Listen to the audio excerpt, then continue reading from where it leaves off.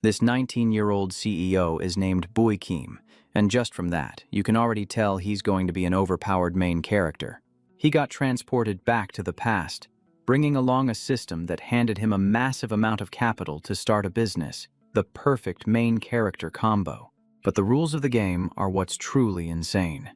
To make money, he has to lose as much as possible. So, he sets a new life goal, to run his company into the ground until it's completely bankrupt. Ironically, the more he tries to burn through money, the more his profits skyrocket, which is honestly infuriating on his behalf. And this is where it gets interesting. Why can't he ever seem to lose money? The story kicks off in a towering skyscraper, the kind you immediately recognize as a major corporation's headquarters. During a grand press conference, camera flashes are going off non-stop. A female reporter introduces him. This is CEO Kim of Tengda. He's a business tycoon whose $100 billion company has its hands in everything from the internet, games, and hardware to the food industry, influencing every sector. Everyone assumes a CEO like him must be cold and decisive, closing deals with every word he speaks. But through the interview, our main character is hailed as the people's boss, a gaming genius, and an investment god, which is just mind-boggling to hear. Standing in front of the camera, all he wants to do is cry, but he can't even squeeze out a single tear. He bluntly states, "I'm no genius, I'm just ridiculously lucky." His initial goal was incredibly modest, just to lose a clean 50,000 yuan. Hearing this, the reporters praised his humility, proving that anything a successful person says sounds like profound philosophy. The scene cuts back to the year 2009. At Handong University in Jingchao City. A loud voice calls out, waking our main character from his sleep. Today's class is with the vice dean, and he's taking attendance, so being late is a death sentence. He jolts awake, completely bewildered, thinking he was in his rented apartment. So how did he end up in a dorm room? In front of him is his best friend, Ma Duong, grinning mischievously and teasing him for sleeping like a log. His friend bolts out first, warning that getting caught means big trouble, leaving our protagonist frozen in confusion for a few moments. The main character clutches his head, muttering, "What on earth is happening?" Looking around the dorm and hearing talk about being a freshman, he feels a slight shock. Have I returned to my college days? The year 2009 hits him right in the face. Could he have really traveled through time? He pinches his own cheek to check, and it hurts like hell. It's not a dream. And our main character is now officially in a state of extreme panic. Just then, a transparent screen appears, wealth conversion system connecting. Going from one shock to another, he's just as stunned as if he'd been struck by lightning. The system instructs the host, Kim, to read the user manual. The system's starting capital is 50,000 yuan, while his personal assets are only 443, a sight that makes you want to cry. The rules are clear. System funds can only be used for the company and after settlement. Profits and losses will be converted into personal funds according to a ratio. After reading it, our main character grins with delight. This is exactly how a transmigration story should be, complete with a system. But here's the twist. Profits convert at a 100-to-1 ratio, while losses convert at a 1-to-1 ratio. He gets it immediately. Whatever amount he loses, he gets to keep it all for himself. It's truly a VIP package.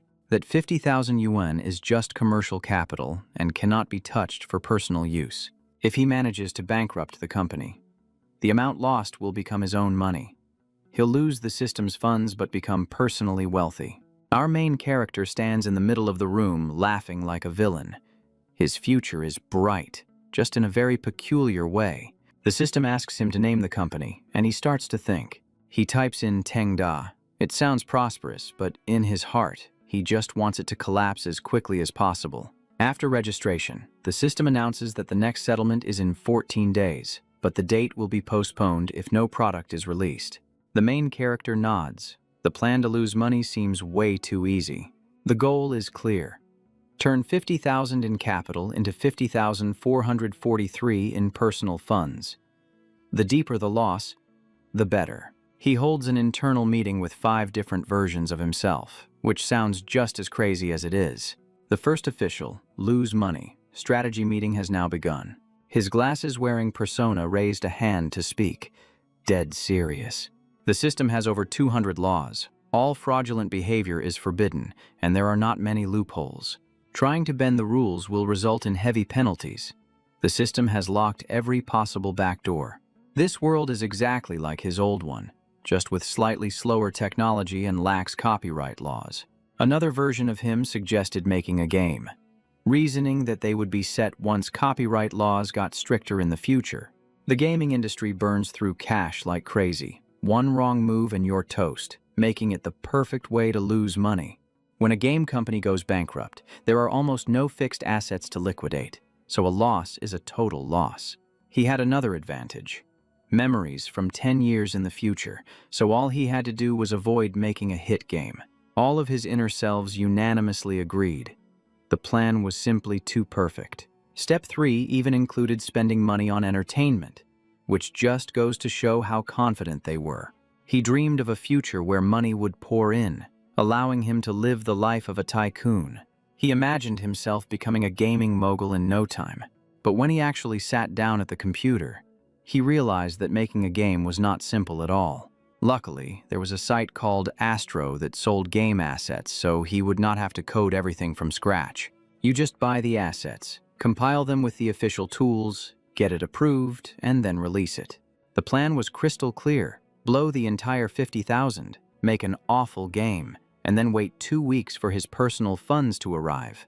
He bought a basic driving model for 20,000, which looked serviceable.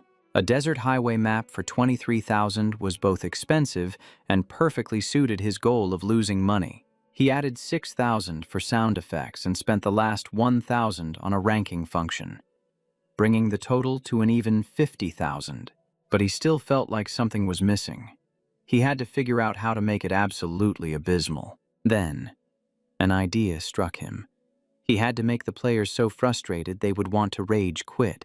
So, he set a condition that players had to drive for over 8 hours to clear the stage, and he added constant forks in the road to keep them from just idling. 2 hours later, the game was finished, and he started to feel confident. He was sure it would get approved, but he decided to test it just to be safe. The moment he launched the game, he froze. The graphics were so bad that he wanted to shut the game down immediately. He was in total shock. The game was even worse than he had imagined. Anyone who could play this for 8 hours must be some kind of enlightened master.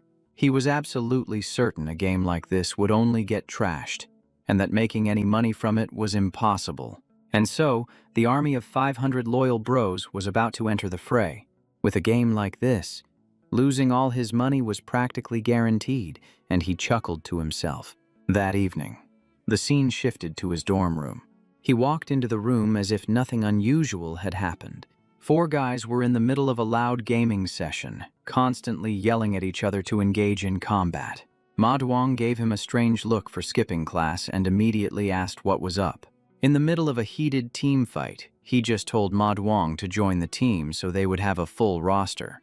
That guy's already dead. Do you even know how to play this game? Are you planning to have the team carry you all night long? This is a team fight, not a solo mission. So why are you splitting off by yourself? You couldn't even take down one guy in a 3-on-1. Well, that's it. It's all over. We got completely wiped. I had 11 kills, 1 death, and 2 assists, and we still lost. I am so incredibly salty right now. Manhwa, who had 2 kills, 3 deaths, and 2 assists, had the nerve to chime in. Brother Keem, stop worrying about yourself and help carry the team for once. He was speechless. You went 2, 3, and 2, and you're giving me advice. You're a total dead weight, and now you're trying to call me out. He shot back while slurping his noodles. Hey, I was trying my best. He certainly had the enthusiasm, but his skill was at rock bottom and dropping fast. The group geared up to climb the ranks again, saying, "Let's go one more. We have to get from bronze to silver tonight, no matter what." He felt like they were just spinning their wheels. So he logged off. I'm out. Guys, I'm getting sleepy. It's better to just get some rest. With that, he flopped onto his bed, which was so comfortable he felt like his brain was shutting down. So he pulled out his phone and started scrolling. What's the big deal about losing a game? Anyway, in exactly 2 weeks, 50,000 yen would be in his hands, and that would be absolutely amazing. Just the thought of it made him smile. His mind was already in dream mode, a high-end gaming laptop, top-tier gear. His imagination was running at full speed. He was scrolling through TikTok when he came across a video exposing a terrible game, with a call for everyone who agreed to like and share it like crazy. Cut to Vuthan in his rented room, the master of roasting garbage games for clicks, also known as Old Man Q. He was bummed out because his latest video had flopped, getting very few clicks. He could forget about any ad revenue this month. Without money, how was he supposed to take girls out on dates? Just as his mood was sinking, some fresh bait fell right into his lap. He stumbled right upon the game made by our main character. His eyes widened. Lonely Desert Highway. What kind of insane name was that? The price was exactly 1 yuan, and the description even said, "Drive and reflect on life." It sounded completely surreal. He was already bored with his own life, so a 1 yuan game claiming to teach him about it. Might as well give it a shot and see what kind of lesson it had in store. He launched the game immediately. The desert map looked cheap, and the effects were just as crappy. The driving controls felt as stiff as a board, and trying to turn was infuriating. The sound design was cringeworthy, enough to give you a slight spike in blood pressure.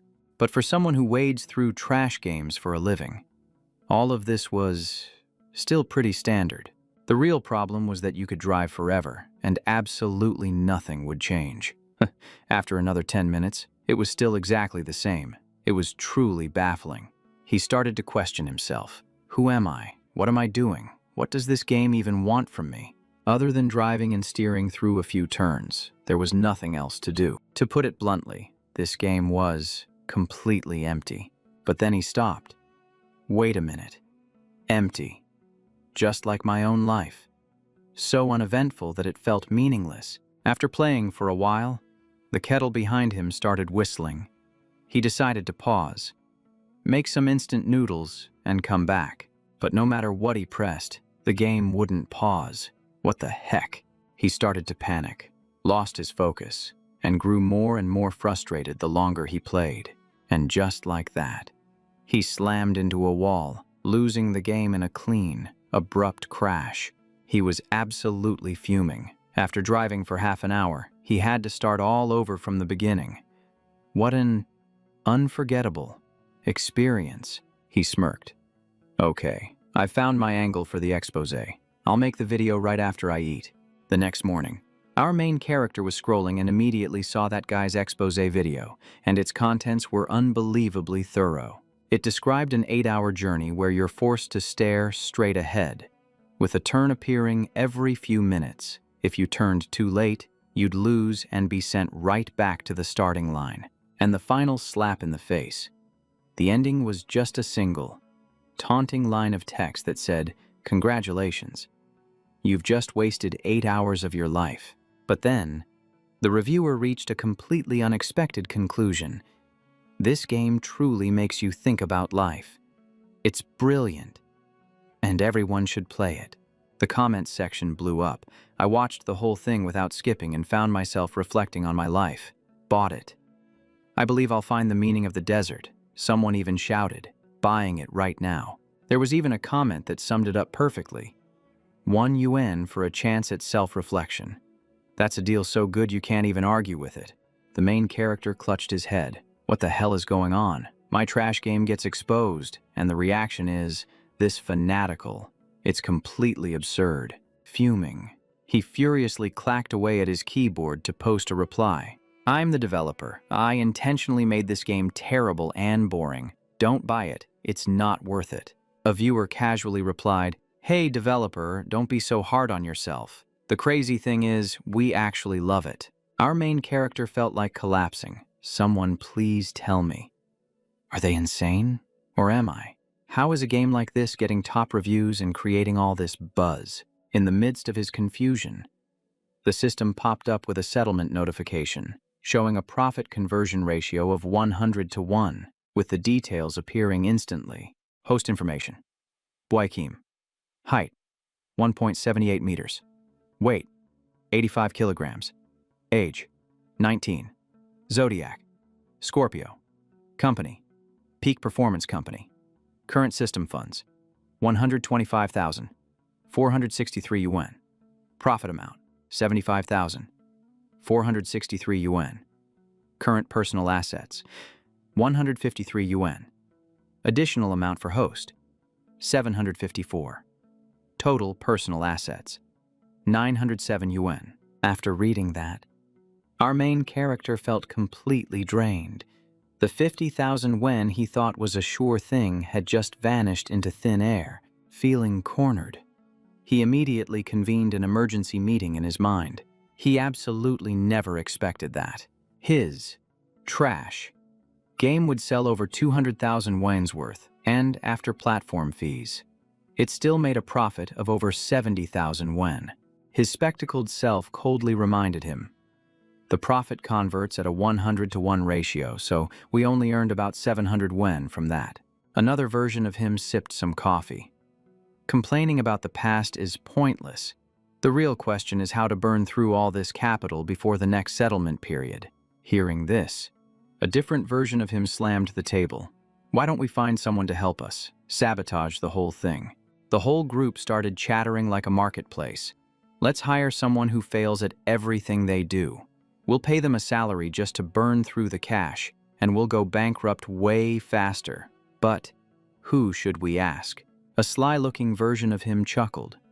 We don't have to look far. We've got the perfect candidate right here with us. The group came to a unanimous decision. The legendary Jinx. Everything he touches doesn't just break, it shatters. The #1 prodigy for this job is Manhwa. And speak of the devil. Manhwa suddenly piped up, "Hey, I brought you back some food." The main character's eyes lit up as he eagerly accepted the food, thanking him profusely. With you here, any big project is as good as done. You're my only hope. Manhwa froze for a second. What's gotten into him? Did he hit his head or something? Or is he just delirious from hunger? A little while later, the two of them headed to a nearby pub. They figured a few drinks would make the conversation flow easier. Manhwa was devouring his food like he hadn't eaten in days, while the main character was busy calculating in his head. System capital is 300,000. Hiring an employee should be a reasonable expense. Right, Manhwa asked curiously. So, why the sudden free meal? Did you strike it rich or something? The main character sighed, completely fed up with his situation. He clutched his head and replied, yeah, something like that. I came into a little bit of money. Then, he pulled up his system panel. Additional funds of 174,536 yuan. Current capital at 300,000. Personal assets still at 907. Manhwa, completely oblivious, was just focused on eating. This is so good. Grilled chicken wings are the absolute best. The main character clutched his can of soda, his heart aching. He felt tears welling up. After a lifetime of struggling, all he had to his name was 900 yuan, but he quickly composed himself. After every settlement, the capital always seems to reset to a fixed amount. This time, I have to spend all 300,000 within 1 month. Manhwa noticed and asked, "Hey, Brother Kim, why aren't you eating? You're just staring into space." The main character got straight to the point. "I'm starting a game development company, but I'm short-staffed. You interested in joining?" Manhwa was taken aback. Game development costs a fortune. Where'd you get that kind of money? The main character switched into acting mode. All right, no point in hiding it anymore. The truth is, I'm the son of a rich tycoon. My family gave me 300,000 yuan. Is that enough for you? Manhwa's face went pale when he heard that. What? That much? The main character inwardly celebrated as he scrolled through his phone. Oh my god, he actually bought it. This guy's so gullible. Manhwa pressed on. So, are you any good at art? Do you know how to code? Kim answered coolly. Nope. Don't know a thing. So what? Money can solve anything. We can just throw money at the problem. Buy assets online, hire specialists to do the work. There are plenty of ways. Manhwa immediately started to worry, but I don't know the first thing about game design. If we lose all 300,000 yuan, I'd feel terrible. The main character cursed internally. Damn it. This guy's conscience is the final boss standing in my way. This won't do. I have to convince him to join, no matter what it takes. He put on a serious face. Have you ever heard of a game called Lonely Desert Dash? Manhwa nodded. Of course. That ridiculous game that's trending right now. What about it? The main character let out a smug laugh. I'm the one who made it. Manhwa had just taken a sip of his soda and immediately did a spit take. So shocked he could barely breathe. His eyes went wide. That stupid piece of crap game. You made that. Manhwa started praising him to the high heavens. Brother Keem, you've really got the magic touch. To make a game that popular, you must be a genius. Okay, I'm in. I might not be good at anything, but I'm reliable. I'll go buy some textbooks on the subject right now. Don't you worry. And with that, he dashed out the door, gone in a flash. The main character was left completely dumbfounded. This guy. His enthusiastic stupidity is actually dangerous. But wait a minute, why is he buying books? He started to get nervous. Manhwa is taking this so seriously. What if he actually turns out to be talented? Was it really a good idea to bring him on board? A few hours later, the guy was already going completely overboard. He came back hauling what looked like an entire library, dropping it with a loud thud. Brother Keem, I'm back. The main character was speechless. What the hell? Dude, what did you buy? It's a mountain of books. Manhwa dropped the pile of books with a massive crash that seemed to shake the entire room. He excitedly held up a few of the more ridiculous titles. They were on sale, so I just grabbed a few dozen. The main character felt his vision go dark as he looked at them. He even bought books on curing neck pain and preventing baldness. This isn't what we need at all. Besides, I don't even know how to code. But on the outside, he immediately put on an act. Perfect. Just the man I need. Manhwa laughed smugly. Heh heh heh. This is great. He opened. Advanced programming, and was immediately lost. He recognized the letters, but put together. They looked like a foreign language. The MC thought to himself, it's mean to call him useless, but to say he's useful, that's even meaner. He stopped him. Hey, we do design, not coding. Besides, this book is already half outdated. Manhwa's face darkened. No wonder it was on sale. What do we do now? You can't return sale items. The MC soothed him. It's fine. Even just skimming it will be useful. Oh, and let the company pay for it. The moment Manhwa heard, pay for it, his eyes lit up. Heh heh heh, that's just perfect. He got all fired up and climbed onto the bed to read immediately. A true man of his word. But 5 minutes later, he was fast asleep, as if he'd never been serious in his life. The MC slammed his fist on the table so hard it could make your heart stop. He was getting emotional on the inside. 100 points for attitude, 0 points for ability. The exact kind of talent I need. A true golden employee. It's a shame the only person I know like this is Manhwa. If I had a few more people like him, we'd go bankrupt at lightning speed. All right, time to lock in a new project to burn through these 300,000 yuan. A moment later, the MC was holding a stack of colorful cards. It screamed, "Card game." At first glance, Manhwa rubbed his eyes and asked, "Huh, we're making a card game?" The MC said excitedly, "That's right. We're making a Three Kingdoms themed card game. I already bought the template from an asset store." Manhwa slid off the bed.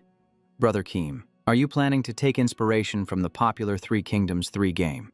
He gently reminded him. A lot of people are making card games these days. The Three Kingdoms IP is everywhere. You run into it all the time. Just in the top 10 charts, you can find at least 5 games with Three Kingdoms in the title. The MC was thrilled. The more, the merrier. I love diving into crowded places.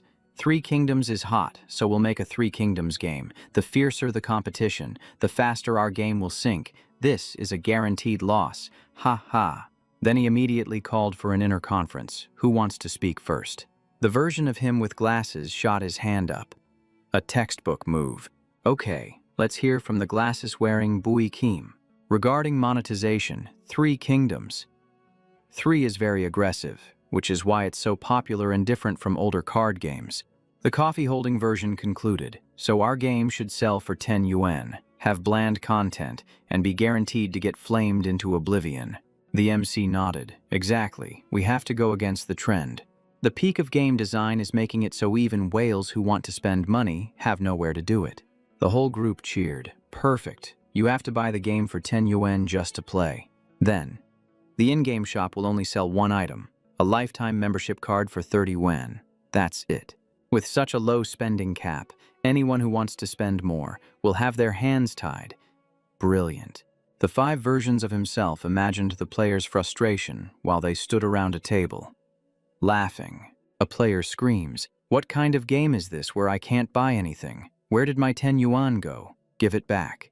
A while later, the MC called Ma Duong over to discuss work. I bought the template. It has all the functions like checkpoints, sweeps, and competitive modes. Ma Duong scratched his head. Oh, so this is a game template. I kinda get it now. But then he was shocked. Wait, just this cost 100,000 yuan, the MC thought to himself. 100,000 is cheap. I would have paid 150,000 for it. Then he added, after buying the template, the next step is to pour money into aesthetics, the user interface, combat effects, character cards, and all that. Ma Duong asked directly, so what's the budget for buying character assets?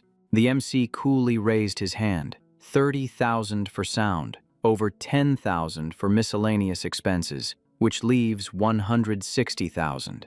Then he slammed the table, finalizing the decision. The entire 160,000 will be spent on character assets. Ma Duong was completely floored. Holy crap, what is wrong with this guy? The main character handed over a stack of documents, his voice firm. I've organized everything, just take a look at this. The character system, effects, and all that. I need you to add to it for me. Ma Duong broke out in a sweat. The character requirement sheet. I've only seen the 3 kingdoms in movies. I don't even remember many of the names. What if I mess it up? Before he could finish, the main character clapped him on the shoulder and laughed. Don't worry, I trust you. The character designs need to be different. They need to be innovative. Ma Duong swallowed hard. Okay, I'll give it a try then. The main character grinned slyly. You can do it. I believe in you. But in his head, he thought, I'd be more worried if you were actually an expert on the 3 kingdoms. He even added, you just need to provide the direction. Let the artist handle the specific drawings. And remember, the more different, the more outrageous, the better. Ma Duong clutched his head. I'm screwed. I don't have a single idea. A moment later, he asked, Brother Kim, can I turn Guan Yu into a dragon? The main character nodded instantly. Then a little later, Brother Kim, can I turn Ma Chao into a horse? And then another one. Brother Kim, can I turn Zhou Chang into a dragon maiden? And again, Brother Kim, can I turn Lu Meng into a loli? No matter how bizarre the idea. The main character nodded at everything. The main character thought to himself gleefully, heh, I definitely didn't pick the wrong guy. A Zhou Kang Dragon Maiden, a Lu Meng Loli. Just imagining it was so absurd I wanted to die laughing. The 3 Kingdoms games are hot right now because the chibi style is popular, so I have to do the exact opposite. I'll make it realistic so people absolutely despise it. The more they hate it, the better. This artist, Nguyen Quang Kien, his portfolio looks pretty decent, but all his representative works are chibi. He's a total one-trick pony. There's a high chance that a realistic style isn't his strong suit. Okay, that settles it. No more hesitation. The plan is just too perfect. Ridiculous ideas combined with an artist who's a rookie in the realistic art style. With this setup, if the 3 Kingdoms fans don't give some enthusiastic feedback, I'll eat my hat. Ha ha ha. Add to that an old game model, a 10 yuan entry fee, and a shop that only sells a 30 yuan permanent card. If anyone can stand playing a game this dumb, I'll have to worship them. A few days later, at the East Han University cafeteria, the main character sat reading a report intently, while Ma Duong ate with a face like he'd just lost his life savings. In his head, he told himself. This is brilliant. This report is so simple it's like it wasn't even written. I'd give it a one-word grade. Swear. The main character laughed out loud and praised him. You're a true brother. So reliable. Besides the names and a few identifying features, the characters are completely different from the Three Kingdoms. Absolutely top-notch. Hearing this, Madwang believed him completely. That's great then. But Brother Keem, I have a slightly risky idea. What if we turn all the Three Kingdoms' military generals into women? That would be an even more drastic transformation. Hearing this felt like being struck by lightning to the main character. He completely froze inside. No way. Absolutely not. Ma Duong was stunned. Huh. Why not? Didn't you say it had to be a complete transformation? The main character's face was serious. Doing that would make the characters lose their uniqueness. That's what he said. But inside he was panicking. If we do that and it accidentally gets popular, I'm screwed. I'll end up making a profit. Then he changed his tone. The current plan is already good. Ma Chao as a half-man half-horse, Guan Yu as a dragon. You can recognize them at a glance. After hearing that, Ma Duong nodded vigorously. Oh, so that's how it is. I get it. I get it. The main character smiled brightly. When you get back to the room later. Type all this up on the computer. I'm going to go talk to the artist. He grinned inwardly. Lucky for me. Ma Duong is a bit naive. He's easy to steer. That afternoon at Mado University of Finance and Economics, Qiu Laoshi, Nguyen Quang Qian, Huang Tu Bak, Lu Tan Hailo, Lauren, Bao Hus, in the Fine Arts Department dormitory. These three were the group of artists the main character had messaged to hire. The long-haired Nguyen Quang Qian stood in front, while his two friends behind him asked nervously, "How'd it go? Did we get the job? What does the client want?" He waved his hand, shooing them away. I'm talking to the client. You two back up a bit. Whether we eat meat or kanji for the next few months depends on this gig. And so, the price negotiation between Quang Qian and our main character officially began. In their minds, they pictured an epic negotiation scene straight out of a movie. Quang Qian asked first, "How many pieces do you need? And are there any specific requirements?" The main character replied concisely, "The art style can't be chibi. But other than that, it's up to you. 50 characters, 4 original illustrations for each, for a total of 200 pages. Quang Qian was stunned. My entire portfolio is chibi, and the first thing he says is, no chibi. Man, he's making this difficult. But he still made an offer. Okay, how about 2,000 yen per set? I'm just starting out, so my price is a little high. But don't worry, my skills are top-notch. The main character heard this and panicked. 2,000 for a set means only 500 per page. At this rate, when will I ever burn through all my money? No, this won't do. He shook his head. This price isn't satisfactory. Quang Qian stood firm. This is the lowest I'll go. The main character countered, this request requires a complete transformation. So the difficulty is high. Plus, my side isn't familiar with art, so the requirements will be vague. After saying that, he slammed his hand on the table with a loud thud for dramatic effect. Then he held up 3 fingers and made a huge offer. Considering the increased workload, 3,000 yen per set is more reasonable. Quang Qian was so shocked he almost broke his pen. An increase of 50%. Is this guy for real, or is he high? The main character continued. Here are the character request forms. Take a look. After reading them, Quang Qian froze as if he were lagging. He cried out, "The request forms are short but insane. How am I supposed to draw with such vague standards?" The main character was unfazed. It's fine. I trust your skills. Whatever you draw, I'll take it. And I won't ask for many revisions. We can even put that in the contract if needed. Quang Qian held his head. Forget it. Let's just sign the digital contract right now. The main character nodded sharply, agreeing immediately. He was thrilled. Heh, it's all settled. Meanwhile, Ma Duong was drooling in his sleep, oblivious to the world.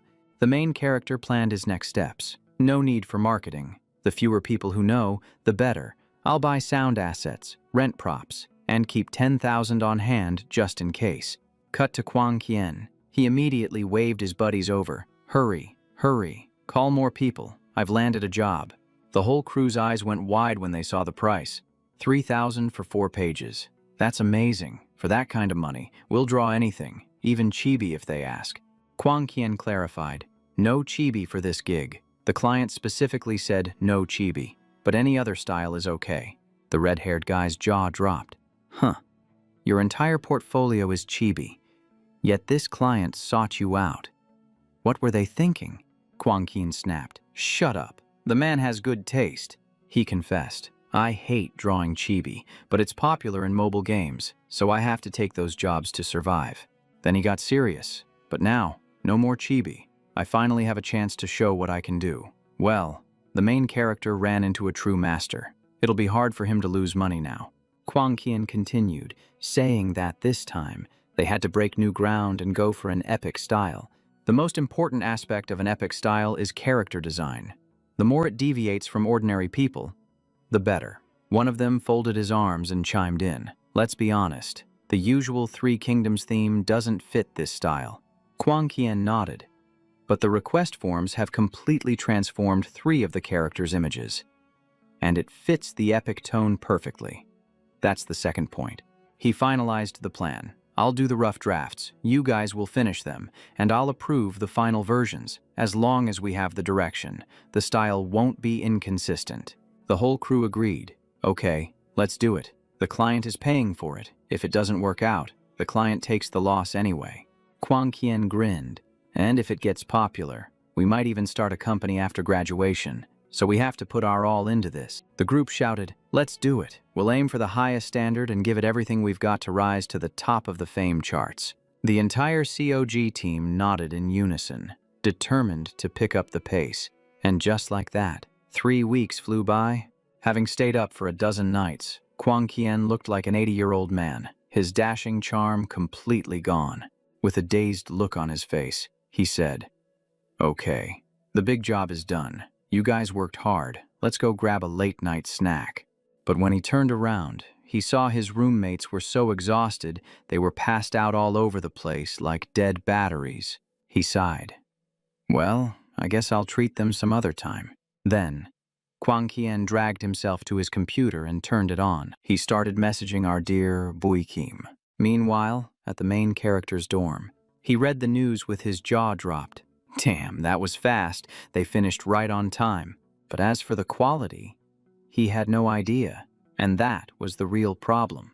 He opened his system panel. 8 days left until the settlement. His capital had dropped by 291,208, and now only 8,792 remained. He calculated in his head, with a little over 8,000 left, and 3,000 for Ma Duong's salary not due until the end of the month. He had to burn through the remaining 5,000 fast. He'd go to an asset store online and buy random stuff to liquidate his capital. He had to spend it all. A moment later, the file from Guyan Kwang Kien finished downloading, and the MC's heart pounded in his chest. Okay, it's finally downloaded. Let's open it up and take a look. Please don't be too good. Please let me lose money. For the love of God. The moment he opened it, he was greeted by the image of Guan Yu holding his massive blade, looking as badass as a movie poster. The MC froze completely, his brain feeling like it just lagged out. Wait, what is this? Am I seeing things? Or is this guy trolling me? Every single page is this high quality. Is this really art drawn by Keen himself? How can he have such VIP level skills when his portfolio was full of chibi art? What kind of weird game is he playing? The situation was officially a red alert. The MC immediately called for an emergency meeting in his head. I hereby declare the second emergency meeting. It's too late to cancel. The game has to launch in the next 2 days, or the system will extend the settlement period. Is there any way to salvage this? His glasses-wearing persona tried to calm him down. Relax. This art style is definitely weird. There's no guarantee gamers will even like it.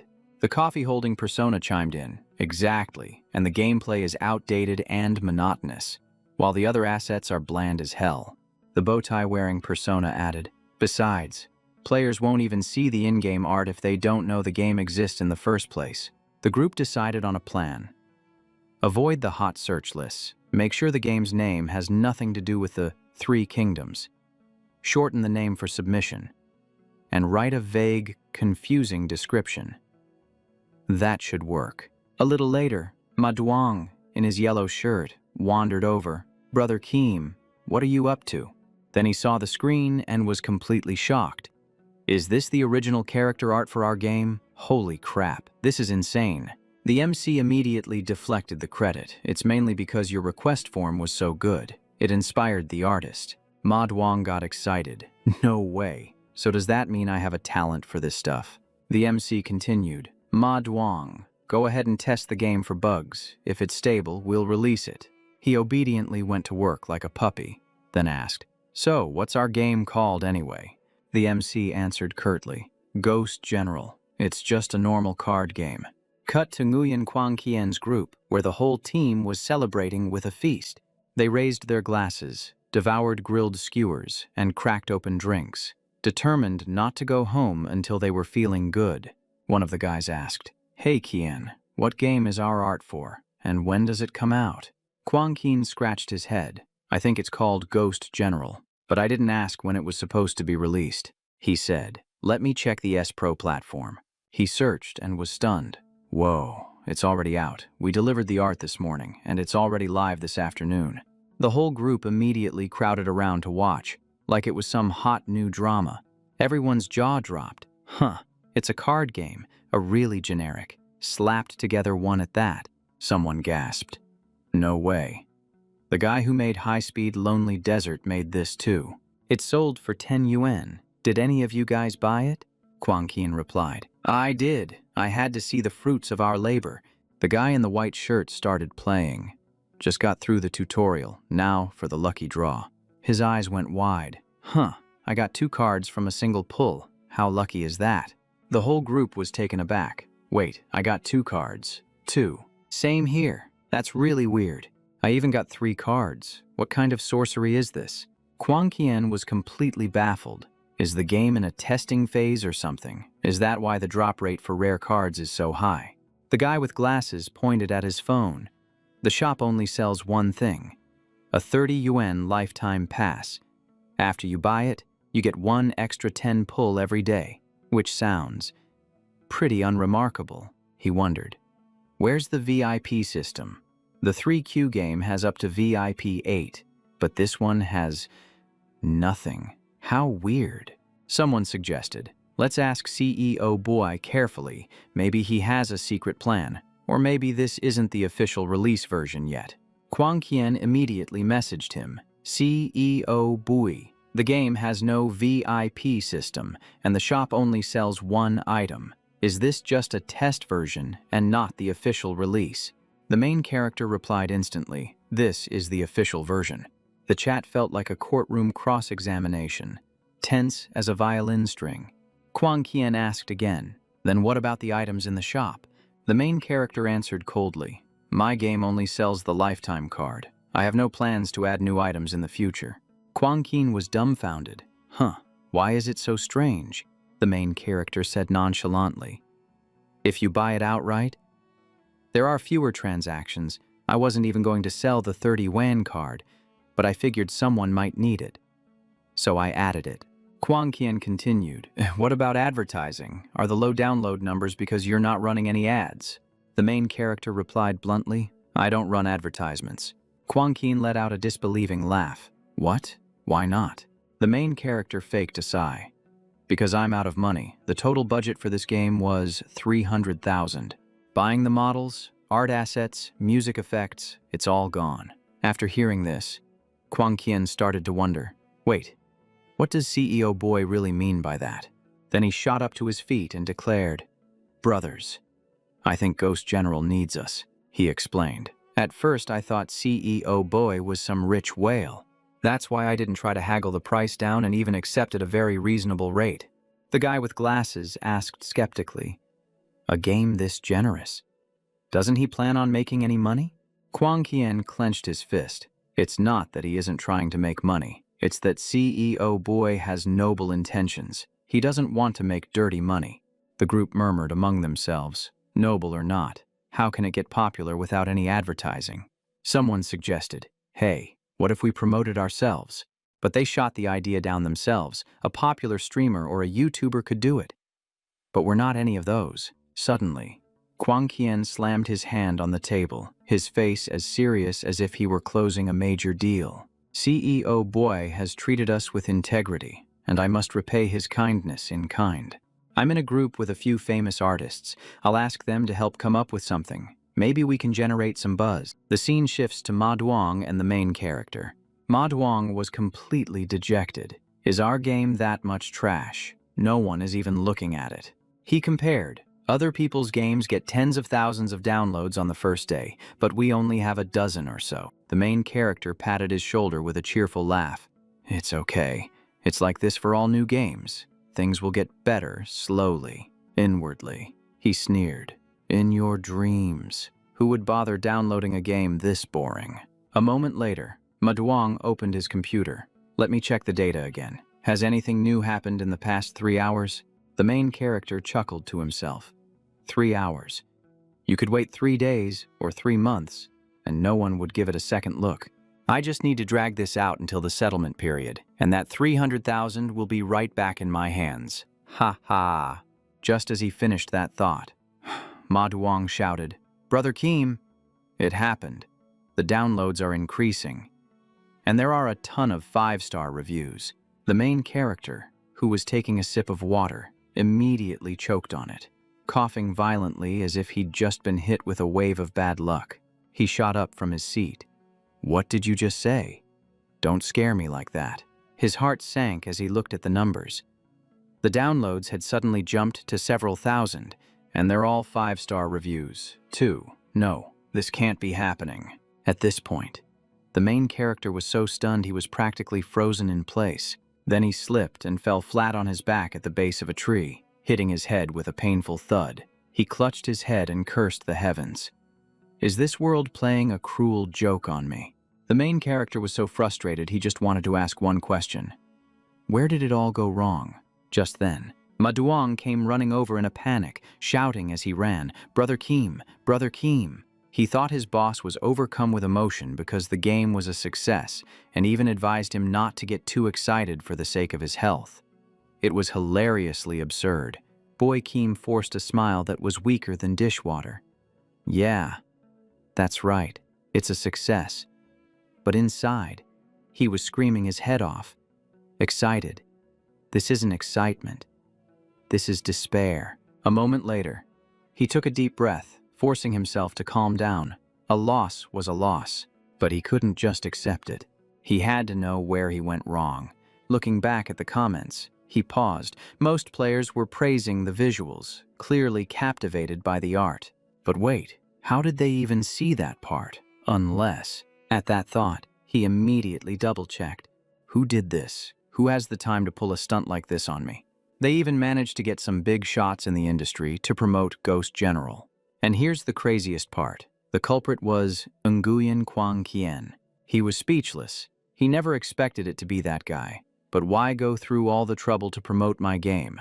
Does he have nothing better to do? He immediately sent a message, asking directly, Did you post that Ghost General ad on Facebook? Kwang Kien casually confirmed it, explaining that he'd asked an artist friend for help because he saw the game was well made. With the entire 300,000 yuan budget poured into development, everyone was moved and wanted to lend a hand. And besides, the quality was solid and the art his friend drew was amazing, so a good response was only natural. After reading the message, his face darkened, but on the surface, he still had to reply politely, Thank you so much. The other guy even cheered him on enthusiastically, saying he believed he would make even better games in the future and hoped to work together again. A week later, the accounting system officially made its report. The main character stood on the balcony, staring at the sky and contemplating life. The system announced, Capital, 514,723 yuan. Profit, 214,723 yuan. According to the 100-to-1 ratio, the host receives 2,147 yuan, for a total personal asset of 2,371 yuan. He sighed. Nearly 500,000 in profit in 1 week meant about 1 million in revenue. The game broke even in 7 days and even made over 200,000. That was insane. And all he took home was just over 2,000 yen. The thought alone was enough to make him cry. Literally, tears of bitter laughter. 500,000 in the first week. Next week would definitely be even higher, and the next settlement period was 3 months away. If it kept this pace, the revenue could exceed 6 million in 3 months. Renting a high-end office would be 400,000 yuan a month. Hiring 30 more employees would add another 200,000 yen per month. Furnishing the office would probably eat up around 1 million. Just thinking about it made his wallet hurt. Finding an office, recruiting people, buying equipment. He had never done any of these things before. While he was completely tangled in his thoughts, a hand slapped him hard on the shoulder. Ma Duong appeared, grinning from ear to ear. "The game is such a hit. Shouldn't we go out for a celebratory feast?" He immediately nodded. He remembered his promise to treat his friend to a buffet once he made money. His friend asked curiously, "The game's a success, so why don't you look happy?" He just laughed it off, saying he was just tired from working on the game for so many days straight and needed a little rest. Ma Duong gave him a light nudge, reminding him that he was the boss now. He had to take care of himself and couldn't do everything on his own, so he should hire an assistant. Hire an assistant. His friend even used movies as an example, where the domineering CEO just drives a fancy car while the assistant handles all the company business. He even joked that if there was a problem, you just let the secretary handle it. Hearing this, the main character's eyes lit up.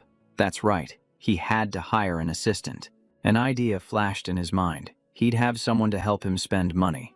He clapped Ma Duong on the shoulder, calling him a genius and saying he needed a professional assistant who could handle anything. He calculated silently, renting an office, hiring people, making purchases. Someone else would be in charge of spending the money for him. It was perfect. No sooner said than done. He immediately flew to Jingzhou and went to the Exxon Human Resources Center. The regional general manager for Handong came out to greet him, introducing herself as Lauren, ready to be of service. He shook her hand cordially and stated his purpose directly. He was looking to hire an assistant.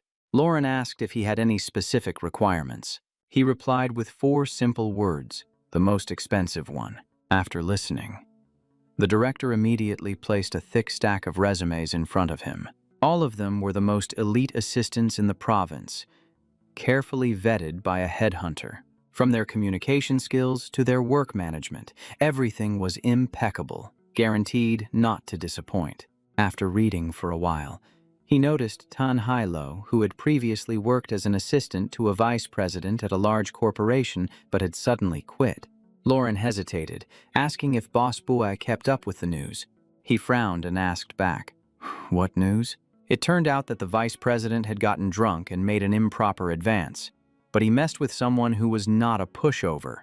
He ended up getting fired, and his assistant chose to leave. After hearing the story, the main character immediately decided, "Now that's a woman of substance. I'll hire her, but I have one condition." The director replied instantly, "Anything is negotiable." He made it clear, "You are only to offer your opinion when I ask for it. Otherwise, no matter what happens, you are to remain silent and not speak out of turn." Lauren smiled brightly, saying that was a fundamental principle for an executive assistant anyway. 3 days later, in front of a towering skyscraper, a luxury car pulled up, drawing a lot of attention. Everyone nearby couldn't help but turn their heads to look. The car door opened. Stepping out was Tan Hailo, his new assistant. With a salary of 30,000 yuan, she appeared with a professional demeanor and an overwhelming aura of competence. Then she politely opened the car door for him. She announced succinctly, "We've arrived." The main character looked up at the building, thinking to himself that this was the most expensive skyscraper in Jingzhou, and he had finally made it here. The two of them entered the elevator, ready to negotiate with the real estate agent. A welcoming agent in a white shirt introduced the 17th floor, explaining that if he wanted to rent the entire private floor. The high-rise view was stunning, and asked if he'd like a tour. He glanced around before replying, "The view is indeed quite good." The agent got even more excited, saying that new companies get a special offer. They could pay half up front and the rest at the end of the month. The main character asked directly, "So, what's the price?" The man held up 4 fingers, quoting a price of 4 yuan per square meter, which was a bit higher than the average but guaranteed to elevate the company's image. He was genuinely surprised. 4 yuan. Is that all? That's so cheap. The agent was stunned speechless when he heard that. Meanwhile, the main character quickly did the math. The floor was about 3,000 square meters, so at 4 yuan per meter, it would cost him 120,000 yuan a month, and he began to see a bright future of spending money. The agent scratched his head in confusion, wondering why this plainly dressed, rich young master was reacting like he'd hit the lottery, not to mention he was accompanied by the incredibly sharp-looking assistant. Tan high-low. He sighed internally. Damn it. It's a whole yuan cheaper than I expected. That's another 90,000 yuan left over each month that I'll have to find a way to spend.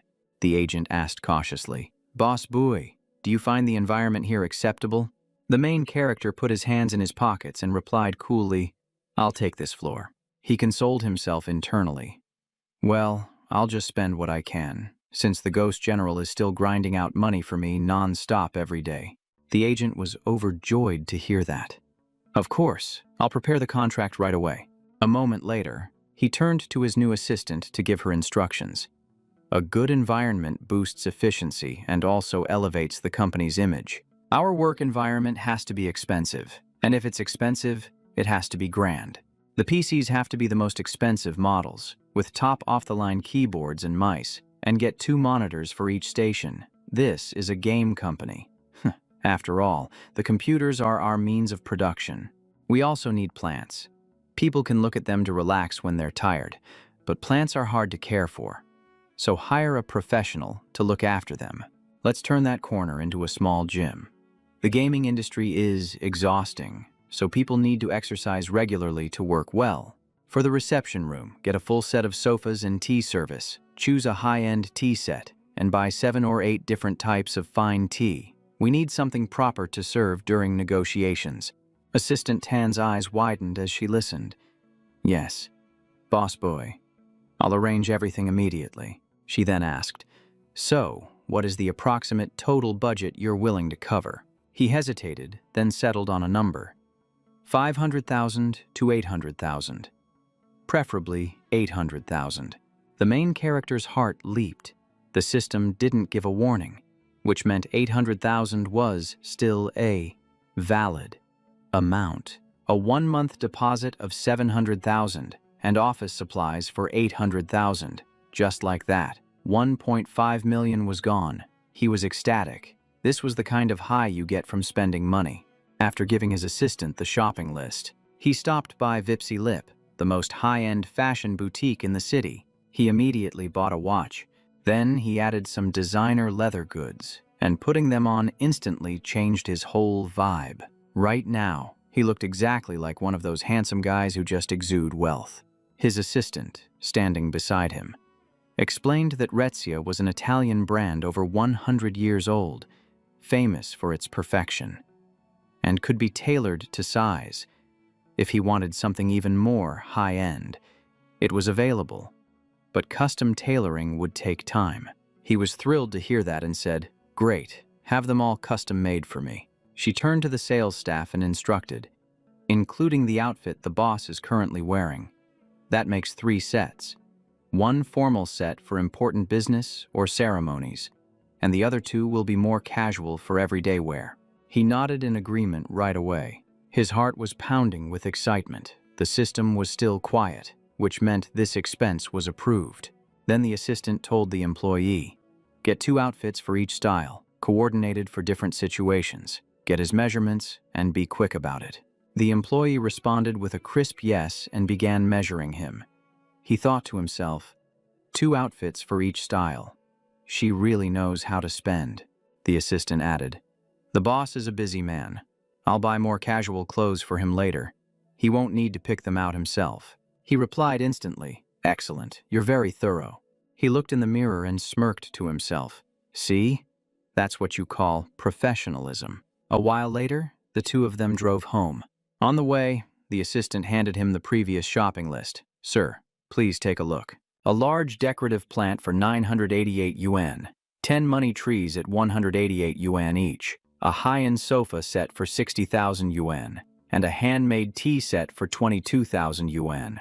A natural stone tea tray for 13,000 yuan, including tea leaves, a high-end desk, a streamer chair, a top-tier PC setup with 2 new model monitors, a keyboard, 30 sets in total, 600,000.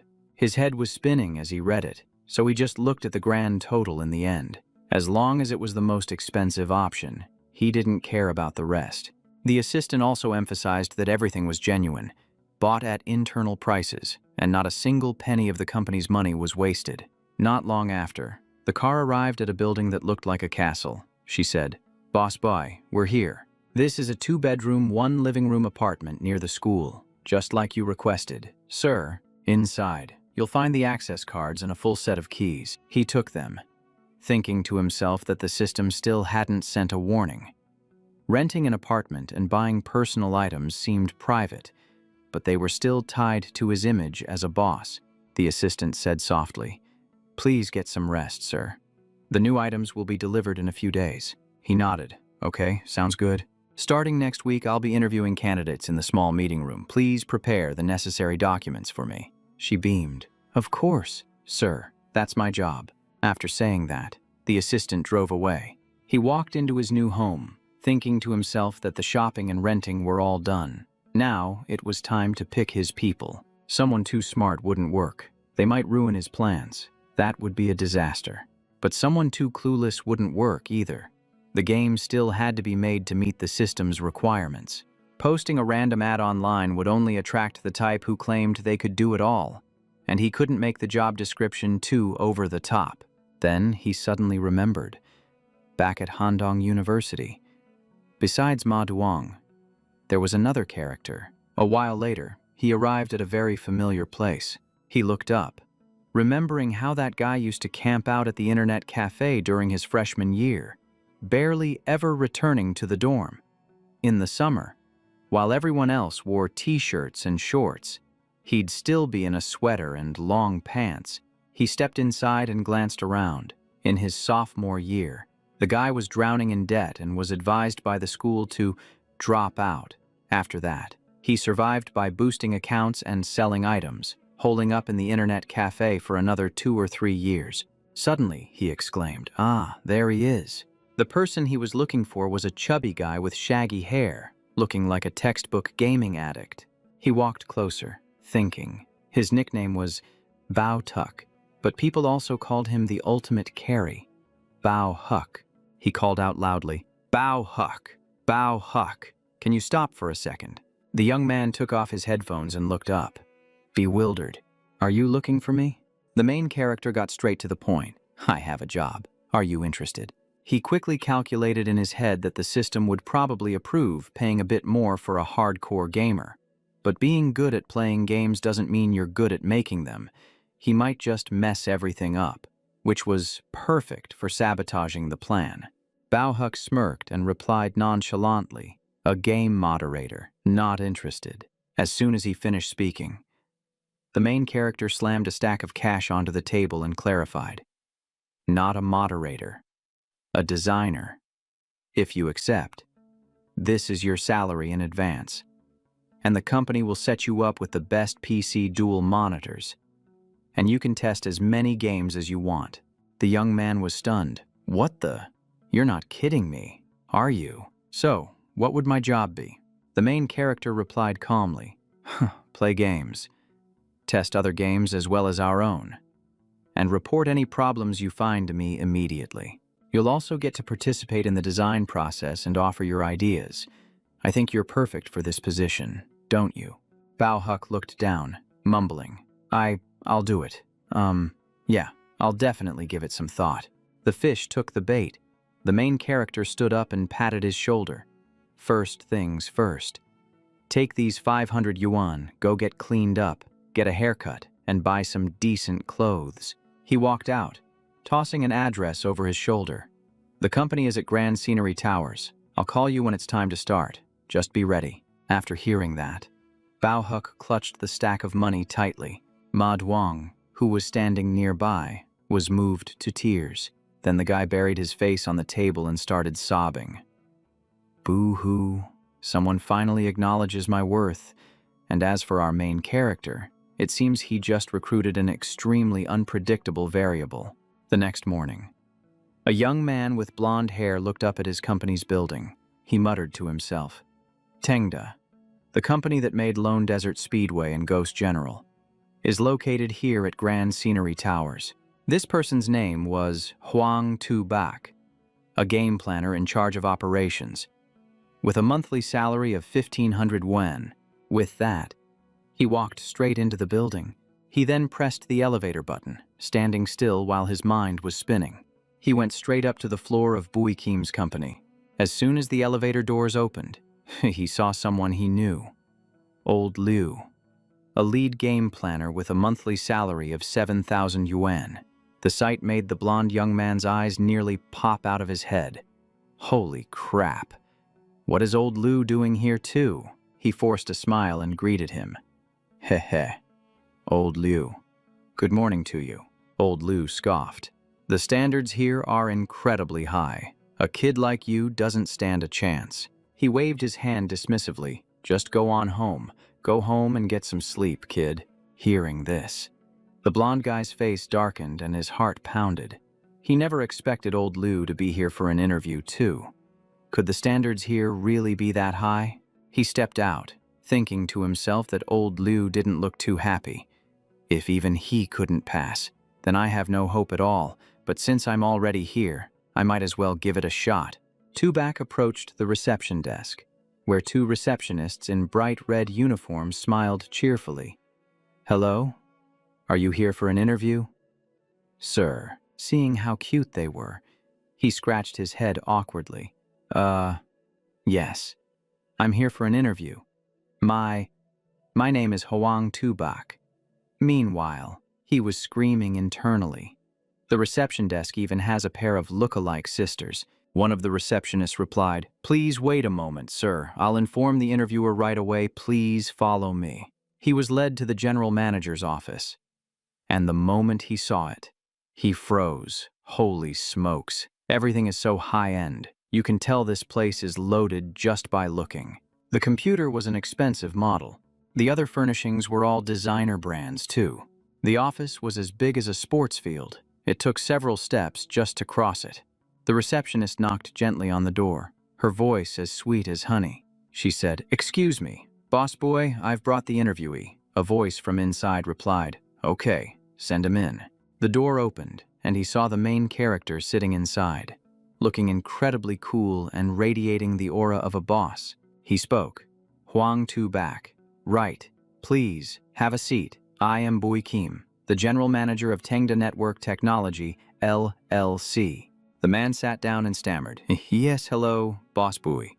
The main character poured a cup of fragrant tea. Just relax. Let's have a chat. Here, have some tea. The blonde guy picked it up. Yes. Thank you. Boss Bui. He was panicking internally. Damn. This is some high-quality tea. Is this boss a low-key tycoon? He asked curtly. Briefly describe your work experience. He replied. I previously worked at Shangyang Games. Hearing this, the main character simply gave a faint smile. The blonde man broke out in a sweat, thinking to himself, I'm screwed. What is he smiling about? Is he laughing at me for overestimating my own abilities? For a rookie like me to even dare to show up, I was truly delusional. But unexpectedly, the main character nodded in approval. Excellent, excellent. The young man's jaw dropped, his mind completely blank. What in the world is happening? He pointed directly at him and said, Your qualifications are a perfect fit for my company's requirements. So, when can you start? The blonde man's eyes widened as if he were in a dream. Yes. The day after tomorrow. Sir. The main character grinned cheerfully. Okay. The day after tomorrow. Bring your resignation paperwork over here, and we'll sign the official contract. Do you have any requests regarding salary and benefits? He blushed like a young maiden. 2,000 yuan a month. Is that okay? He thought to himself. My old salary was 1,500. so an increase of 500 shouldn't be too greedy. After hearing that, the main character let out a long sigh. Then he even brought a hand to his forehead, looking like he was in great agony. Seeing this, the blonde man's heart sank, and he was so full of regret he felt like he could faint. Huh. Did I ask for too much? I would have been fine keeping my old salary. Why did I have to be so stupid and try to negotiate? Suddenly, the boss started calculating out loud. You rent a place in Jingzhou for 1,000 yuan a month. That's not too high, is it? Food and entertaining clients is another 800 yuan. That's reasonable. Right. The blonde man went from one shock to the next, his head spinning as if he had heat stroke. The main character continued. Buying 2 or 3 new outfits a month for 300 yuan should be okay. Right, and another 200 yuan for utilities. Every year during the new year, you also have to buy lipstick and makeup for your girlfriend, which comes out to about 300 yuan a month. Add another 100 yuan for transportation. And you have to put aside 500 for savings. After paying for all 5 types of social insurance, you'd need at least 3,500 yuan before taxes just to live a basic life, wouldn't you? And my company is sworn to offer salaries and benefits that are higher than the market average. Hearing this, the blonde man felt like he'd been struck by lightning, frozen in place for a few moments. And now for the craziest part. The main character held up 4 fingers. 4,000 yuan a month. How does that sound? His eyes bulged as if his soul had left his body. He wondered, is this guy joking? Or do rich people really think on a different level? The blonde man scratched his head and stammered, yes, that's fine, sir. The two shook hands warmly, and the boss sealed the deal. Then it's a happy decision. Welcome to Tengda. The young man was overjoyed and thanked him profusely. He left the room with his legs trembling, feeling both ecstatic and terrified. After that, the office door closed. Inside, the main character picked up a pen, along with a document. It turned out he had rejected Lao Lu right from the get-go, but he hired the rookie, Huang Tubak, in a heartbeat, without a second thought. The main character laughed with satisfaction. Excellent, excellent. Just keep it up like this, and great things are sure to happen. Outside the office, the 2 receptionists were frozen like statues, because the dozens of newly hired employees were gathered around playing League of Legends, their arguments echoing throughout the lobby. One of them yelled, "Hey man, you dare steal my creep. That's so annoying." Another guy turned to Bao Huck. "You're so good. Add me." Bao Huck replied casually, "Sure. My ID is Bao Huck. Go ahead and add me." Seeing this, Maduong ran to the main character's office. "Brother Kim, can I come in?" He was lounging on the sofa, playing a game as he replied, "Come on in. Have some tea with me." Maduong raised his cup. "Brother Kim, you're a genius. They're about to sign the new hires out there." The recruitment process went so smoothly. The main character handed him a stack of documents. "It's all right. Take a look. These are their resumes." After reading them, Maduong froze, as if his brain had just crashed. The more he read, the more confused he became. His face turned grim, and his eyes bulged so wide they looked like they might pop out. Because most of these people had practically no experience or achievements whatsoever. He asked, "Is it that hard to find a lead designer? Should we increase the offer, or should we hire a headhunter to help?" He crossed his arms, feigning a cool demeanor. "Not exactly. We had some designers apply, but I turned them all down." Maduong's jaw dropped, completely stunned. "What? Why would you do that?" The main character turned away, putting on a serious expression. First, those designers had major issues. Their thinking was too rigid, and they couldn't come up with any new ideas. Second, they were asking for too much money. The quality of their work just didn't justify the price. Maduong was completely convinced. "Oh, I see. So that's how it was." The main character continued, saving the most important point for last. "They just don't have any passion for gaming anymore." Maduong looked bewildered. But without them, who's going to be in charge of game design? The main character let out a long sigh. Then he dramatically declared, "That would be me." But Maduong was still confused. "But you're the boss. Don't you need a designer to assist you?" The main character replied nonchalantly, "We already have one. That Hoang Tubak guy can handle it." Hiring a lead designer would be like admitting my own designs have issues. It would be far too obvious. Ma Duong scratched his head and asked, "That guy only has 6 months of experience, and he's an operations planner. Is he really up for it?" The main character waved his hand dismissively. "Don't get hung up on his title. Look at the work he's done. He built the core game framework using the cloud editor, and he revised the data tables 7 or 8 times. What kind of operations planner does that? He's clearly a lead designer's assistant." Hearing this, Ma Duong's eyes lit up with excitement. So he really is a hidden talent. But isn't 4,000 a month a bit low for a lead designer? Seeing how easily convinced the guy was, the main character was secretly pleased. I think so too, but there's no rush. If he does well, he'll get a raise. He then added, "Besides, the others are very talented too. Take Bao Huck, for example. He's a top-ranked player of his race in Illusory World, has 6 different titles, and handles demonic beasts like it's nothing. He can even lead a 40-man team to defeat a boss. Wouldn't he be perfect for managing the project's progress?" Ma Duong nodded enthusiastically. Talent. All of them are so talented. Keem. When do we start working? The main character decided instantly. No time like the present. We'll start tomorrow. A moment later, he stepped out of his office, his booming voice startling everyone. "Everyone, stop what you're doing for a moment. I have an important announcement to make." The whole team immediately stared at him, hanging on his every word. He adopted a serious tone and began his announcement. "Preparations are complete, and I'm sure everyone has settled in. Therefore, starting tomorrow, the company will officially begin operations." The entire room erupted in thunderous applause, absolutely overjoyed. It was finally happening. They were about to enter the explosive development phase. Huang Tu-Bak was so ecstatic he could have cried. Work. Come and get me. This environment is amazing. The salary is great, and the boss sees my potential. What more could I ask for? He screamed internally. Bring it on. I can handle anything. As he thought this, tears of gratitude streamed down his face. The main character raised his hand decisively. "All right. To celebrate our official start tomorrow. That's all for today. Everyone's dismissed." The blonde-haired guy froze as if he'd been struck by lightning. Did I hear that right? He continued. "Today's Friday, so we're leaving early. The next 2 days are the weekend. Monday is Singles Day, so we'll take that off too." Tu-Bak glanced at the clock in shock. Holy crap, it's only 3 in the afternoon and we're already done. The scene shifts to the following Monday night, at the main character's house. He was sprawled out on the sofa, staring at the ceiling as if locked in a mental battle with the universe. The project officially starts tomorrow. What kind of game can I make that's guaranteed to be a flop? He immediately convened a meeting in his mind. All right, who wants to speak first?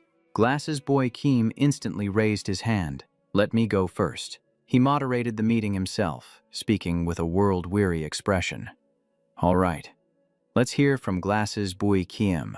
The tricky part is we have to pick the wrong path, but in a way that our employees won't realize we're doing it on purpose." Coffee Cup Boy Keem chimed in. "Smart devices are becoming popular way too fast, and mobile games are the current trend, so we absolutely cannot make a mobile game." Game controller Boy Keem spoke up. "Then what about a PC game? Maybe something in the style of Illusory World." Glasses Boy Keem shook his head. "PC is no good. It's too risky. If it accidentally becomes a hit like GX3, we're dead." Coffee Cup Boy Keem tapped his cup on the table. "How about a shooter? That actually makes sense, since there's a really successful shooter game on the market right now." The one with glasses chimed in. "Exactly. That genre requires high production values, and our staff definitely can't handle it." The whole group of 5, Boy Keems, raised their hands in agreement. "If we jump into that, we're definitely toast. Add a few weird changes, and it's a guaranteed failure, a total loss. Heh, it's settled." The scene shifts to Tuesday morning, November 12th. The main character called the entire staff for a roundtable meeting. Dozens of pairs of eyes were fixed on him. The atmosphere was dead silent, with everyone waiting for him to speak. He announced loudly, "Our next project will be a PC game in the FPS genre, a first-person shooter." Hearing this, Huang Tu-Bak's face went pale. Ghost General was a huge success, And now the new project is on PC again, and an FPS on top of that. He was about to voice his concerns, but the main character cut him off immediately. We're not making mobile games. Dangdat's goal is to be a gaming tycoon, and we won't let small mobile projects cloud our vision. He continued, his voice firm. Being moderately rich isn't Dangdat's style, and it's not my style either. Then the main character raised his hand, his aura powerful. When Dangdat does something, we do it to surpass all expectations. The employees burst into thunderous applause, sounding like ocean waves crashing in his ears. Tubak was secretly impressed. Damn, President Bui's vision really is on another level. Next, the main character gave his cunning instructions. Subscribe to the channel to get the latest updates. A blonde-haired character's jaw dropped. Huh. From strategy executive to head of strategy in one leap. That's like teleporting through 5 to 6 years of experience. The main character held up 3 fingers. For this game, I have 3 requirements. First, it must have a proper story mode, not just PvP combat. It needs depth. Second, it must be beginner-friendly. The simpler, the better. Finally, it must have epic weapons. The buyout price is 888 yuan, and as for how many we sell, you guys can figure that out. He concluded. Any other questions? Huang Tubak started to raise his hand. President Bui, I have a suggestion. But the main character casually ignored him. Ha he he. No one has any suggestions. Excellent. The crowd clapped sporadically, their faces strained. In their minds, they all thought the same thing. Boss, please let us speak. The main character stood up and laid out the terms. The planning team has 1 week to come up with a design proposal.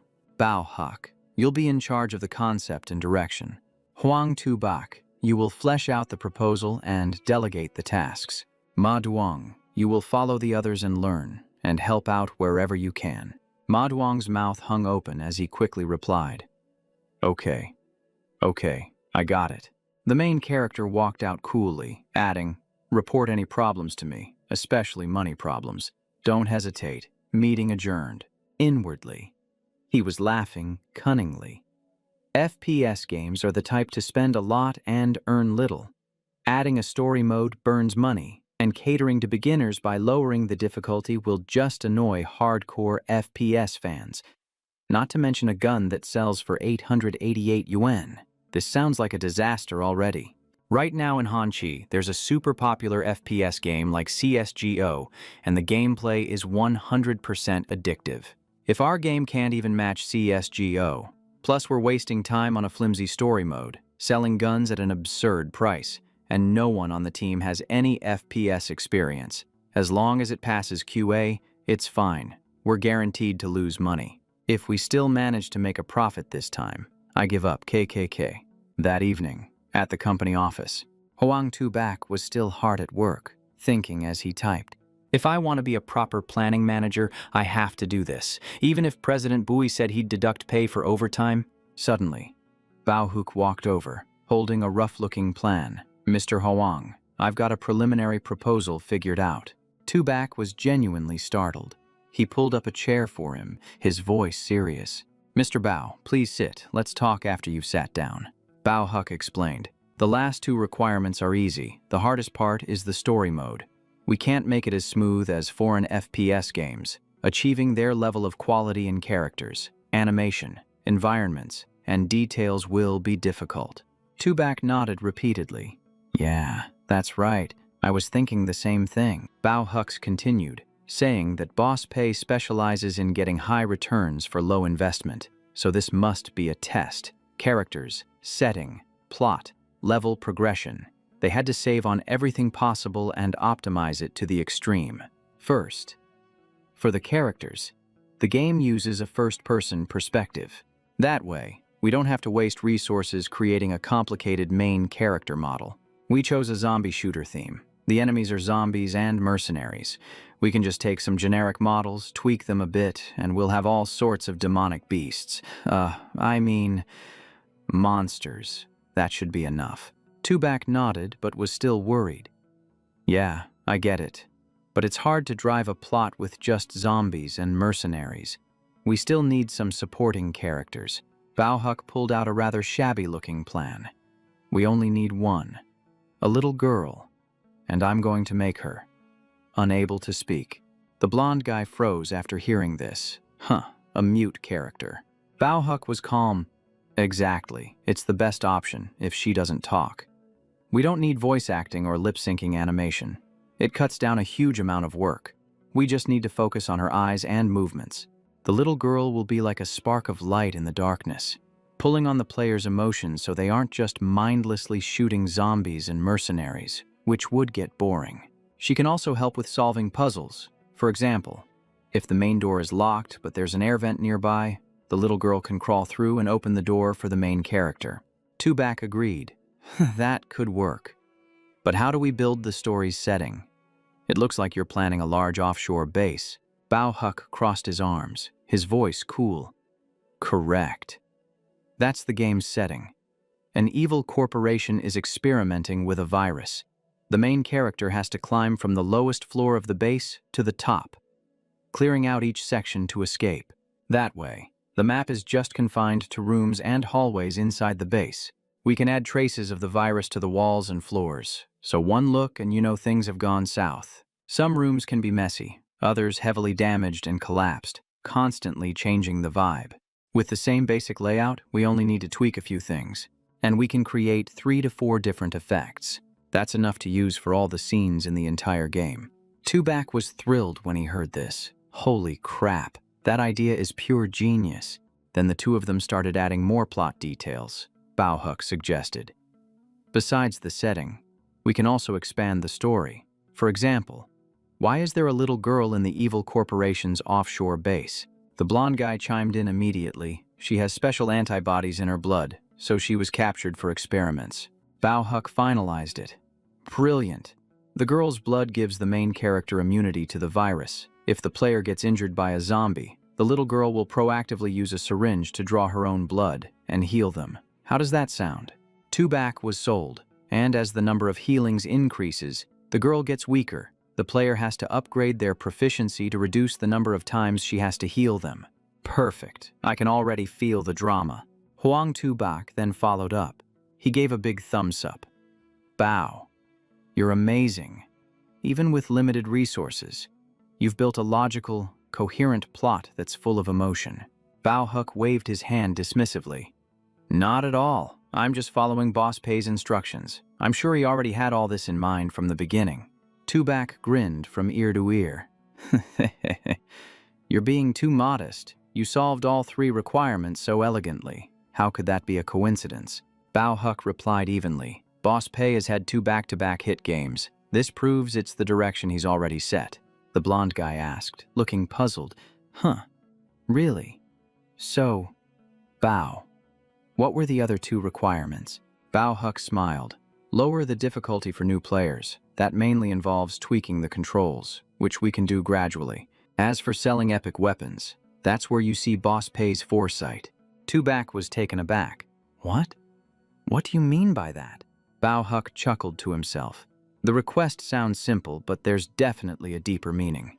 Selling permanent epic weapons for 888. If that's the case, then there must also be common weapons, elite weapons, and heroic weapons. Right. Players would obtain those through other means. In other words, Boss Pei is implying that weapons should be tiered, and only the epic weapons are for sale. The rest are not. Tubak's eyes lit up after hearing that. Holy crap. So we let players unlock weapons in various ways, which increases engagement and motivation to play. So that's what it was. Boss Pei really is a deep thinker. Well, the main character is set.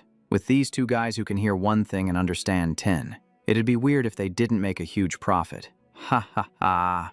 A few hours later, Tubak concluded, okay, everything's figured out. Boss Pei wants us to grow. He was probably afraid we'd go off track, so he gave us hints to make us think for ourselves. He declared passionately, we have to make this game absolutely perfect. We cannot let Boss Pei down. Wednesday morning, November 14th, at the main character's university.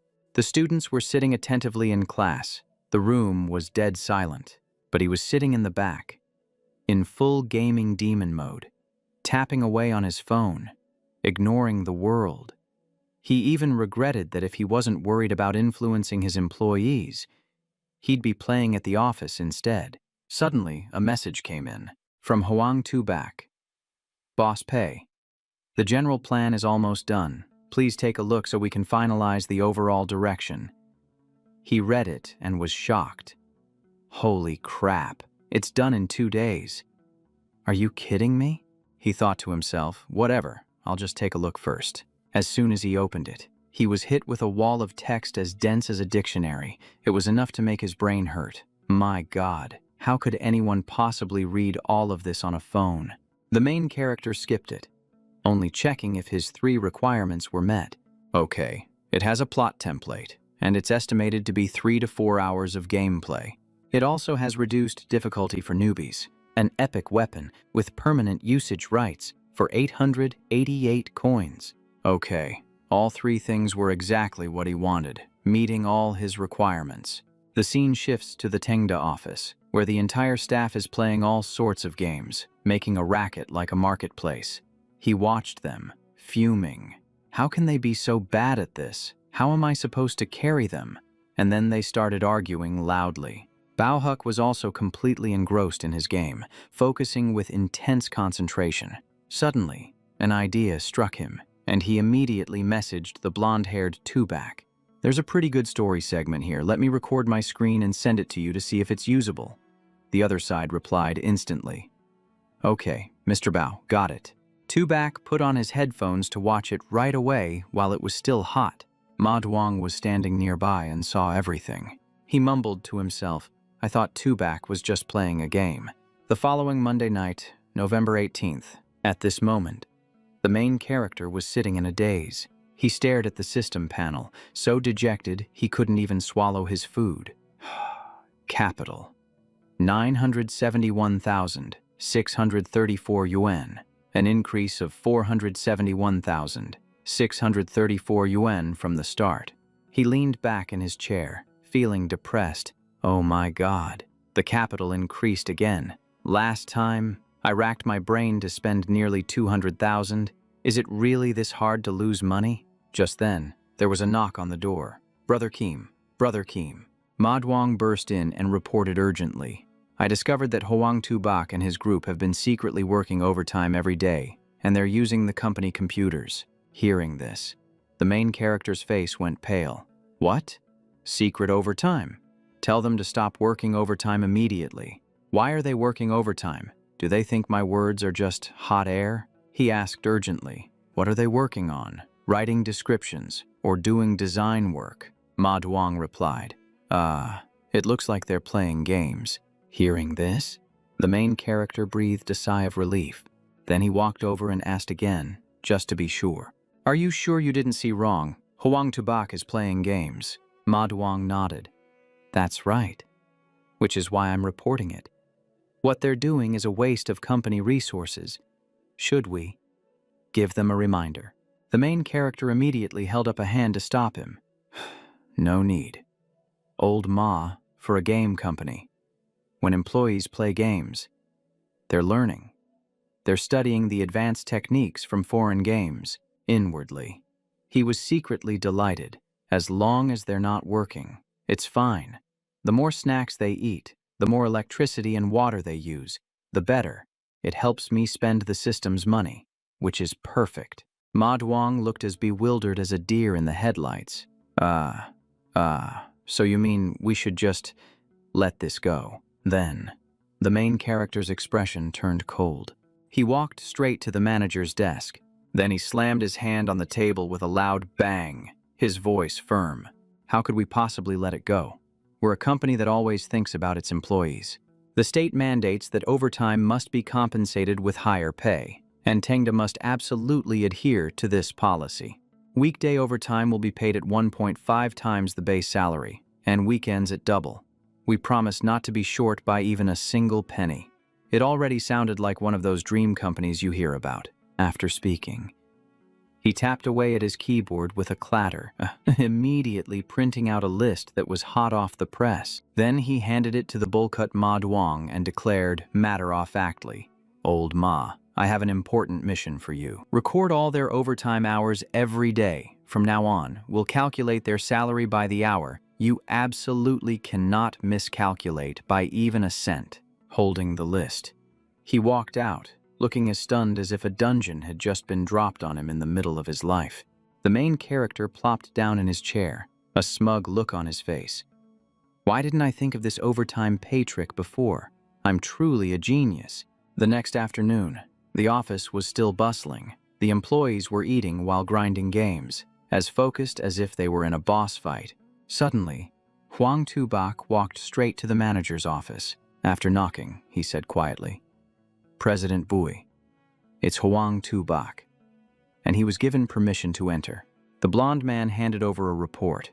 "These are the invoices for the online resources we need to purchase. Please take a look." He calmly replied, "All right, very good, have a seat." Huang Tubak added, "I've carefully reviewed the budget, selecting high-end resources with good quality and a reasonable price, so there shouldn't be any problems." After looking at it for a moment, the main character's face darkened. "Only 670,000. That's way too low for a PC game. Redo it and double the budget for me." Only one thought crossed his mind. At this rate, how am I ever going to burn through all the system's funds? Huang Tubak's face went pale. "Yes, President Bui. I'll handle it right away." "Oh, that's right. There's also the matter of the game's title. Bao Huck wants to call it Fortress on the Sea. I think it sounds a bit strange. Perhaps you should decide." Hearing this, he paused. "Fortress on the Sea. That sounds familiar." "That's right. It's the same name as a movie from before I was transported here." Suddenly, he slammed his hand on the table, startling the entire room. "That's a great name. Let's go with it. I love it." Huang Tubak was bewildered but still replied, "Yes, I'll go revise the budget immediately." The main character leaned back, clasping his hands behind his head, thinking about how his 100 million investment had vanished in just a month. A true master of burning money. If the movie could lose that much money, maybe this name was enough to drive the game company into the ground. On Friday, November 29th, the company was operating as usual, with everyone glued to their computers, grinding away at games without a break. Someone placed a stack of documents in front of a man in a white shirt. "There's a problem with this function. Fix it." He picked it up and replied concisely, "Got it, Mr. Huang, I'll fix it right away." Tubak patted his shoulder. "Try to learn from Bao's methods, he's one of the best." Holding the report, he sighed. The budget went from 700,000 to 1,200,000, and now 1,500,000. It just keeps going up. Then he sat down in front of his computer, lost in thought. "President Bui has never once blamed me. If I don't make this game well, I'll truly have let him down." Suddenly, his phone buzzed with a new message notification. He opened it and was shocked. "I got paid. But today is only the 29th. Normally, this month's salary wouldn't arrive until next month. Even getting paid at the beginning of the month was rare." Wait a minute. Could they have sent the money by mistake? I only started working here on the 5th, so it hasn't even been a full month. Unable to figure it out, he called the president's secretary to ask, "Miss Tan, can I ask you something? Was there a mistake in my salary calculation? After insurance, it was supposed to be 4,000, so why is it over 5,000 now?" She smiled brightly. "There's no mistake. Your overtime pay is included." Hearing that, he froze. "Overtime pay?" The secretary nodded. "It's not just you. Everyone who worked overtime was compensated. You worked about 50 extra hours, which, calculated at 1.5 times your base pay and after deducting insurance and taxes, comes out to that amount." Tubak's jaw dropped, and he stood there like a statue. The rest of the group, who had been engrossed in their games, also started buzzing. "It's for real. I got my overtime pay too." The man in the white shirt was moved. "I can't believe President Bui is so considerate of us." On the other side of the room was Bao Huck, a man with a commanding presence. Tears streamed down his face. So President Bui knew everything all along. Huang Tubak was also choked up with emotion. He knew they were secretly working overtime, but instead of scolding them, he quietly paid them for it. Everyone was determined. For Boss Bui's sake, we have to make this game the best it can be. The whole room chanted in unison, "Fighting. We're definitely going to succeed." Meanwhile, in the director's office, our protagonist was deep in thought. Why haven't I managed to spend all the system funds yet? He immediately convened an emergency money-spending meeting with the 5 usual members. The guy with the glasses raised his hand. I'll speak first. Holding a symbolic gavel, he said, "The floor is yours. Glasses." The art budget was split into 2 installments. We paid the first part last week and the final part this week. The office rent and employee salaries have also been paid in full. After adding in miscellaneous expenses, we've nearly used up all the system funds. But we still have 2 months left before settlement, and Ghost General is still raking in money. The whole group slumped onto the table in despair. Spending money this fast really is the system's hardest mission. Suddenly, someone proposed an idea. How about a team-building trip? The whole group shot up in excitement. A team-building trip. If we take over 30 people out for some fun, even a small expense per person will add up to a huge amount. Let's do it. We'll put Assistant Tan in charge. Acting immediately, he called Assistant Tan into the office. We're having a team-building event at the end of the month, and I need you to plan it. She responded right away. Yes, sir. Just tell me what you need. Our protagonist said he wanted to take the employees to Yang City for 5 days, visiting a different company each day to network and learn. Prioritize major game companies, especially those specializing in FPS games. The company will cover all expenses for flights and accommodations, so please draw up a cost estimate. He was inwardly ecstatic. This is sure to burn through a decent amount of cash. Assistant Tan smiled and said, I'll make sure everything is arranged perfectly. The scene shifts to the recreation area at Tengda Company. As the employees were playing games, one of them asked, Are we really going to Yang City?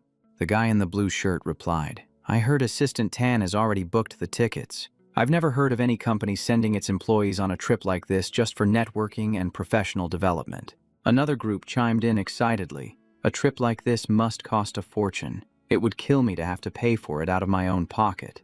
You got that right. Our company's benefits are totally god tier. So, which companies are we going to visit? Do you think Skyfire is on the list? The guy in the white shirt gave a firm nod. Of course. Skyfire is famous, and they're a giant in the FPS genre.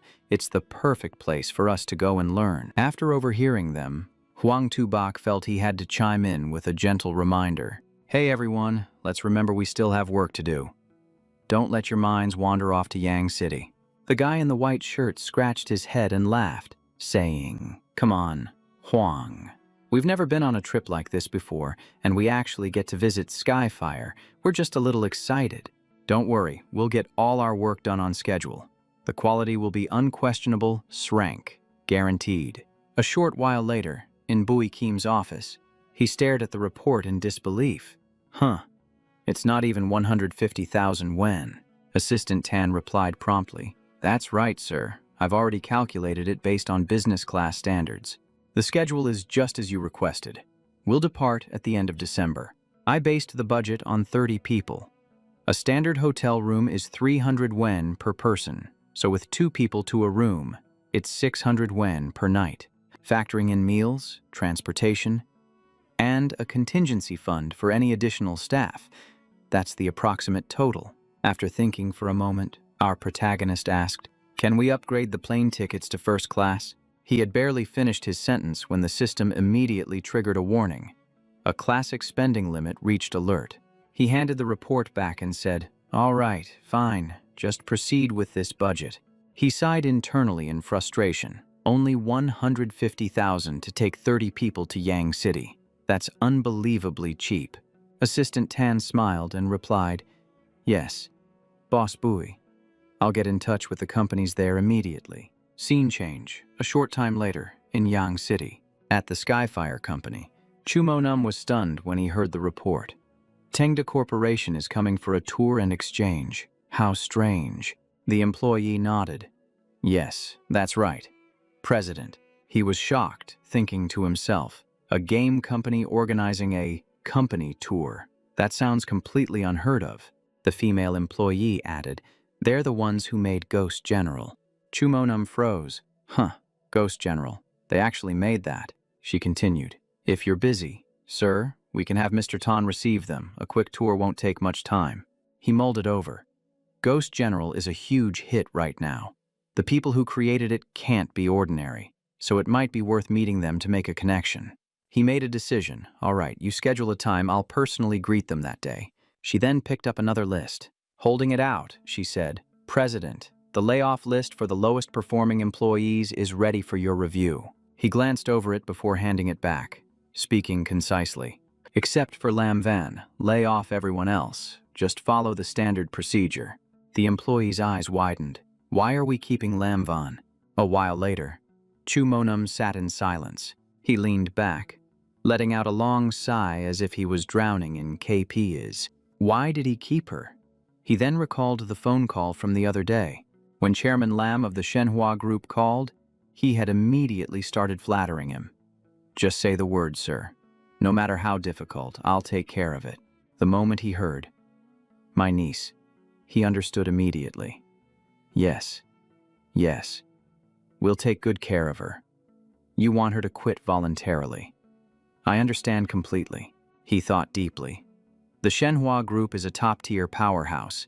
Getting on their good side would be beneficial in every possible way. Forcing her to quit isn't hard. The real goal is to completely crush her passion for gaming, so she leaves the industry on her own accord. The method was simple. Just show her the cruel, unvarnished truth of this industry. Manager A, the data is ready. Please take a look. He yelled. You can't even fill out a simple spreadsheet correctly. Fix it now. Don't even think about clocking out until it's done. The domestic game industry was portrayed as a soul-crushing machine. A 996 work culture. Constant layoffs. Dreams crushed for profit. And art reduced to a mere tool. All she needed was to see this. Reality. Get disillusioned. And leave on her own. It would be a piece of cake. The scene changes to Friday, December 27th. At a luxury hotel in Duongthon City, Ma Duong was talking to Bui Kim. Kim, I have to pretend to be exhausted all the time. In front of everyone. I have to act like I don't know you and call you President Bui every time. It feels so distant. The main character patted his shoulder. Endure it for the sake of the company. You're my eyes and ears, so report anything unusual to me immediately. Hearing this, the young man froze. He thought to himself, if our relationship gets out, the whole company will be on guard around him. Ma Duong clutched his head. It sounds like I'm some kind of undercover spy. By the way, Kim, everyone's crazy about Skyfire. Is that company really all that great? He replied nonchalantly, I have no idea. We're going to Skyfire first thing tomorrow. You should ask a lot of questions. Don't let the trip get boring. He laughed. I get it. It looks bad if the boss asks too many questions. I'll handle it. The next morning, on the way to Hanoi, it sounded like someone's dialogue was lagging. Then, the entire group headed towards the Skyfire company. As soon as they arrived, an employee gasped. They built this huge office building themselves. I heard they once paid out 5 months' salary as a bonus. And top performers even got sports cars. 2 pretty receptionists were taking selfies for their social media, perfectly capturing the vibe of a well-off company. The main character looked around, silently calculating. Building this nest must have cost a fortune. Suddenly, Secretary Tan walked out with someone in a white shirt and said, Hello? President Bui, he immediately asked. Secretary Tan. Who is that person behind you? A man in a white shirt smiled brightly and extended his hand. Hello? I'm Tan Hai. I'll be your host from Skyfire. I'll be leading the tour today, so please bear with me if there are any shortcomings, the main character replied. Hello? Thanks for having us. Tan Hai gestured. This way, please. He nodded and started walking. Inside Skyfire, the atmosphere really felt like a proper headquarters. Chumonum, sporting a youthful bowl cut, thought to himself. They're almost here. My hair has to look on point. The whole group started to head inside. Tan Hai announced, President Chu, President Bui from Zenith has arrived. The 2 bosses shook hands warmly. It's a pleasure to meet you. I've heard so much about you. Chumonum took one look and was startled, thinking to himself, holy crap. That custom-tailored suit looks expensive. To be this young, he must be a real big shot. Tan Hai smiled warmly. Everyone, please follow me. I'll give you a tour. This is our recording area. The studio is up ahead, and all the music and sound effects are produced right here. Over here is the training room, where we regularly hold game design courses for our interns. This is the product display area. This cosplay outfit was once even worn by a celebrity spokesperson.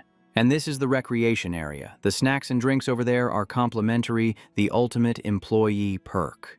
Huang Tubak glanced over and nearly choked. My God, what is this?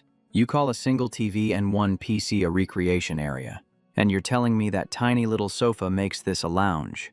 A few bags of chips, some packets of crackers, and a sign that says, "Please take in moderation," qualifies as a snack corner. What a buzzkill. It's like they're trying to act fancy while on a budget. This is leagues below our company. Meanwhile, Chumonam was completely stunned, his mind racing. What's wrong with the people from Zenith? How can they look so unimpressed by these VIP perks? He thought confidently. Our company has the best amenities in Duongthonbig TVs, comfy sofas, free snacks and drinks. Everyone dreams of working here. Right. The atmosphere suddenly became dead silent, and the awkwardness was palpable. Then Ma Duong suddenly spoke up. Hey everyone, take a good look. This is the recreation area, and there's even a place to rest. This supersized TV, I think we have like 3 or 4 of them back at our office, don't we? The sofa's a little stiff, but it's good enough to sit on for a bit, I guess. Hearing this, Chumonam and Tanhai broke out in a cold sweat, their hearts sinking. Inside their heads, they were screaming, wait a minute. Don't all domestic game studios run on a 996 schedule? Why are these guys as chill as if they're on vacation? Huang Tubak gave a faint smile. I guess it's pretty decent, Ma Duong added. For a domestic company, these benefits are pretty good, and with so many people working overtime, the monthly overtime pay must be quite substantial. Huh. Chumonam's face went blank with confusion. The game industry has overtime pay. Doesn't everyone just follow the 996 or 9966 model? The main character grabbed Ma Duong's arm and whispered through gritted teeth, "Shut it. I told you to ask questions to get info, not to be a buzzkill. Did I come all this way just to make enemies?" Huang Tubak scratched his head, trying to do damage control. He's new to the industry. Please don't mind him. Tanhai gave a polite laugh. Well then, shall we continue? The experience sharing session is all set up. Please follow me. A moment later, he led the group on a tour of the work area. The walkway was only about 3 tiles wide, and everyone was surprised by how cramped it truly was. The guy with glasses whispered to the blonde guy, "Their workspace is pretty tight." Huh, he chuckled. Hey, it's all right. But he thought to himself, it's not that their office is cramped, it's just that our Zenith office is ridiculously spacious. Chumonam was shocked when he overheard them. You call this cramped? Aren't most companies like this?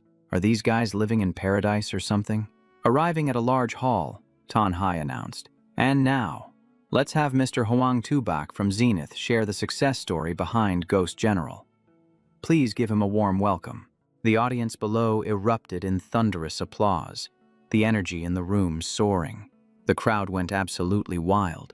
Huang Tubak looked flustered. Disclaimer. I didn't work on Ghost General directly, but I've studied it very closely and have grasped a bit of President Bui's art of design. In my opinion, its success comes down to 3 reasons. First, the pursuit of quality and the courage to risk a new style. President Bui invested nearly half his capital into the art, even hiring new artists to create a unique style that was incredibly well received. It was all thanks to President Bui's incredible foresight and exceptional taste in aesthetics. Second, healthy game monetization. Ghost General only cost 40 yuan, which was a breath of fresh air compared to other card games. Players loved it. And by following a low-profit, high-volume model, its sales and reputation skyrocketed. Third, he poured money into development while keeping advertising minimal. Yet he cleverly managed to spread the word about Ghost General from the art community all the way to the gaming world. Tubak slammed the table emphatically. I believe this is a classic case study in consumer marketing, one that deserves to be studied in depth. The protagonist scoffed internally. Wow, he makes it sound so impressive. I honestly don't even remember thinking that deeply about it myself. On the stage, he was ecstatic.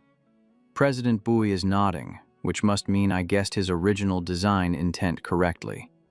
I'm finally keeping up with the boss's pace. Tan Hai said, "Thank you, Mr. Huang. Next, let's welcome President Chu of Skyfire to share his thoughts."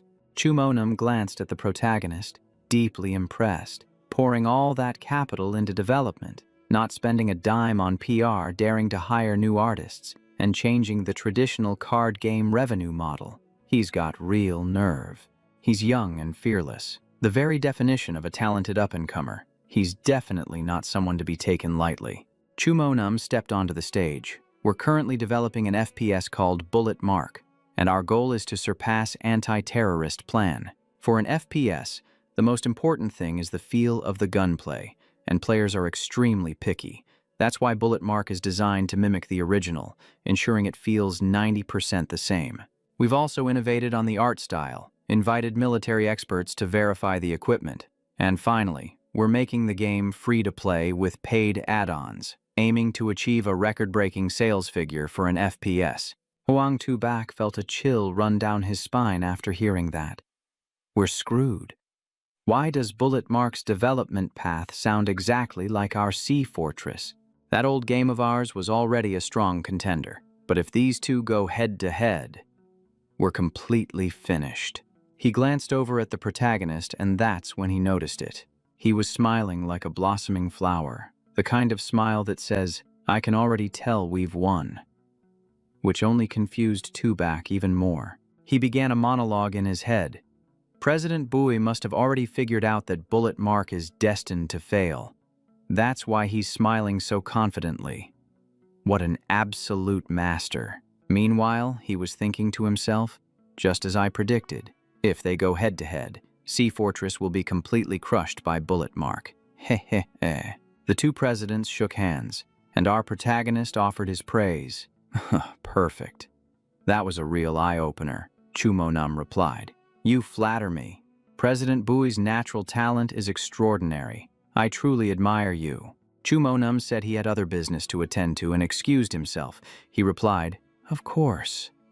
President Chu, please don't let me keep you. Thank you for everything. Then the protagonist prepared to leave as well. Suddenly, a voice called out from behind him, "Excuse me, President Bui, please wait." He turned around and saw a beautiful young woman with sparkling eyes. "Hello. President Bui, my name is Lam Van. May I have a few minutes of your time to ask you some questions?" Seeing such a pretty girl, he nodded immediately. "Oh, of course." She asked seriously, "President Bui, isn't the primary goal of a game to make money?" The protagonist put on his cool, handsome CEO face. "I believe the primary goal is to bring joy to the players." But inside, he was laughing to himself. "Actually, my #1 goal is to lose money." She continued. "So, does that mean your company doesn't have a policy for weeding out underperforming employees?" He replied nonchalantly, "No, all of our employees are family. We grow and improve together. So how could we just cast them aside?" He even muttered in his heart, "If I were going to get rid of anyone, it should be the hard-working ones. I need to keep the slackers." Ha ha ha. Her eyes lit up. "So then, do the employees at your company work overtime?" He blushed and said, "I try to chase everyone home, but a few of them volunteer to stay, so I have no choice but to pay them for the extra hours." Lam Van was stunned. "So you make games to fulfill your own dream?" The protagonist grinned widely. "No, to be honest, I'm mostly just in it for the money." She covered her mouth and giggled. "You're hilarious. If you were really in it for the money, you could have raised the price of Ghost General by 10 times. I know you're a man of ideals." She nodded. "I understand now. Thank you for answering my questions." "Thank you." After speaking, she gave a small bow and turned around. She walked away, slowly, leaving the protagonist standing there, dazed like a deer in headlights. He muttered to himself, "That girl, who in the world was she?" The next morning at Skyfire, Lam Van brought a document to Chu Monam. He asked, "What is this?" She stated plainly, "President Chu, I've made my decision. I would like to resign." He inwardly smirked. She's finally awake, getting ready to go back and inherit that massive family fortune. Huh. Heh heh. but his expression remained cold. "Are you planning to leave the gaming industry?" She answered curtly, "No." Chumonum's eyes widened. "You're not leaving the industry, but you want to resign. Does that mean you have a problem with my company?" He had to ask for clarification. "What's wrong? Is there something about the work here that you're not satisfied with?" She looked outside and smiled faintly. "Thank you for taking care of me, President Chu, but I can't pursue my dream of making games here.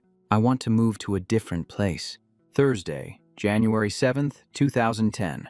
Bui Kiem was at Tengda Corporation.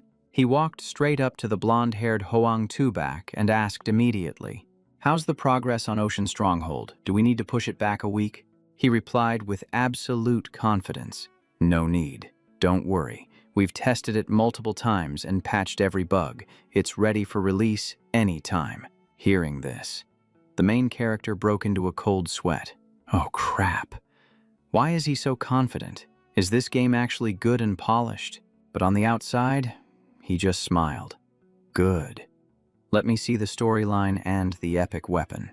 Blondie nodded immediately. Yes. President Bui, I'll pull it up right now. This is the story mode. Players climb from the lowest floor to the highest floor of the stronghold. It takes about 6 hours, and it's mostly clearing out zombies and mercenaries, with a few simple puzzle stages. And this is the glorious epic weapon, the Fire Keelan. It'll be released this month as you requested, with a permanent purchase price of 888 yuan. After seeing it, he jumped in shock. What is this? This setting is completely different from what I imagined. Why does it look so premium? Is this thing actually going to be a hit? Who gave you permission to make it look this good? It's ridiculously beautiful. Ah, wait, I remember now. I was the one who made them buy the expensive assets back then. Well, in that case, I guess it's fine. The generously funded story mode was set, and the 888 Wen Fire Keelan was ready to go.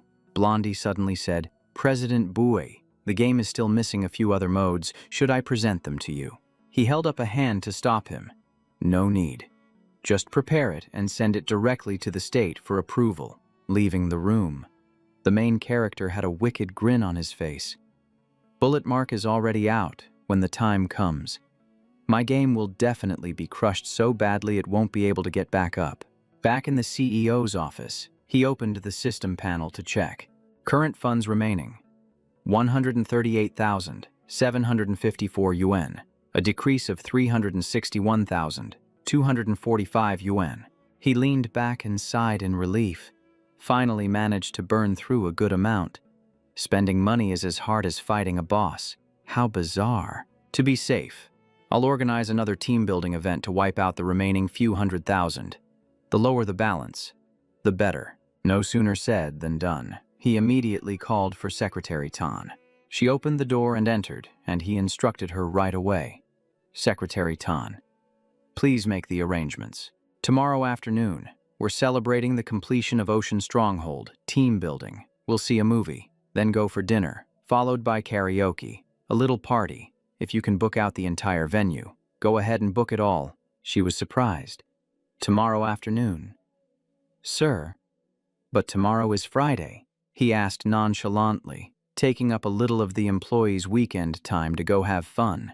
"They won't blame me for that, will they?" Secretary Tan continued, "President Bui, there's one more thing. Do you remember Miss Lam Van from Tianhua who asked you a question?" The main character frowned. "Lam Van? What about her?"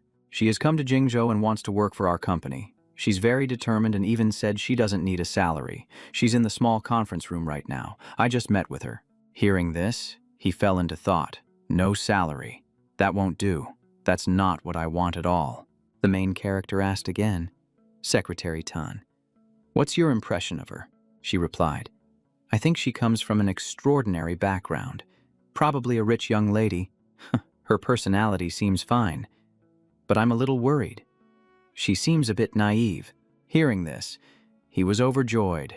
A naive rich girl. Then her abilities are probably nothing special. She perfectly fits my hiring criteria. This is great. He raised his hand and finalized it. "Just hire her. Starting salary is 4,000 yuan a month. Don't worry about arranging anything for her. Just let her do whatever she likes. Outside the door, our beautiful lamb van was pacing back and forth, her heart pounding in her chest. She was only worried about one thing. Would Bui Kim actually agree to hire her?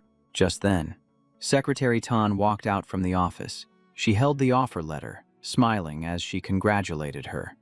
Boss Bui had given the green light. Once she signed the contract, she'd be an official employee with a salary of 4,000 wen a month. Upon hearing this, her eyes lit up like high beams. She nodded eagerly, agreeing to everything. Sign me up. But wait a minute. What exactly is my job? Secretary Tan hesitated for a moment, then told her that tomorrow afternoon at 2 o'clock, there would be a team-building event, watching a movie, eating dinner, singing karaoke, and hanging out with the guys. Lam Van was absolutely stunned. Hello? Is this a job or a party? The scene changes to the morning of Monday, January 11th.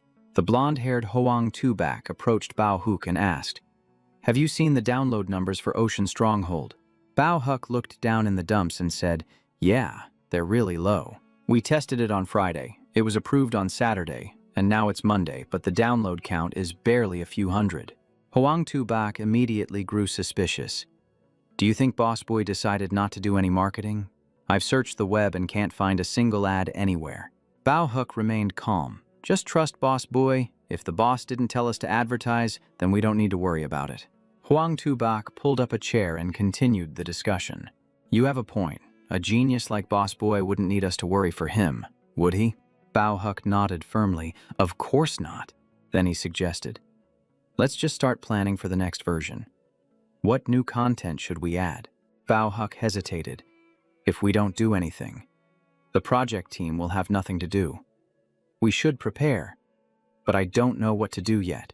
Hoang Tubak was also at a loss. "We haven't gotten any bug reports from players, and we're not sure if we even need new content. The current content is already quite substantial, and we don't need to add new maps or gameplay mechanics yet. How about we invite some core players to test it out? We could gather their feedback and optimize the game based on it. That sounds reasonable?" Bao Huk posed a difficult question. "Where do we find them? And if we invite them to test, do we have to pay them?" Hoang Tubak scratched his head. "Now that's the tough problem we need to figure out." The whole group fell into a brainstorming session, trying to find a solution.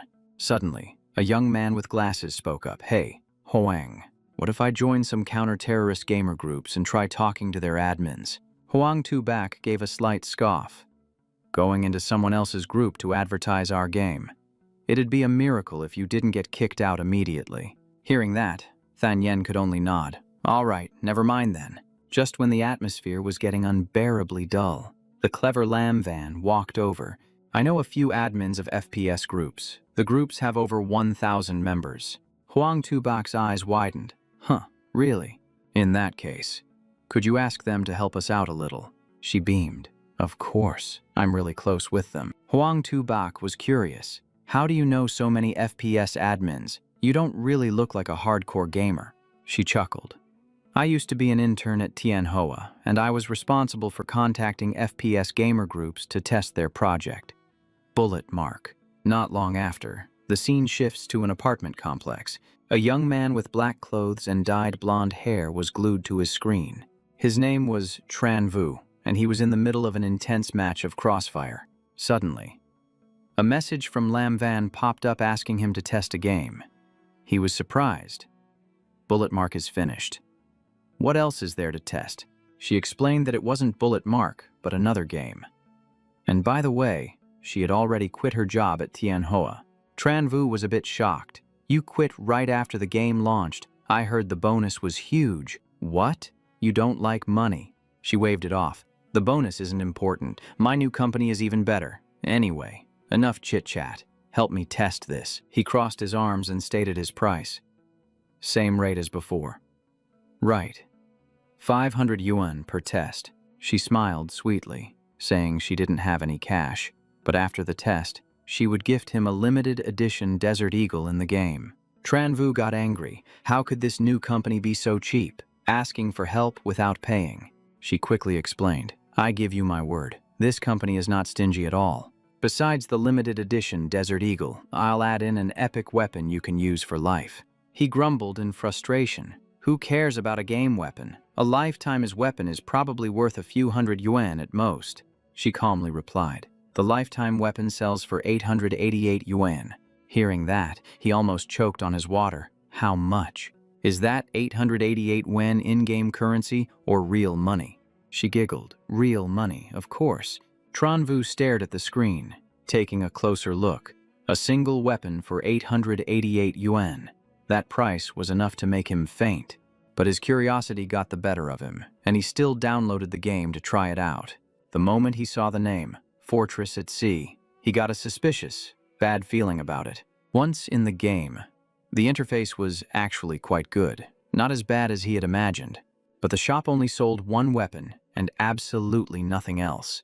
It felt like the game already provided everything, and the blazing Qilin didn't seem all that special. However, there were new modes, like Ghost and Biohazard, which sounded completely bizarre. Not only that, there was even a story mode. Did they really invest this much into it? Although he didn't have high expectations, he decided to try the story mode. The moment he clicked, he was thrown straight into a playable scene. The character opened his eyes to the sound of two people in white coats holding guns and talking. They said this person was infected with virus B and was unlikely to survive. Then they left. After they were gone, he woke up drenched in sweat. The mysterious setting was enough to give anyone goosebumps. Turning to his side, he saw that he was surrounded by piles of corpses. He tried to stand up, but every step was a struggle. He muttered an apology to a person next to him. Then he used the body as a support to make his way out. Finally, the character managed to crawl out of the massive pile of bodies. He clutched his stomach, not knowing what to do next. Just then, the system interface popped up with basic instructions. Move the mouse to look around. Use WASD to walk. The new player tutorial was surprisingly well done. He approached the door, wondering if some kind of boss was waiting for him. And this was the most intense part. As soon as he opened the door, a single bald zombie with red eyes stood menacingly before him. It lunged at him as fast as lightning. The zombie roared, getting ready to attack. The zombie lunged forward and bit him right on the neck, a pain so sharp he felt like he was about to get deleted. He screamed in agony, as if to say, "Hey, that was a dirty move." The main character slammed it to the ground, cursing it for the sneak attack. What a lowlife. Then he immediately pulled out his handgun. No more words needed. He growled, "All right then, let me send you off with some physical persuasion." As soon as he finished speaking, a satisfying gunshot echoed. The bald zombie stood there for a second, then dropped dead, clean and simple. He clutched his shoulder and grimaced, thinking to himself that for an FPS game, it had a seriously creepy horror vibe that was giving him the chills. Then he suddenly collapsed to the ground. Wait. Did getting bitten mean he was poisoned? Was it game over already? Just at that moment, a girl quietly approached him. He was baffled. Who was this little girl, and what was she planning to do to him? She took out a huge syringe and drew her own blood, her face scrunching up as if she were in immense pain. Then she injected it into Tronvu, and he instantly understood. Ah, so the little girl's blood could cure the poison. A moment later, he woke up speaking all sorts of language. Hello, ni hao, you name it, while the little girl just stood there looking completely bewildered. She only responded with body language. And it was then that he realized the little girl couldn't speak. The main character smirked. Okay, this game was starting to get interesting. After a while, he became completely immersed in the gunfight, his movements fluid and his reloads fast. The shooting felt incredibly satisfying. It was completely different from counter-terrorism plan, yet it felt strangely comfortable. The highlight was definitely the little girl's design. Without her, the game would have just been shooting, shooting, shooting, with no plot to speak of. Her presence naturally heightened the emotions, making the storyline feel as if it had been resurrected. Afterwards, he and the mute girl fought side by side, using all kinds of weapons and blasting everything in sight. The two of them grinded for several hours straight, clearing one level after another. In the end, they even took down the boss, a truly epic finish. After beating the game, he and the girl, climbed into a helicopter and left the battlefield. They then landed on a small, nearby island. And this was the craziest part. The final scene was beautiful beyond all expectations. He stood frozen for 100 seconds, completely and utterly speechless. Once he snapped out of his trance. He quickly sent a message to his group chat. "Fortress on the Sea is unbelievably good. You guys have to play it now." The whole group just responded with question marks, cutting to the company office. A moment later, Buikim stepped out of the elevator, thinking to himself that it was finally over. He hadn't checked the data in a whole week. He was confident that this time, the game was surely dead in the water. Heh. But as soon as he glanced at the reception desk, he noticed something strange. Why wasn't anyone there? He frowned. What the hell was going on here? Stepping inside, he immediately discovered a whole bunch of employees with dazed, indescribable expressions on their faces. He immediately thought that the results must have been so catastrophic that everyone was in shock, unable to accept reality. Even Bao Hook wasn't bothering to play games, just sitting there catatonically as if he were contemplating life. Even though the team wasn't made of professional game developers and spent most of their time on company retreats, they had still poured their hearts into the game. He told himself that right now, they needed a boss like him to come in and set them straight. Just as he walked over, two beautiful young women spotted him.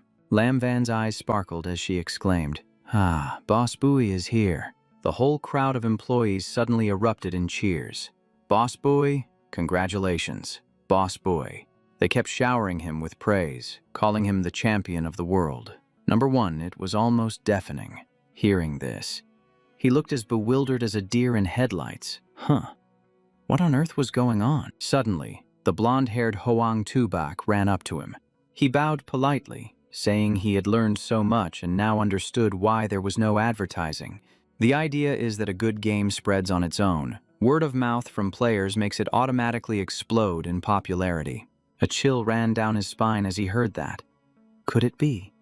For real? He immediately asked again. You mean, the game is already a hit? Tubak nodded enthusiastically. It's a hit. A huge hit. I just refreshed the data. Its popularity, online player count, and profits have all surpassed Bullet Trace by a long shot. Secretary Tan arrived with a massive bottle of wine, urging them to pop the champagne and celebrate. A loud pop echoed through the room, sending a wave of excitement through everyone. The two receptionists also set off party poppers, shouting, "Congratulations, Boss Bui. The game is a massive success." He stood there, frozen like a statue, his brain failing to process what was happening. The applause around him was thunderous, like being at a rock concert. He frantically handed out a glass of champagne, praising everyone for a job well done and telling them to keep up the great work. Tubak thought to himself, everything is truly going according to the boss's plan. The boss had calculated everything in advance, so now he's as calm as if this were just another day at the office. The more Tubak thought about it, the more he admired the boss's god-tier confidence, like a true final boss. Meanwhile, the boss slammed the door and hid in his room, moving as fast as someone running from a debt collector. He wondered to himself, just how accurately do you have to predict the market to pull something like this off? Then he suddenly jolted. Wait a minute. Isn't the script supposed to be going off the rails? I planned this so carefully. This should have been impossible. Without Nguyen Quang Qian's promotion, how in the world did this game get so hot? He immediately opened his laptop to check. The moment he looked, his eyes widened. What's with all these comments? One person praised the FPS for having a great story and gave it 5 stars. Another said it was more fun to play than counter-terrorism project.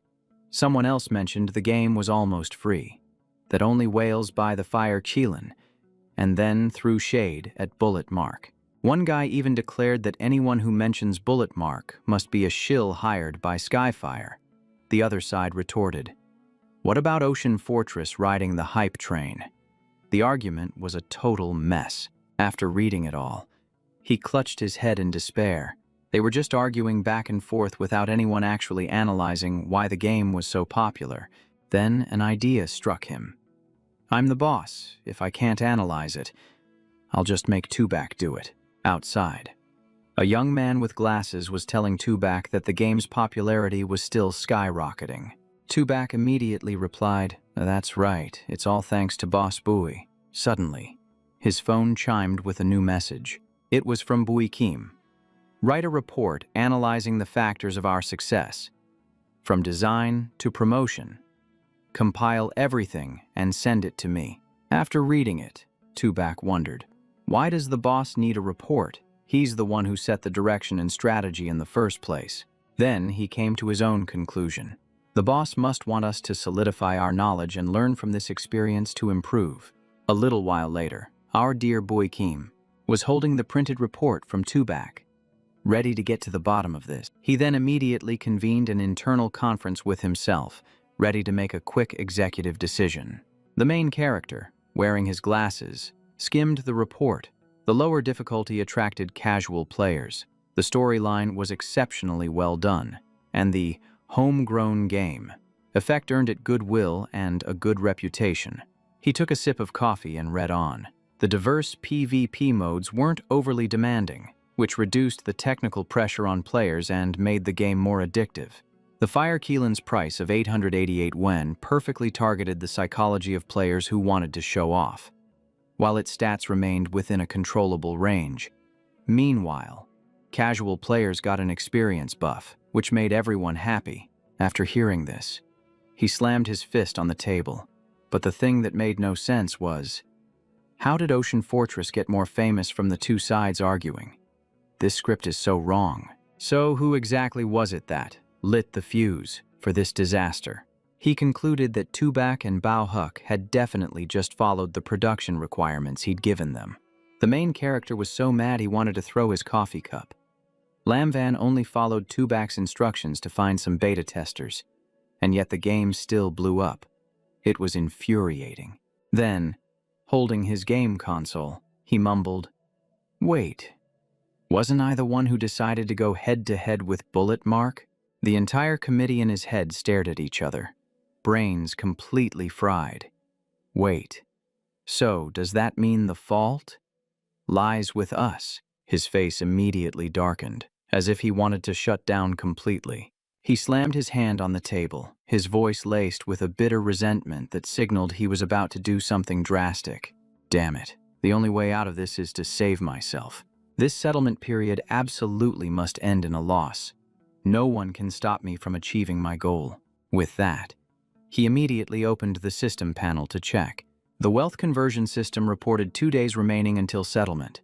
With a capital of 1,124,355 wen, a profit of 624,355 wen, and personal assets of 708 wen, he thought. The good news is that Ghost General's revenue is dropping, with only a little over 200,000 this week. The bad news is that Ocean Fortress has started to rake in money, bringing in over 400,000 this week. According to his previous arrangements, the servers and capacity for both games were already expanded to their maximum. The customer service team's contract was also signed, meaning all his escape routes were completely sealed off. A profit of over 600,000 yuan, at a conversion rate of 100 to 1, would only become 6,000 yuan in personal assets. 6,000 yuan sounds like a lot, but it's just a drop in the bucket. It's not nearly enough. If I want to take more, I have to make my capital drop below 494,000. Only then am I guaranteed to earn more than 6,000. Earning 100 yuan just to get one in my pocket. This system is playing on hard mode. The only real profit is taking a loss. The more profit Ocean Stronghold made, the more it pained him. He had originally planned for a 500,000 yuan loss, but who knew it would become a hit game? With only 2 days left, he had to find a way to burn through all this cash. So, he called his secretary, Tan, and asked if she had adjusted the standard salaries yet.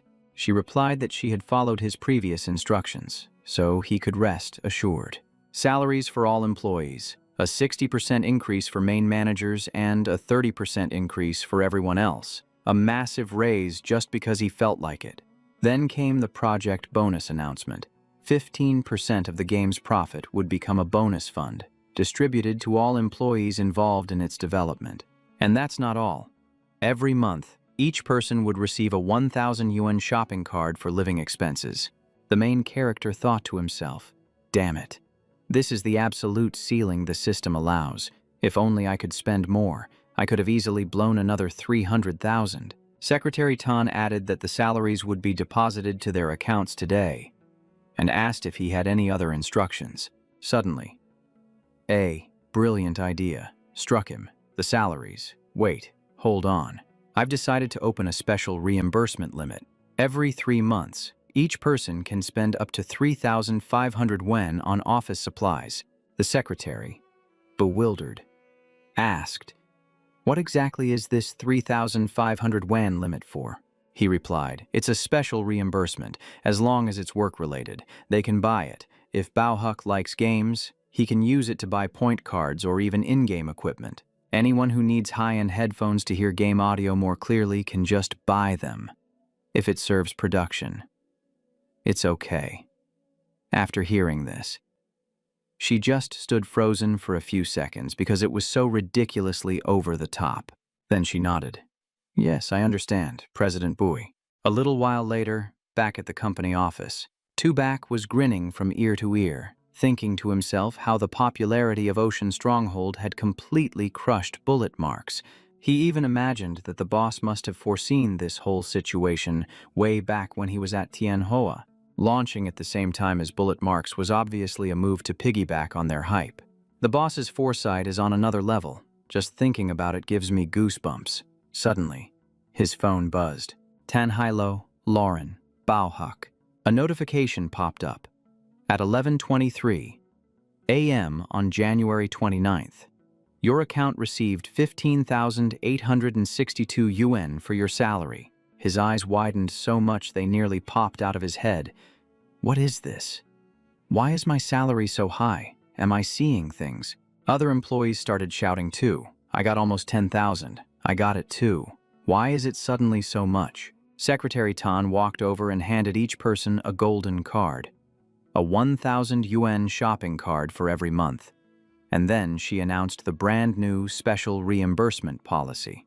Every 3 months, the company will reimburse up to 3,500 wen. She mentioned that she had already sent out the details for all the categories. The whole group went from one shock to another, their jaws hanging open as they struggled to process it all. Bao exclaimed, "Wait, so all game-related items are covered. Does this mean I don't have to spend my own money on games anymore?" The young man with glasses also shook his head. The overtime pay and project bonuses were already shocking enough, but now they're even covering our gaming expenses. This is insane. Tubak's eyes were wide. Exactly. It's almost making us feel embarrassed. The secretary added, "No need to feel embarrassed. Pack your things. We're getting off work at exactly 3 p.m. The boss is taking the whole team to the commercial district to celebrate the success of Ocean Stronghold." A short while later, he led a massive crowd of people, like a festival procession, to the shopping mall. Once they arrived, he shouted, "Today, we celebrate. Everyone's worked hard, so take your rewards and shop to your heart's content." In his mind, he was calculating. A capital of 1,100,000. Salaries and bonuses cost 400,000. Shopping cards are over 30,000. And the special fund adds up to about 100,000. Then he laid down the law. The 1,000 yuan cards must be completely used up, and the 3,500 yuan reimbursement must also be spent entirely. Anyone who doesn't spend it all will stay here. No one goes home. Hearing this, the whole group grinned widely. "Yes, sir, we understand. Thank you so much, President Bui." And with that, the entire horde began the battle. They split into teams to sweep through the stores.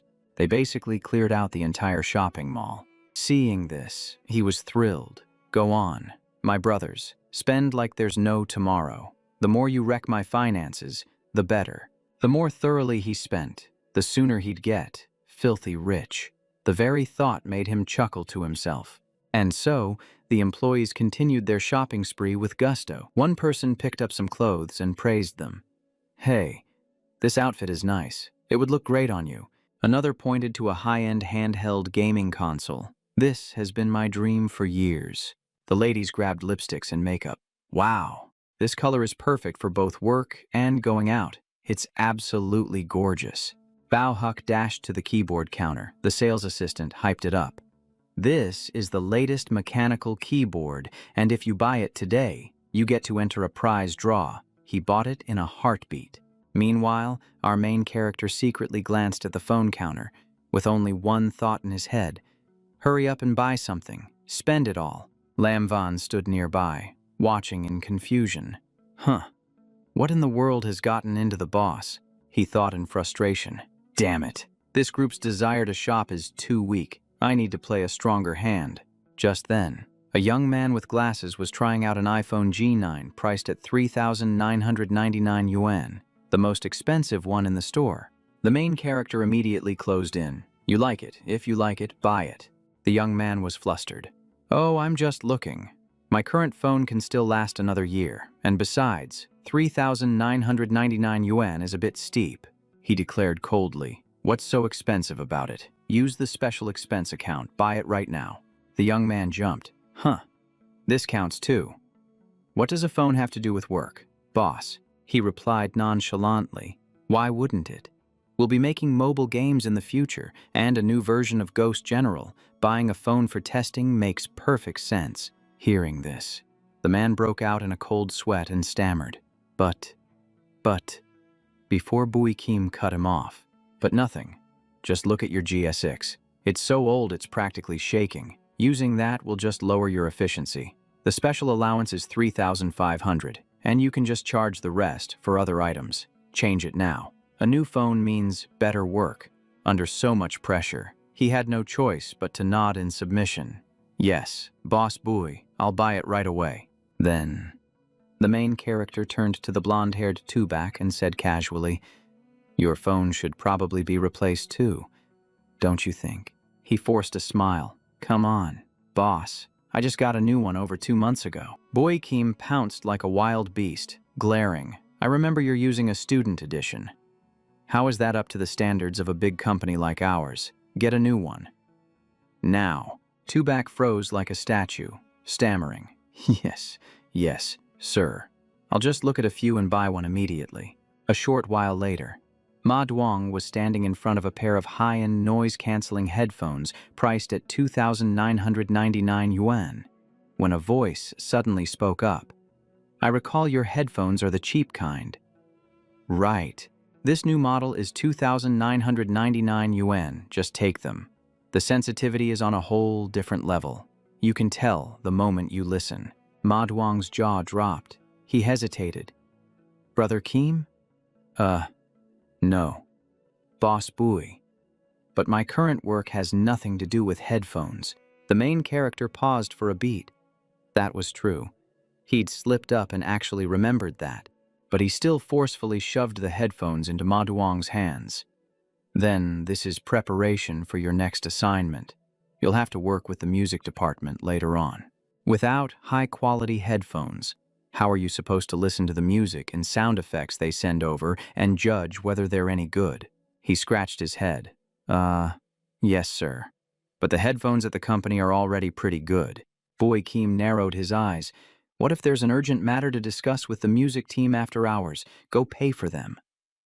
Now. Ma Duong immediately hugged the headphones, his face lighting up. Yes, sir, Boss Bui. Seeing this, the main character breathed a sigh of relief. The plan to spend money is a success. Heh. Lam Van, standing behind him, thought to herself, that's strange. Isn't the boss going to buy anything for himself? Just then, he noticed her and asked, Hey, you there. Why aren't you buying anything? She smiled brightly. Boss Bui, there's nothing here that I need. He frowned as a thought popped into his head. Oh, damn. A rich young lady with a mountain of money really is on another level. Then, the main character started walking around the shopping center, scoping it out as if he were casing the joint. He calculated, with over 1.1 million in capital. After this spending spree, he had 570,000 left, and the final 70,000 had to be spent by himself. Once he cleared that milestone, every 1 yuan spent would convert 1 toon into personal assets. With that thought, he walked straight into a VIP store that looked expensive at a single glance. Lam Van? Curious, followed closely behind to see what her boss was planning to splurge on. A while later, the whole group of employees was grinning from ear to ear, everyone showing off their haul and praising their boss for being the absolute best. As for our dear Bui Kim, he went all in. He stepped out decked in luxury goods, a fountain pen for 7,299 yuan, a belt for 3,288 yuan, a briefcase for 20,588 yuan, and a watch for 41,999 yuan, for a total of 3,174 yuan. Inwardly, he was ecstatic. Finally, within the system's allowed limits, I've lost over 3,000 yuan. Hehehe. Lam Van, however, looked on with an expression of admiration. I can't believe Boss Bui is so frugal. His total spending was less than 100,000 yuan. Tubak chimed in, saying that everything the boss buys is work-related, a true model businessman. She nodded in agreement. The boss was so generous with salaries and benefits, yet so modest when it came to spending on himself. She was so moved. He was truly an angelic boss. It was enough to make you cry.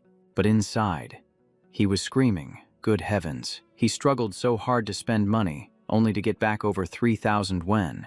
He bought everything the system allowed and was still furious. Suddenly, he asked Secretary Tan, I want to buy a gift for a friend who's also a boss. Do you have any suggestions?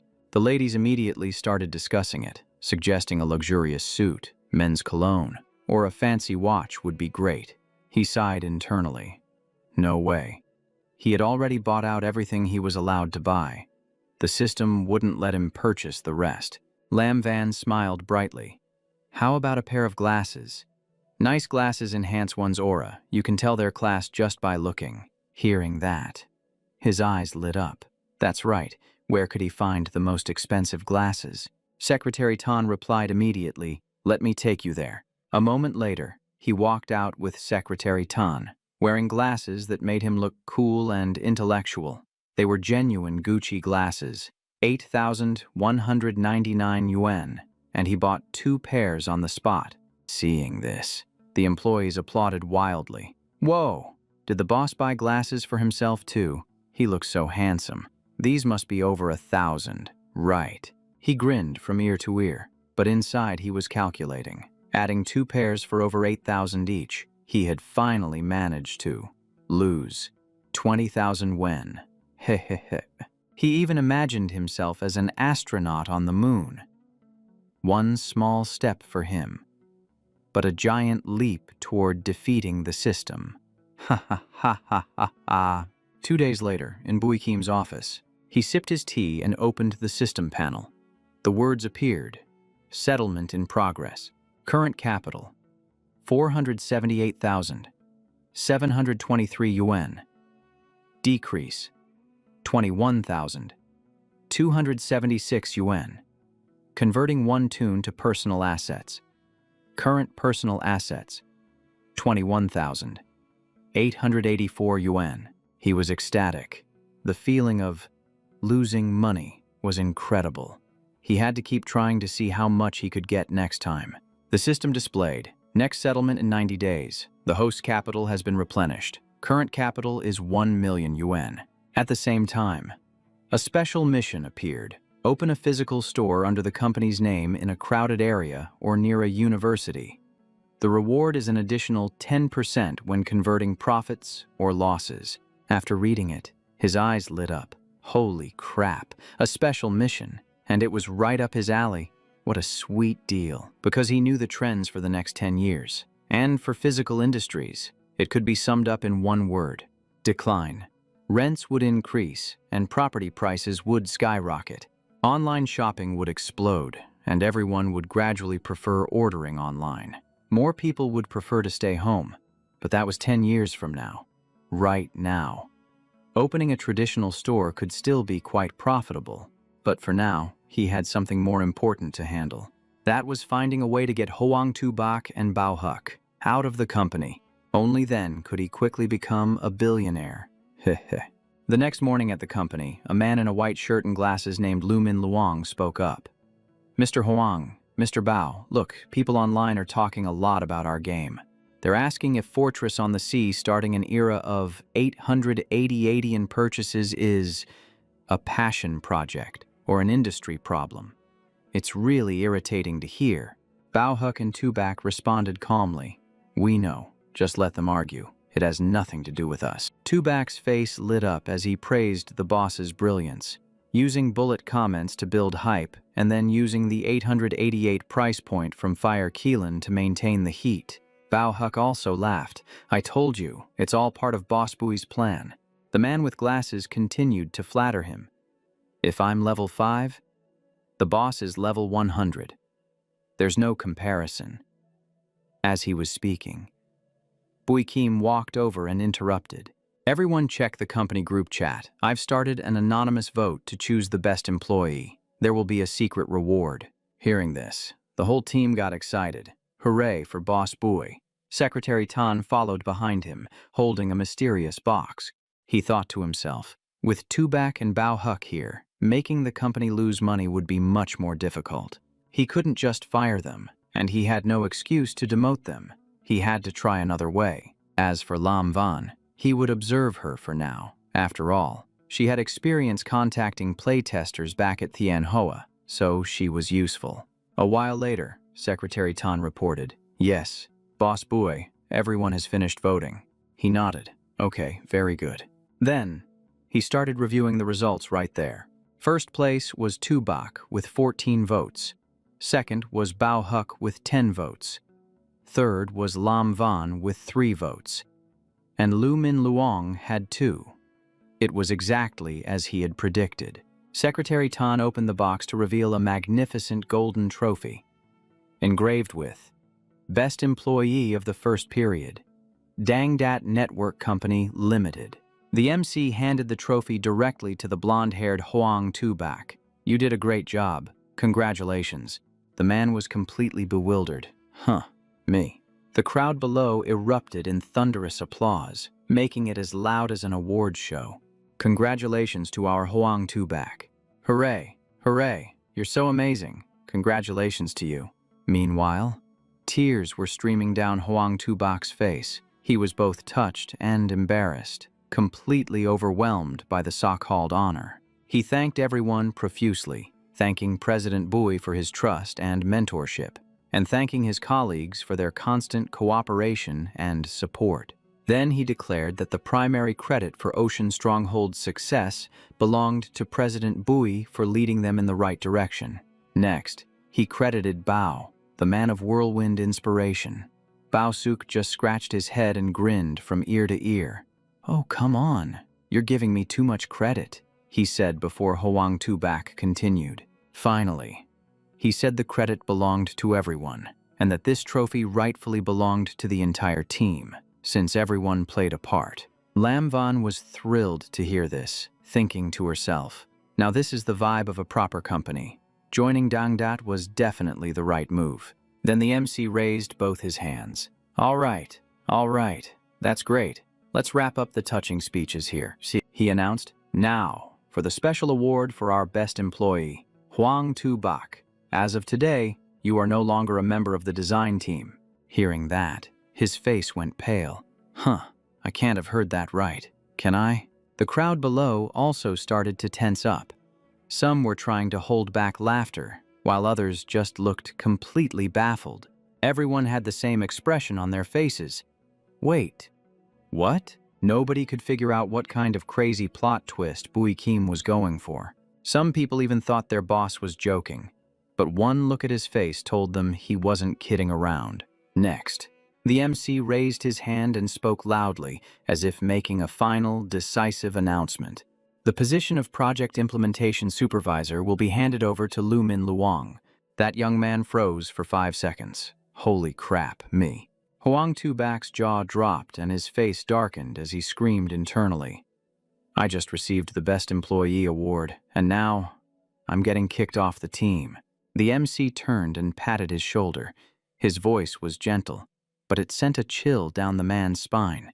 You are still an employee of Dangdot, but from now on, you will no longer be working on games. I am giving you a 1 million yuan dream fund. Choose an industry you like and invest in it. Whether you succeed or fail, the company will cover everything. The man's eyes lit up. What? 1 million yuan for real? You're not kidding. Are you? This feels like a dream. Meanwhile, the MC was celebrating internally. Yes, success. This is the optimal solution I racked my brain to come up with. The eliminate the top performer rule has officially been activated. I'm such a genius. Ha ha. But Hoang Tu-bak was still worried. President Bui, I'm afraid I don't have the ability. What if I end up losing the entire 1 million? The MC patted his shoulder firmly. I believe in you. You have to believe in yourself. He looked conflicted but had no choice but to bow his head in acceptance. Yes, President Bui, I will do my best. The MC smiled warmly, but inside he was growling. You have a talent for making games, which is exactly why you can't be allowed to make them anymore. If you made even more money for me, I'd die from frustration.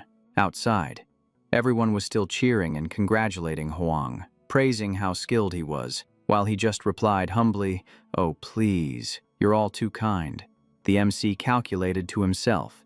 He's never been in business before, so there's a high probability he'll lose the entire 1 million. This is a win-win situation for me. I'm an absolute genius. Then he continued, the second award goes to Bao-suk. Bao-suk heard that and was completely confused. Huh. Boss, are you calling me? The MC nodded. That's right. Although it's a shame you only came in second, the company has not forgotten your contributions. He was as happy as a kid who just got a present. Wow, President Bui, you're the absolute best. The MC made his final announcement. Your reward is 1 month of paid leave. Starting tomorrow, you don't have to come to work. Go hang out somewhere else. The reward sounded amazing. Anyone else would probably be crying tears of joy. But Bao-suk just froze. Huh, go out and play. But play what? Am I just supposed to hang out at an internet cafe? And an internet cafe could never be as comfortable as the office. Right. He scratched his head and said hesitantly, President Bui, I don't really need this reward. I'm actually fine here at the company. The MC's face turned serious as he spoke with an air of finality. Game design isn't about just blindly winging it. If you want to achieve something great, you have to broaden your horizons. Got it. Bao-suk gulped. Yes, I understand. The main character added. Later, I'll have Secretary Tan schedule a trip for you. You are to visit all the famous landmarks in the country while surveying major game companies. This is a work requirement. You can't refuse it. Understand. Tears streamed down Bao-suk's face as he trembled and replied, Yes. President Bui. The main character turned his back and concluded, All right, this review period is over. Everyone can go home. Ma Duong, come to my office for a moment. Ma Duong was startled. Huh, yes, sir. Yes. President Bui, I understand. The main character thought to himself, when Bao-suk gets back in a month, the draft for the new project will already be finalized, no matter how creative he is. He won't be able to contribute. Heh. A little later, inside President Bui Kim's office, Ma Duong got straight to the point. Brother Kim, you're my boss now, but I have to be honest, I don't think it's a good idea to give Tu-bak's work to Lu Min Luong. There's nothing special about Lu Min Luong. If he can be the head of the planning department, then I think I can do it too. After hearing this, the main character just smiled and replied calmly, Come on, sit down, have some tea. Don't worry, we're brothers. How could I possibly treat you poorly? The reason I didn't put you in an important position is because I have something even more important to entrust to you. There's a key development direction for Dangdat that I was thinking of putting you in charge of. What do you think? Ma Duong's eyes lit up. Huh, for real. The main character showed him a picture. These are some prime business locations in Kinchao. I'm considering choosing the best one to open a large chain of internet cafes. I'll give you full authority over this project. How does that sound? Ma Duong broke into a sweat, frozen for a few seconds as his brain struggled to process. Brother Kim, the important job you mentioned is running an internet cafe. The main character nodded sharply. Not just an internet cafe. A chain of internet cafes, gaming experiences, hardware sales, movie viewing, and all sorts of other experiences, all bundled into a large-scale entertainment center. Dangdat's goal is to lead the gaming, entertainment, and hardware industries, and this is a crucial step for the company. I wouldn't feel comfortable entrusting such a big project to anyone else. It has to be you, he said, clapping him on the shoulder so hard it made him jump. The gullible Ma Duong was completely stunned, with a, "Wait, really?" look on his face. Then he chugged his cup of tea in one gulp, as if to gather his courage. He said decisively, "Okay, Brother Keem, don't worry, I will definitely complete this mission." The main character was delighted. "Then get to it. If you need people, just hire them. The budget is unlimited." Ma Duong put down his cup. "Okay, I'll go work on the plan," the main character added. "The decoration standards must match the company's. Don't cut any corners." "Got it." He pounded his chest. "Got it. Don't you worry, Brother Keem, I'll handle everything." With that, he turned and walked right out the door. The door slammed shut, a sound full of determination. Meanwhile, the main character smirked deviously. You really can't count on outsiders. In the end, you have to rely on your brothers. The failure of Ocean Stronghold was largely because I trusted the wrong two people, Huang Tu-bak and Bao Hook. Now, one of them has taken 1 million to go work in another industry, and the other has been forced into a 1-month vacation. The game project is entrusted to Lumin Luong, and the internet cafe chain is given to Ma Duong. There's no way I won't lose 700,000 to 800,000 yuan by the next settlement period. I'm a universal class genius. Cut to Wednesday, February 3rd. The atmosphere was starting to get tense. In the Dangdat company meeting room, the seats were sparsely filled. It looked like a class reunion where more than half the people didn't show up. Everyone was waiting for President Bui Kim to speak, holding their breath. Lu Min Luong, who had just been pushed into the role of acting head of planning, felt a pressure as heavy as Mount Tai. He lamented to himself. Bao is on vacation. Huang has disappeared. The two pillars of the department are gone. If this project falls apart, who's going to take the blame? Just then, Bui Kim spoke up. "Listen up, everyone. I've got an idea for a new game. This time, we're going to make a game that'll go down in history. Its name is The Game Producer." Lam Van was startled when he heard that. Is he really turning Dangdat's story into a game? Who would even play a game with a theme like that? He continued, "The gameplay is extremely simple. The player takes on the role of a game developer, and every choice leads to a different outcome, from genre and payment models to marketing. At the same time, you'll encounter all sorts of unexpected incidents, and in the end, you'll personally create a game and see its profits after release. That's the basic idea. If anyone has any thoughts, speak up." Min Luong and his female colleague looked at each other, their expressions completely blank. Bui Kim chuckled to himself. They're stunned. Right. The theme is bizarre and completely unappealing. This is guaranteed to be a spectacular failure. To his surprise, Min Luong raised his hand to speak. "Boss Bui, what will the presentation format be? Something like a story-driven role-playing adventure game?"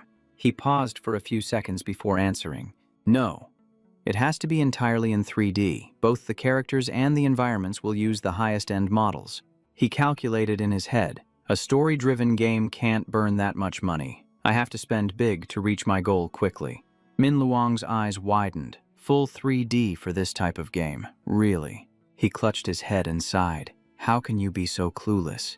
We need to be more creative, more abstract and modern. What I mean is we create a 3-dimensional process map, where each square is a room, and each line is a corridor. Each room has a door leading to a hallway, symbolizing the different choices available. When the player walks down a hallway, that represents choosing a branch, and each room is the result of that decision. The man with glasses froze after hearing that. A magnificent 3D world just for walking around. The pressure was immense, but he figured he should just write it down for now. Lam Van raised his hand. The idea is certainly novel, but won't players get bored just walking around like that? He thought to himself. Boring is good, but it's a problem if they get so bored they quit the game. Then, an idea came to him. We'll add narration to the game. Lam Van was bewildered. Narration? What do you mean? He explained, it's a way to communicate. A wrong choice triggers narration A, while a right choice triggers narration B, in his imagination. The game would constantly provide commentary that was half praise and half snark, forcing the player to choose between money and their dreams. The character in the example immediately chooses the VIP package. The narration appears. I knew you would choose the money. Don't bother explaining. This game is full of people like you. The character is completely bewildered upon hearing this. He concluded, this way, every choice has feedback, so the player won't feel lonely. Lam Van looked at him with eyes full of admiration. That's something only a design genius could come up with. Then he set the deadlines. 3 days for a draft, 1 week to finish the workflow, and 2 weeks to complete the art assets. Min Luong announced firmly, I guarantee it will be completed. He nodded. Good. Meeting adjourned. A little while later, in the CEO's private office, he took a sip of tea and asked Ma Duong, it's been 3 days. Have you hired anyone yet? He was taken aback. Not yet. Nothing at all. Hearing this, he almost spat out his tea. Inwardly, however, he was delighted. That's my brother for you. The more clueless he is, the easier it is to execute my plan. Ma Duong smiled brightly. I think I first need to find the right person to help me. He said this with a radiant smile, as if he had just struck gold. He fretted silently. This guy is so easily led. If he accidentally finds someone too smart, my whole plan will be ruined. He asked again, so how are you going to find them? Ma Duong scratched his head. I've spotted some talent on TopTop. I was planning to offer them a high salary to join us. Hearing this, he thought to himself, TopTop is full of so-called experts who are all talk. The chances of meeting someone who's just a smooth talker are extremely high. But on the outside, he just nodded along. That sounds pretty good. Tell me more. The young man got excited. The most important thing for an internet cafe is the computers. Brand name parts are hard to come by, so we have to hire someone to custom build them. The person I found is the head of a graphics card group, and he's quite famous on TopTop. After hearing this, he immediately agreed. Excellent. In his head, however, he was calculating that having some TopTop idol build the PCs would make the costs skyrocket, which was exactly what he wanted. He set his teacup down with a sharp clack and said decisively, we must recruit this person at all costs. Remember to treat him well and offer a high price. He was cheering internally, thinking that his money's fate rested in the hands of that great master. He leaned close to Ma Duong. How can we lure a master out of retirement without offering at least 8,000 yuan a month? Hearing that, the young man looked crestfallen. But my current salary is only 5,000 yuan. He put an arm around his shoulder to reassure him. Complete this mission, and I'll give you a raise and a bonus. At those words, Ma Duong's eyes lit up, filled with new determination to get it done. Brother Keem, I'll get on it right away. After saying that, he ran out, slamming the door behind him. He thought to himself, the game project is sorted. With a TopTop master on this side, there shouldn't be any problems either. The only one left was Hoang Tu Bak. He'd been out of touch for the past few days, and there was no telling how he planned to spend that 1 million. Cut to February 8th, Min Luong knocked on the door, announcing that he had completed the game's design draft. He handed over the document, inviting him to take a look. He was watching anime and looked up in surprise. That was fast. Have you been working overtime until 9 o'clock lately? He told him to sit down before continuing. The young man replied that his ideas were flowing, but he was still adhering to the official overtime policy. He accepted the draft, praising him, your performance is excellent, in his mind. He reminded himself that this time he had to read it carefully to avoid accidentally steering it away from his intended terrible concept like before. Min Luong, on the other hand, was anxious, just hoping his entire idea wouldn't be completely rejected. After that, he spent the entire session demanding an explanation for every single detail. Fix this here, adjust that there. He continuously pointed out problems.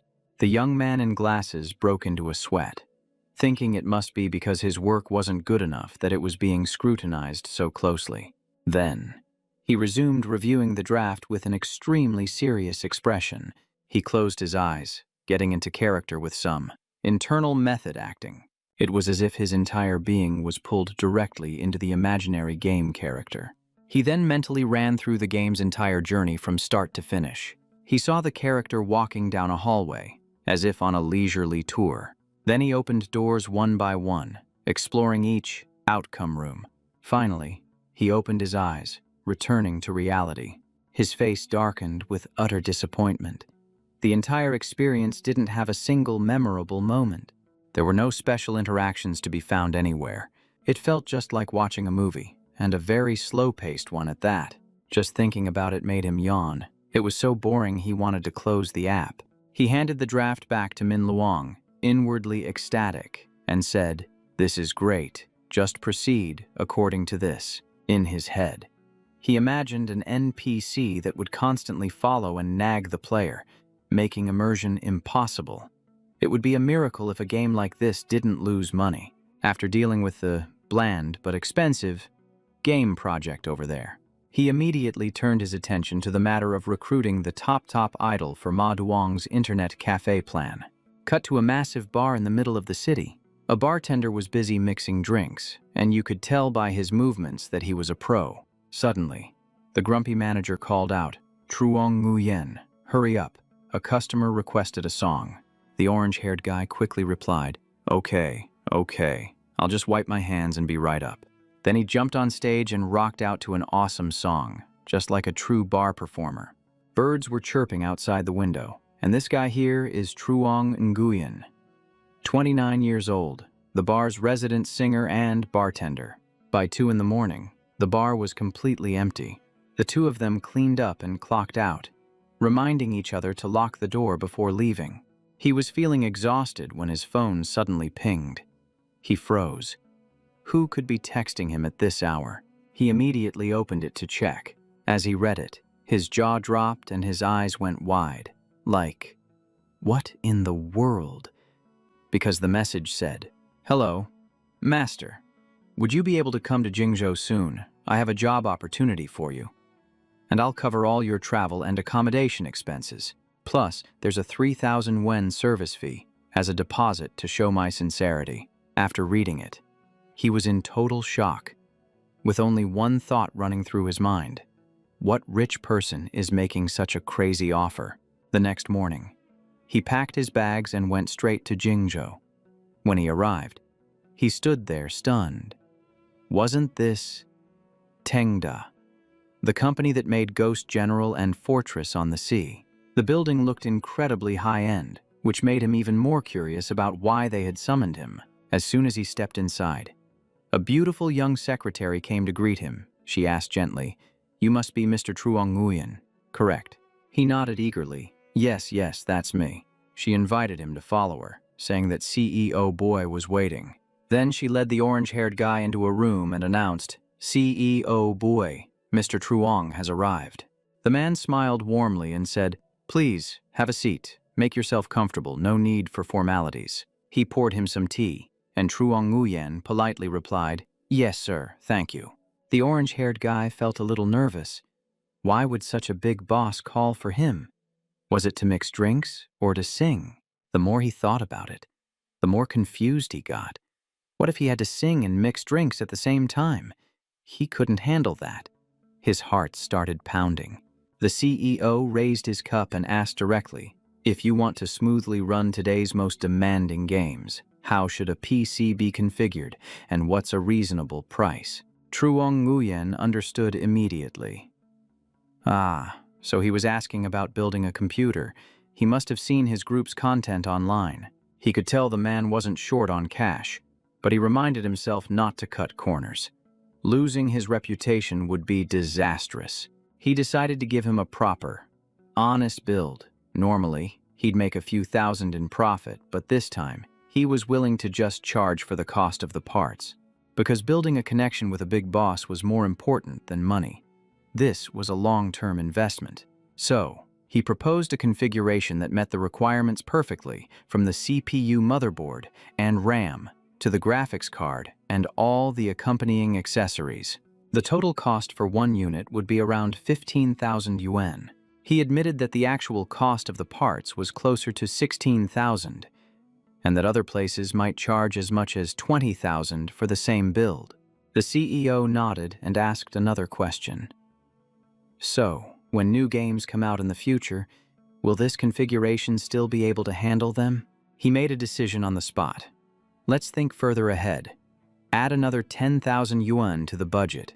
The orange-haired guy was thunderstruck. Huh. Another 10,000? Ah, yes, sir. In that case, we can upgrade to a better CPU model. The other components would be upgraded accordingly.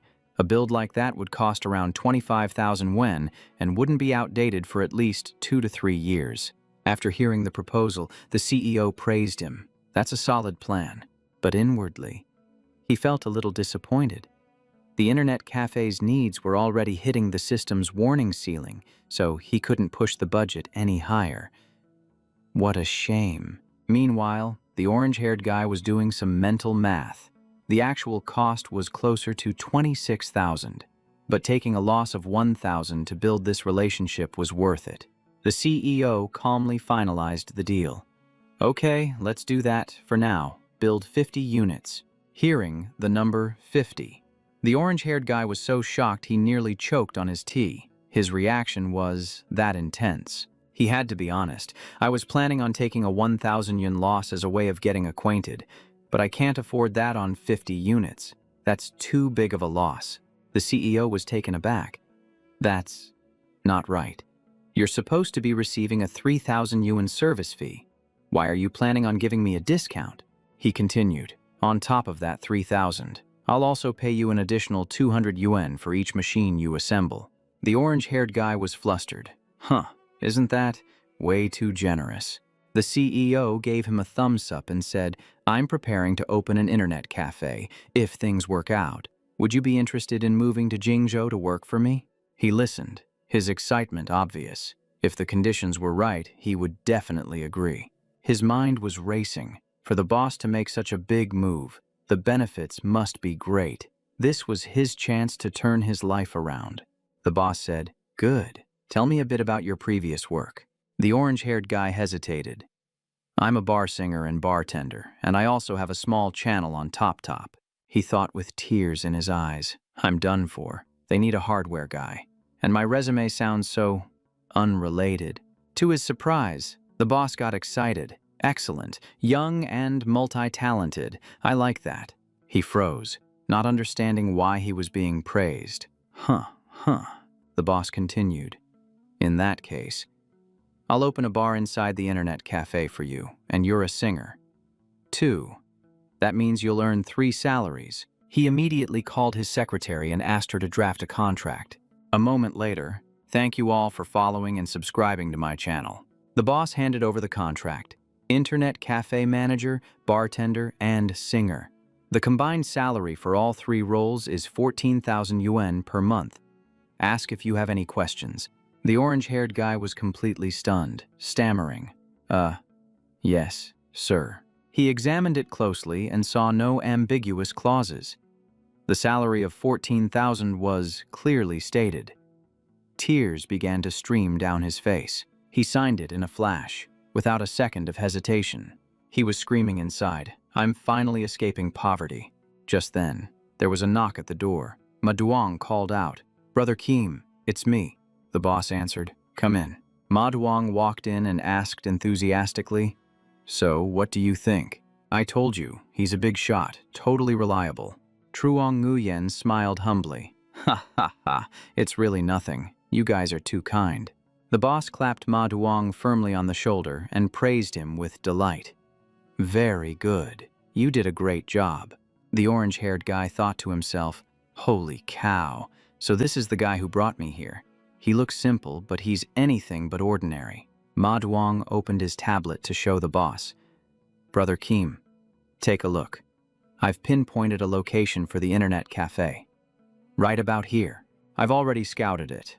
The surrounding area is decent, the decor is already in place, and the building is still new. It used to be a fancy restaurant, but it went out of business and is now for lease. The area is about 3,000 square meters, and the rent is 315,000 won per month. I think the price is reasonable. What do you think? Brother Keem. The orange-haired guy's jaw dropped when he heard that. Reasonable. Is he serious, or is there something wrong with my brain? And isn't he curious why such a fancy restaurant had to close down? This place is only near a small shopping center, and it's separated by a road. With all the customers being drawn to the shopping center, who would even bother coming over here? The rent is cheap, sure, but this location is a total lost cause. He wanted to voice his opinion but hesitated. I'm the new guy? I can't assume I know better than them. Ma Duong continued, Brother Keem. Check this spot out too. And the boss immediately replied, Nice, that's perfect. He decided instantly, I like this place. Let's go for it, he said, clapping his hands together loudly. Ma Duong gave a quick thumbs up. I knew you'd love it, Brother Keem. The orange-haired guy was reeling from one shock after another. His mind felt like it was spinning out of orbit. But whatever. The boss has already agreed. Saying anything now would just be asking for trouble. The boss raised his hand. Let me give you a brief overview of the plan, and you two can start implementing it later. The internet cafe is just one part of the business, so only install 50 computer setups. The price will be 10 yuan per hour. Also, plan for a bar. I want everything up to a 5-star, standard. Truong Nguyen, you know how to bartend. Right, when you're free, mix a few drinks for the customers to enjoy. Next to the bar, set up a lounge area, put on some soft music, and when you're in a good mood, you can go up and sing a few songs for fun, since this place was originally a restaurant. Let's take full advantage of that. Keep the back kitchen. Hire a chef to cook daily home-style meals, something simple but filling. The second floor will be a showroom, selling some commonly used equipment. We don't need to make a profit, just breaking even is fine. Next to it, we'll add a small, private screening room. About 10 seats should be enough. Ma Duong typed and took notes, praising him silently in his head. That's our boss for you. Everything he comes up with is brilliant. He turned to the orange-haired guy and asked, so this is what you call small but mighty. It has everything. It's perfect. The guy was sweating bullets, screaming in his head. Small but mighty. This is more like a chaotic hot pot. With this setup, are customers coming to play games or to eat and drink coffee? And at 10 yuan an hour, who wouldn't find that price a bit steep? He pointed at Ma Duong. The results for these things are great. Just do exactly as I said. Ma Duong beamed. Don't worry. I'll take care of the whole package. The orange-haired guy clutched his head in thought. This is truly unbelievable. Fancy wine out front, but home-cooked meals from the back kitchen. Anyone who walks in is going to be stunned by this combo. He couldn't take it anymore and was about to offer his opinion. Mr. Boy, I think, before he could finish. The boss cut him off. This store is the first experimental step for the Tengda Corporation. So, don't worry about losing money in the initial phase. This is a large-scale complex for entertainment, lifestyle, and gaming. It's normal that you're not used to it yet. What's important is to slowly shape people's habits. The orange-haired guy felt his soul leave his body after hearing that. Well, if the boss says not to worry about short-term losses, I guess we'll just get it done. Ma Duong grinned from ear to ear. All right, Brother Keem. We'll get started right away, the boss replied. Good. I'm confident you guys will achieve brilliant success. Go for it. The orange-haired guy could only swallow his words. Whatever. My salary is over 10,000 yuan. I'm already winning. Cut to the Tengda Corporation office, where employees are still buried in their work, rushing to meet deadlines. In the director's office, he thought to himself, okay, the situation with Min Luong and Ma Duong is pretty much settled. That just leaves Huang Tu back. He's been off work lately. I need to check on his progress. He immediately sent a text to the blonde-haired guy. He asked how the Dream Fund project was going. The blonde-haired guy replied that he'd decided to go into television production. It had been his dream for a long time, and now that he had the chance, he wanted to pursue it. After reading it, the boss froze. Television. An idea lit up in his head. That industry can lose money so fast. Just hearing about it sounds promising. But just to be sure, he decided to ask a few more questions. He pulled out his phone and called him right away. "Hello, it's me." He asked if the guy had enough capital, adding, "If you need more, I can pump in some extra funds." The blonde-haired guy frantically refused. "1 million from the Dream Fund is already more than enough. How could I dare ask for more?" The boss told him it was no problem, then asked where he was, if he had a script, if he had a director, and suggested he come by the office to talk if it was convenient. The blonde-haired guy said he was standing right outside the company building. He said he'd already found a director and that he was downstairs with him right now. He said he'd see him in a bit and then hung up. The blonde-haired guy turned to the man with glasses next to him. "Let's go. Mr. Boy is waiting in his office." A moment later, the blonde-haired guy led the man with glasses into the boss's office. He introduced the director he had invited, Chu Sash, a fourth-year directing major from Handong University. The man shook his hand and said, "It's a pleasure to meet you." When the boss heard, "fourth-year student," his confidence soared. The less experience he has, the easier it'll be to lose money. This deal sounded like a sure thing. The boss nodded. "All right, have a seat, let's talk," he asked. "So, what are you planning to film? Is 1 million really enough?" The blonde-haired guy waved his hands dismissively. "Don't worry, we're just shooting something small, a few short videos, post-production and equipment will be simple, so we won't spend much." The boss froze. Short videos. His confidence in losing money plummeted. He suddenly had a bad feeling about this. He asked tentatively, "Are you guys by any chance filming a short series called Unexpectedly?" The two of them looked at each other, confused. "What's Unexpectedly?" He gave a faint smile. "Oh, it's nothing." "So, have you figured out the specific content yet? Is there a script?" He silently reassured himself, and his confidence in losing money ticked up a notch. Chu Sash answered directly, "Yes, Boss Bui, we want to film you." He was taken aback. What? You want to film me?" The blonde guy explained they wanted to make an advertisement, and the director added that he'd heard rumors he was like a Superman, so they wanted to film the interesting aspects of his daily work life. He was skeptical. Interesting. My daily work life. He admitted to himself that he was so lazy. He could count the number of times he'd shown up at the company on one hand. His confidence in losing money shot up to 80%, because if his daily life was that bland, it would be hard for the show to get popular. If it wasn't popular, the ad would flop, and if it flopped, he'd lose a ton of money.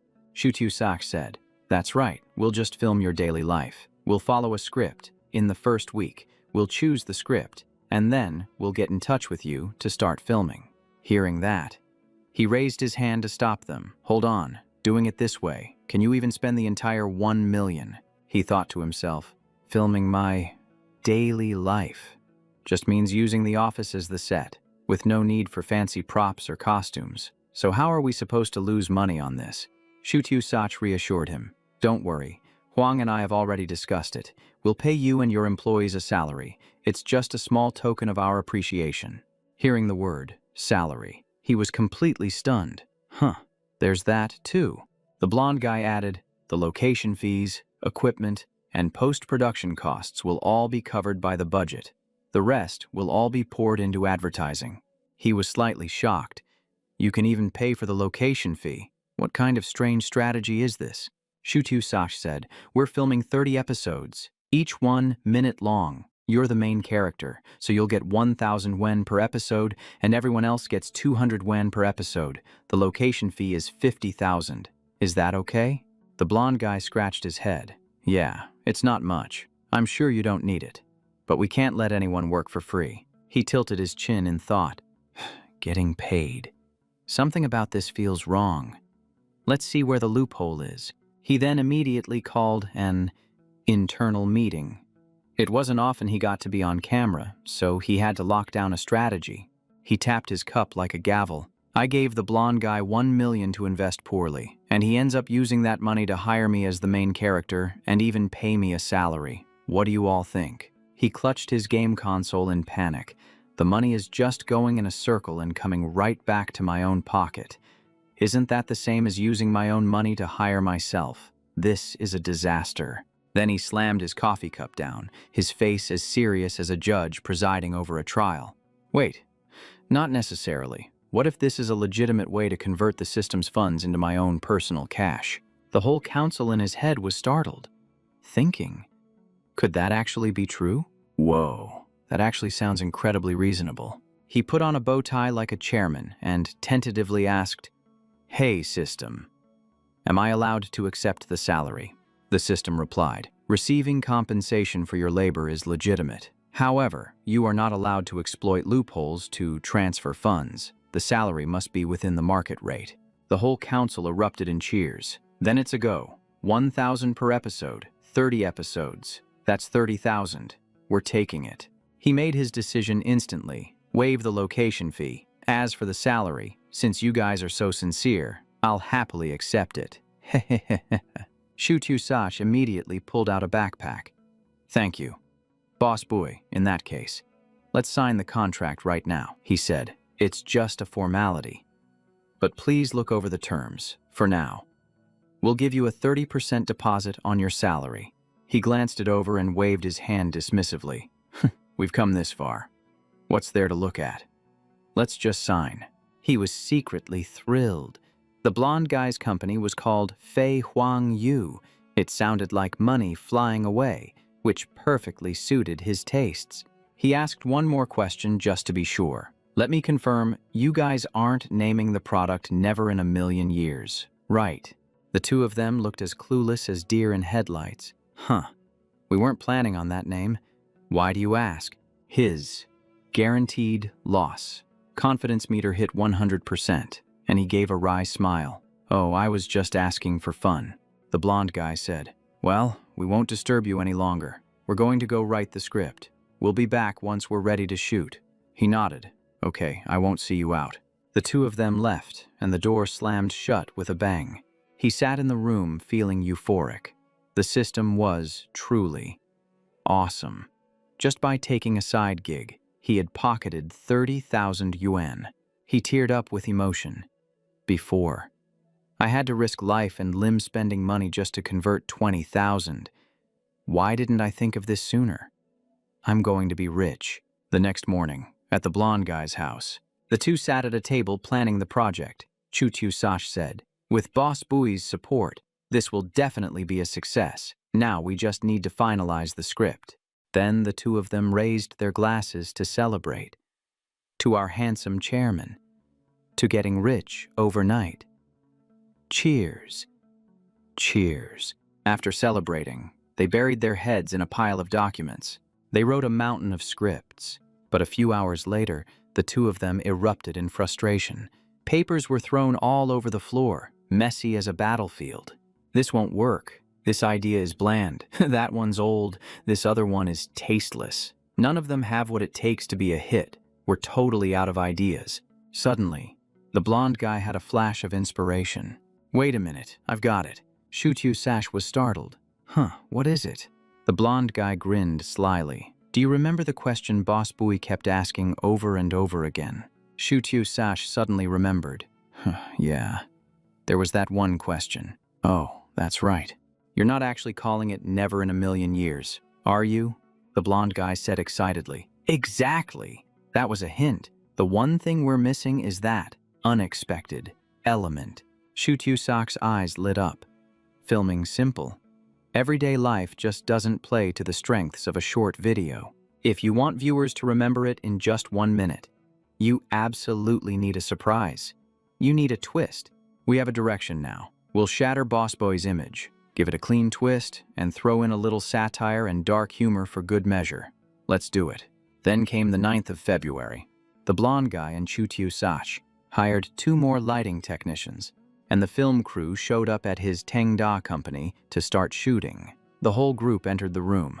Startling him, Chu Sash said, "This episode is super simple. Just a few scenes. You don't need to see the script or say any lines. Post-production will handle it." He was skeptical. "Huh, no script and no lines. Can you even do it like that?" Shu Sash said awkwardly. "Yes."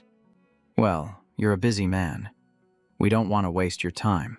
A moment later, Chu Sash gave the signal. Rolling. Scene 1.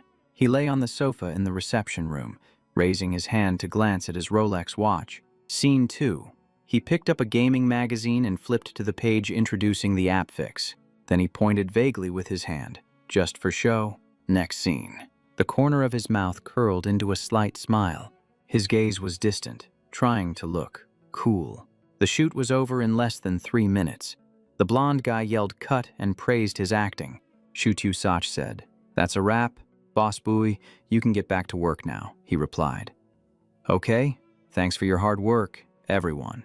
But inside, he was confused. What the heck was that? The shoot went by in a flash, and it's just over. Then he thought smugly, a short video with no plot. It's bound to be a flop. He sat on the sofa, mumbling. They're being a bit cheap, huh? Giving me this prop as a gift. Suddenly, he noticed something strange. Wait, a Rolex. Why did Scene 1 have me staring at a Rolex? Why make me lie on the sofa and stare at it, and then give that cryptic smile? This isn't right. This smells like trouble. With that thought, he shot up from his seat. He bolted for the door in a flash. He blocked their way, his gaze fixed on the distance. "Director, please wait a moment." Shutu Sach turned around, surprised. "What is it? Boss Bui, is there something else?" He asked directly. "Can I see the script for the short video?" Shutu Sach didn't understand why, but he handed it over. "Of course, sir, here you go," he added. "If there's nothing else, we'll head back to start editing." He let out a dry laugh. "Ah ha ha. Take your time leaving, I won't see you out." Then he scrambled back into his room and slammed the door shut. He broke out in a cold sweat, his hands trembling as he opened the script to read it. The script was clear. I glance at my Rolex not to check the time, but to casually flex on everyone and show them how rich I am. I casually sell the Rolex for 200,000 yuan, sit around for an hour, then toss the task to an intern with 3/4 of the money, this time giving him 50,000 yuan to go. Explore the game. The script even described the intern's face changing colors constantly, ending with a completely unexpected twist where he still manages to create a game that players love, even though it was an 8-hour driving simulator as bland as dishwater. And yet, it somehow became a hit. Selling 200,000 copies in 2 weeks, the intern became a future star, and I naturally completed my small, mundane goal just like that. After reading it, he froze as if he'd been electrocuted. It's over. I'm so screwed. This was no different than throwing mundane slice of life and completely unexpected into the same pot. And he had specifically asked them not to shoot it in that completely unexpected style. What now? What am I supposed to do? Because both of those video styles had been extremely successful in the past. And on top of that, this script had been unanimously approved by those two. Just hearing about it, you could already smell a hit. So where did that leave his plan for a spectacular failure? He tried asking the system, "Hey system, can I withdraw the money? Can I just not invest that 1 million anymore?" The system immediately warned him that withdrawing funds required a legitimate reason. Otherwise, it would be considered a violation of the rules. He thought blankly, what kind of legitimate reason? That I hate Shutu Sach, that the blonde guy annoys me, or simply that I don't want to invest. Those were all ridiculous reasons that definitely wouldn't count. He told himself to calm down. If withdrawing the money was difficult, there was another way. Can't I just quit being the main actor and stop filming? He planned to use the excuse of being too busy to cancel and force them to recast the main role. Surely it wouldn't be a hit then. Right. But then he remembered the contract. The penalty for breach of contract was 3 times the appearance fee, which amounted to 90,000 yuan. His face paled. Where in the world was he going to get 90,000 yuan to pay the penalty? He clutched his head, wanting to cry, and asked the system if the penalty fee could be paid with the system's capital. The system replied that since the contract was signed by the host and the profits belonged to the host, the penalty must also be paid by the host. He was so shocked he almost dropped his phone. His face darkened as he muttered to himself like he was casting a curse. I can't just sit here and wait to die. I still have the internet cafe and the game, 2 projects that can still lose money. I'll tell Min Luong to stuff in more narration and add more ways to provoke the players. Let's drive that damn game into bankruptcy, he said, dashing out the door, thinking about the game getting flamed into oblivion. He couldn't help but laugh out loud. Cut to the next morning, when the crew had already brought their equipment over to continue filming. After setting up, Chu-Tu-Sach handed him a new script, saying, "Here you go, Boss Boy." He reported that yesterday's footage was almost done editing, and that he was planning to negotiate with a video platform for more resources and a better price. He even had a contact at Phoenix Net, so there was nothing to worry about. He took the script and read it, his mind already starting to run the calculations. He realized the last script wasn't random at all. Chu-Tu-Sach was no pushover. The blonde guy asked, "Boss Boy, you look terrible. Have you been working too hard?" He replied wearily, "I'm fine, just start shooting," and the blonde guy nodded as well. The crew shouted, Okay, let's make this quick. Let's start." Suddenly, an idea flashed in his mind. "Wait, I have a brilliant idea." He smirked slyly. "I'm going to act so horribly that I'll completely destroy this video's reputation." A dumbfounded look, pursed lips, the most over-the-top smile imaginable. Yeah, that should work. Right.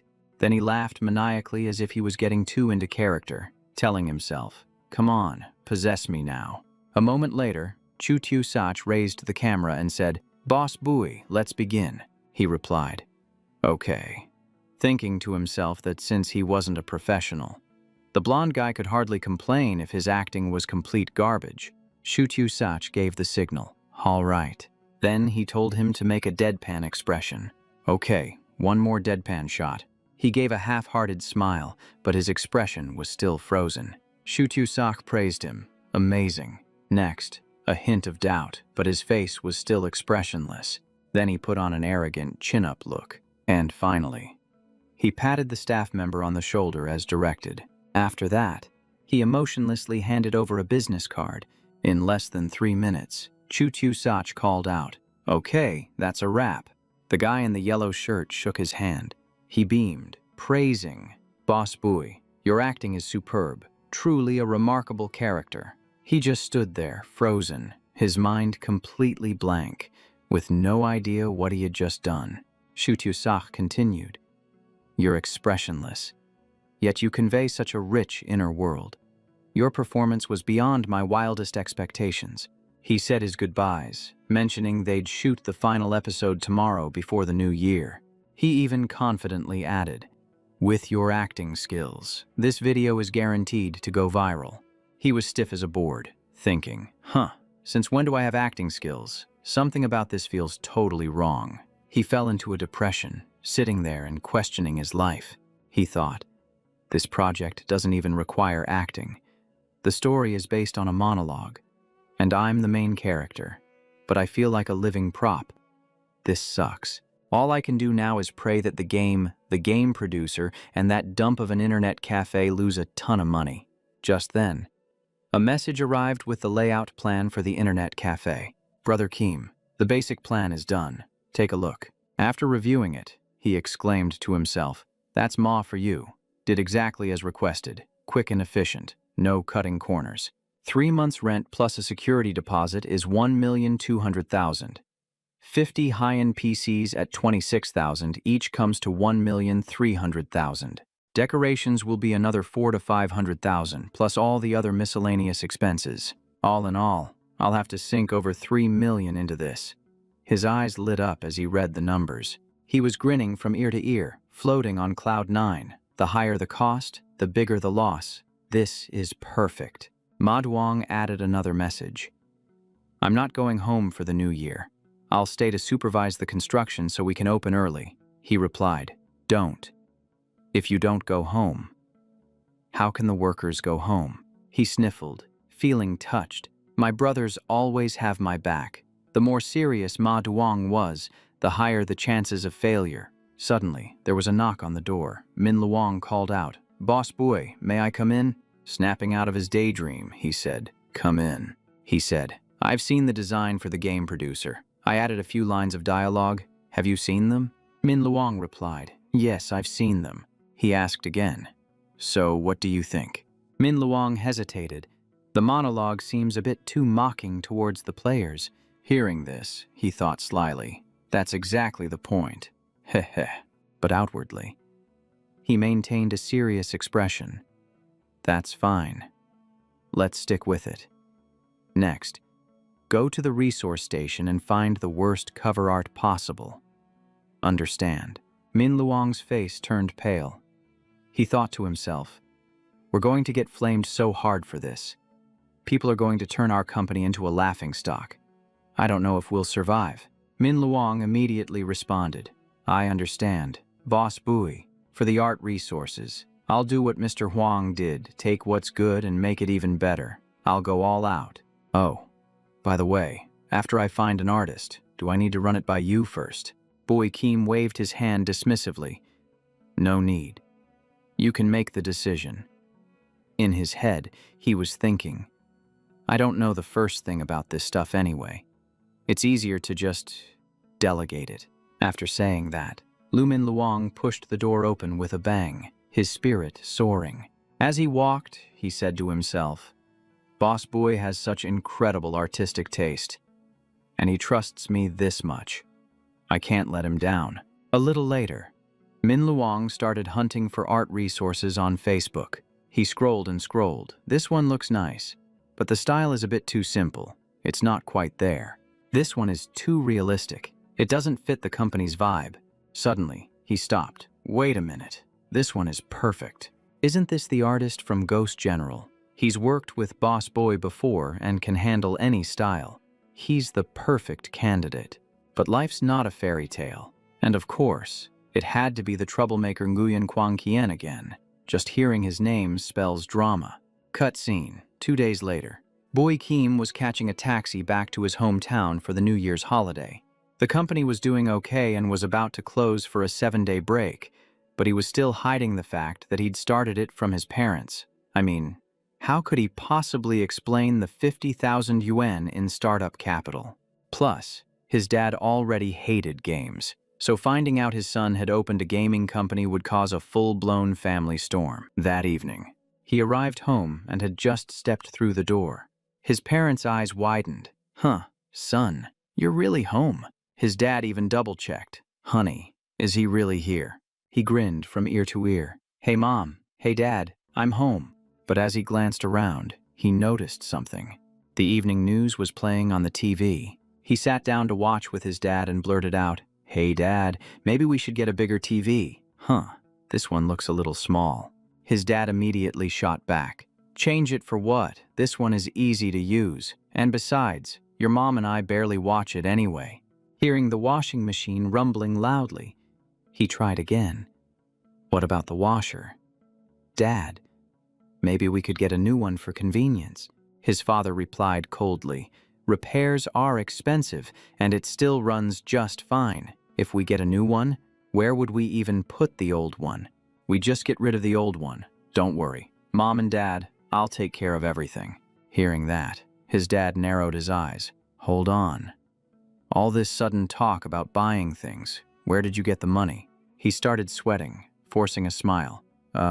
Well, the thing is, luckily, his mom came to the rescue. You must be tired from the trip. Go change and wash up so we can eat. His dad only grew more suspicious, mumbling to himself, is this kid up to something shady? The main character scratched his head and laughed. Oh, at school. I was in a short video, and the director paid me 30,000 yuan for it. He breathed a sigh of relief internally. Good thing I prepared a script beforehand. His dad took a sip of water and scoffed. Stop lying.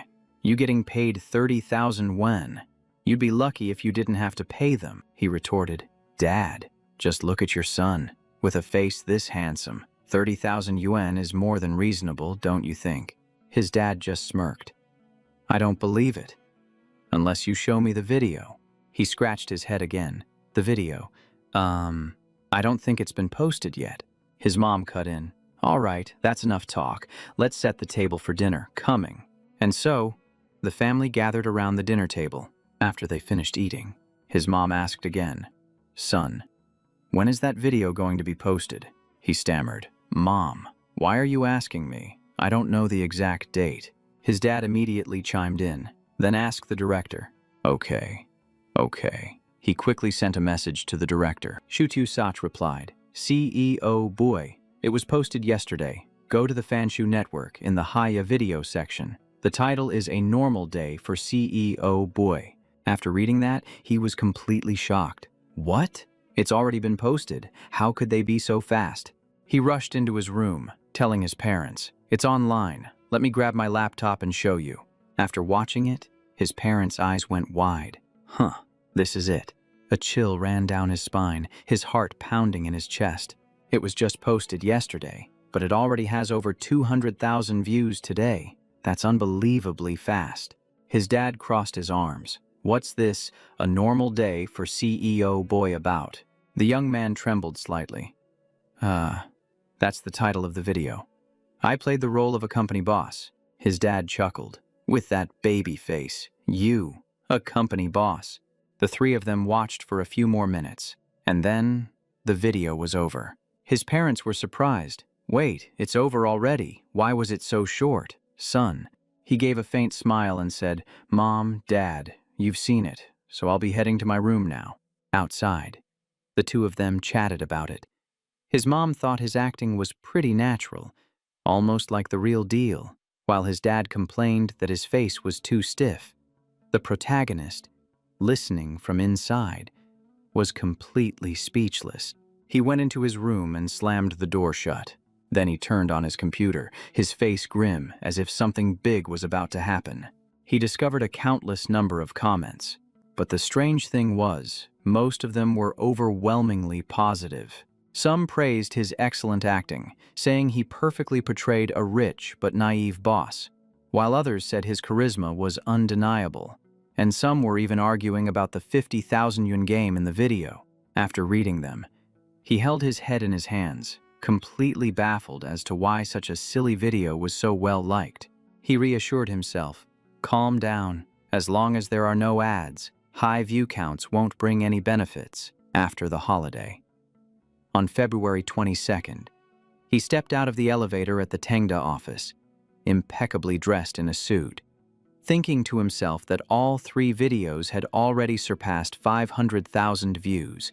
As soon as he walked in, he saw the enthusiastic employees. Some wanted to treat him to a meal. Others were asking for a role. Shutyu Sach had to remind everyone to get back to work before Boss Bui held them accountable. He once again told himself that as long as there are no ads, it doesn't matter how popular this gets. It was only then that the whole group realized he had arrived. Boss Boy is here. The entire office greeted him in unison. He asked Shutyu Sach if he was here to film episode 4, and the young man confirmed it, adding that he also wanted to discuss a business collaboration video. Hearing the words, business collaboration, he froze. Alarm bells went off in his head as he wondered, could it be? He coldly told him to come to his office to talk, and Shutyu Sach nodded and followed. Inside the private office, Shutyu Sach began his report. Boss Boy, we've received our first advertising offer. In other words, we're starting to make money. Hearing this, his hand trembled as he held his teacup. Only one thought ran through his mind. It's only been a few days since it aired, and we're already at this stage. Shutyu Sach continued, saying it was an ad for an online clothing shop. They wanted to feature their new shirt in the video and have a supporting character read one introductory line. He nodded and asked directly, all right, how much is the offer?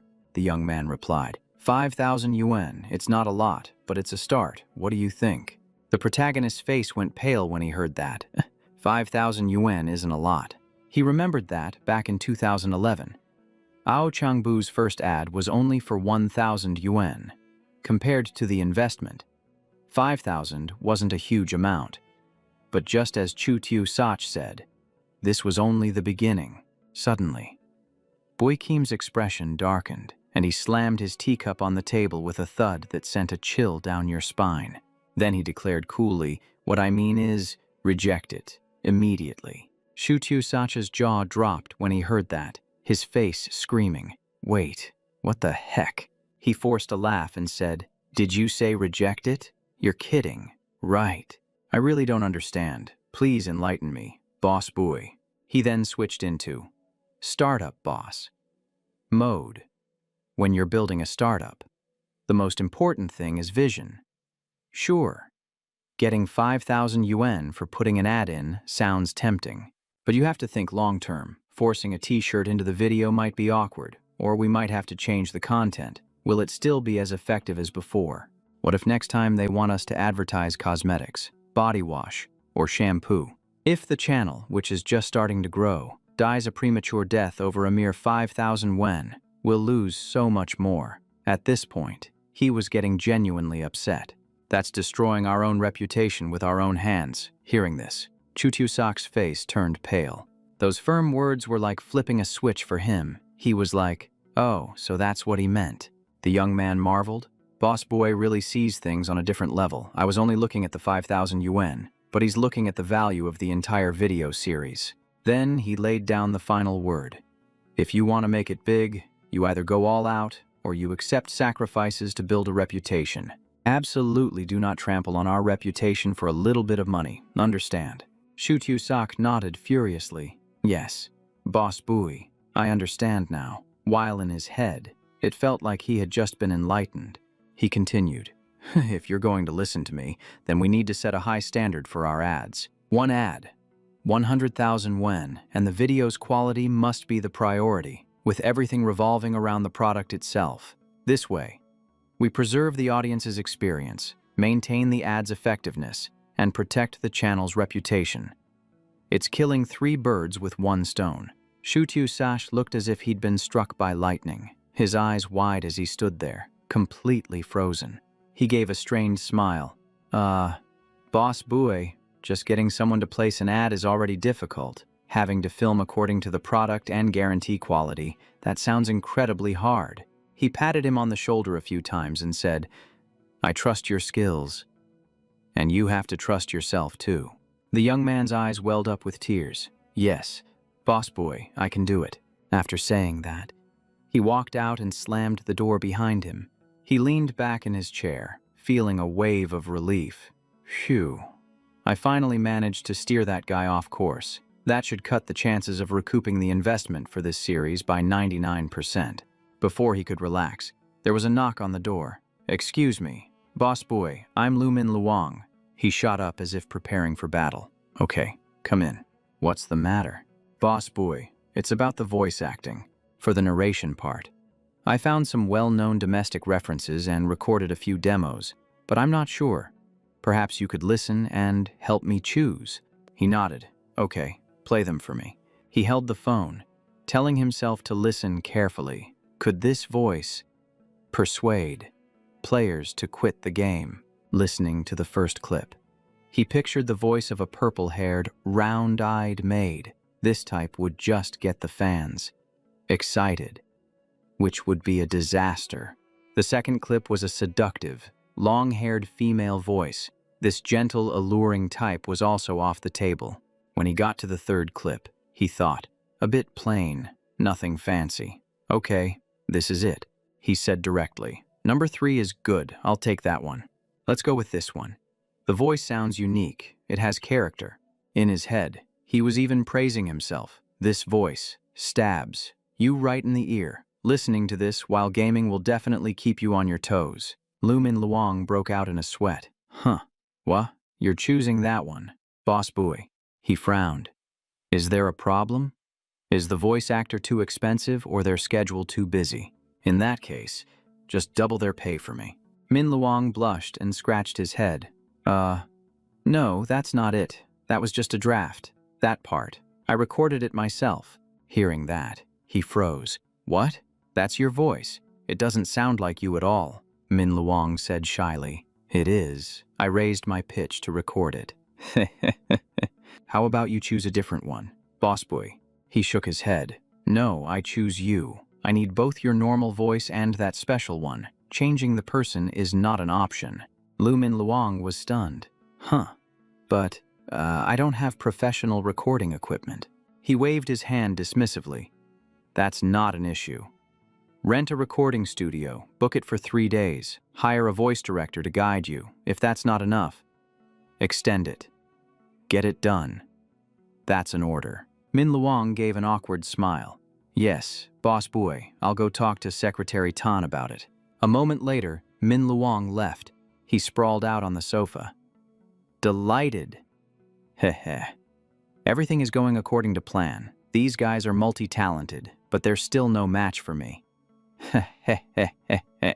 On the morning of February 24th, Lu Min Luang held a meeting with his 6-person design team. He started off with a cool demeanor. There are 2 main things to discuss in today's meeting. First, I'll be away for 2 to 3 days to do the voice acting for the game creator. The whole team looked like they'd been struck by lightning. The lead on a game that's in development is leaving to do voice acting. Min Luang was flustered. It was Boss Bui's order. Don't ask me. I'd also like to know why. Second, everyone just keep doing your part well. If any issues come up, discuss them immediately. Then he glanced over at Lam Van, wondering to himself, why is Lam Van reading the narration script so intently? Shouldn't I be the one scrutinizing it? She spoke up. I think I generally understand Boss Bui's intention now. Min Luang was startled. What? You mean about him making me do the voice acting? She nodded. Yes, I must say. His intention this time is so profound that no one realized it at first. She analyzed. Just like Boss Bui's Ordinary Days series, this game also has a dark Joker vibe. It's highly satirical. Look at the narration. It's constantly guiding the player, forcing them to make choices throughout the creation process.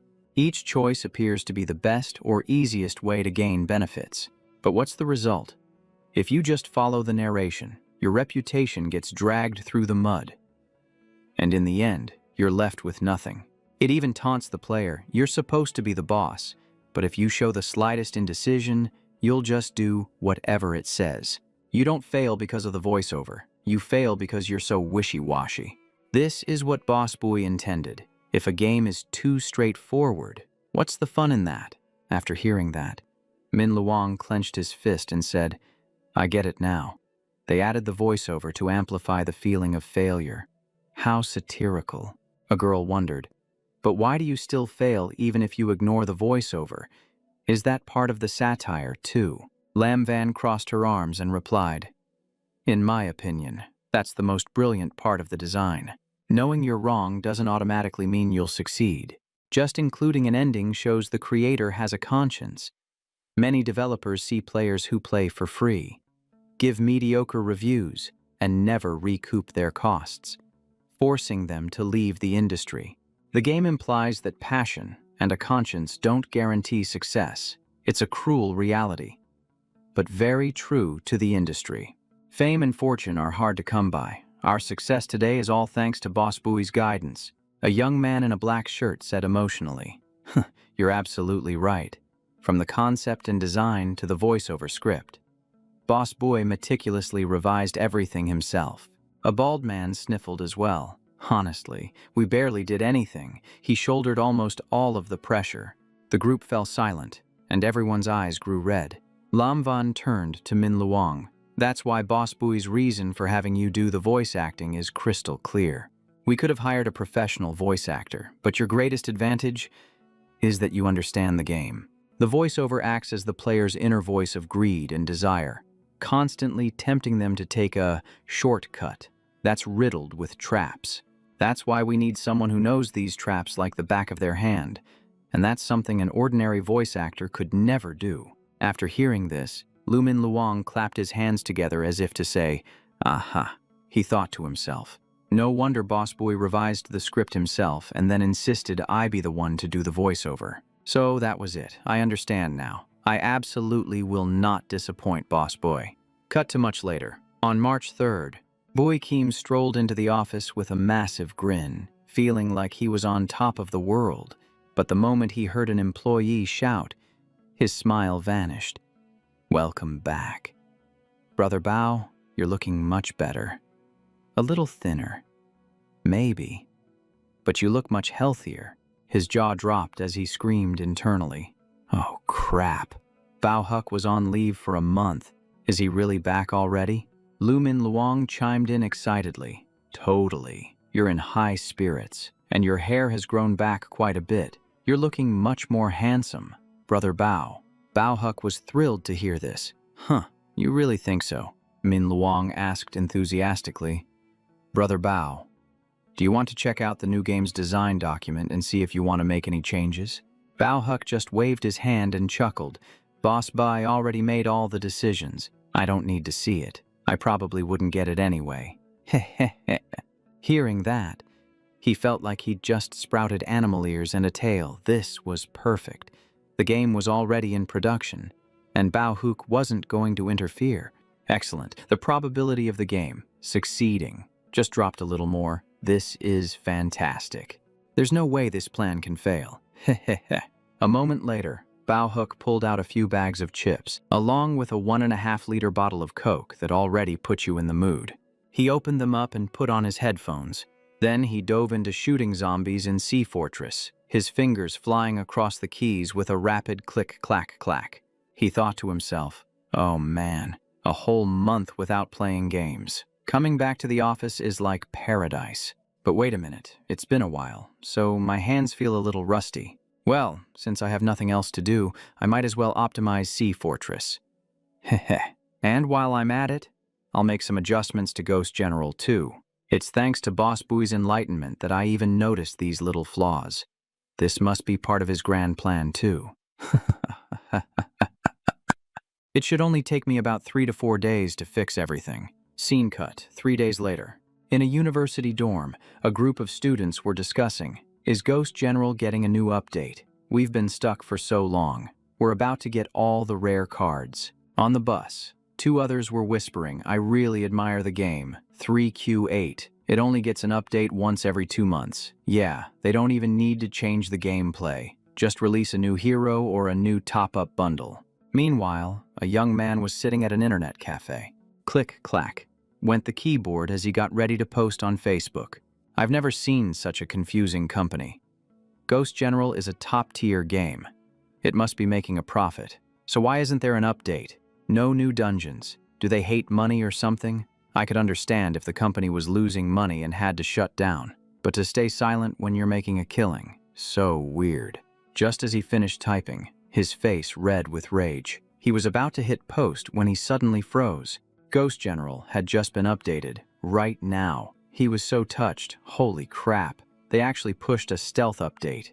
Scrolling down, he even saw comments. Quan Vu, who everyone complained was too weak with his continuous slashes, has been fixed and buffed. And Triu Van's low-skill activation rate bug seems to have been patched too. The young man's jaw dropped as he read. Oh my god, they fixed all these minor bugs too. Another student was overjoyed. Other companies just shove VIP packages down your throat and only fix bugs after you pay up. But Dang Dat did the opposite. Does this mean the next version will be even better? Dang Dat hasn't given up on Ghost General. This is absolutely fantastic. What a conscientious company. I'm so moved. The guy in the internet cafe excitedly clacked away at his keyboard and posted again.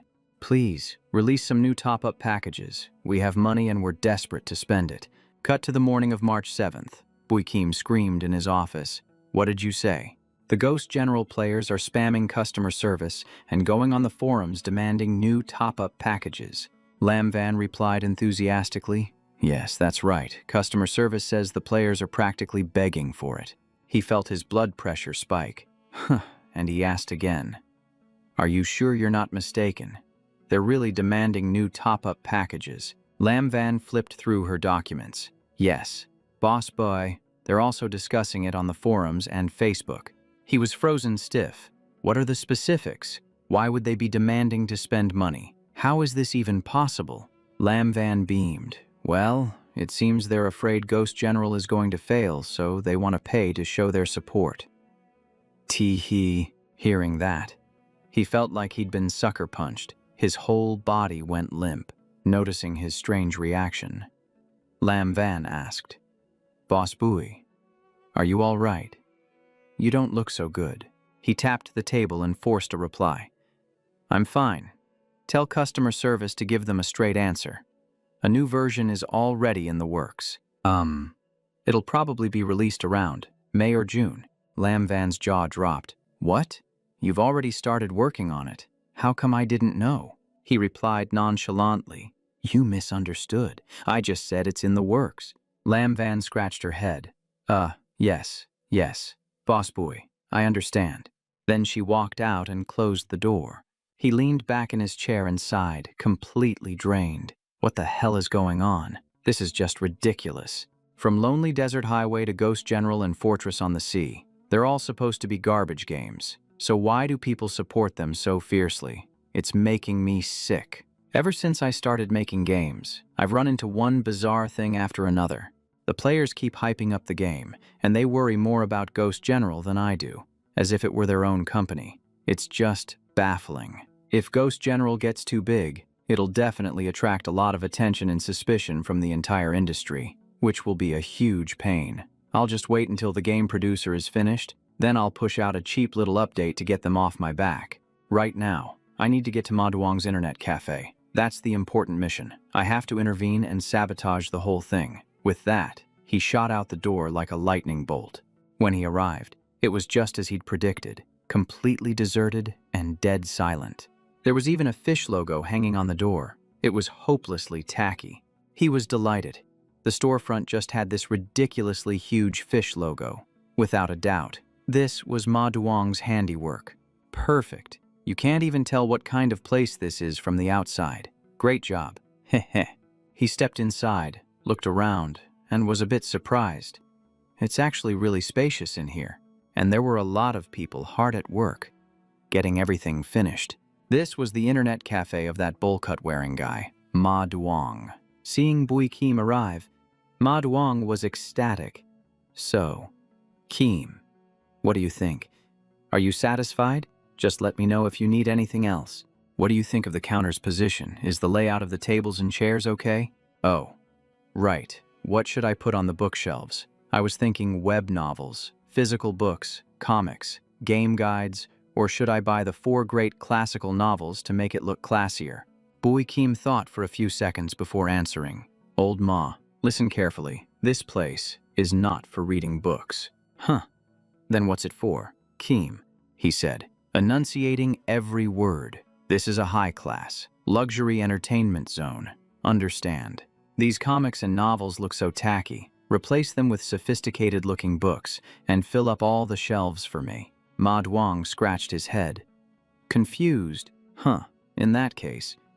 Boss Kim, could you give me a few titles? I'll go buy them right away. Okay, listen up. A Brief History of Ukrainian Tractors. The Small Tractor Driving Manual. I Invented a Plow for the Motherland. The Tale of the Tractor Station Chief and the Minister of Agriculture. And also a user and repair guide for hand-operated tractors. Ma Duong was completely stunned after hearing that. Then he let out a weak laugh. Heh. Boss Kim, are you sure about this? Why would we buy a bunch of books about tractors? Boy Kim raised an eyebrow. When something is tacky to the extreme, it becomes art, you get it. Go online, look for sophisticated books for young people, pick the ones with the most incomprehensible titles, and buy a ton of them for me. Ma Duong just got more confused. Ha, I get it, no problem. Oh, Boss Kim, let's check out the kitchen next. We haven't decided on a head chef yet. But don't worry, some pretty big-name chefs have already applied. He raised his hand and instructed. The head chef must meet my standards. They have to be great at cooking everyday dishes. The more skilled, the better. Remember that. Ma Duong beamed. You can count on me. When I'm on the job, everything will be perfect. Heh. He gave a sly grin. Old Ma, I don't know what I'd do without you. Heh. Ma Duong blushed. Hee. If you keep praising me like that, Boss Kim, I might get a big head. He waved his hand. Go ahead and be arrogant. You deserve the praise when you do a good job. Nothing to be shy about. Then, Ma Duong pulled out a chair. Hey, Boss Kim, come try out the demo station. He sat down and thought to himself, damn, this is nice. You really get what you pay for. He turned and instructed. When customers use the computers, have the staff place a clean towel here for them. You know, the kind you see in fancy restaurants. Ma Duong scratched his head in confusion. Huh, isn't that a little too fancy? He retorted. What do you think this place is? This is a luxury entertainment center. If we're targeting high-end clients, our service has to be high-end too. Got it. Also, enforce a strict no-smoking policy everywhere so the smell doesn't linger. And install a new ventilation system to improve the air quality. Ma Duong nodded immediately upon hearing this. Just then, Truong Nguyen came over carrying a rather fancy-looking drink. Here, Mr. Bui, please have a taste. Our man, Bui Kim, took it and tasted it without hesitation. Then he asked, "What's this called? How much is one glass?" Truong Nguyen's eyes crinkled with a smile. "It's called Aurora Jungle Rio Ice. 51 a glass. At the bar, a 700 milliliter bottle costs 400 won, and one glass is about 30 milliliters. Hearing this, he asked, "What's the cheapest cocktail on the menu?" 25 wen. The 3 basic cocktails are all priced that way, but of course, we can lower it a bit. Suddenly, he pointed and ordered, "Increase the price of every glass by 10 yen. Our clients are high class. Pricing things too cheaply is an insult to them." The orange-haired Truong Nguyen froze. "Ha ha, are you serious?" His face darkened as he thought to himself, "If I price it too low, they might drink a lot and I'll make a huge profit, which would completely ruin my plans." Now, a customer who plays for 2 hours and has 1 drink will blow 80 yuan. They could spend that much money elsewhere and it would last them a whole week. That's how I'll make them run for the hills. With prices this high, there's no way I won't lose a ton of money. He nodded.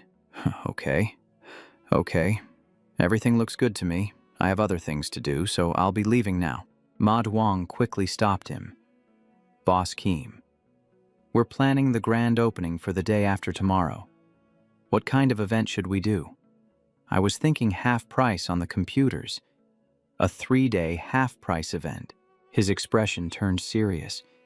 "No, that's way too common. We're a high-end gaming lounge, just a normal opening. No silly promotions." "Got it." Ma Duong was dumbfounded. "Huh. No promotions at all. Okay then, I'll cancel them." Then, Bui Kim pushed the door open and stepped outside, a scheming smirk on his face, already picturing the satisfying scene of failure in his mind. He thought to himself that he'd personally come see the empty internet cafe on opening day, and only then would he be completely at ease. Cut to March 9th. The internet cafe officially opened with a rather odd name, the Sturgeon Internet Cafe. The street outside was bustling with people, but sadly, no one bothered to even glance at the brand new sign. Inside, Truong Nguyen was diligently wiping down tables and chairs, but the atmosphere was dead cold. One look at his gloomy face and you knew something was wrong. It was the first day, and it already smelled like a total disaster. The entire morning passed without a single customer. Literally, not a soul dropped by. Meanwhile, Bui Kim was casually sipping bubble tea as if nothing was wrong. He was grinning from ear to ear, constantly complimenting how good it was. His cheerful attitude was just baffling. Ma Duong stood beside him, completely bewildered, unable to figure out what his boss was planning. Finally, the young man spoke up, suggesting they go hand out flyers to attract some customers. But the main character casually dropped a bombshell, saying that their class was above handing out flyers. Customers had to discover them by chance to get that wow factor. Everyone's jaw dropped when they heard that, letting customers discover them on their own. What kind of plan was this? It sounded like a joke. Just then, the cafe door unexpectedly swung open. A young man walked in, looking completely lost. Ma Duong immediately greeted him with a warm smile, asking if the customer wanted to play games or have some coffee. The guy hesitated before asking how much it cost for 1 hour of game time. 10 yuan an hour. How many hours are you playing? He replied nonchalantly. The moment he heard that, the customer almost fell over backwards, asking if the place was made of gold to have such a high price. Ma Duong quickly explained that this wasn't an ordinary internet cafe, that all the computers were top off the line, so the price was reasonable. The customer was still skeptical and asked if there were any discounts for getting a membership card. He quickly pulled out a menu, and he introduced the special offer. a 10% discount on drinks after getting a membership, which sounded a bit strange to everyone. After hearing that, the young man put his hands together in apology, said he was too poor, and turned to leave. He bolted straight for the door as if he had a speed buff, not daring to look back. Ma Duong just stood there with tears welling up in his eyes, his morale plummeting without breaks. As for Bui Kim, he was inwardly laughing with delight. He even praised Ma Duong, saying he did a great job and was a true genius, which was enough to make you faint. Ma Duong turned to him and lamented that all morning. Customers had come in, asked about the price, and then bolted. The main character nodded, agreeing that this situation really wasn't good. Hearing this, the goofy-haired young man thought he had changed his mind and suggested holding a promotional event. Who would have thought he'd order them to make a sign with the prices clearly listed and post it by the door, just to save time explaining. Ma Duong was stunned, unable to believe his ears. He even added that if people think it's expensive, they shouldn't even bother coming in, saving trouble for both sides. At that moment, everyone realized his version of not good was something completely different. But the main character calmly stated this was the corporation's long-term strategy. Losing money for 3 months or even half a year was fine, he said. Just take it slow and things will work out, which sent a chill down everyone's spine. Ma Duong had no choice but to nod, half believing and half doubting. After that, Bui Kim waved goodbye, saying he had other business to attend to, and left. He walked out in an extremely cheerful mood, even complimenting himself on how good the coffee was today. Cut to Sunday evening, March 14th. Ma Duong and Truong Nguyen were sitting there staring at the account books, their faces longer than the price list. The rent was 315,000 yuan. Materials and salaries were over 70,000, burning through a total of nearly 400,000 each month, not to mention the initial investment of 2 million yuan. The revenue from the past 3 days was even less than what a tiny coffee shop would make. Truong Nguyen pointed to the ledger, predicting they could lose up to 300,000 yuan every month. The atmosphere was heavy, and he suggested they should talk to Mr. Bui to find a way to change things. But Ma Duong shook his head, saying the boss had told them to hold on for at least a week. That means waiting until the 21st, and if he said so, all they could do was wait. They both decided to follow his orders and wait 1 more week before figuring out what to do next, even though, deep down, they were all worried sick. Truong Nguyen was also secretly worried about how long his 14,000 yuan salary would last. Cutting over to Hoang Tu-bac, he stood in front of a familiar shopping mall, feeling like life had come full circle. He made a call to someone, letting them know he'd arrived. Then he arranged to meet at their usual spot. A little while later, the two of them were sitting in a coffee shop. Tu-bac waved and called out to Nat Quan. The young man with purple hair was named Ma Nat Quan, and he used to be the game planner for Thuong Duong at his old company. Nat Quan remarked that he looked tanner than before, probably from being outside so much lately. When he heard about shooting on location, he asked in surprise. Tu-bac revealed that he'd left the gaming industry and was now shooting video clips. He was part of the team behind Mr. Bui's lifestyle videos. Nat Quan was shocked to hear that, because that video series was incredibly popular right now. He curiously asked what role he played in the project. Tu-bac gave a mysterious smile, saying he did a bit of everything and was also one of the investors. After hearing this, Nat Quan was almost in tears, feeling like he had finally found the right path. Then he asked about how things were at their old company. Nat Quan sighed, saying everything was just as stressful and oppressive as before. Old Lu even tried to price a new gun at 888 yuan, and it wasn't even a limited edition. They were selling hundreds of them at that price, which sounded really fishy. Turns out, he was just jealous of the game Fortress on the Sea because their 888 yuan Fire Qilin sold like hotcakes. As a result, as soon as it went on sale, the community backlash was fierce, and the big boss was furious. The employees sitting outside could clearly hear the tense atmosphere in the meeting room. Tu-bac explained that the Fire Qilin in the other game sold for 888 because it was the only thing you had to pay for in the game. That game had high quality and lots of free content, so players were willing to support it. Plus, they only sold one, Its stats weren't overpowered. It even benefited other players, and it was both beautiful and permanent. So, of course, it sold out. After hearing the explanation, it finally clicked for Not Quan, and he wondered how he knew so much even after leaving the industry. And here comes the craziest part. Tubac calmly said that he was the one who made Fortress on the Sea, and that he's the CEO. Nat Quan felt like he'd been struck by lightning. He couldn't believe it. Tubac smiled, saying that everything had happened so fast over the past few months that he didn't even know where to begin. Then he began to tell Nat Quan the whole story, revealing an unbelievable journey. He said, "I'm warning you, you're going to be completely blown away after hearing this. But every word is 100% true." Suddenly, Nat Quan grabbed Tubac's hand with both of his in a flash, his determination undeniable.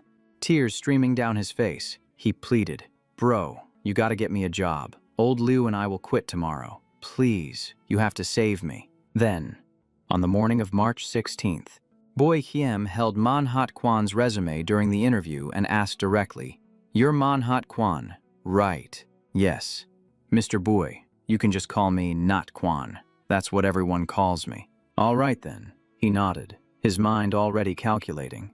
Looking at his resume, there was nothing special about him. He seemed to be the same type as the blonde guy, so hiring him to help spend the company's money would be fine. Suddenly, he pulled out a stack of documents. "Mr. Boy, these are some essays, short stories, and novels I've written. Please take a look." So, he picked it up and started reading, and he panicked internally. Oh crap.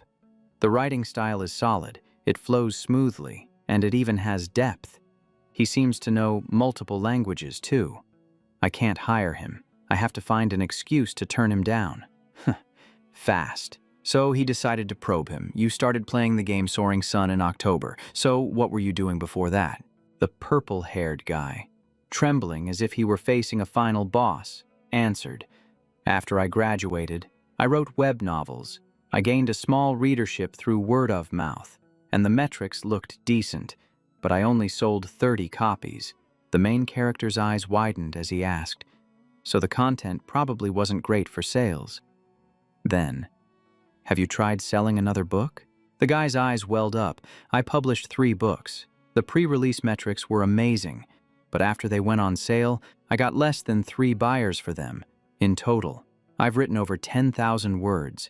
It makes me feel faint just thinking about it." The blonde guy listening in couldn't take it anymore. "Dude, are you dense? What the hell did you write to be hated that much?" The purple-haired guy stammered awkwardly. I don't know either. I really tried my best, but I have no idea why." Suddenly, a glint appeared in the main character's eyes, one full of ideas. He slammed his hand on the table with a loud bang and grinned deviously. "Perfect. You're exactly the person I'm looking for. You're hired."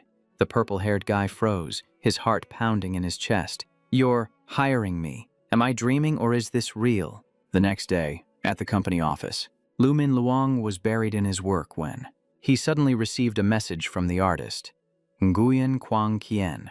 He was surprised. "Is it done already?" That was unbelievably fast. Min Luong sent a thank you message, and the other side replied that Boss Bui's design was very inspiring.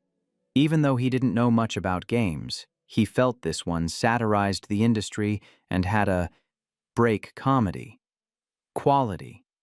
Min Luong agreed, thinking that, while it seems to mock players, it actually examines the minds of game developers and the chaos of the industry. Just then, Bui Kim walked over and called out to him. The young man in glasses turned around, startled, a confused look on his face. "Boss Bui, is there something you need me to do?" "It's nothing. I just wanted to let you know that the company just hired a new narrative designer." Min Luong immediately misunderstood. "Yes, sir. I'll arrange for him to revise the entire story content for the 3 game demos." But the main character shook his head. "No, that's not it. He's new and doesn't understand our games yet. For this entire month, do not give him any assignments. Just let him study on his own." Got it. Min Luong's jaw dropped. "You mean, just let him observe? He doesn't have to do anything at all." "That's right, and most importantly, do not let him touch any part of the story for the game maker." He chuckled to himself. His writing is way too good. If he fixes the story and the game gets praised, my entire plan will be ruined. Min Luang replied firmly, I understand. I'll arrange some learning tasks for him. He even thought to himself. The script and the dialogues were all written by Boss Bui. No matter how talented the new guy is, he could never compare. Letting him study for a month makes perfect sense. Suddenly, the main character saw something and yelled out like he'd just found some hideous loot. Oh my god, this is gorgeous! Why does this concept art look so familiar? It was strange. He felt like he had seen it somewhere before. Min Luang chuckled. Ah, so you recognize it. That's right. This is a piece by the great Master Nguyen, Nguyen Quang Kien. The main character looked like he had been struck by lightning. What the hell? Are you serious? Min Luang added. You two must be on the same wavelength or something. To recognize his work at a single glance. He immediately got annoyed. Didn't I tell you to find the most expensive concept artist available? Yes, you did. And Master Nguyen is currently the most expensive concept artist there is. Hearing that, the main character's face darkened. In just a few months, he went from a nobody to the most expensive artist around. That's faster than the rise in real estate prices. Min Luang continued, and when Master Nguyen heard about Boss Bui's project, he only charged a minimal fee. He was extremely generous. Hit with one surprise after another, the main character asked weakly, Can we still revise the contract? You mean you want to pay him more? That'll be very difficult to change, and I'm not even sure Master Nguyen would accept the extra money. He could only remain silent. All right, fine. Just get back to work. Then, the main character quietly opened the door to his office and collapsed onto the sofa as if all his mana had been completely drained. He whined miserably. How did it come to this? I barely managed to hire someone cheap, and now Master Nguyen has completely figured out my design philosophy. Whatever. I can't cancel the contract now. I'll just have to wait until it's done and figure things out then. Luckily, the Game Maker isn't a game that relies on its visuals anyway. Suddenly, there was a knock on the door, and someone called out loudly, Hey, Brother Keem, you got a minute? Model. He was startled. Why was Ma Duong here? Did something happen at the internet cafe? Oh no, don't tell me it's actually becoming popular. Then, Ma Duong walked in. Boss Keem, I thought I should report to you on the situation at the internet cafe. Yeah, come in and tell me. His expression was grim as he began to explain. Truong Guyen ran the numbers. Based on the revenue, the internet cafe will lose about 300,000 yuan this month, meaning our income is only enough to cover utilities and salaries. Hearing that, the main character felt like his health bar had been refilled, and his eyes lit up with a brilliant sparkle. Ma Duong sighed. The rent is our biggest expense, and we're not making nearly enough to cover it. We can forget about ever recouping the initial investment. Truong Nguyen has a few suggestions, and I think they're worth considering. Boss Keem, would you like to take a look? The main character waved his hand dismissively. I've told you not to worry about those things. This proves the internet cafe is on the right track. Inside, he was as happy as if he'd won the lottery. Losing over 300,000 a month? Perfect. Ma Duong is the only one I can truly rely on. Ma Duong clutched his head in disbelief. Losing that much money is the right track. Did I hear you correctly? The main character replied nonchalantly. The cafe's mere existence is a form of publicity. A temporary loss is no big deal. We're essentially paying for media attention. Once the word gets out, customers will flock to us, so for now, everything is going according to plan. You just have to hang in there. Ma Duong was stunned. Huh, so that's the reason. The main character beamed. Yep, just trust me. He prayed internally. The game and my slice of life video series are already showing signs of turning a profit. If the internet cafe succeeds too, my poor heart won't be able to take it. Please, please, just keep losing money. Scene changed to March 25th. The expansion for the game, the Game Maker, was complete, and it had entered the optimization phase. The main character tried playing it and was immediately in for a huge shock. Oh my god, Lu Min Luang's voice acting is surprisingly good. How did he manage a voice that's so irritating you just want to vote him off the island? The game itself is bland, but the monologues jabbed right at him, making him so angry he just wanted to vent his frustration. While playing, the game hit him with a sarcastic line like, "I knew you would choose this." When faced with a choice between money and his dreams, he chose money and was called a disagreeable, greedy person. A chill ran down his spine. The game had such simple controls, but its mockery felt like a critical hit. He gloated to himself. That's my genius at work. A game this good doesn't need any changes. It'll definitely be despised upon release. Now, all I have to do is wait for the losses and cash in. Cutting to the office, Lu Min Luong went to ask Bao Hoots, "What do you think of the game? Does anything need to be adjusted?" The purple-haired guy, who was standing idly nearby, also leaned in, hanging on every word. Bao Huck asked directly, "What do you guys think? A lot of people are saying the game is a bit dry, which is honestly worrying." Min Luong nodded, even though President Bui designed it himself. It doesn't feel engaging enough. Besides Lam Van, no one else really has faith in it. Hearing this, Not Quan immediately retorted, "Huh. What are you talking about? I think it's special. It has this strange, compelling quality, you know." Bao Huck pulled out a chair for the guy with glasses. "Sit down. Let's talk this through properly," he said. "You guys are too close to it, so you can't see the problem." Min Luong looked bewildered. "What do you mean?" "We can't see the problem." "I don't really understand," Bao Huck explained. "You all know the plot in advance, so your choices are too clear-cut. It's like reading spoilers. Your experience can't be as impactful as an outsider's. But to an outsider like me, this game is fascinating and different. A newcomer would probably feel the same way." "Right." Not Quan nodded furiously. "Exactly. I've never seen anything like it. I saw a lot of games working at Thuong Duong, but this still feels fresh. It's in a league of its own. No one else can compete in this niche." Min Luong was completely floored. "Are you serious?" The purple-haired guy continued, "Because there's no precedent for it. The risk is enormous. Thuong Duong would never dare to fund a project like this. But here at Dang Dat, it's just another day. The boss leads the charge with innovation, and the employees follow up in perfect sync, like landing a combo."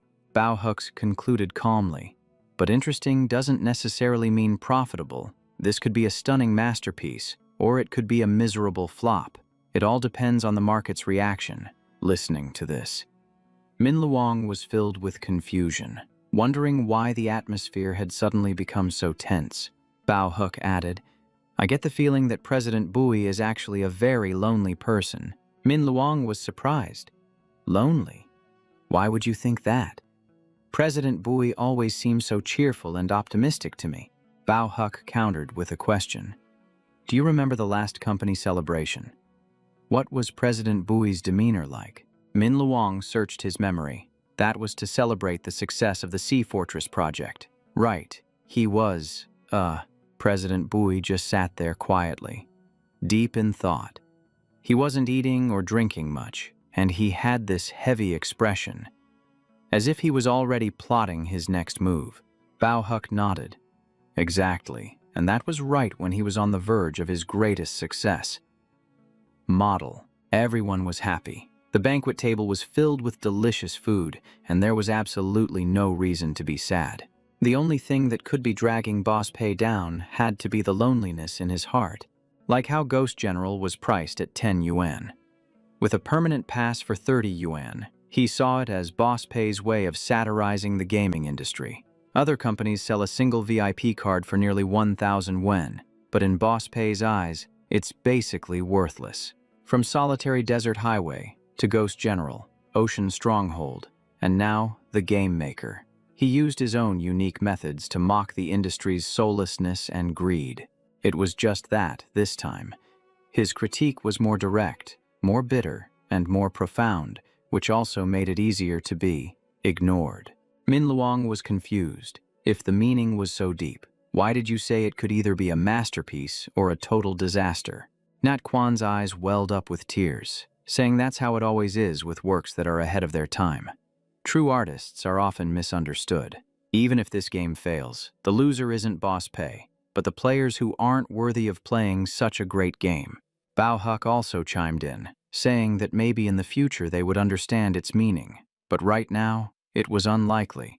At this point, all three of them sighed together, suddenly feeling as contemplative as if they had just finished a sad movie. After a moment, Bao Huck asked, "So, when are you guys planning to start promoting this game?"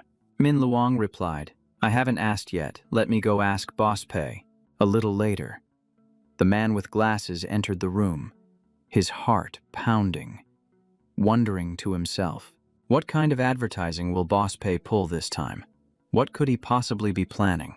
Meanwhile, on our main character's end, he was holding an emergency meeting inside his head, banging a cup on the table for dramatic effect. What's the plan for this advertising campaign? Who wants to speak first? Without much thought, Pei with the glasses immediately raised his hand. Me first. Do we even need to advertise this time? What's the point of advertising? If it accidentally becomes a hit, how am I supposed to live? Pei with the bow tie retorted.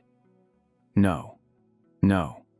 Looking at it from a development perspective, Ghost General and Ocean Stronghold are already famous. Even without any advertising, players will still be curious about a new game from Tengda. You've got a point. The main character, holding a game console, shot up from his seat. In that case, let's run an ad campaign, spend a ton of money, with no guarantee of results, sounds perfectly logical. The whole group chimed in. Buying recommendations and traditional ads won't work. It has to be both expensive and useless. So let's just go online and find some top-tier streamers to do the ads. It's a deal. Then he spoke directly to Min Luang. Go find me some of those top-tier streamers to do the advertising. Min Luang found this very strange, and he froze. Do you mean asking the golden-haired team to make a professional video and leveraging the popularity of A Day in the Life to promote the game? The main character was stunned, his jaw dropping. Are you crazy? Of course not. The A Day in the Life series is currently building its reputation. We can't let a game advertisement affect that. He also thought to himself, Fei Huang Studio is Tengda's asset. Pumping money into it is just like moving cash from my left hand to my right. Min Luang suggested, how about we contact some famous reviewers with large fan bases in the market? Would that work? The main character slammed the table with a thud, making an instant decision. Let's do that. Tomorrow I'll give you a list along with a notice template and a price sheet. Just follow that. Min Luang was thrilled. Yes, sir. Thank you, Boss Pei. The scene shifts to the chubby guy who once reviewed Solitary Desert Highway. His name was Q Vu, and he was eating instant noodles looking utterly miserable. Tears streamed down his face as he silently cursed his bitter life.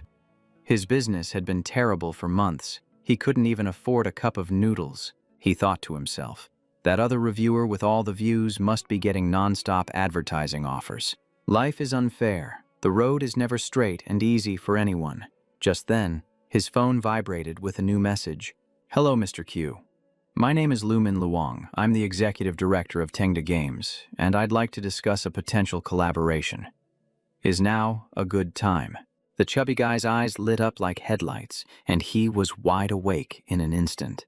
He was so happy he could cry. A collaboration. Of course it's a good time. It's a great time. I'm about to starve to death. It seems heaven still has mercy. And, in his head, he immediately pictured the conversation unfolding like a grand courtroom trial. Min Luang started.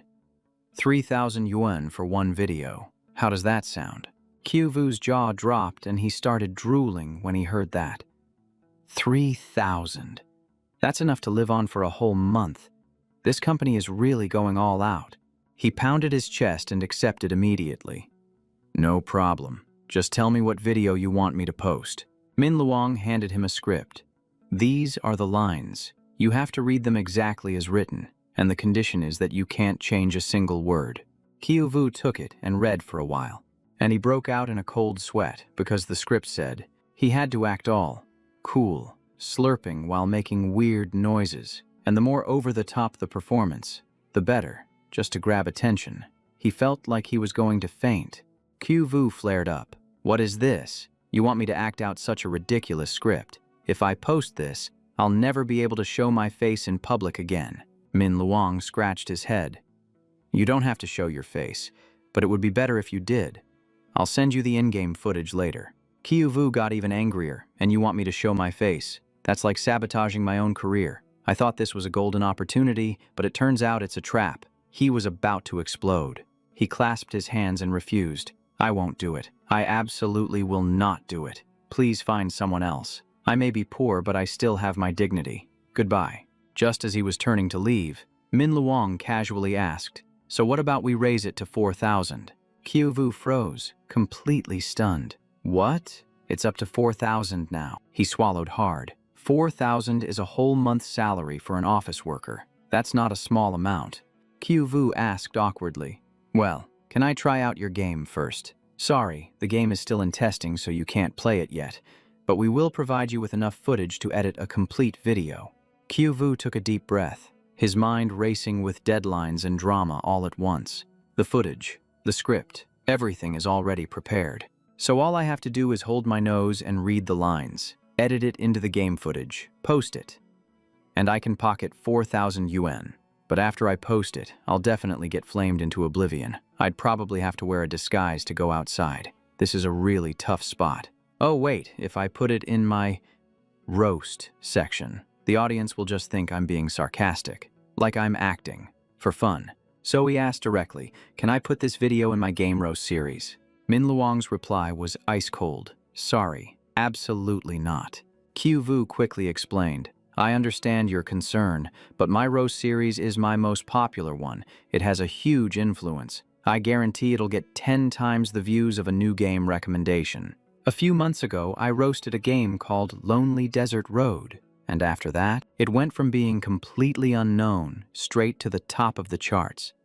And its revenue hit 200,000 yuan in just 2 weeks. Oh, that's right.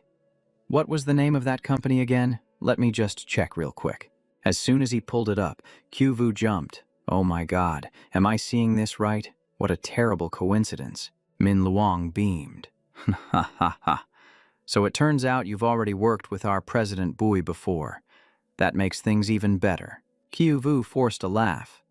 That's right. It was your company's product. I can't believe we've already had a successful collaboration. Inside his head, Kyuvu was freaking out. Holy crap. Ghost General and Fortress at Sea were also made by Tengda. Are they holding a grudge against me for that roast? Min Luang said, please wait a moment. Let me ask President Bui. Hearing that, Kyuvu started to panic, his heart pounding like a drum. He muttered. Just a few months ago, they were an indie company, and in the blink of an eye, they're a super rich corporation. How is that even possible? President Bui, that sounds like the boss of Tengda. Could he be the one who made Lonely Desert Road? I'm screwed. Last time I roasted their game. I must be on their blacklist now. Is my career about to go up in smoke? A moment later, Min Luang smiled brightly. I've asked. President Bui is very happy to cooperate, but the video must be posted in the new game recommendation section. The script cannot be changed, and you absolutely cannot let the audience sense any sarcasm. You have to act from the soul. Kyuvu felt like crying when he heard that. Oh God, I'm done for. They're definitely holding a grudge. They just want to humiliate me. He clasped his hands and apologized. This request is too demanding. I don't think I can do it. Please find someone else, he told himself. It's better to starve than to lose face like this. Snap out of it. Min Luang held up his hand and named a price. 6,000. Old Q. I just asked President Bui again, and he agreed to raise it to 6,000. Kyuvu clutched his head. Oh my God, just stop. This isn't about the money, but with 6,000, I could live for 2 months if I'm careful. He tried to stay firm. It's not about the money. When I say no, I mean no. Min Luang's face was impassive, his voice cool. Old Q. I just asked President Bui one more time. He said to increase the offer to 10,000 yuan. Kyuvu's head snapped up. What was that? It was as if a giant pile of money had just appeared out of thin air. It was the size of a mountain, and it came crashing down on his mind. It flattened him like a pancake, making it impossible for him to even lift his head. Min Luang added. We know you value your reputation, so if you don't accept it, we won't force you. Q Vu slowly stood up, his face as dark as a thundercloud. Wait a minute. It's not about the money. President Bui is an old friend of mine, so I'll definitely help him this time. I admit defeat. Your ability to spin things is really something else.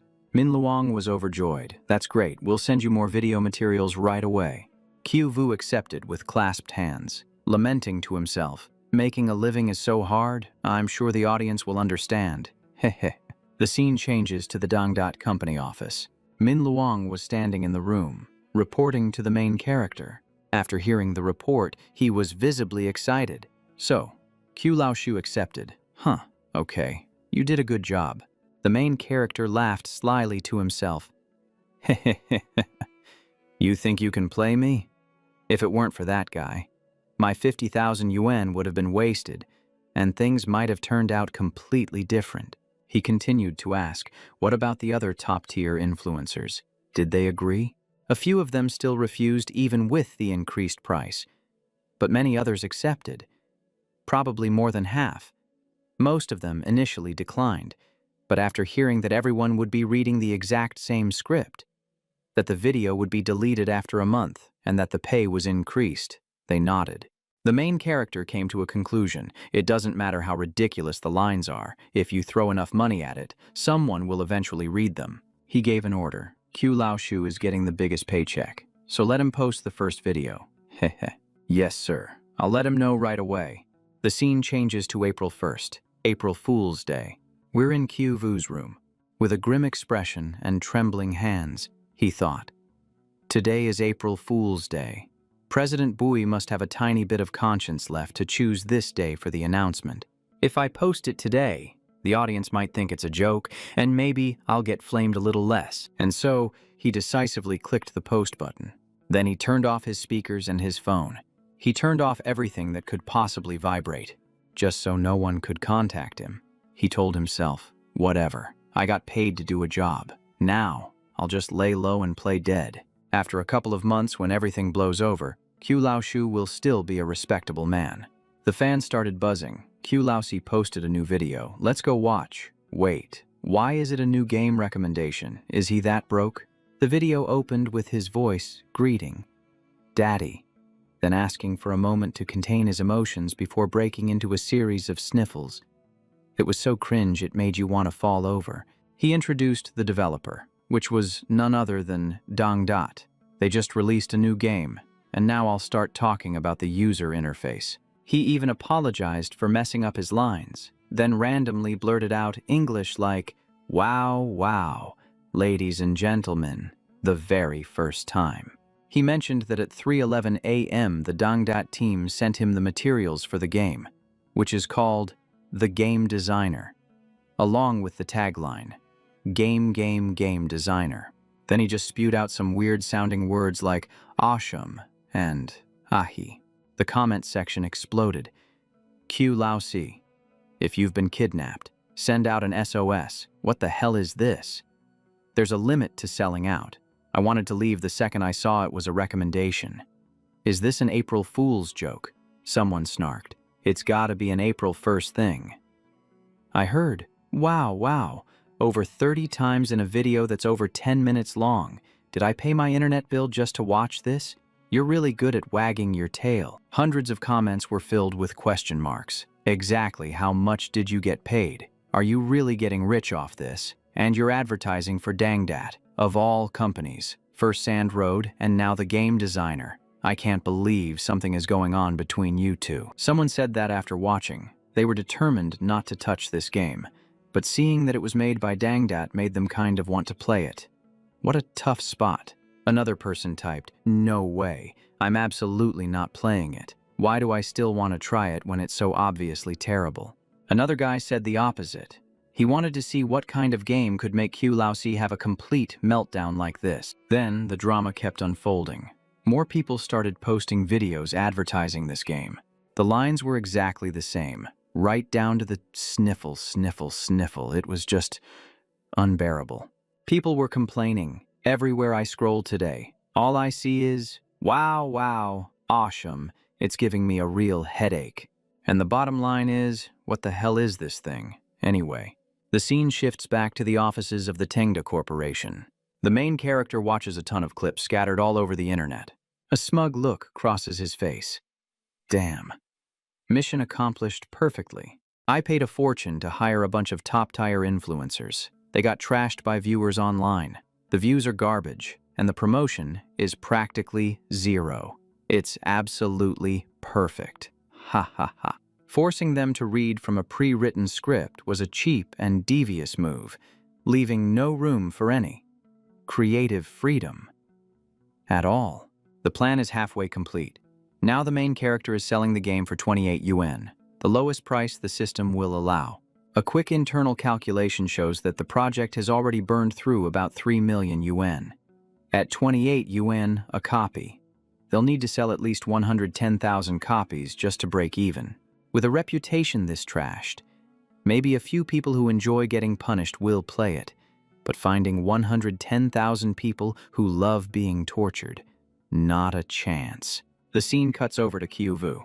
His phone is showing hundreds of missed calls. Just looking at it is enough to make him want to shut it off. He lets out a long sigh. Making money this way is nothing but trouble. The game is infuriating, and it's even ruining the taste of his instant noodles. This can't go on. If I'm going down today, I'm going down with some clear answers. Even if Teacher Q's reputation gets dragged through the mud, I at least have to find out who the culprit is. Having said that, he buys the game right on the spot. He then downloads it in a flash and immediately launches it to play. The moment he gets in, he's bewildered. Good heavens, where am I?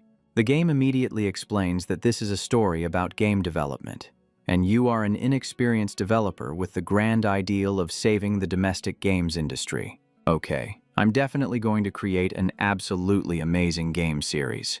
The mission is simple. Come up with game ideas that wow the public, earn your colleagues' respect, create a media frenzy, achieve high sales, and use the money to make the next game, over and over again.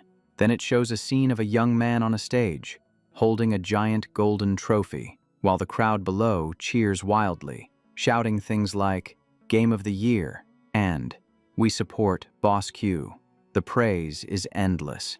But then, the game throws a bucket of cold water on you, saying, all right, wipe your drool. That stuff is just a distant dream. Right now, you have only one goal. Create a successful game to survive in this brutal market. Kyuvu's eyes widened.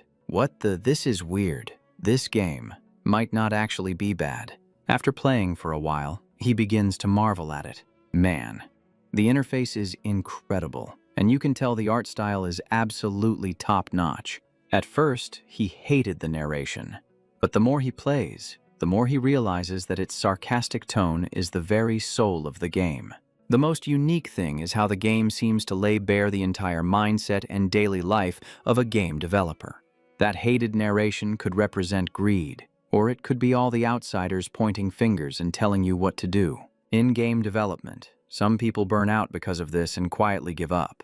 But there are also those who brave the storms, never forgetting their original goal. Some abandon their ideals, becoming the very kind of person they once hated.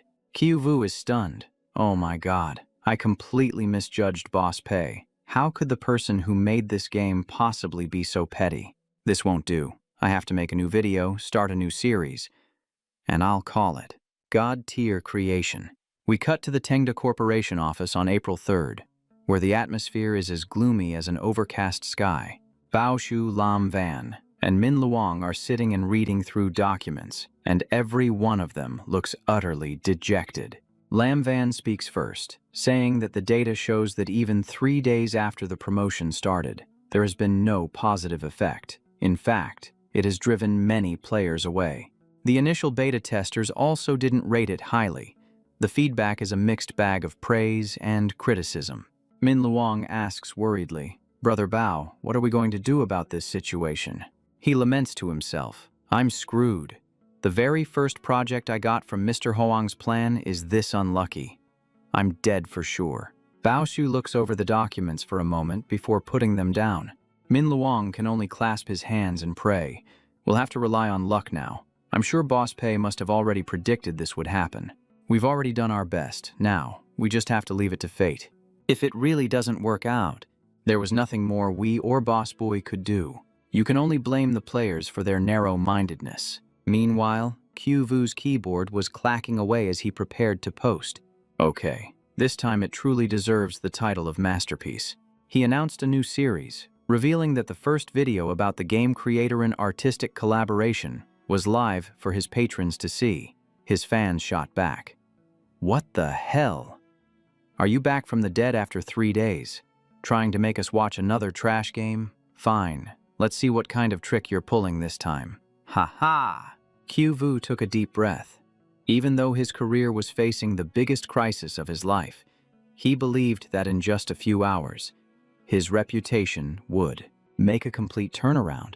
Then he posted the video, "Hello everyone, Teacher Q here again. First off, I have a very unfortunate announcement to make. On April 1st, we conducted a large-scale artistic performance. The theme was, In the Internet Age, what goes viral more easily, a toxic short video or a high-quality, million-yuan game, and we regret to announce the results. It was the toxic, nonsensical video. Viewers were stunned. What was this? You call this an artistic performance? Where did that even come from?" Q-Vu explained that this performance was organized by Tengda, with the purpose of studying a rather profound topic. I and several other reviewers all posted a video. The content was simple: use absurd language to pander for views. The videos were identical, with even the scripts being exactly the same. The videos themselves were meaningless, full of cheap tricks to grab attention. But when so many people post them at once, netizens get swept up, and it instantly becomes a trend. Because toxic short-form content spreads fast, all it takes is for a few people to jump on the bandwagon for it to become a hot topic. After hearing this, everyone was completely frozen, truly in shock. The comments exploded. What the hell is going on? It actually makes sense. Why would the game creator pull such a useless stunt? The identical videos must have been scripted. For sure. Exactly. Teacher Q might not have many fans, but he's a man of integrity. Many people also praised the game creator for its rich meaning, for exposing the current state of the gaming industry, and for satirizing its chaos. From the sound design and art to the gameplay, everything felt fresh and sincere. And yet, a game with such profound substance had to endure a storm of mixed reviews, failing to get the recognition it deserved. Q-Vu concluded, "Next, I will analyze why it deserves to be called a masterpiece." And this was the craziest part. That fatty really pulled a 180. Ha ha ha ha. Cut to the Swan Lake restaurant. The main character was on cloud 9, so he took his entire crew out for a feast, announcing that today was for team building, and everyone should just have a great time. But looking around, he saw that all his employees looked gloomy. He was confused. Why isn't everyone happy? Don't you like the food? He threw an arm around Bao-Huk's shoulder, telling him that as a veteran employee, he needed to lead the way. You've eaten here before, so you know what's good. Just order whatever you want. It's all on me, and I better not see anyone eating only ice cream again. Then he introduced Ma Nat Quan as the new employee, a talented writer who they needed to take good care of. Got it. He turned to Hoang Tubak and assigned him the short video project, telling him to get it all sorted out properly. Understand. The blonde guy gave a weak smile. Yes, of course. No problem. The main character sat down. He peeled a large shrimp and crunched down on it, thinking to himself, "It's been a while since I've been this happy. Everything's going smoothly so far." Heh. The internet cafe was losing over 300,000 yen a month, with no signs of turning a profit. The short video project had some buzz, but after expenses, the net income was a big fat zero. As for the game creator, its reputation hadn't budged, and its sales were even more disastrous. At this rate, there was absolutely no way it would ever make its money back. Ha ha ha. This is absolutely perfect. Min Luang whispered to Bao Hus. This is so weird. Boss Boy seems really happy today. He's like a completely different person compared to the last party. Bao Huk replied, You're wrong. Huh. What do you mean? Brother Bao? Right now, The only person who can't afford to break down is Boss Boy. Think about it. The game isn't selling, and its reputation and revenue are not what we hoped for. Everyone's morale is at rock bottom. He is our spiritual leader. If he also walked around with a long face, could this party even be happening right now? So he has to be happy. He has to lift the mood, even though everyone is wound tight with stress. Min Luong was startled.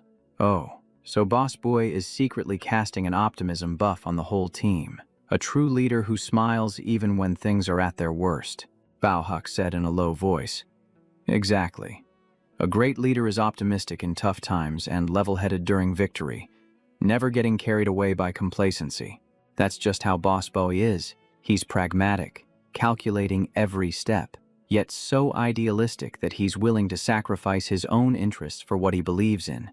As he said this, Bao Huck's eyes welled up, and tears streamed down his face, his emotional energy bar completely full. Lam Van added, in that case, we absolutely cannot let him down. We'll get through this hurdle as long as the team still believes. She declared that since Boss Boy hadn't given up, talking about failure now would just be killing their own morale. Lu Min Luong chimed in, saying if the main character hadn't thrown in the towel, you couldn't call it game over. The whole group agreed in unison that all they had to do was trust Boss Boy, and they could turn any situation around. The three of them clinked their glasses with an energetic clang, and you could feel the hype just by watching them.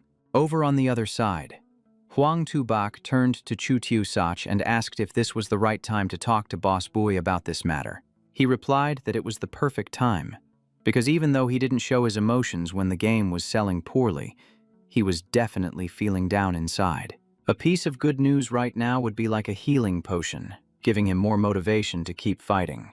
Tu-bak laughed, saying that, giving him strength, was a bit of an exaggeration since the website was still new, so they should just report it normally. Shu Tiu-sach nodded, agreeing they should just state the facts without hyping it up. So, Huang Tu-bak raised his glass and eagerly offered Boss Boy a drink. Boy Kim smiled and replied with a cheers, looking very relaxed. He said, bottoms up. Tu-bak seized the opportunity to report that the company's short video project had been invited to collaborate with a website.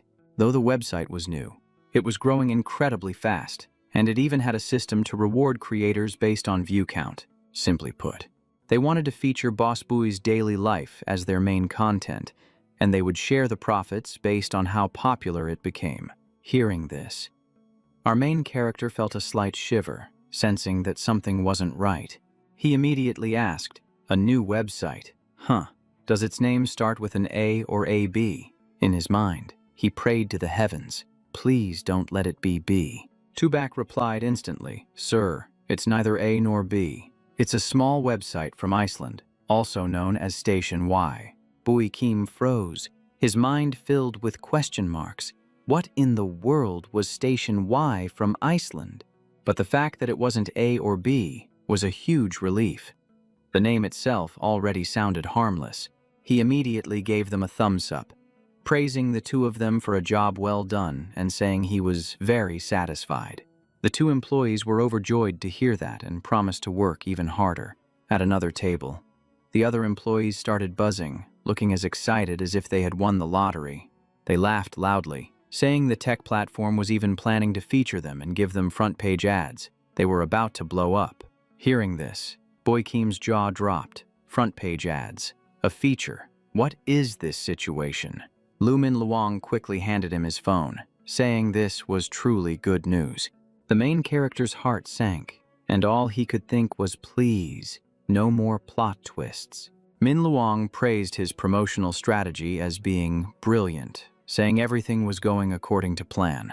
Boy Kim froze upon hearing that. What plan?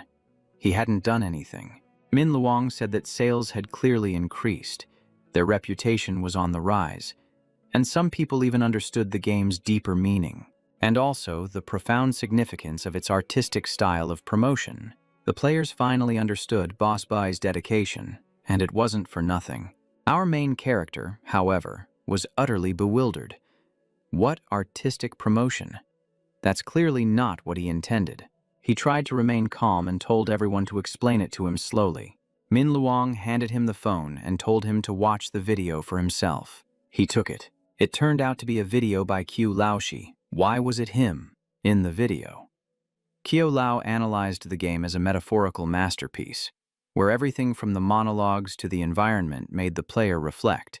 He said he felt a powerful resonance while playing it. Then he posed the question of why that was, explaining that making games and making videos have something in common. He argued that creators always possess a sense of loneliness, and that the mission of an artist is to be easily misunderstood. Perhaps that was the hidden motive Dong Dat was trying to achieve, accepting a loss just to send a message. He said the game encourages people to slow down in our fast-paced society and reflect on where they came from and where they're going. Watching this, Bui Kim just wanted to sigh. He'd never thought about things that deeply before. The comment section below exploded, with viewers calling it a large-scale artistic performance and even making plans to play the game right away. Some people were moved by that statement, praising the game for its profound meaning and vowing to experience it.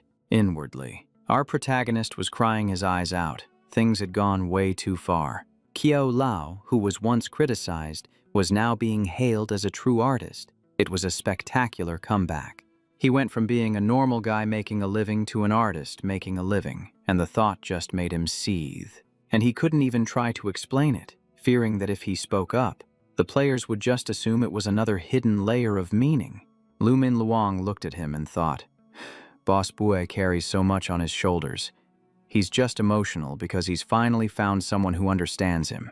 Bao Huck stopped by with more news, saying the good news wasn't over yet. Hearing that, a chill ran down Bui Kim's spine. What else could there be? Min Luong said SRO had just posted an article praising the game and pinned it right at the top of their page. They highly praised both its profound message and its gameplay, and even promised to nominate it for more awards in the future. His two employees even made a heart shape with their hands, shouting that the game's reputation had made a comeback and that they loved Boss Bui so much. After hearing all that, he slumped back into his chair, as if he'd just taken a fatal critical hit. He forced a smile and replied, "That's great." The two of them just assumed it was the composure of a great leader who could remain calm even in moments of joy. They asked him if he wanted to say a few words. Bui Kim replied that this was just the first step and they shouldn't get arrogant. As long as everyone was happy, that was all that mattered. The two young men nodded, acting as if they had understood their boss's philosophy. Bao Huck suggested they keep drinking, declaring they wouldn't go home until they were wasted. Tubak raised his glass and said he would down his first, while everyone else could drink at their own pace. He chugged the entire thing in one go, and the whole crowd cheered wildly, praising how cool he was. But Bui Kim was bitter. He had only given Qiu Lao a little bit of money, and the man went and made 2 entire videos. The officials even pinned a post praising it. Could it be that his plan to lose money was going to go down the drain once again? The scene changes to April 14th. The entire film crew was there with all their equipment, and the atmosphere was incredibly bustling. Shu Sat shouted, "Cut," and Season 3 of Boss Bui's Daily Life officially wrapped filming. Everyone praised his acting for getting better and better, and said they'd be back to bother him for Season 4. And this is where it gets really crazy. Hearing this, Bui Kim cursed inwardly. Who had time for a Season 4? Right now, he just wanted the game producer to sink into oblivion. But life isn't so simple. The revenue kept climbing. And before he knew it, it had already hit 100,000 wen, which meant another massive profit was on the way. This is insane. The game looked like garbage, but it became a hit the second it was released. Is this world bugged or something? Our protagonist was so angry he was practically fuming. In a total, I give up on humanity, state of mind. Just then, a cheerful Lu Min Luong ran over. He asked Huang Tubak what he planned to do next, and if they would start shooting Season 4 right away. Huang said he hadn't decided yet. They would either dig deeper into this area or pivot in a different direction. But given the terms with Iceland, it was highly likely that Season 1 had already recovered its costs and even turned a profit. Hearing this, Bui Kim froze again. What? Season 1 had already broken even and made a profit. He asked urgently, "Don't tell me you took some random ad deals. The investment was a whole 1 million. Tubak replied instantly, "Of course not. As I've said before, Iceland has an incentive program for videos." The protagonist pouted, "Incentives. With 10,000 views, you'd only make a few dozen yuan." Right. Tubak said that wasn't it at all. They're burning through their advertising budget, buying up exclusive channels and spending freely. Their CEO believes this kind of short film is the future, so he raised its rating from a B to an A. Since each episode is about 1 minute long, they calculate the pay by the minute. As long as someone watches for over 30 seconds, it counts as a valid view, and each valid view earns them 0.2 yuan. Lu Min Luong's eyes lit up. Does that mean for the 10 episodes in Season 3, we'll earn about 2 million yuan for every 1 million effective views? Shu Tu-sak nodded. That's right. We'll still make a good profit even after taxes and fees. The whole team spammed the like button, praising Boss Bui's strategy and how rejecting the cheap ads turned the series into a high-value product favored by Iceland. Boss Bui was #1. Hearing this, Bui Kim's face was as stiff as a statue. He didn't know whether to laugh or cry. Then they started cheering that Season 3 would premiere on the Iceland channel at 8 p.m. tonight, with everyone wanting to be the first to comment. Suddenly, Bui Kim clapped Hoang Tubak on the shoulder and asked urgently, "What's the link to that Iceland site?" The blonde-haired Tubak immediately showed it to him. "Here it is, Boss Boy," he said. The main character saw the strange name and asked, "Is the Chinese name for this website Iceland Island?" Tubak nodded. "That's right, it's called Alice, which sounds a lot like Iceland." Bui Kim let out an as if he'd just figured something out. But inside, his blood was boiling. Damn it, isn't this just Billy spelled backward? A moment later, he returned to his office and opened his computer to check. And just as he'd expected, this very familiar website was none other than B Station. Bui Kim clutched his head, feeling like he was about to faint. Isn't this the supercharged version that Than Hoa and Thien Do poured money into? He opened the system panel to check the numbers. The current system funds were at 710,000 yuan, still a loss of 290,000 yuan from the initial amount. He sighed. He was still in the red, but at this rate, he'd probably be out of it very soon. In 2.5 months, these two games had brought in over 9 million. Add the 1 million in initial capital, and the total revenue was about 10 million. The current expenses, 1 million for Fei Huang Studio, research and marketing for game producer, cost 3.3 million. The internet cafe cost 3.5 million. And with rent, salaries, and miscellaneous expenses, another 2 million had been spent in 2.5 months. All in all, that was about 9.8 million.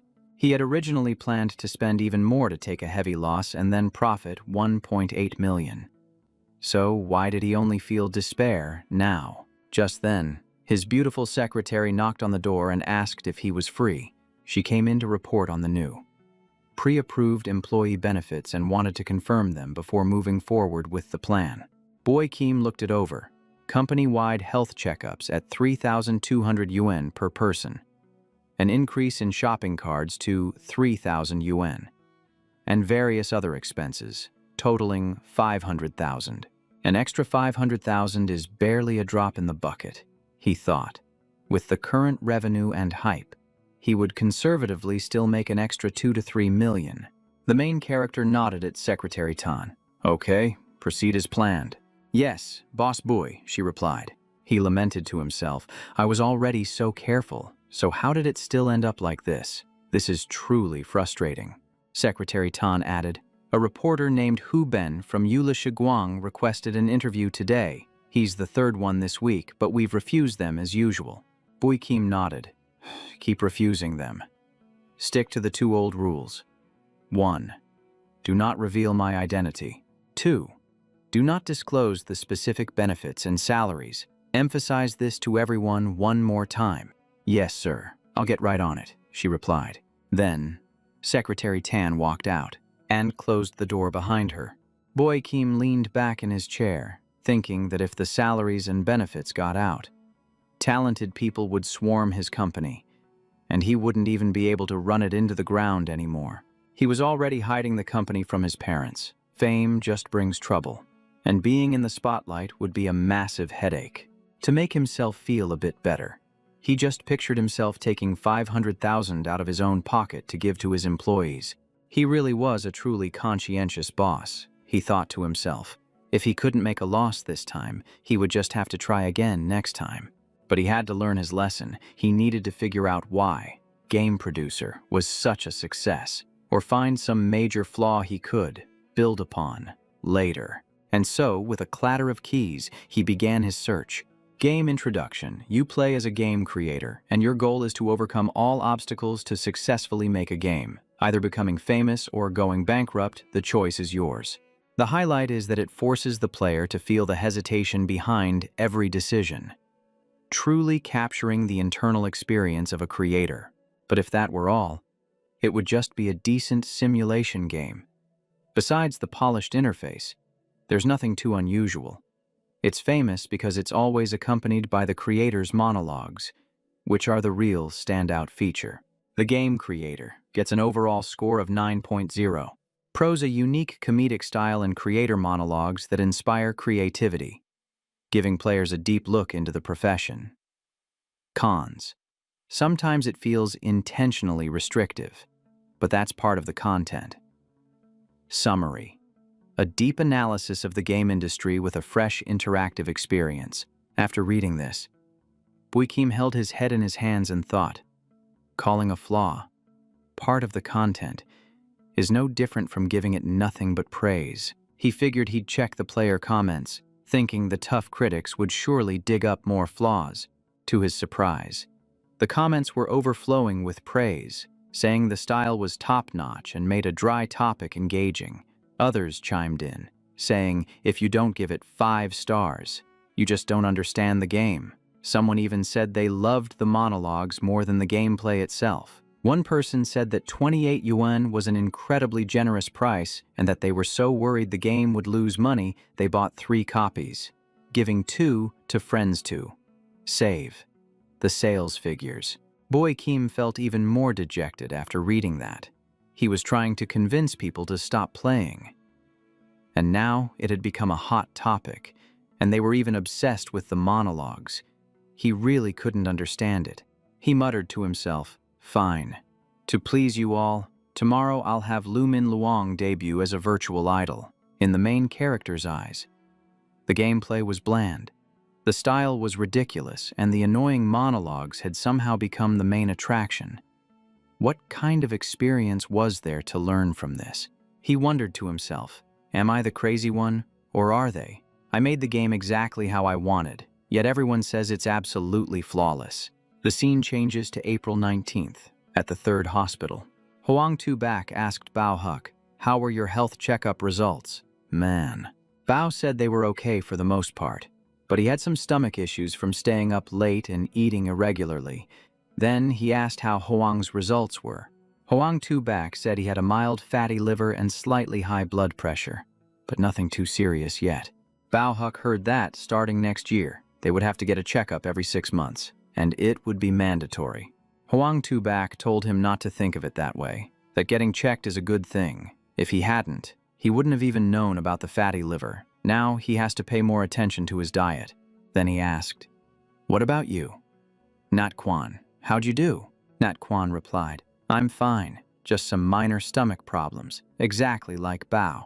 Back when we were at Thuongduong, we were always staying up late working overtime and eating at random hours. So getting these kinds of issues is normal. I'll just have to fix my habits and I'll be fine. Manhwa Quan's eyes welled up with tears as he said emotionally, Dang Dad is truly the best. They have great benefits and even provide health checkups. Boss Boy is the perfect boss. Hoang Tu Bak beamed. You don't even have to say it, that's a given. He then asked, we have this afternoon off. Right. Everyone nodded eagerly, saying they'd call their own rides home since the company was paying for it. They were all as happy as if they'd won the lottery. Saying, okay, we'll head out first. Tubak pulled Nat Quan along with him to hang out. Suddenly, the purple-haired guy gasped. "Oh, crap. I left my ukulele at the hospital," he said. "I'm going back to get it. You guys don't have to wait for me. Just go on ahead." Nat Quan ran back up to look for it and breathed a sigh of relief when he saw it was still there. Thank goodness it wasn't gone. As he was bending down to pick it up, someone called out, "Hello? Excuse me. You work for Dangdot?" "Right." He turned around to see a sharp-looking young woman with short hair who introduced herself as Ho Nguyet, a reporter from Gaming Moments. She wanted to interview him about Dangdot's games and asked if he would accept. He found it strange and immediately asked, "How did you know I work for Dangdot?" Ho Nguyet smiled and said, "A friend of mine works at the hospital and told me that Dangdot employees were coming for checkups today, so I rushed right over." After hearing this, he waved his hand dismissively and turned to leave, saying coldly, "I'm sorry. Our company policy forbids us from revealing the boss's identity and discussing specific benefits or salaries. I hope you can find someone else." Ho Nguyet unexpectedly grabbed his shirt to stop him and said loudly, "Wait, you don't have to reveal your boss, and you don't have to talk about your salary. You can even be vague with your answers." Nat Quan was bewildered. "Are you really that passionate about your job? Dangdot is just a normal game company. Why make such a big deal about an interview?" Ho Nguyet answered directly, "I can't just let it go. I'm doing this for the healthy development of our country's game industry." He asked back, "Huh. What does the whole game industry have to do with this?" Ho Nguyet explained, "For a long time, domestic games have been criticized for being made carelessly. The developers lack creativity and only think about making money. As someone in the gaming media, it's disheartening, but I can't change anything on my own." Then she stepped closer, her eyes serious. "The emergence of Dangdot showed me a completely different kind of company. Do you understand?" Back at the company, Hoang Tubak told Bao Hook everything that had happened and then asked, "Yesterday, I said I'd think about it more. Bao, do you think I should accept the interview?" Bao Hook stroked his chin, lost in thought. He said, "I think you should accept it." Nat Quan panicked, but Boss Boy's instructions were crystal clear. Don't reveal his identity, and don't disclose the specific salary and benefits. Bao Hook gave him a "you're so naive" kind of smile, telling him not to be so rigid and to understand what Boss Boy really meant. Hearing this, Nat Quan was completely floored. What? His real intentions? Bao Hook nodded. That's right. He doesn't want his identity revealed because Boss Boy is a very humble person. His charisma is so powerful that if his name got out, players would focus on him more than the game. He wants them to look past the idle hype and judge the game fairly on its own merits. Nat Quan scratched his head. Then why can't we reveal the perks and the salary either? Bao Hook explained that it's because he's worried about the entire gaming industry's ecosystem. Dangdot's benefits are so exceptionally good that other companies just can't keep up. He then turned the question back on him. What do you think would happen? If our salary figures leaked to the public, what do you suppose would happen? Manhwa Quan answered, talented people would flock to Dangdot, so wouldn't that be a good thing? Bao Hook explained that more haste means less speed. Announcing such high salaries would make employees at other companies restless, which would negatively affect the entire industry and ultimately backfire. Nahat Quan had a holy crap moment of realization. Looking at the big picture, the game industry would gradually improve under Dangdot's influence, but it was still too early. They had to take it one step at a time. Bao Hook nodded enthusiastically. Exactly, so just go ahead and accept the interview. Nat Quan was bewildered. Huh, how does that make sense? Bao Hook said that Boss Boy only forbade revealing the salary and benefits, but beyond that, Dangdot has plenty of amazing things to talk about. Gaming companies need famous people to attract talent, and Boss Boy definitely wouldn't be against that. After hearing that, Manhwa Quan was thrilled. I get it now. I'm going to nail this interview. The scene changes to Bui Kim's office. He opened the system to check his status. Current capital was 2,130,000 yuan, with a profit of 1,130,000 yuan. Our main character looked completely dejected. His plan was to lose money. But who could have guessed that? Game producer would rake in such an insane profit. It even happened a full week earlier than he anticipated, and it looked like another 1 million yuan was about to be added to the pile. That means the system's total assets could reach around 3 million. After subtracting the initial 1 million investment, that would convert to 20,000 yuan for him. He set down his empty coffee mug, his hand trembling like a leaf. Then he collapsed onto the sofa, doing the math in his head. Over 20,000 in 3 months meant about 7,000 a month.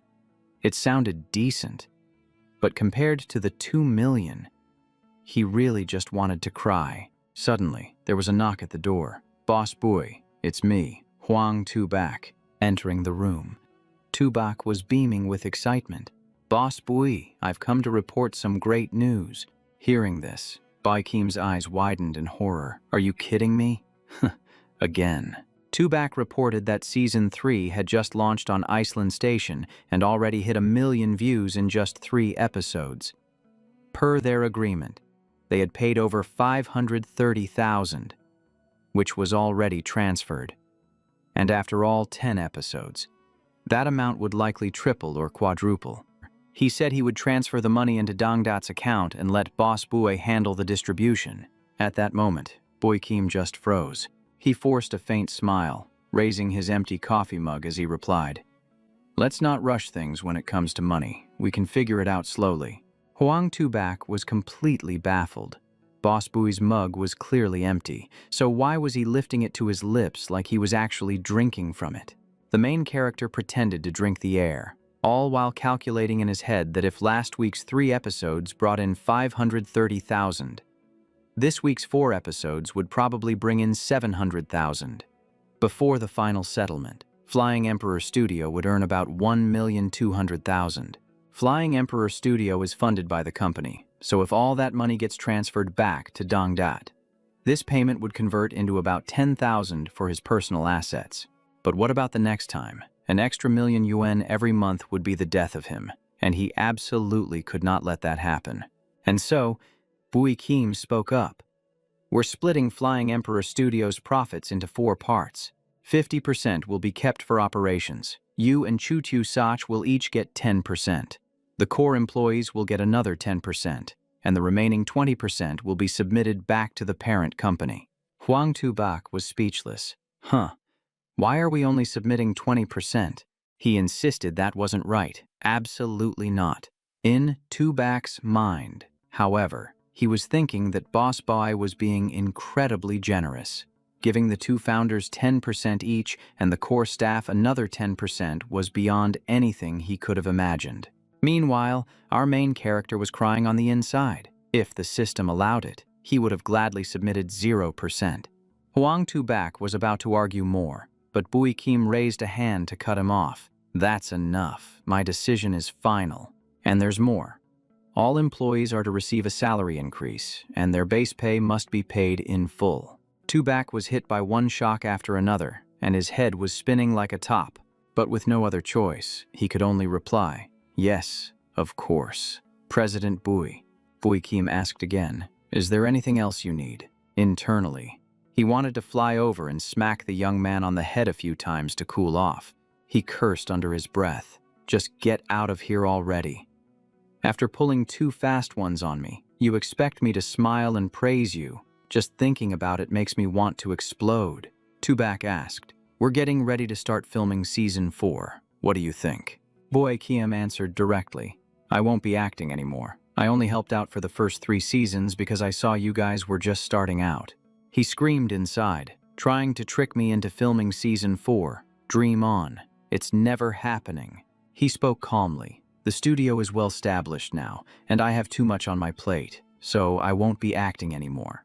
Huang Tubak thought to himself, "President Bui helped us when we were just starting out.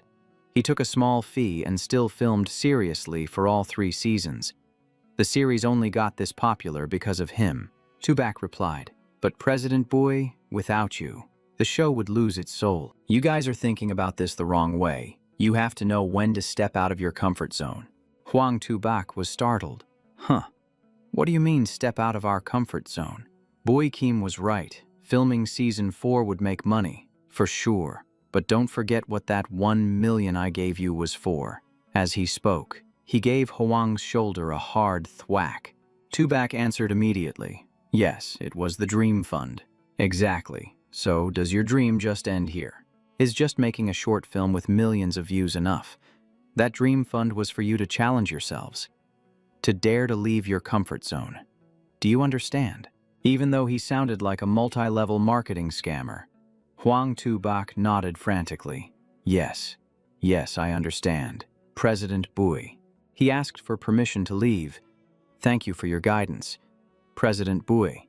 The blonde-haired Tubak walked out with soaring determination, promising himself he wouldn't let President Bui down.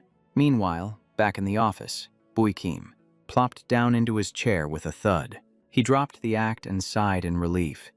Thank God that guy bought it. If I had to film season 4, the pay wouldn't be just 2 million per season, and my hopes would be completely dashed. Just as he was relaxing, there was a rapid knock at the door, like a 10-hit combo. Bui Kim's face flushed. Holy crap, again. What is it now? It was Secretary Tan. Coming in to report. President Bui, the health checkup reports are here. They've been distributed just as you instructed. Please have a look first. Bui Kim replied. Okay, good. Just leave it on the desk. Then he asked, can you give me a brief summary of the results? What's the situation? Secretary Tan said that overall, they were pretty good. About 70% of the employees had minor issues, commonly digestive problems, mild fatty liver, being overweight, high blood pressure, high cholesterol, and so on. There were also a few with more serious conditions requiring medication. The most severe case was Chu Bang, who has a benign tumor that requires minor surgery, but it's fundamentally not dangerous. Hearing this, our main character was shocked. Minor surgery, you say? He immediately asked, how much will that procedure cost? Secretary Tan replied, it's not clear yet, but at most, it would probably be around 20 to 30,000 yuan. The secretary thought to herself, wow. President Bui is worried about his employees' health affecting their work. What an amazing boss, she added. The average age is under 27, so their health is still good. These minor issues can be fixed with some adjustments and won't affect their work. After hearing this, Bui Kim turned and asked the system, what are the reimbursement standards for occupational injuries? The system replied, work-related injuries are considered occupational accidents. Any costs not covered by health insurance will be fully reimbursed. Severe cases will receive bonuses according to legal regulations. After reading this, the main character's eyes lit up. Holy smokes. So anything related to work counts as an occupational injury. That means carpal tunnel, back strain, herniated discs, digestive issues. All of those could count. Right, he chuckled to himself. If I count all of this as occupational injury expenses, that's a few thousand per person, totaling another 200 to 300,000. It's not a lot, but it's a new avenue. Bui Kim instructed his secretary, tell everyone to meet in the conference room at 3 o'clock. Get Ma Duong and Huang Tubak too. Secretary Tan replied, yes, sir, but what is the meeting about? Bui Kim answered, we're going to urgently discuss the reimbursement of occupational injury expenses for everyone. Hearing this, Secretary Tan froze. Occupational injuries. Scene change, 3 p.m. that same day. The secretary was handing out documents. To all the employees, Min Luong and Nat Quan were whispering to each other, wondering why Boss Bui suddenly called a meeting. Could it be for a new project? The other guy said he had no idea, but why would they need to call in both Mr. Huang and Mr. Ma for a new project? This is so weird. Suddenly, Bui Kim spoke up, his voice turning dead serious. I've reviewed everyone's health reports, and the situation isn't very optimistic. Then he slammed his hand on the table with a loud thud, his expression hardening. You've all been too neglectful of your health. I told you not to work overtime, and now we have a whole slew of work-related illnesses. Hearing this, the entire group went pale, their hearts sinking to their stomachs. Someone thought to themselves, it's not that serious. Just slightly high blood pressure. A mild fatty liver, being a little overweight, and a case of mouse arm. But from the way Boss Boy was talking, you'd think they were all on death's door. The main character pointed directly at Bao Huck. Your stomach isn't doing well, is it?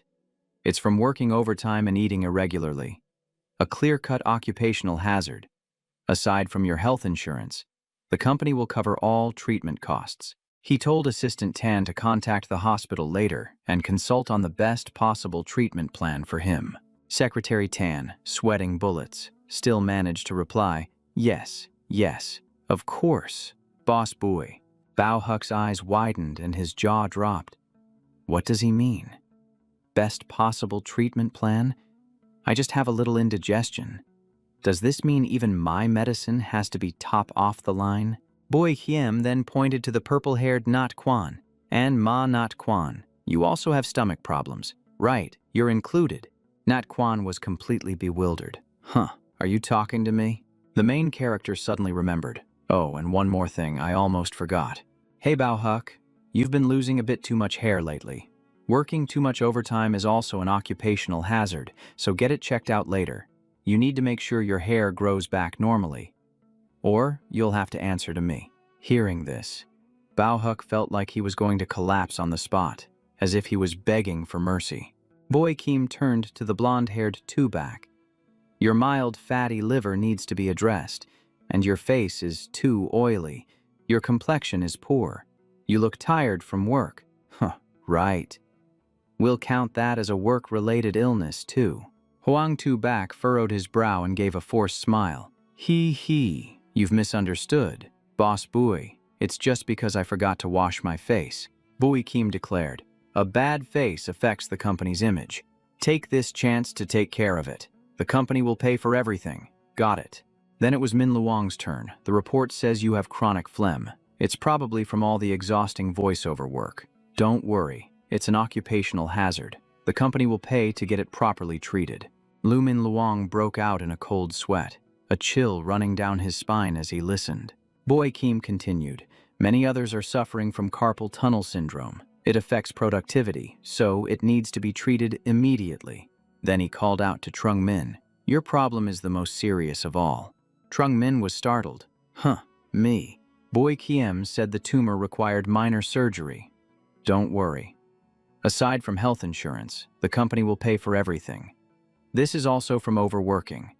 We'll get you treated in a few days. You need to get well soon. The employees were worried sick when they heard this. Asking, Little Chu, why didn't you tell us sooner? How could you carry such a heavy burden alone? We're all here to support you. They asked when the treatment was scheduled, if he would need to be hospitalized, and said they would take turns visiting him. Chu Min was flustered. Wait, my tumor is benign. It doesn't matter if I have surgery or not. It's not affecting anything. Besides, I think it's a hamartoma, just over 5 millimeters. The hospital won't even operate on anything under 4 millimeters. The entire office was collectively baffled, falling into a dead silence. Suddenly, Bui Kim roared. Take this seriously. Your health isn't just your own concern. The employees are the company's greatest assets, and once you've signed a contract, the company is responsible for you. As for Ma Duong and Hoang Tubak, I want you to compile health statistics for the Internet Cafe and Flying Phoenix Studio later. Apply these same standards. The two of them stammered. Yes, boss boy. Boy Kim continued. Now, I will introduce the company's new benefits package. First, work-related injuries. Any health issue related to your job will be considered as such. We'll use your health insurance first, and the company will pay for anything it doesn't cover. We'll sort out the details later. In addition, Assistant Tan will arrange for annual gym memberships for all employees, with an additional 8 personal training sessions per month. You are required to go to the gym twice a week. Secretary Tan scribbled furiously, yes, yes. Now, about food. Many of you have stomach problems, mainly due to irregular eating habits. Hey Ma Duong, the Internet Cafe has a good chef. Right, hire 2 more people and focus on nutritional balance. Every afternoon, prepare the meals and have them delivered on time. The company will cover all expenses. Ma Duong was completely stunned, but still managed to reply, yes, boss boy. Boy Hiem added one last thing. To ensure your health, we must hire a nutritionist, Assistant Tan.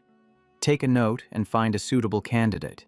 Secretary Tan, dripping with sweat, replied, "Yes, of course. Boss Boy." "All right. That's a wrap. That's all for today. Everyone's dismissed." Boy Hiem stood up, gloating internally. The system didn't interfere, and this plan successfully burned through another 500,000 yuan. This week was a bit of a struggle, but the future is still looking bright. The employees below were moved to tears. Oh my God, Boss Boy is truly the sunshine of our company. Everyone wondered how a boss who values his employees' health so much could possibly exist. It was so wonderful it was almost hard to believe. ManhwaCapped clenched his fists. He was determined to ace the interview tomorrow and spread the spirit of Boss Boy and Tengda. And just like that, our protagonist had, personally, nurtured yet another hidden talent. Even though Boy Kim had warned him, the young man was still dead set on going through with the interview with reporter Ho Nguyet.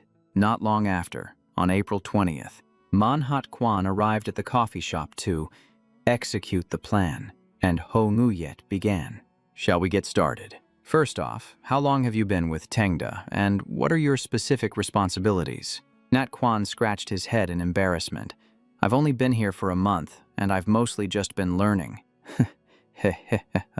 Ho Nguyet's eyes widened. Just learning. Could you please elaborate on that?" He explained that Tengda works on high-level design, so newcomers aren't allowed to participate directly and can only study. The reporter jotted down notes furiously, her hand moving without rest. Nat Quan said the pressure was immense every day. He had to learn Boss Boy's game design philosophy and how to understand the hidden meanings from his seniors. He added shyly that he still needed his seniors to explain things to him. A single sentence from Boss Boy could be as profound as the ocean depths. Ho Nguyet changed the subject. "Let's talk about the hit game." The game producer was using an artistic style for its promotion, a strategy the company had prepared in advance. ManhwaCapped answered coldly, "No, in fact, none of us knew anything about it. It was a decision Boss Boy had made long ago, but he kept it a secret from everyone. It's embarrassing to say, but we really weren't able to help at all." Hearing this, Ho Nguyet beamed from ear to ear. She asked excitedly, "Could you tell me more details about your Boss Boy?" She thought to herself, "If my hunch is right, this company is a real treasure trove, with a boss as rare as a diamond." ManhwaCapped looked towards the sun. "Boss Boy is a genius designer. Sometimes he just gives us a few simple directions. And by following them, we create an amazing game, like Ocean Stronghold. Other times, Boss Boy researches everything himself, polishing every single detail to perfection, like he did with the game producer." He said that Boss Boy also has a unique charisma. The master illustrator, Nguyen Quang Kien, and the top idol Q Lao Shu are all his friends, and their bonds aren't tainted by money. Boss Boy is a lonely genius whose ideals are ahead of their time, so he's often misunderstood, but he doesn't let it bother him and just keeps pushing himself to new heights. Ho Nguyet thought to herself that since this was an anonymous interview, Boss Boy would never know who said these things even if he heard them. So, this must be what ManhwaCapped truly thinks. This kind of harmonious boss-employee relationship is so rare. It's truly beautiful. She asked another question. The short film, My Everyday Life, used materials from Tengda. Are the two sides in a partnership? Nat Quan replied, "Yes, I can talk about that. The series is produced by Fei Huang Studio, and Fei Huang Studio is a subsidiary of Tengda." Ho Nguyet's face lit up. So that means the hit film's success is partly thanks to Boss Boy's real-life experiences. Right. Nat Quan apologized. "I can't talk about that, as it might reveal Boss Boy's personal information." Ho Nguyet nodded. "Okay, let's leave it at that. Last question. If the maximum score is 100, what would you give Boss Boy?" Nat Quan's eyes sparkled. "There are some bosses who might score a 90, you know, the kind who pay for overtime, provide lots of benefits and things like that." Then he suddenly slammed his hand on the table and roared, "But Boss Boy deserves 200 points. Before I joined Tengda, if anyone had told me a boss like him existed, I wouldn't have believed them. It sounds like something out of a fantasy. Cut to April 22nd at Ma Duong's Silverfish Internet Cafe. Boss Boy was sitting there, sipping his drink, looking visibly pleased. The two guys next to them started whispering. "We're dead. Boss Boy must be here to chew us out." "Brother Ma, you're close with Boss Boy. You have to think of something. Don't worry. Leave it to me. Even if the cafe goes under, our friendship is strong enough that I can help you find another place." Then they lamented. "This is so embarrassing. Huang Tubak is getting millions of views. Lumin Luong made a hit game, and our internet cafe is the only one losing money. It's so frustrating." Truong Guyen, the one with orange hair, said, "Brother Ma, I'm not trying to shift the blame. We really did try to come up with solutions, but Boss Boy just wouldn't agree to them." Ma Duong replied, "That's the wrong way to think about it. Just look at Huang Tubak. I don't think he's that much more capable than me, but this time, he genuinely did a fantastic job." He mentioned how Boss Boy forbids cheap advertising, so the other team worked hard to post on multiple platforms to find an opening. Season 3's exclusive broadcast rights in Iceland alone were enough to recoup their entire investment. Truong Guyen buried his face in his hands. "You're right. I was just trying to pass the buck. This really is our fault." Meanwhile, Truong Than was a nervous wreck. The internet cafe was losing money non-stop, so there was no way Boss Boy wouldn't discipline them. Ma Duong was tight with the boss, so he'd probably be fine. But he himself was about to face the music. It was all over, suddenly.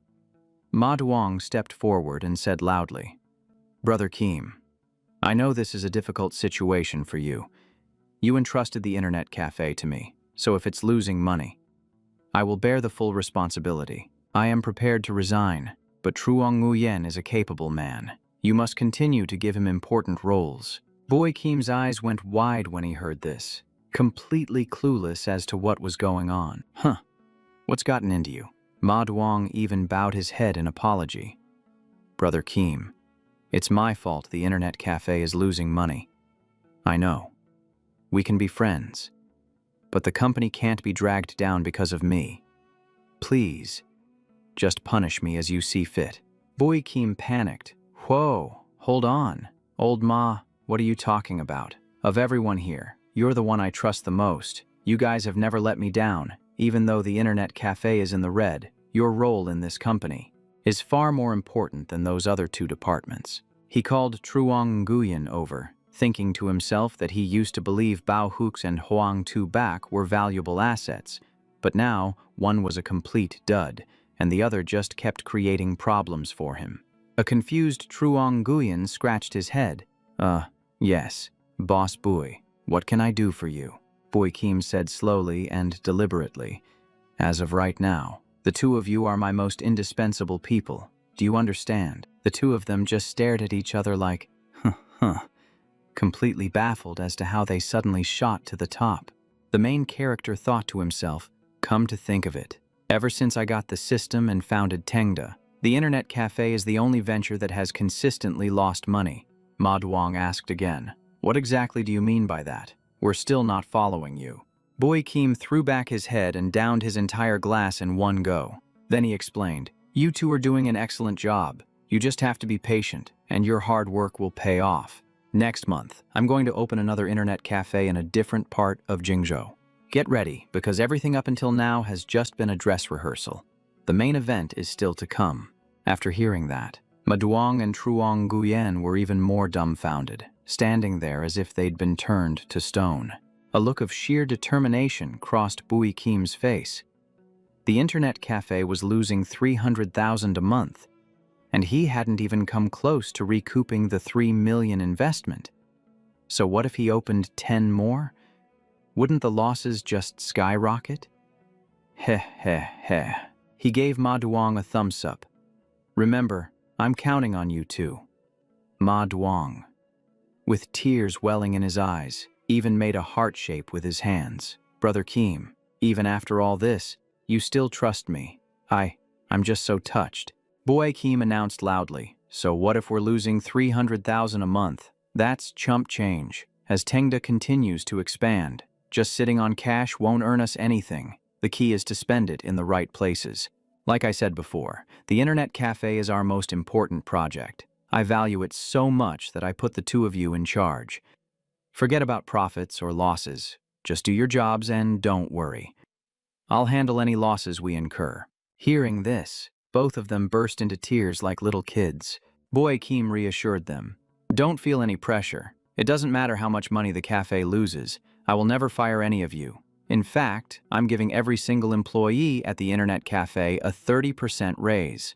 I hope you'll all continue to work with passion and provide the best possible service to each and every customer. Next month, I'm opening another cafe in Jingzhou, and when I do, everyone here will have a chance to become a manager. The employees erupted in cheers. Thank you, Boss Boy. Boss Boy is the greatest. You're amazing, Boss Boy. All right, I'm going to head home now. I'm leaving the cafe in your hands, and I couldn't be more at ease after he left. Maduong grew contemplative, making a silent promise to Boss Bui in his heart. Don't you worry. I will absolutely figure out a way to turn things around. There is no way I'm going to lose to Hoang Tubak. Losing to him would be the ultimate humiliation. Tonight, I'm going to sing a few extra songs to bring in customers and sell more drinks. I am determined not to let down Boss Bai's trust in me. A little while later, Bui Kim got into his car, his mind already racing with calculations. Okay, that's enough for today. There shouldn't be any major issues with the internet cafe now. After a few words of encouragement like that, they'll probably try even harder. But when you're already headed in the wrong direction, the more effort you put in, the further you stray. It's all meaningless. With its high prices and remote location, the internet cafe is already driving away droves of potential customers on its own. If I wait until next month, open more branches, and they continue to lose money, won't everything be going perfectly according to plan? But then, he suddenly stopped short. Across the way, dozens of people were glued to their computer screens, staring intently at something with looks of utmost seriousness. Boy Kim broke out in a cold sweat, his heart pounding. He had a really bad feeling about this. Hoang Tu Bak and Chu Tu Sach. What were those two doing here? Oh, it's over. This is big. The game is a hit. The daily life of President Bui is also a hit, and the internet cafe is still losing money. What other bad news could there possibly be? All he wanted was some peace and quiet. The moment Bao Hook saw the main character, he shouted, "President Bui is back! Everyone!" The whole group rushed over, amazed at how quickly he had turned the tables, saying it was truly admirable. Everyone chimed in, remarking how such a simple instruction could hold such a deep, hidden meaning. Devising schemes and holding the entire situation in the palm of his hand. Truly, no one could outsmart President Bui. He was sweating bullets, and only one thought ran through his mind. What now? Bao Huck immediately held out his phone. "President Bui, you have to see this article." The headline jumped out at him. An inside look at the mysterious Tengda Games. A discovered paradise for the domestic gaming industry. After reading it, he breathed a sigh of relief. Thankfully, it didn't mention his identity or the internal employee benefits, but in that case, why were they all so happy? Bao Huck even hit the like button and said, "You intentionally hid your identity and the company's benefits." What a brilliant move. Two others chimed in, saying the game was praised for its quality and artistry, while the Daily Life project had also climbed to the top of the short film charts. The three of them looked at him with gleaming eyes, absolutely convinced this was all part of President Bui's grand strategy. Hearing this, his face turned as dark as the bottom of a pot. He had absolutely no idea what they were talking about. And yet, they excitedly brought it up again. The producer of both the game and the daily life of President Bui. Two fires were now burning brightly. He only needed to toss a tiny spark for it to erupt into a sea of flames that would burn bigger and bigger. At that moment, the main character's mental health bar plummeted, and his sense of pain shot through the roof. Lu Min Luong continued, explaining that after the article, players and viewers were all curious about working at Tengda. Everyone wanted to join. Hearing that, He felt like he'd lost another half of his health bar. The topic of Tengda games shot straight to the top of the Facebook trends, attracting casual onlookers to both the game and the film. Over the past 2 days, its popularity has continued to rise. Lonely Desert Road has been revived, and each episode of the short film is gaining an extra 200,000 to 300,000 views. Boy Kim's health bar was almost completely empty. All he could do was cry out to the heavens internally. Min Luong added that many people were asking if the real boss of Tengda was like the President Bui in the series, and that revealing his identity would surely cause another huge wave. Bao Huck laughed and said, "So when are you going to drop that bombshell? I can't wait." The main character was horrified to hear this. All he wanted was to rest in peace, but they kept dragging him back up. It was just too much. Shu Tiu Sach took out a camera, since it's such a happy occasion. "How about we take a commemorative photo?" The whole group immediately agreed. "Let's take a family photo. President Bui, you stand in the middle." Shu Tiu Sach counted 1, 2, 3, and everyone shouted, "Congratulations." The whole group was beaming with bright smiles, except for the one person in the middle, whose heart was heavy as lead. He told everyone to continue celebrating, saying he had something to take care of and had to leave first. They all gathered around to look at the photo again, demanding it be sent to the group chat and printed out to be hung up for all to see. Shu Tiu Sach suddenly noticed that President Bui's smile had a hint of melancholy in it. The main character immediately holed himself up in his private room. An emergency meeting convened in his mind, with 5 different versions of himself sitting around, holding their heads and sighing. He thought things were bad enough. The game was making money. The film was making money. And he could never spend all the system's funds. What could be worse? There was something worse. Because of one interview, casual onlookers flocked in, and in the process, they pushed all of his popular games to the top at the same time. Suddenly, he slammed a gavel on the table in his mind, snapping himself out of it. Life has its ups and downs. Anyway, he wasn't going to spend all the system's funds this cycle. Earning a little extra would just be converted into his personal assets. But then, another version of himself spoke up. "How is this so ridiculous? Could it be that we're actually talented?" Holding a cup of coffee, he shook his head. "Don't we already know what our own skill level is? The settlement day for the new cycle is coming up soon. We have to think about our next move right now." The version holding a game console said, "There's a luck factor, but the key is that our games are just too different." On one hand, he intentionally went against market trends, preparing a bunch of strange designs. On the other hand, because he wanted to burn money, he invested in high-quality art and increased employee benefits, which made the staff incredibly motivated. After hearing this, he finally understood, so that's how it was. By doing so, he had accidentally created a new genre of fresh, high-quality games. The guy in the bow tie asked, "So, are we going to make a trendy game now?" No way. A lot of copycat games end up being even more popular than the original. The whole group sighed in despair. After a long debate, they decided to halt the release of any new games and focus on updating the old ones, just as they had promised the players. Scene changed to April 30th, the day of the system settlement. Bui Kim sat in the CEO's office, staring thoughtfully at the system panel. Profits were 3,910,000 yuan, which converted at a 100-to-1 ratio to 39,100 yuan, adding the 10% mission bonus. His personal assets reached 87,953 yuan. His eyes widened. The profits alone were nearly 40,000 yuan. It was truly unbelievable. The system announced the next cycle would be in 60 days, and after the capital injection, the total system funds would increase to 5 million yuan. The main character broke out in a sweat. With no special mission and a shorter deadline, the pressure skyrocketed.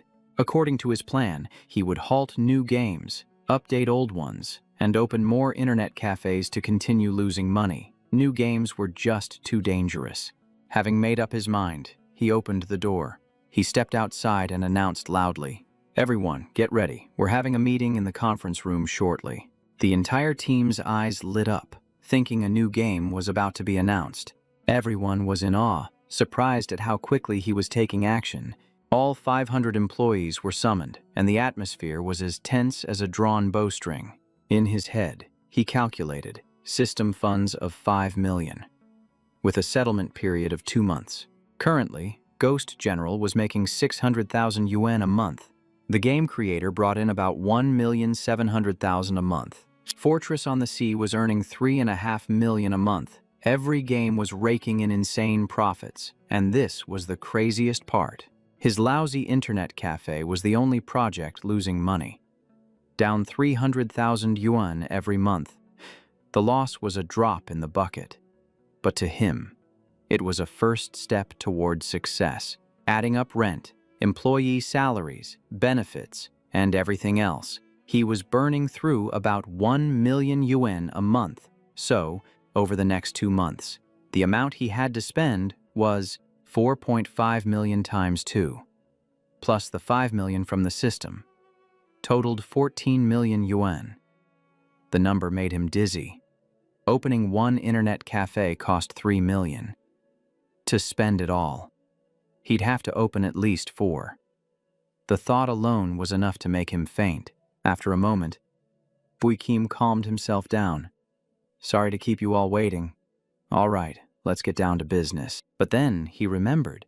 He still had to update the old games for the players, which would definitely generate more revenue. He had to find a way to reduce profits. He cleared his throat. First, let's briefly talk about the outstanding employee selection. From now on, we will hold the selection twice a year. We'll set the dates for February 1st and August 1st. The top employee will receive 1 million yuan. The runner-up will be rewarded with an Alex Pensispade vacation. Hearing this, Bao Hook flinched a little, having just experienced the last vacation. He continued, our work plan will be divided into 2-month cycles. Since the players are screaming for updates to the old games, we've decided to halt new game development. For the next 2 months, we will focus on updating the old games to meet the players' demands. First up is The Lonely Desert Road. We'll add an endless mode, multiplayer connectivity, and design new maps. Then he suddenly shouted, price it at 1 yuan. Ghost General will release a new set of martial heroes, priced at 5 yuan. Fortress on the Sea. We'll sell a new epic tier weapon, still at the price of 888 yuan, limited to 500 copies per month. The game creator. We'll sell a new sound and interface pack, priced at 5 yuan. Hearing this, the whole team was in complete shock. Like, wait, what? That cheap? Were they hearing things? But the million-dollar question was, could they even break even? 2 of them whispered. The original art for the Ghost General and the creator was done by boss Nguyen Quang Kien himself. And no matter how close you are, you have to pay for that. And the weapon is 888 yuan, limited to 500 copies. So the maximum monthly revenue would only be around 200,000. Right. And the core employees, their faces lit up, and they started shouting excitedly, grinning from ear to ear. As expected, only Boss Bui would dare to make a decision like that. Meanwhile, his face darkened, and he didn't know whether to laugh or cry. He was crying a river on the inside. This was the lowest price the system would allow, and he wanted to go even lower. Then he stood up and concluded, okay, Lumin Luong will handle the details. Meeting adjourned. A short time later, he walked out of the CEO's office, thinking he should go check on Ma Duong, lock down a location for the cafe, and get a head start on the renovations. Just then, Manat Quan called out to him, Boss boy, could I have a word with you? Sure, come to my office. The two entered the office, and he said, have a seat. Nat Quan, what's on your mind? He said he had a friend who was going through a tough time lately. He immediately smiled. That friend. Wouldn't happen to be you, would it? Then he declared, just say what's on your mind. I'll approve a 3-day paid leave for you. Go take care of it and then come back. Nat Quan was startled. No, you've misunderstood. Boss Bui, it's really my friend. You know that Hoang Tu Bak and I used to work together at Thuong Duong. After he left, they hired someone to replace him. Now that person is unemployed, so he asked me if I could help recommend him for a job. Hearing this, he paused. Unemployed. Didn't he quit on his own? He asked bluntly. Why did your friend quit his job? Nat Quan quickly replied. He didn't quit. He got laid off. The Thuong Duong game is about to go under. Bui Kim was shocked. Thuong Duong is huge. How could it possibly go under? But inside, he was exploding with jealousy. Now that's how you lose money in style. Why can't I do that? Nat Quan explained. People have been secretly looking for jobs since October of last year. Even Lao Lu, the lead designer, has wanted to jump ship for a long time. Then Lao Lu saw how popular Ocean Stronghold was selling for 888 yuan. So he also started selling items for 888 yuan. But the players had a massive backlash. They didn't make any money, lost their reputation. The player base shrank, and revenue plummeted. Now they can't even make payroll. Last week, the boss even told everyone to start looking for other jobs. Hearing this, our main character felt a chill run down his spine. Wait, is this somehow related to me? Then, he felt another surge of admiration. Just look at them. When they decide to lose money, they go all in. And when they lose money, they go straight to bankruptcy. But then he paused. Wait a minute. Why should I just admire them when I can just buy the company? That's the ticket. Why sit here admiring the boss of Thuong Duong when I can just become the boss myself? I'll lose money to my heart's content. He was already cackling maniacally in his head. A company that's already losing money. If I acquire it, won't I just get dragged down into the abyss with it? This sounds too good to be true. ManhwaCapped said with a smile. I know Dangdat has a very strict hiring process. I just hope you can give my friend a chance to interview. He put down his teacup and smiled happily. Don't worry, your friend won't be unemployed. Nat Quan was overjoyed. Really, boss boy, he thought to himself.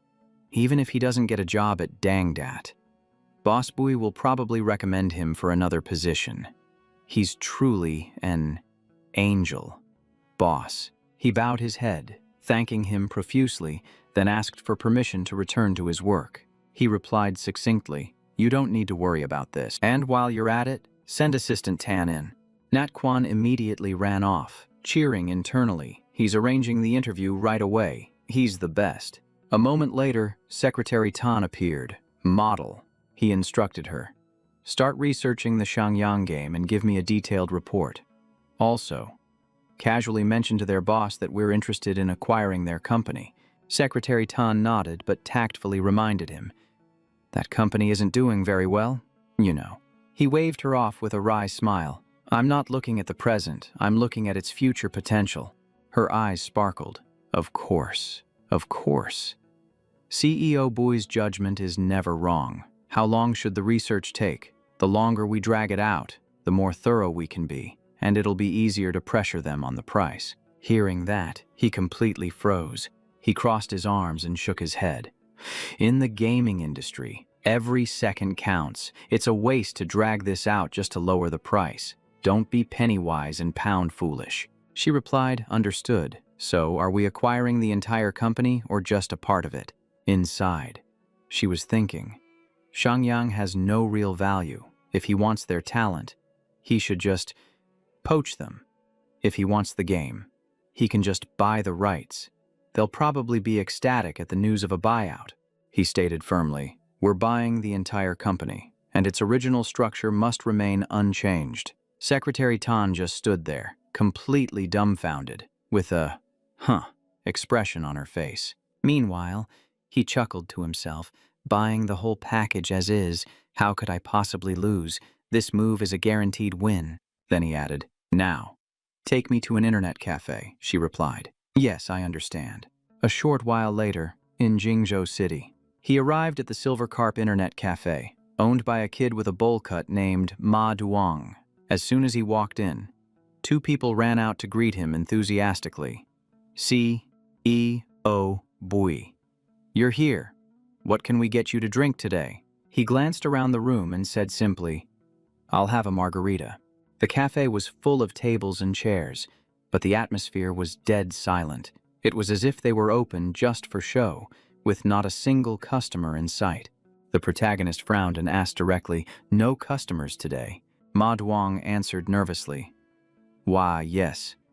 Brother Kim. I don't really know why. Maybe everyone's busy since the holidays are coming up. He plopped down on the sofa with a bright, unconcerned smile and declared, "All right, let's close up. We're calling it a day. Truong Nguyen, make a round of drinks for everyone. It's on the company." Hearing this, Truong Nguyen gave a sharp nod and got right to it. A moment later, the entire staff was sitting and staring at him, waiting for his royal decree. He got straight to the point. Starting next month, we're opening 4 more locations, but we'll do it sequentially since we can't fund them all at once. Anyone who wants to be a manager, raise your hand. The moment he finished speaking, 4 of the servers shot their hands straight into the air without a moment's hesitation. One blonde-haired guy, however, was hesitant, his hand hovering uncertainly, with a look on his face that screamed, "If I raise my hand, I'm dead." The red-haired Truong Nguyen also managed a forced smile, timidly raising his hand as if he were pleading for his life. He immediately said, "You can put your hand down. You're going to be managing these new store managers." Upon hearing that, the young man's jaw dropped and his brain completely short-circuited.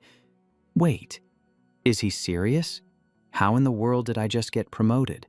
Then he announced loud and clear, "All right, I'm picking the 5 of you with your hands up. Truong Nguyen. Take down their names. They're the new managers." The ones who had raised their hands were stunned. Holy crap, is this for real? He picked us just like that, without any kind of test. I thought we were just raising our hands for the heck of it. Meanwhile, someone in the back was filled with so much regret he could cry, cursing himself. If I had known, I would have raised my hand too. One of the servers was completely frozen, thinking, "Oh my God, I just raised my hand for fun and suddenly I'm a manager. Am I dreaming right now?" Ma Duong tugged on his sleeve and whispered, "Brother Keem, is this really okay? Maybe we should hold a more formal hiring process." He replied nonchalantly, "You're the one who hired all of them. I don't trust anyone else. I only trust your eye for talent." Hearing that, the young man blushed and scratched his head in embarrassment. "Ah, I guess that's true. Hehehe.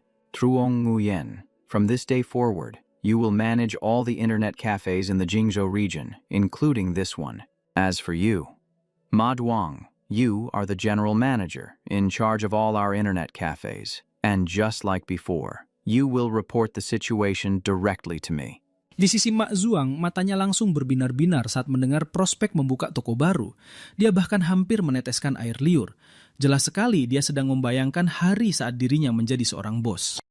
Bu Hiem berdiri dan kembali memberikan pengumuman besar, mengatakan bahwa siapapun yang belum menjadi bos tidak perlu khawatir, karena saat mereka membuka lebih banyak toko, mereka akan memprioritaskan karyawan yang ada saat ini. Aroma manis dari masa depan yang cerah seolah sudah di depan mata. Seluruh kelompok langsung berubah menjadi penggemar berat. Wajah mereka berseri-seri seolah baru saja menemukan emas. Semuanya berlomba-lomba memuji bos Bui setinggi langit. Mereka mengangkat gelas dan meneguknya hingga 100% habis. Semua orang berpikir bahwa bos lain hanya memberikan janji-janji kosong. Tetapi pria ini mengatakan akan melakukan sesuatu dan langsung melakukannya, tanpa ragu sedetik pun. Membuka 4 toko lagi akan memakan biaya sekitar 1 juta yuan.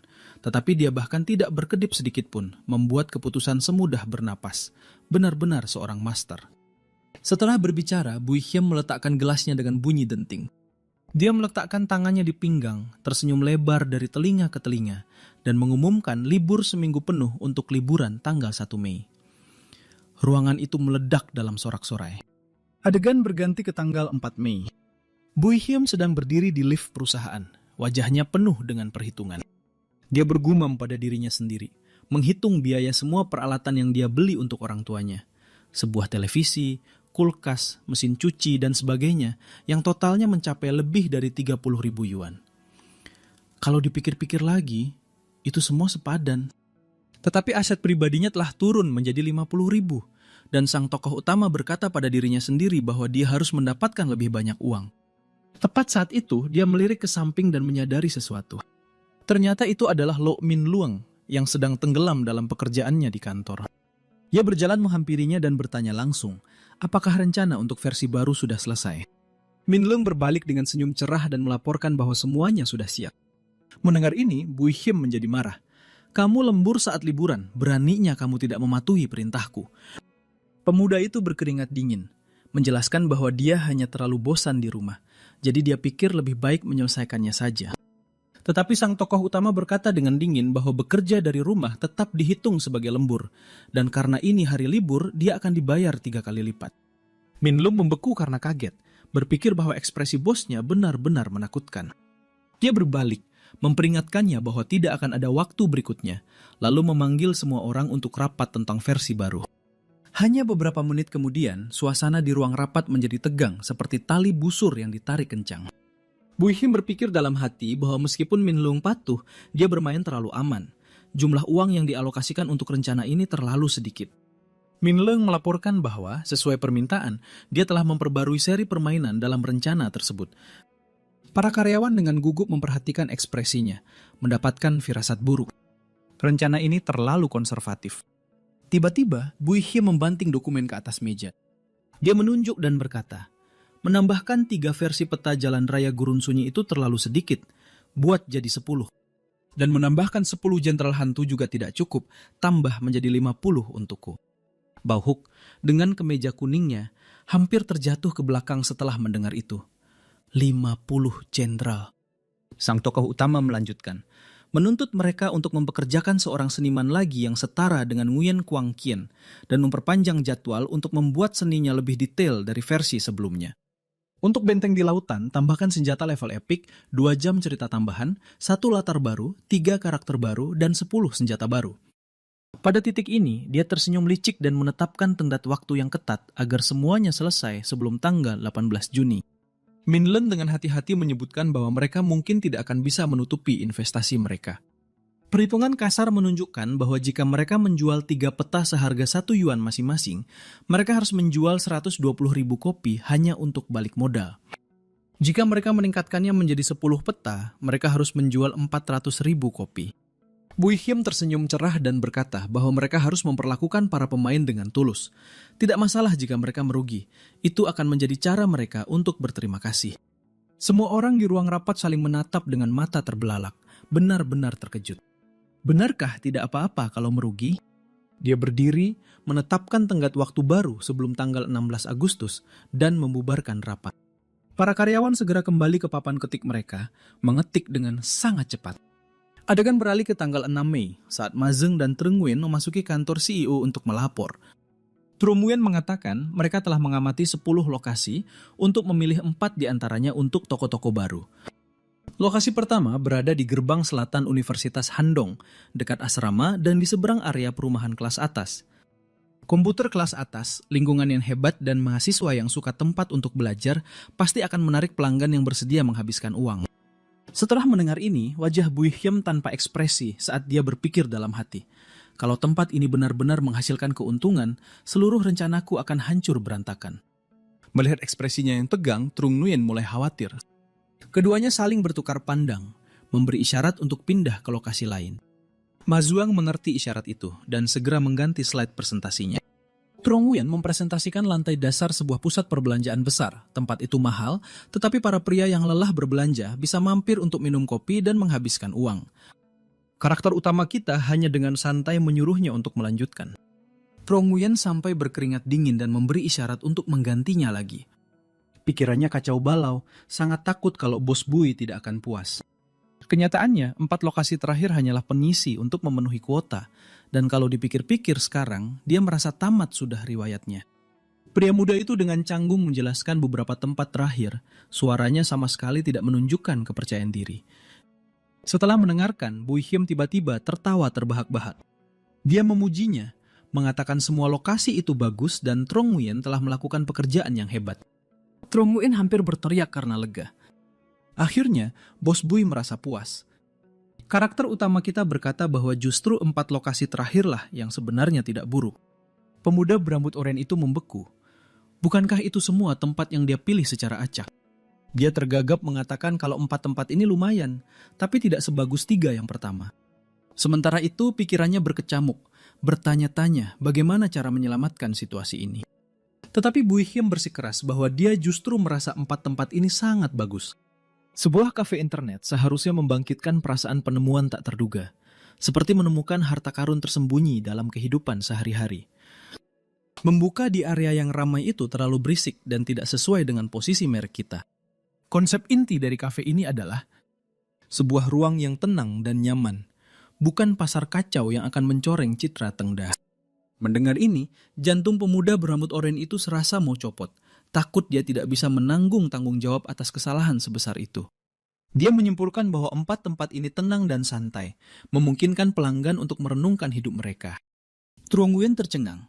Apa dia membuka kafe untuk pelanggan merenung, bukan untuk menghabiskan uang? Karena tidak bisa menahan diri, dia hendak memberikan masukan lebih lanjut. Tapi Bu Hye memotongnya, langsung memutuskan untuk memilih ke-4 lokasi tersebut. Dia menuntut desain yang mewah dan mengatakan jika mereka kekurangan uang, mereka harus mencari asisten. Truong Nguyen memberi isyarat pada Ma Zuong untuk mencoba membujuknya lebih jauh. Pria muda berbaju kuning itu langsung mengerti. Dia berkata sambil tersenyum, "Baik Kak Hiem, kami akan segera mengerjakannya, jangan khawatir." Truong Nguyen terdiam kaget. Bukan itu maksud dari tatapannya tadi. Mendengar itu, Bos Bui menjadi semakin senang. "Bagus sekali, aku mengandalkan kalian. Teruslah bekerja dengan baik." Pada saat yang sama, dia mencibir dalam hati. Bisnis sampingan harus rugi lebih banyak dari bisnis utama agar memuaskan. Jika bisnis utama rugi 1, bisnis sampingan harus rugi 10. Memikirkannya saja terasa sangat masuk akal. Beberapa waktu kemudian, di kantor perusahaan Tengda, tiba-tiba asisten Tan yang cantik mendorong pintu hingga terbuka, memberitahukan bahwa dia telah mengumpulkan materi tentang game Sangyang dan bertanya apakah Bos Bui ingin melihatnya. Karakter utama kita mengangguk cepat. Tentu saja, kamu bekerja dengan baik. Wanita itu memulai presentasinya. Sangyang adalah perusahaan swasta dengan total 52 karyawan dan saat ini memiliki 2 waralaba game.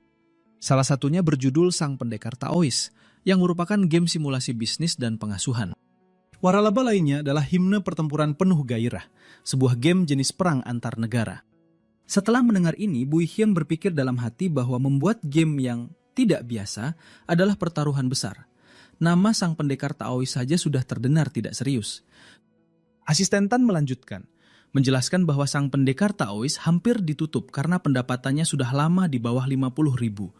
Sementara Himne Pertempuran Penuh Gairah adalah andalan mereka. Tetapi baru-baru ini mengalami masalah, menyebabkan pendapatannya anjlok. Pada titik ini, karakter utama kita langsung menebaknya. Ini pasti tentang insiden pedang seharga 888 yuan yang pernah disebutkan oleh Manyet Kwan sebelumnya. Secara total, Tenzong dibebani 150.000 untuk sewa dan 200.000 untuk gaji setiap bulan.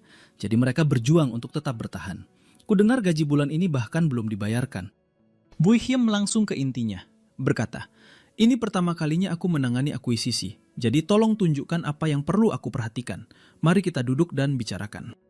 Asisten Tan menjawab bahwa risikonya cukup tinggi, dan mereka perlu memeriksa adanya modal palsu atau jika ada orang yang diam-diam menyedot dana. Lalu ada aset, utang, ekuitas pemilik, penyusutan aset tetap, aset tidak berwujud, dan juga piutang tak tertagih. Tetapi karena ini adalah perusahaan kecil, semua saham dipegang oleh Do Nyue Kiet dan 1 mitra lainnya. Dan pada kenyataannya, sebagian besar dijalankan oleh Do Nyue Kiet. Dia menduga bahwa pria itu sangat ingin menjual karena perusahaannya memiliki ekuitas negatif dan merugi setiap bulan. Jadi dengan sedikit negosiasi harga, perusahaan itu bisa dibeli seharga beberapa ratus ribu. Mendengar ini, Bu Hiem tampak jelas kecewa. "Hah, semurah itu. Kukira harganya setidaknya 1 atau 2 juta, tapi ternyata hanya beberapa ratus ribu. Menyebalkan sekali." Asistennya membenarkan bahwa memang begitu. Do Nyue Kiet sudah menghasilkan banyak uang sebelumnya, jadi dia akan senang mendapatkan beberapa ratus ribu sekarang. Jika tidak ada yang membelinya, semua asetnya akan dijual begitu saja. Dia juga mendengar bahwa pria itu bahkan membiarkan karyawan membawa pulang komputer mereka untuk dipotong dari gaji. Bu Hiem terkejut, berpikir betapa briliannya langkah ini. Ini menyelesaikan masalah penjualan komputer dan masalah pembayaran gaji. CEO Do adalah jenius, sejati. Aku belajar banyak. Asisten Tan menambahkan. Singkatnya, itulah hal-hal yang perlu diperhatikan. Kemudian dia bertanya, apakah Bu Hiem ingin menyamar? Tokoh utama mendengar ini dan bingung, menyamar untuk apa? Maksudnya adalah, dia bisa menyembunyikan identitasnya untuk sementara waktu untuk mengintai tempat itu, mengamati para karyawan dan lingkungan kerja, yang akan memberinya keuntungan saat menegosiasikan penurunan harga. Bu Hiem melambaikan tangannya dengan acuh. Tidak perlu, ini masalah kecil, dan beberapa hal tidak bisa disembunyikan, bahkan jika kau mencoba. Asisten Tan berdiri, mengatakan dia akan segera menghubungi pihak lain untuk menjadwalkan pertemuan antara CEO Bui dan CEO Do. Dia mengangguk, semakin cepat, semakin baik. 2 hari kemudian, CEO Bui dan asistennya yang cantik, Ten, tiba di perusahaan game Dronzer. Begitu dia melangkah keluar dari mobil, sedikit tertegun. Ini perusahaan, seluruh bangunannya terlihat sangat kumuh, dan asistennya hanya mengangguk untuk mengonfirmasi bahwa ya, inilah tempatnya. Seorang pemuda berbaju ungu keluar untuk menyambut mereka. Halo, CEO Bui, saya desainer utama. Vuong Hyodang, CEO Do, sedang menunggu Anda di lantai atas. Dia memperkenalkan dirinya sebagai desainer utama dan mengundang protagonis kita ke lantai atas untuk bertemu CEO Do. Bui Him bertanya dengan heran, bukankah desainer utamanya Lao Lo? Di dalam kepalanya, pahlawan kita dipenuhi penyesalan. Berpikir dia telah melewatkan bakat seperti itu selama perekrutan. Andai saja dia memiliki Lao Lo, gamenya pasti sudah gagal sejak lama, dan dia tidak akan pusing memikirkan cara untuk merugi seperti ini. Hyodang tersenyum, memuji CEO Bui karena telah melakukan risetnya dan mengatakan akan menjelaskannya nanti, lalu mengundangnya untuk mengikuti. Saat melangkah masuk, seluruh perusahaan diselimuti oleh suasana yang berat dan suram.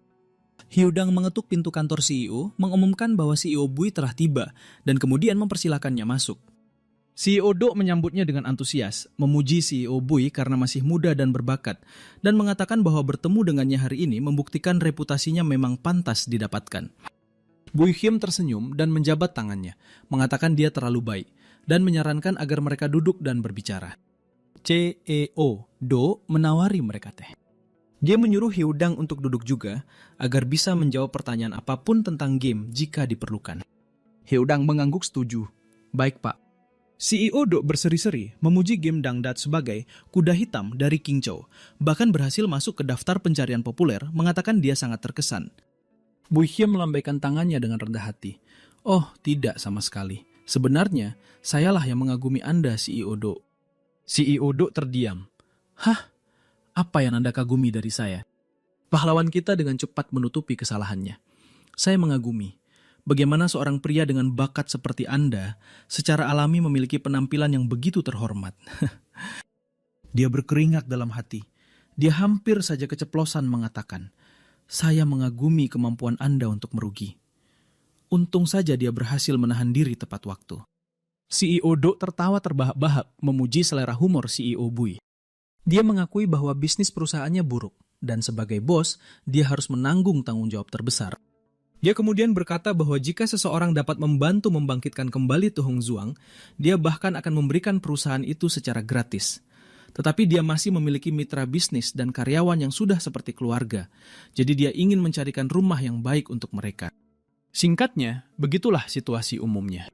Dia menawarkan harga persahabatan antara 0 hingga 1 juta dan bertanya apa pendapat Bui Him.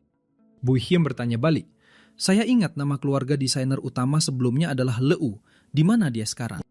Keduanya saling berpandangan, raut wajah mereka seolah berteriak, pertanyaan aneh macam apa ini? Mereka benar-benar dibuat bingung. Presdir Do menjelaskan bahwa Pak Tualu baru saja mengundurkan diri beberapa hari yang lalu dan kemungkinan besar sudah menemukan pekerjaan di tempat lain. Dia menepuk pundak Hyetan untuk memberinya semangat.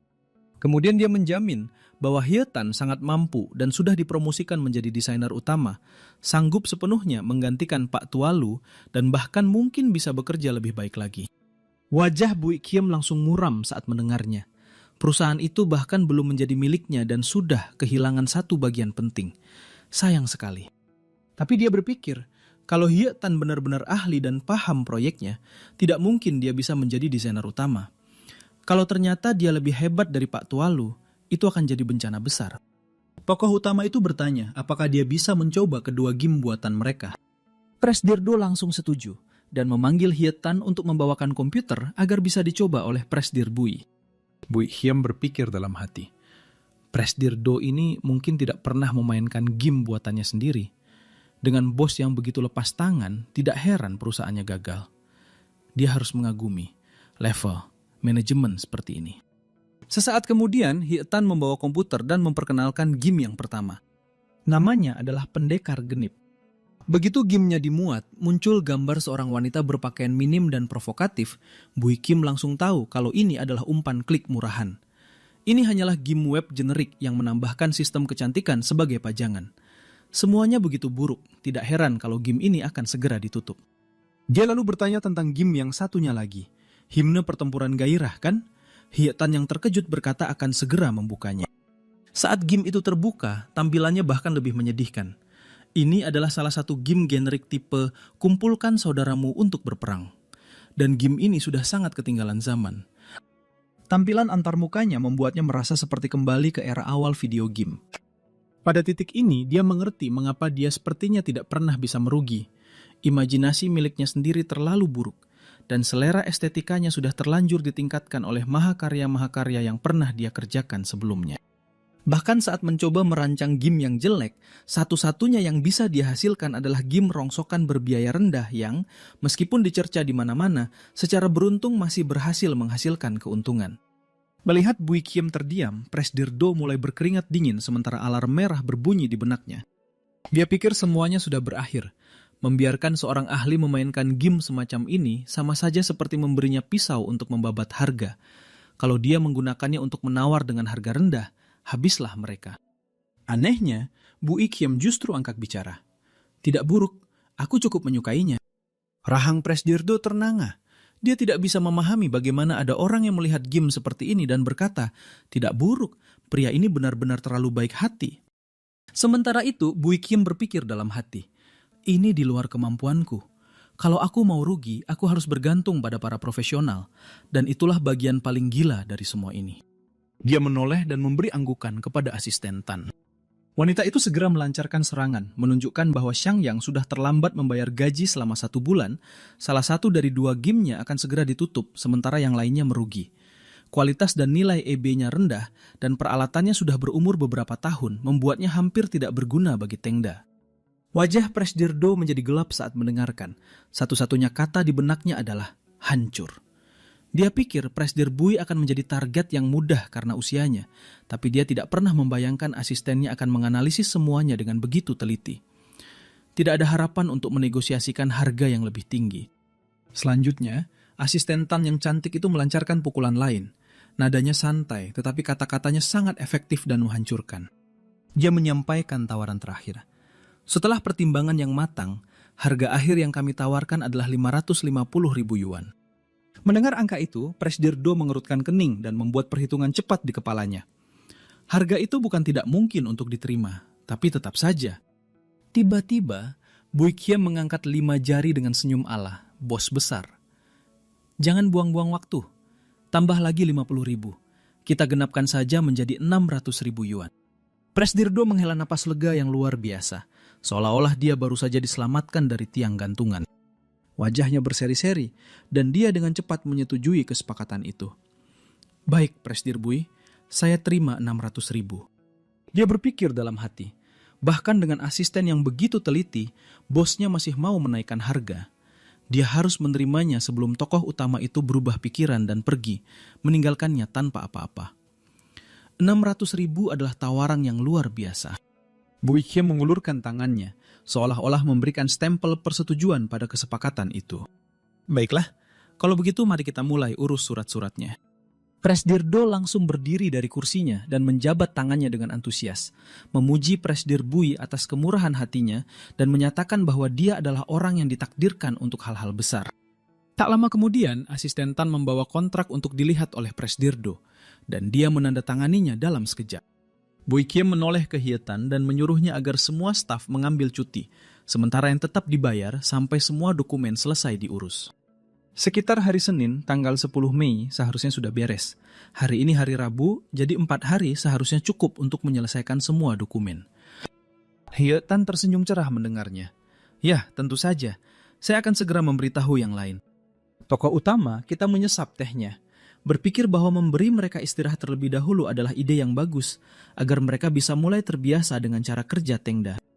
Karena mulai sekarang, Xiang Yang adalah anak perusahaan dan tunjangan karyawannya harus sepenuhnya disinkronkan dengan perusahaan induk. Itulah satu-satunya cara yang benar. Beberapa waktu kemudian, di Jingzhou, Bui Kim sedang duduk di dalam mobil, masih tampak berpikir keras. Tiba-tiba, teleponnya berdering.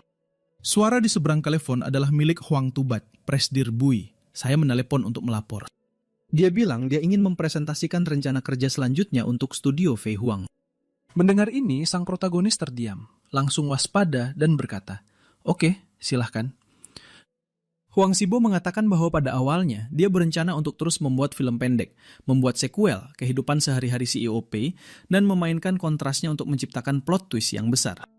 Dia juga mempertimbangkan untuk mengikuti tren saat ini dengan menciptakan serangkaian peran untuk karakter tipe selebriti. Pei Chen merasa seperti disambar petir, berteriak dalam hatinya, "Jangan yang ini lagi, sudah ku bilang dari awal kita tidak akan melakukan itu." Tapi Huang Xibo berkata bahwa kata-kata CEO Pei tempo hari telah mencerahkannya, membuatnya ingin meninggalkan zona nyamannya dan mengejar mimpinya. Jadi setelah berdiskusi, mereka memutuskan untuk membuat film dokumenter, sesuatu yang belum pernah mereka lakukan sebelumnya. Sang protagonis menyeka keringatnya dan menghela napas lega. "Syukurlah, kupikir kita bakal hancur kalau membuatnya lagi. Selain itu, dengan dana studio saat ini akan sulit untuk menghasilkan film dokumenter yang layak." Dia memasang senyum palsu yang terlihat ramah dan memujinya. "Kamu hebat, aku mendukungmu." Huang Xibo berterima kasih sebesar-besarnya. Pei Chen menoleh ke asisten Chen yang sedang mengemudi dan bertanya, "Bagaimana keadaan Sang Yang?" Asisten Chen melaporkan bahwa negosiasi berjalan lancar dan CEO Pei diharapkan bertemu dengan karyawan baru pada hari Senin untuk mengatur pekerjaan mereka. Sang protagonis bertanya dengan tatapan kosong, "Senin? Apa aku benar-benar harus pergi?"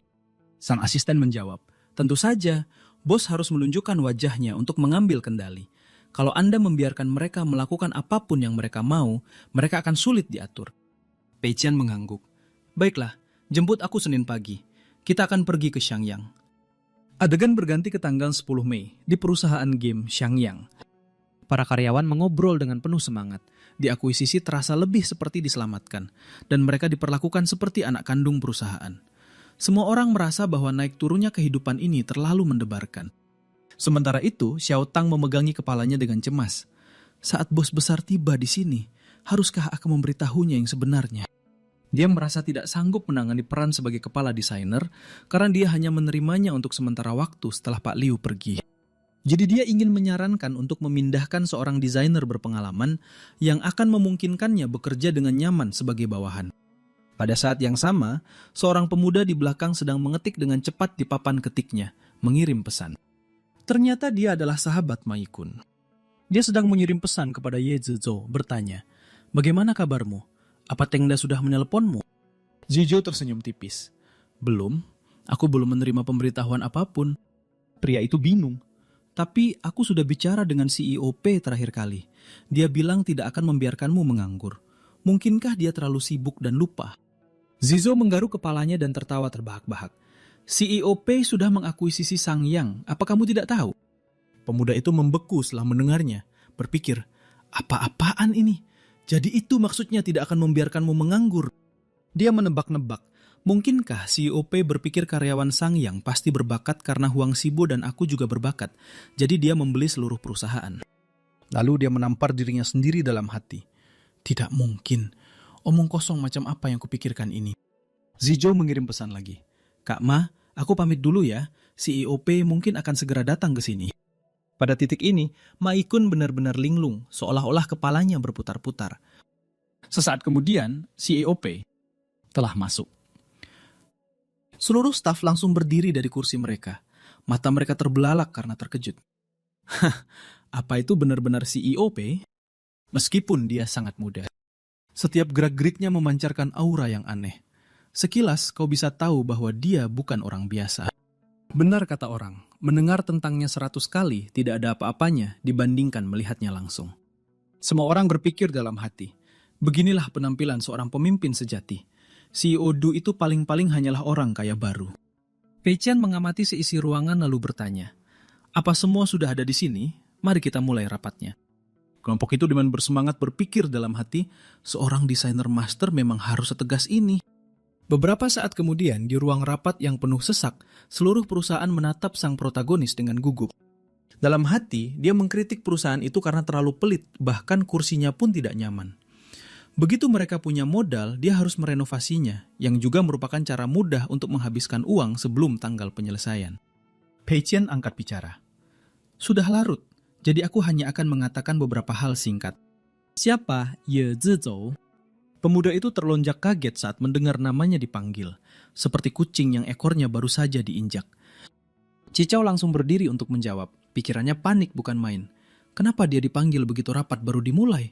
Apa dia akan dipecat? Bui Kiem sambil tersenyum lebar dari telinga ke telinga, menyuruhnya untuk duduk dan mendengarkan.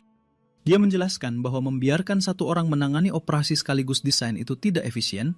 Mulai sekarang, Cicau akan menjadi kepala desainer dengan Hilton yang akan membantunya.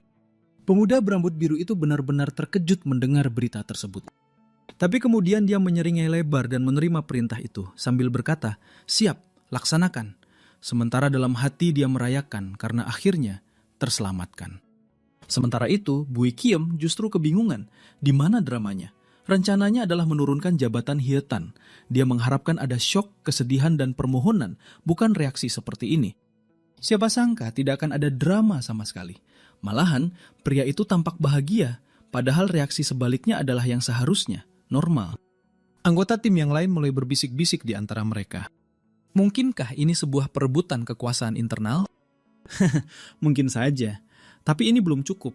Kita perlu menambahkan lebih banyak bensin ke dalam api sampai seluruh perusahaan ini terbakar habis. Itu baru akan memuaskan. Dan kemudian tibalah bagian paling gilanya, yang disampaikan seolah-olah bos Bui adalah seorang raja yang mengeluarkan titah kerajaan. Hei, Zebdrojo, setiap bulan kamu punya hak istimewa untuk memecat tanpa alasan. Kirim saja pesan padaku siapapun yang ingin kamu singkirkan. Mendengar ini, pemuda itu membeku seketika. Otaknya berhenti bekerja. Dia tertawa kering. Memecat tanpa alasan. Ya Tuhan, itu tidak ada bedanya dengan diberi pedang titah kaisar. Bui Hiem menghitung dalam hati. Jika dia mendorong orang yang tidak punya dukungan ke posisi berkuasa, mereka pasti akan mulai membuat masalah. Lalu semangat kerja akan hancur. Tim internal akan menjadi kacau balau, meninggalkan situasi semraut yang tidak bisa diperbaiki siapapun. Memikirkannya saja sudah tercium seperti aroma bencana yang manis. Skenarionya sempurna, dia terkekeh pada dirinya sendiri. Siapa lagi selain seorang jenius sepertiku yang bisa memikirkan hal ini? Kemudian dia memfinalisasi rencananya. Theng Zeng akan menerapkan 2 inisiatif. Pertama, memodifikasi 2 game yang ada saat ini dengan menghapus semua biaya pemain kecuali 1. Bagaimana cara menghapusnya dan mana yang akan dipertahankan terserah pada Cicau. Di sisi sini, rahang pemuda itu jatuh lagi, tetapi dia tetap harus mengangguk dan berkata, "Baik, Bos Bui." Inisiatif kedua, semua orang harus merancang proyek game baru dan menulis proposal. Dia akan memilih salah satunya untuk menjadi proyek Teng Duang selanjutnya. Mata Fuang Hilton terbelalak, dengan tatapan yang seolah berkata, "Tunggu, apa Anda serius?" Bui Hiem bertanya dengan singkat, "Ada masalah?" Tepat saat Cicau hendak mengangkat tangannya untuk berbicara, karakter utama itu mengabaikannya dan menyudahi rapat. Oke, bagus sekali, rapat selesai. Seluruh tim berada di ambang kehancuran mental ketika dia bilang hanya akan mengatakan beberapa hal. Dia benar-benar hanya mengatakan beberapa hal. Rasanya seperti mereka diusir keluar tepat setelah mereka masuk. Beberapa waktu kemudian, di kantor perusahaan Teng Zeng, seseorang berbisik, "Tuan Vuong baru beberapa hari jadi kepala desainer sebelum diturunkan jabatannya. Dan Cicau dianggap yang paling lemah di sini. Apa hak istimewa pecat siapa saja itu nyata?" Lalu mereka saling mengingatkan untuk mengecilkan suara, atau mereka akan mati jika dia mendengar mereka. Hilton memegang gelas airnya, berpikir dalam hati bahwa jika Bos Bui memberikan pedang titah kaisar kepada Cicau, itu mungkin berarti dia akan absen untuk waktu yang lama. Itu berarti Cicau akan menjadi perwakilannya di sini. Mulai sekarang, semua rencana kerja akan diarahkan olehnya. Hilton berkata pada dirinya sendiri bahwa dia harus melakukan yang terbaik. Sementara itu, Cicau dengan wajah muram dan tidak tahu apa yang sedang terjadi, mengirim pesan kepada Ma Nyet-kun. "Kak Ma, ada yang ingin aku sampaikan. Aku bahkan tidak tahu harus mulai dari mana." Ma Nyet-kun langsung membalas, "Katakan saja, aku di sini untukmu. Seberat apapun masalahnya, kita sebagai saudara akan menghadapinya bersama." Cicau menggaruk kepalanya dan menghela napas. "Di rapat hari ini, Bos Bui mempromosikan aku menjadi kepala desainer Teng Zuang." Nyet Kun benar-benar terkejut lagi. Apa-apaan ini? Serius? Apa maksudnya ini? Dia teringat kembali saat dia berjuang bersama Huang Tubak. Begitu mereka pindah perusahaan, pria itu langsung melesat menjadi kepala desainer. Sekarang giliran Cicau, Tereng Zuang diakuisisi begitu saja. Dan dalam sekejap mata, dia juga menjadi kepala desainer.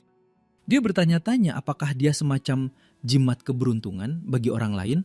Semua temannya dipromosikan, sementara dia tidak mendapatkan apa-apa.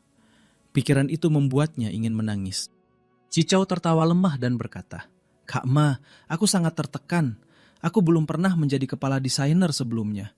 Bisakah kamu bicara dengannya dan bertanya apakah dia bisa memilih orang lain?" Nyatkon berpikir anak ini mengeluh padahal mendapat hal baik, jadi dia mengetik balasan yang ketus. "Ya sudah, selamat tinggal." Cicau dengan cepat membalas, "Jangan, tunggu. Aku benar-benar tidak bisa melakukannya. Aku masih baru di industri ini dan tidak tahu apa-apa. Bagaimana aku bisa menjadi kepala desainer? Apa yang harus kulakukan jika aku mengacaukan tanggung jawab sebesar ini?"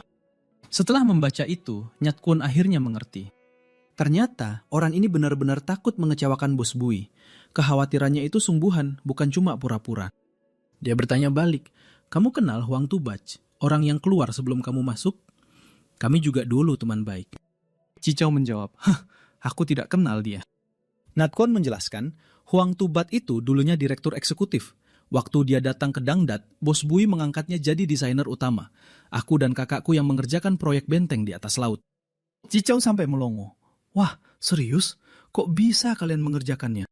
Natkon berkata dengan percaya diri, "Bos Bui sudah mengangkat banyak orang. Awalnya tidak ada yang mengerti kenapa. Tapi belakangan mereka semua sadar kalau beliau bisa melihat potensi dalam diri seseorang yang tidak dilihat orang lain." Mendengar ini, Cicau seperti mendapat pencerahan. Jadi promosi yang tidak biasa semacam ini bukan yang pertama kalinya. Dia mulai bertanya-tanya, jadi potensi seperti apa yang dilihat Bos Bui dalam diriku? Tapi kenapa aku sendiri tidak melihatnya? Apa jangan-jangan aku ini memang berbakat? Nakwan menyimpulkan, jadi jangan khawatir, kalau Bos Bui merasa kamu bisa, berarti kamu pasti bisa. Cicau mengepalkan tangannya, merasakan semangatnya kembali membara. "Terima kasih Kak Ma, aku mengerti sekarang." Dia membayangkan dalam benaknya bahwa Bos Bui tidak mungkin mempromosikan seseorang tanpa alasan dan memberinya wewenang sebesar itu. Ini pasti pertanda agar dia maju terus dengan berani. Dan satu-satunya hal yang perlu ditakutkan adalah mengecewakan beliau. Dengan pikiran itu, dia mulai mengetik dengan penuh semangat. Tiba-tiba, Hyetan berjalan mendekat dan memanggil, "Hei, Deye." Bos Bui bilang kita harus memotong biaya pembelian dalam game. Apa rencanamu soal itu? Cicau berkata terus terang, "Kak Fuong, semua orang tahu kualitas kedua game ini. Masalahnya sudah menumpuk begitu banyak sampai kita tidak tahu harus mulai memperbaikinya dari mana. Banyak bagian yang sudah begitu rusak, sehingga kalau disentuh malah akan membuat masalah yang lebih besar. Sulit sekali menambal semuanya, apapun yang kita lakukan." Tapi Bos Bui menunjukkan satu aspek kunci, yaitu soal pembelian dalam game. Hyetan menjawab, "Kalau secara teori itu terdengar bagus, tapi ini tugas yang sangat besar. Bukankah memotong pembayaran sama saja dengan membunuh game ini di pasaran dengan tangan kita sendiri? Pembelian dalam game itu terkait dengan seluruh sistem data game. Kamu harus memastikan pemain yang menghabiskan 500 yuan lebih kuat dari yang menghabiskan 100 yuan. Dan pemain yang 100 yuan itu tetap lebih kuat dari yang 30 yuan. Untuk melakukan itu, titik harganya harus dirancang dengan sangat hati-hati. Karena mengubah jumlah pembelian sama saja dengan menjungkir balikkan seluruh sistem nilai di dalam game. Itu artinya kamu harus membuat tingkatan pemain dengan berbagai cara. Satu langkah salah saja, seluruh sistem angka bisa hancur. Dan pada saat itu, bahkan keajaiban pun tidak akan bisa menyelamatkannya. Cicau sampai berkeringat dingin. Dia harus mengakuinya. Kalau mereka mengurangi jumlah pembelian, mereka butuh metrik lain untuk membedakan pemain. Kalau bukan uang, ya berarti hanya bisa waktu dan keberuntungan. Tapi, membedakan pemain berdasarkan waktu dan keberuntungan akan mengubah game ini jadi ajang untuk para grinder dan pemain pro. Itu hampir sama seperti membuat game yang benar-benar baru, dan itu tidak realistis. Mereka berdua menghela napas bersamaan, merasa lemas seperti baterai yang sudah habis. Tiba-tiba, mata Cicau berbinar seolah dia baru saja memikirkan sesuatu. Dia berkata, "Kak Fuong, aku punya ide lain. Bagaimana kalau kita biarkan semua orang punya kesempatan untuk berperan sebagai sultan? Bagaimana menurut?" Hyetan tertegun. Berperan sebagai sultan? Apa maksudnya itu? Cicau mengangkat 3 jari dan berkata, ini adalah rencana 3 langkah untuk meningkatkan pengalaman bermain. Tipe pertama adalah si Sultan, yang menghabiskan banyak uang, punya kekuatan tempur tingkat dewa, dan menikmati sensasi melawan 10 pemain sekaligus. Tipe kedua adalah si Organisator, yang punya banyak waktu, aktif mengelola serikat, merekrut anggota, dan menikmati perasaan menjadi seorang komandan. Tipe ketiga adalah pemain kasual. Dan ketiga pengalaman ini dibedakan oleh 2 faktor, uang dan waktu. Kalau faktor waktu tetap sama, para organisator dan pemain kasual tidak akan berubah. Hanya pengalaman Sultan yang harus diubah karena pembelian dalam gamenya dipotong. Dengan mengurangi jumlah pembelian, kekuatan tempur para pemain secara keseluruhan akan menjadi jauh lebih setara. Tapi selama perang bangsa, kita bisa memilih beberapa orang secara acak untuk berperan sebagai Sultan.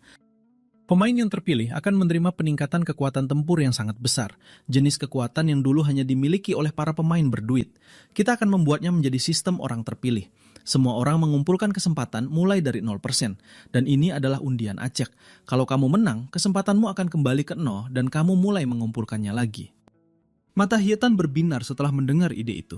Dia memujinya sebagai konsep yang hebat. Probabilitasnya meningkat berdasarkan aktivitas dan kontribusi, yang bisa digunakan sebagai pendorong agar pemain mau online dan berpartisipasi dalam acara. Cicau mengangguk dengan percaya diri. Ini akan menjaga lingkungan asli game, memberi pemain kesempatan untuk merasakan bagaimana rasanya menjadi sultan dan juga memenuhi persyaratan dari bos Bui. Hyotan setuju dan berkata dia akan membuat model datanya, lalu menyarankan untuk mengadakan rapat untuk memberikan pengenalan awal tentang ide ini kepada semua orang. Cicau berdiri dan berteriak, semuanya, ayo ke ruang rapat, kita akan membahas perubahan pada game. Pada saat yang sama, dia mengirim pesan kepada Bui Kim.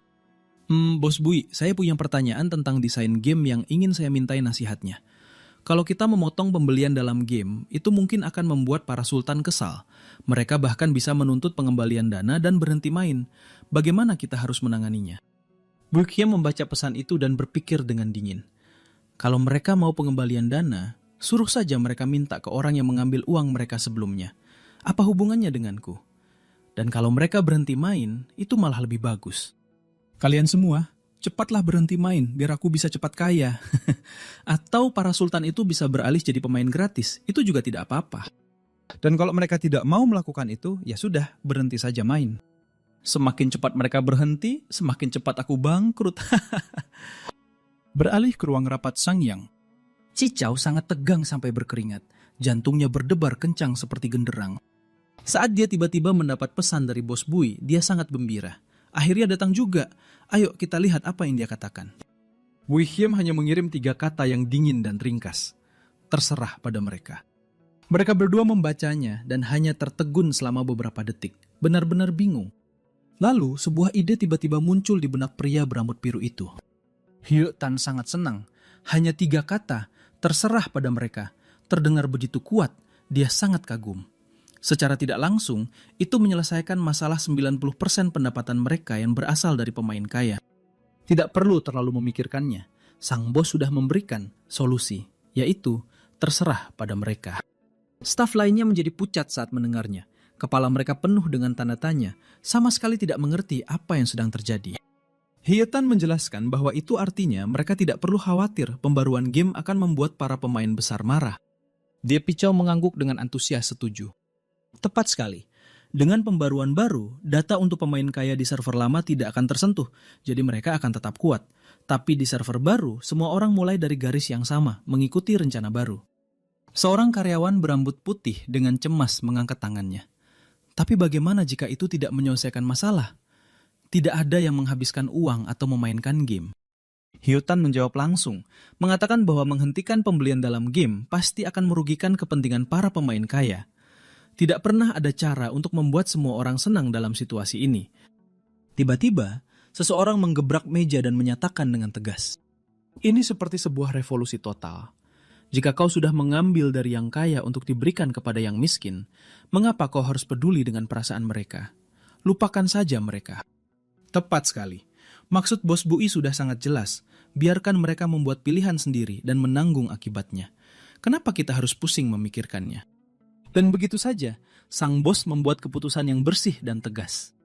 Rasanya seperti seorang pahlawan mengayunkan pedangnya untuk menghancurkan semua rantai. Benar-benar di level yang berbeda. Tapi mengatakannya lebih mudah daripada melakukannya.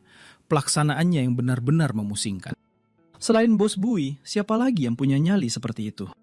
Deep Pichau menyegel kesepakatan itu. Suaranya tegas dan mantap. Baiklah, masalah terakhir sudah terpecahkan. Sekarang, secara resmi waktunya untuk mulai bekerja. Melangkah keluar, dia berkata pada dirinya sendiri bahwa dia harus benar-benar menyerap filosofi bos Bui dan menghidupkan kembali kedua game ini dengan benar. Pergantian adegan ke kafe internet Maduong. Di dalam hanya ada 3 pelanggan yang bermain, sementara selusin karyawan berdiri mengobrol dan menggulir TikTok seolah-olah mereka sedang piknik. Di bar, beberapa pelanggan yang terpencar sedang minum-minum mendengarkan Truong Nguyen bernyanyi untuk menghabiskan waktu. Maduong tampak jelas bosan, berpikir bahwa mungkin bisnis hari ini hanya akan sampai di sini saja. Tiba-tiba, dia melihat seseorang ragu-ragu di luar pintu. Dia tampak seperti calon pelanggan. Jadi Maduong memutuskan untuk memanfaatkan kesempatan untuk mendapatkan penjualan lagi. Maduong berlari keluar dan langsung mengundangnya masuk. "Hei, Bung, mau masuk? Bawa gitar sebesar itu. Kau pasti kesini untuk bersenang-senang." Pria muda itu melambaikan tangannya. "Aku kesini bukan untuk bermain, kau salah paham." Maduong tertawa ramah. "Tidak masalah, kau tetap bisa masuk untuk minum. Jangan sungkan, sobat." Pria berambut putih itu tergagap. "Aku ingin bertanya, apa kalian mempekerjakan penyanyi tetap? Kurasa aku bernyanyi lebih baik daripada orang yang sedang tampil saat ini. Jadi kupikir aku akan mencobanya." Setelah mendengar ini, Maduong berpikir dalam hati bahwa Trong Nguyen sekarang adalah manajer regional, menyuruhnya bernyanyi setiap hari agak aneh. Merekrut orang baru sepertinya ide yang masuk akal. "Oke, ayo masuk dulu, kita bicara di dalam." "Siapa namamu?" Pria muda itu berseri-seri. "Namaku Tran Lui." Maduong mengundangnya ke atas panggung untuk audisi. "Jangan gugup." Pria tampan yang tampak artistik itu mengangguk dan langsung melakukannya. Trong Nguyen melihat ini bertanya dengan penasaran. "Mah, ada apa? Siapa orang itu?" Maduong menjelaskan bahwa Tran Lui ada di sini untuk audisi posisi penyanyi tetap. Jika dia bagus, dia bisa tampil agar Trong Nguyen bisa punya lebih banyak waktu libur. Tran Lui melangkah ke atas panggung dan langsung menyanyikan sebuah lagu dengan lantang. Bernyanyi sambil bermain gitar, sekilas kau bisa tahu bahwa dia adalah seorang profesional. Tolong jadilah dirimu yang kemarin. Para pelanggan di bar dikejutkan oleh suaranya yang menawan, cukup untuk membangunkan siapapun seketika. Maduong bergumam pada dirinya sendiri. "Sepertinya dia memang bernyanyi lebih baik darimu." Trung Tan menyeringai lebar. "Tuan Ma, dia jauh lebih hebat dari saya." Maduong masih skeptis. "Begitukah? Kenapa aku belum merasakannya?" Trung Tan menjelaskan bahwa suara yang bagus harus bisa menggerakkan hati orang, dan dengan suara seperti itu, menyanyikan lagu-lagu daerah akan sangat sempurna. Kalau tidak percaya, lihat saja reaksi mereka. Para pelanggan di bar bersorak dan bertepuk tangan dengan gemuruh, seolah-olah sedang ada konser. Trung Tan berbalik dan bertanya, "Tuan Ma, di mana Anda menemukan orang yang begitu berbakat?" Maduong tersenyum tipis. "Dia berdiri di luar mendengarkanmu bernyanyi. Dia begitu percaya diri bahwa dia lebih baik, sampai-sampai berani masuk dan melamar. Jasa untuk memanggil monster ini adalah milikmu." Pemuda berambut jingga itu merasakan sakit yang tajam, seolah-olah baru saja menerima serangan kritikal. "Apa? Jelas lebih baik dariku." Dia mencengkeramnya. "Tuan Ma, saya berubah pikiran. Bisakah Anda tidak merekrutnya?" Maduong tersenyum puas. "Tidak bisa. Tidak bisa." Adegan 3, 18 Mei, di perusahaan game Tuong Duong. Hiutan masuk dan bertanya, "Apakah kalian semua sudah selesai dengan persiapannya?" Cicau menjawab dengan singkat, "Tidak ada lagi yang perlu disiapkan. Kami sudah memperbaiki semua yang perlu diperbaiki." Pendekar Taois gagah berani adalah simulasi pembangunan karakter. Jadi mudah untuk disesuaikan. Kami hanya mempertahankan satu item berbayar, yaitu tiket percepatan. "Ini, Tuan Fuong, silakan lihat." Hiutan menatap layar dengan serius, memindai setiap detail seolah-olah sedang mencari kekurangan. Cicau menjelaskan, "Kami mempertahankan satu item berbayar, yaitu ramuan semangat. Harganya akan meningkat setiap kali dibeli, dan setiap pemain bisa menghabiskan maksimal 100 ingat per hari, yaitu 10 yuan. Hiutan bertanya, "Jadi, apa ada masalah lain?" Cicau menghela napas. "Tidak ada masalah, hanya saja aku masih merasa tidak tenang." Tuan Fuong, Anda telah merombak hampir seluruh sistem data dan bahkan menambahkan sistem orang terpilih. Tapi karena begitu banyak yang diubah, tidak ada studi kasus sukses yang bisa dijadikan referensi. Jadi karena itulah kamu merasa tidak tenang, kan?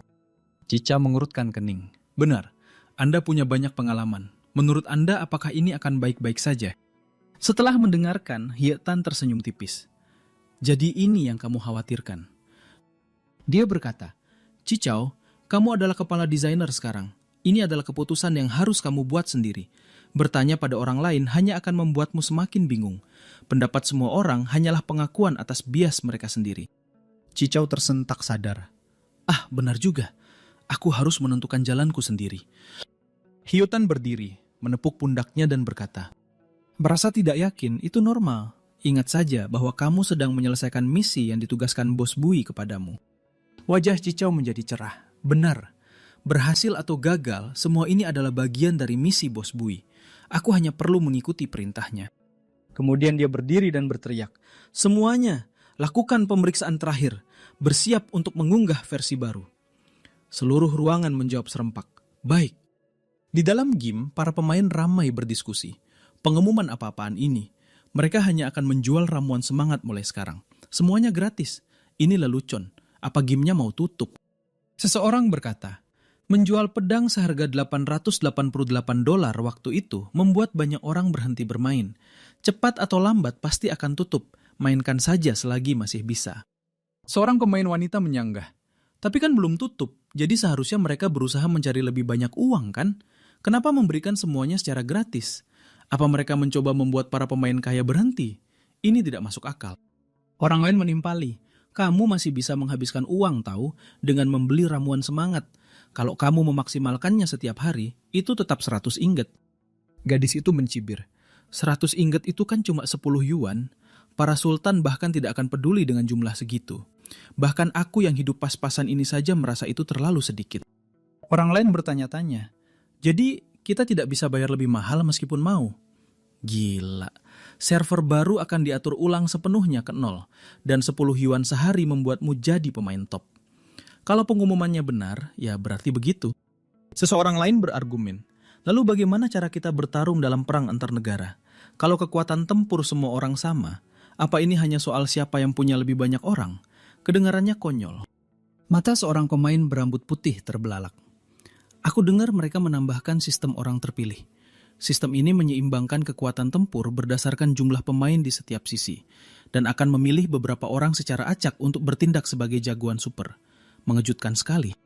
Gadis itu terkejut. Maksudmu kalau aku terpilih, aku bisa merasakan bagaimana rasanya melawan 10 orang sekaligus dalam perang antar negara. Kerumunan itu menjadi heboh. Kalau begitu apa gunanya bermain di server lama? Ayo kita semua pindah ke yang baru. Kapan server baru dibuka? Aku tidak sabar, cepat buka. Cicau membuka obrolan dunia dan tertegun. Dia mengira para pemain akan marah besar. Tetapi ternyata mereka hanya khawatir tentang bagaimana ini akan memengaruhi perang antar negara dan server baru. Dia langsung melompat dari kursinya dan berseru, Hei, Tuan Fuong! Apa kata orang-orang? Dengan penuh semangat, Cicau mengusulkan, karena semua orang menginginkan server baru, ayo kita luncurkan server uji coba sekarang juga selagi suasananya sedang ramai. Hietan tersenyum lebar. Oke, ayo kita lakukan. Kita akan meluncurkannya di sini, saat ini juga. Diam-diam dia sangat gembira. Servernya sudah aktif, akun samaran sudah dibuat, dan sekarang yang harus dia lakukan hanyalah menunggu dan melihat bagaimana reaksi para pemain. Dia hanya berharap tidak akan dicaci maki habis-habisan. Begitu dia membuka obrolan dunia, suasana langsung kacau balau. Ada yang berebut slot, yang lain merekrut anggota untuk guild, dan bahkan ada yang mengiklankan bahwa para paus akan mensponsori minuman energi. Bahkan ada yang bertanya dari mana mereka menjiplak iklan itu. Janji akan mendapat minuman energi setiap hari sudah cukup untuk membuat banyak orang berbondong-bondong bergabung dengan guild seolah-olah sedang ada festival. Melihat itu, matanya terbelalak. Apa permainannya benar-benar sepopuler ini? Jumlah pemainnya membludak, sistemnya mengalami sedikit lag dan servernya penuh sesak. Fuong, buka satu server lagi. Dia mengangguk dengan semangat. Jika sudah penuh, server baru akan terbuka secara otomatis. Pria kita itu sangat bahagia. Dia tidak pernah menyangka patch ini akan memberikan dampak yang begitu dramatis. Ini adalah sebuah kebangkitan yang benar-benar gila. Dia memerintahkan timnya untuk berpencar dan memantau setiap server, bahkan membuat guild mereka sendiri untuk menyamar dan mendengarkan masukan tentang versi baru ini. Para pemain berbondong-bondong untuk grinding ke level 20, bersiap untuk perang bangsa, dan bahkan mengajak teman-teman lama mereka kembali bermain. Semua orang ingin merekrut rekan tim berpengalaman sebanyak mungkin. Devicho sangat gembira. Permainannya dulu seperti kolam yang tenang, tapi sekarang sudah menjadi banjir bandang. Sebelumnya, game ini telah diperas habis-habisan demi pendapatan, dan ketegangan antara para paus dan pemain biasa menjadi sangat tegang seperti senar gitar. CEO Bui memutuskan untuk mengurangi elemen bayar untuk menang demi menyelamatkan reputasi game. Pendapatan mungkin akan turun, tapi ini adalah langkah untuk bertahan hidup. Dia sadar semua ini adalah bagian dari rencana. Yang harus dia lakukan hanyalah mengikuti perintah. Dia seolah bisa mendengar musik para penggemar diputar untuk CEO Bui di dalam kepalanya. Sementara itu di kafe internet, 2 karyawan kunci telah merekrut Tren Lui yang tampan dan juga seorang penyanyi yang menawan. Dia naik ke atas panggung, bernyanyi dan memainkan gitar dengan penuh perasaan. Kamu masuki kehidupan melalui jalan utama, sementara aku mengambil jalan yang sempit. Liriknya lembut namun mendalam, menceritakan kisah penolakan yang benar-benar menyayat hati saat didengar. Di antara penonton, beberapa gadis meneriakkan namanya tanpa henti. Para pelanggan berbisik-bisik bahwa suaranya tidak mencolok, tetapi merdu, dan terasa lebih mengena setelah menenggak segelas anggur. Seseorang berkata bahwa bar itu mahal, tetapi pelayanannya sepadan dengan harganya. Kau bisa duduk berlama-lama tanpa diganggu. Mereka tidak memaksamu untuk minum, dan mereka tidak mengganggumu untuk mendaftar keanggotaan. Seorang gadis tersipu dan bertanya tentang latar belakangnya. Bertanya-tanya bagaimana bar itu bisa menemukan permata yang begitu berharga. Katanya, dia hanya tinggal di rumah dan bermain musik setelah lulus SMA. Gayanya berbeda dari sebelumnya, tetapi masih terasa akrab. Setiap lagu yang dia bawakan memiliki sentuhan uniknya sendiri. Terdengar menenangkan namun diwarnai dengan kesedihan yang lembut. Tiba-tiba, seorang pemuda berambut pirang berseru kaget. "Hei, apa alkohol ini asli?" Temannya tertawa, mengatakan bar ini punya izin resmi, jadi mana mungkin mereka berbuat curang. Mereka membicarakan bagaimana banyak bar menggunakan minuman keras berkualitas rendah, tetapi minuman di sini benar-benar bagus. Orang lain mengangguk, mengatakan bahwa meskipun minumannya bukan yang paling mewah, rasanya sama sekali tidak buruk. Gadis berambut hitam itu bertanya, "Kau bisa tahu hanya dengan meminumnya?" Kedua pria itu tertawa. Orang yang mengerti minuman keras bisa langsung membedakan rasanya. Seseorang bahkan berencana untuk membawa lebih banyak teman lain kali. Mak Ze memberitahu Trengwin bahwa menyuruh Tenlui bernyanyi minggu ini jauh lebih efektif. Trengwin memaksakan senyum dan berkata, "Tolong, jangan perparah lukaku." Mak Zung bertanya berapa mereka harus membayarnya. Penyanyi tetap biasanya dibayar 3.000 yuan, tetapi rinciannya tergantung pada popularitas mereka dan seberapa besar kemauan pemilik untuk membayar. Dengan tingkat keahliannya saat ini, 4.000 hingga 5.000 yuan bahkan tidak akan dianggap tinggi. Mak Zung berkata dia tidak khawatir soal uang. Dia justru berpikir Cheng Lui pantas mendapatkan lebih banyak lagi. Tetapi bar itu masih merugi, jadi mereka harus berhati-hati dengan perhitungan mereka. Dia menyarankan gaji pokok 1.500 yuan ditambah komisi. Tremuyan bertanya-tanya dari mana komisi itu akan berasal. Komisinya berasal dari keuntungan penjualan alkohol, dibagi 50-50 selama jam penampilannya. Tremuyan terkejut saat mendengarnya. Bukankah pembagian setengah-setengah itu terlalu banyak? Maduong tertawa, lagi pula penjualan mereka tidak seberapa. Trong Nguyen menyarankan untuk mencetak jumlah komisi langsung di menu, di sebelah harga setiap minuman. Contohnya, koktail seharga 60 yuan dengan keuntungan 20 yuan berarti 10 yuan untuknya. Mereka akan mencetak angka 10 setelah harganya. Jadi para pelanggan tahu bahwa uang itu untuk mendukung sang penyanyi. Maduong menggebrak meja, menyebutnya sebagai ide yang cemerlang. Mereka memutuskan untuk segera melaksanakannya, tanpa ragu-ragu. Tak lama kemudian, mereka pun melihat hasilnya. Setelah menyelesaikan penampilannya, dia terengah-engah dan sangat kelelahan. Dia langsung menenggak beberapa teguk air untuk memulihkan tenaganya. Maduong bertanya kepadanya, apakah bayarannya lumayan? Dia menjawab kalau bayarannya bagus, dan tidak ada masalah sama sekali. Bosnya bahkan bilang kalau itu tidak cukup, dia akan membayar lebih. Dia dengan jujur mengakui bahwa tambahan sedikit lagi juga tidak apa-apa. Pada akhirnya, mereka sepakat dengan bayaran 1.800 yuan ditambah komisi. Jadi yang perlu dia lakukan hanyalah fokus pada nyanyiannya. Dia khawatir akan diminta banyak bicara di atas panggung dan berkata bahwa dia tidak masalah hanya dengan 1.500. Tapi Ma Duong bersikeras dengan bayaran 1.800, menyuruhnya untuk tidak mengkhawatirkan hal lain. Keesokan harinya, Trong Nguyen naik ke panggung dan memperkenalkan diri sebagai manajer bar. Dia mengumumkan bahwa dari jam 7 sampai 11 malam, setengah dari keuntungan minuman akan diberikan kepada Tran Lui sebagai komisinya. Dia memberitahu para pengunjung bahwa jika mereka menyukai sang penyanyi, mereka harus memesan lebih banyak minuman, karena itu adalah cara paling langsung untuk mendukungnya. Para pelanggan mulai ramai dengan antusias, memberikan setengah keuntungan terdengar luar biasa, jadi mereka saling mengajak untuk memesan lebih banyak. Janji untuk membeli lebih banyak minuman bergema di seluruh bar. Para pelayan berlarian ke sana kemari sampai hampir kehabisan napas. Kedua pemilik itu menyaksikan penjualan yang meroket dengan senyum lebar di wajah mereka. Ini adalah pertama kalinya masa depan mereka terlihat begitu cerah. Saat bar akan tutup, kerumunan besar pelanggan berjalan keluar, dan para staf berbaris untuk berterima kasih kepada mereka. Ucapan selamat tinggal yang ceria memenuhi udara saat mereka mengantar para pelanggan.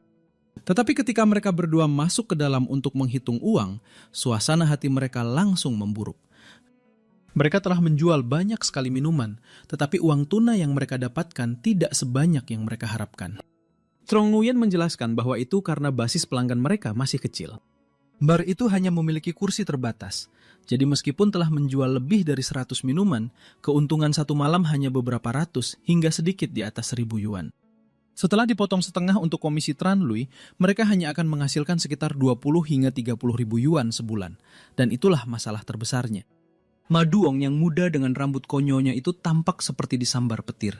Sangat marah sampai bisa pingsan. Tunggu, apa kita cuma dapat 20 sampai 30 ribu sebulan? Dan kita harus memberinya sebanyak itu? Apa yang kau bicarakan, Tuan Ma? Kaulah yang berjanji akan membagi 50% dari keuntungan dengan Tran Lui. Dia cemberut dengan wajah muram penuh penyesalan. Baiklah, aku salah. Jangan dibagi setengah lagi. Kita kasih 5% saja. 1% juga boleh. Mata Trong Nguyen berkerut membentuk senyuman. Mengingkari janjimu dalam semalam itu sama saja dengan mengusirnya, kau tahu? Dia tampak seperti akan menangis terseduh-seduh bak karakter dalam drama TV. Tapi dari mana aku harus mendapatkan uang sebanyak itu? Kau tidak perlu panik. Semakin besar bagian yang kita berikan padanya, semakin para pelanggan akan menghargai kita. Reputasi kita akan menyebar, dan begitu kita mendapatkan lebih banyak pelanggan tetap, kita bisa dengan mudah mencari jalan keluarnya. Penjualan minuman sudah meningkat. Kita lihat saja dulu untuk beberapa waktu. Kita tidak bisa mengingkari janji kita sekarang. Dia memegangi kepalanya dengan frustrasi. Jadi kita tidak bisa menariknya kembali. Aku sudah mengecewakan Bos Bui. Apa yang harus kulakukan sekarang? Tiba-tiba, Ma Duong menggebrakkan tangannya ke meja dengan keras. Matanya terbelalak dan seolah berasap karena marah.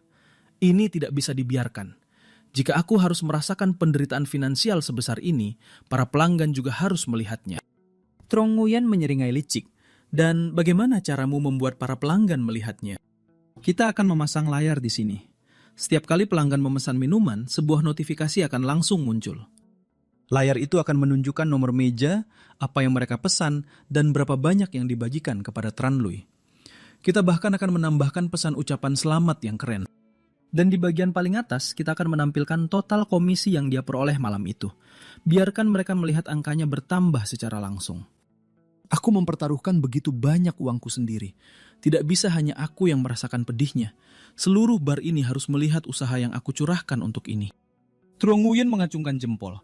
Oke, besok akan saya kerjakan. Keesokan paginya, di kantor, CEO Bui Hiem. Dia bersin berulang kali. Apa hari ini dingin ya? Atau AC-nya disetel terlalu rendah? Terdengar ketukan di pintu, dan dia langsung mempersilahkan orang itu masuk. Lu Min Luong masuk. Tuan Bui, ada beberapa hal yang ingin saya laporkan. Pada saat yang sama, dia berpikir dalam hati bahwa Tuan Bui tampaknya tidak sehat, tetapi masih bekerja keras. Sungguh mengagumkan. Laporan pertama adalah tentang pembaruan baru. Bui Kiem mengingatkan dirinya sendiri bahwa dia harus tetap waspada, meskipun segalanya berjalan lancar. Min Luang melanjutkan, mengatakan pembaruannya stabil, tetapi berita tentang senjata epik terbatas dari benteng lepas pantai telah bocor, menyebabkan reaksi keras dari para pemain. Puan Bui, bagaimana kalau kita menambah jumlahnya sedikit, menjadi 5.000 buah misalnya? Bui Hiem marah, terbatas ya terbatas. Kalau kita menjualnya seperti sayuran murah, apa gunanya disebut terbatas? Dia berpikir dalam hati, 5.000 buah dikali 888 itu jumlah uang yang gila. Apa orang ini mencoba merusak segalanya? Lalu dia terkekeh meremehkan. Biarkan saja mereka protes. 500 buah ya tetap 500 buah. Kita tidak akan menjual lebih. Min Luang menjawab dengan tenang. Dimengerti. Oh, dan ada masalah dengan ManhwaCapped. Dia telah berulang kali meminta untuk bergabung dalam pembuatan versi baru. Membuat versi baru punya banyak tahapan. Jadi bagaimana kalau kita biarkan dia mencobanya? Bui Hiem merenungkannya.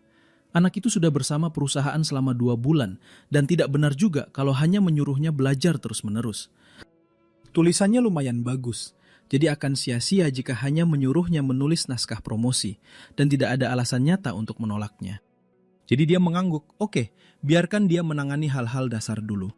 Baik, kalau begitu Anda sebaiknya istirahat. Saya akan kembali bekerja sekarang. Bui Hiem mengerutkan kening, tiba-tiba mendapat firasat buruk tentang ini. Versi baru dangdut mungkin akan menguntungkan, tapi masih dalam kisaran yang bisa dikendalikan. Sistem pembayaran tuang-duong telah dipangkas, dan masih belum ada kabar dari studio Pihuang tentang film dokumenternya. Oh, benar juga, 2 cabang warung internet yang baru buka hari ini. Hanya memikirkannya saja sudah membuatnya ingin segera bergegas ke sana untuk memeriksanya.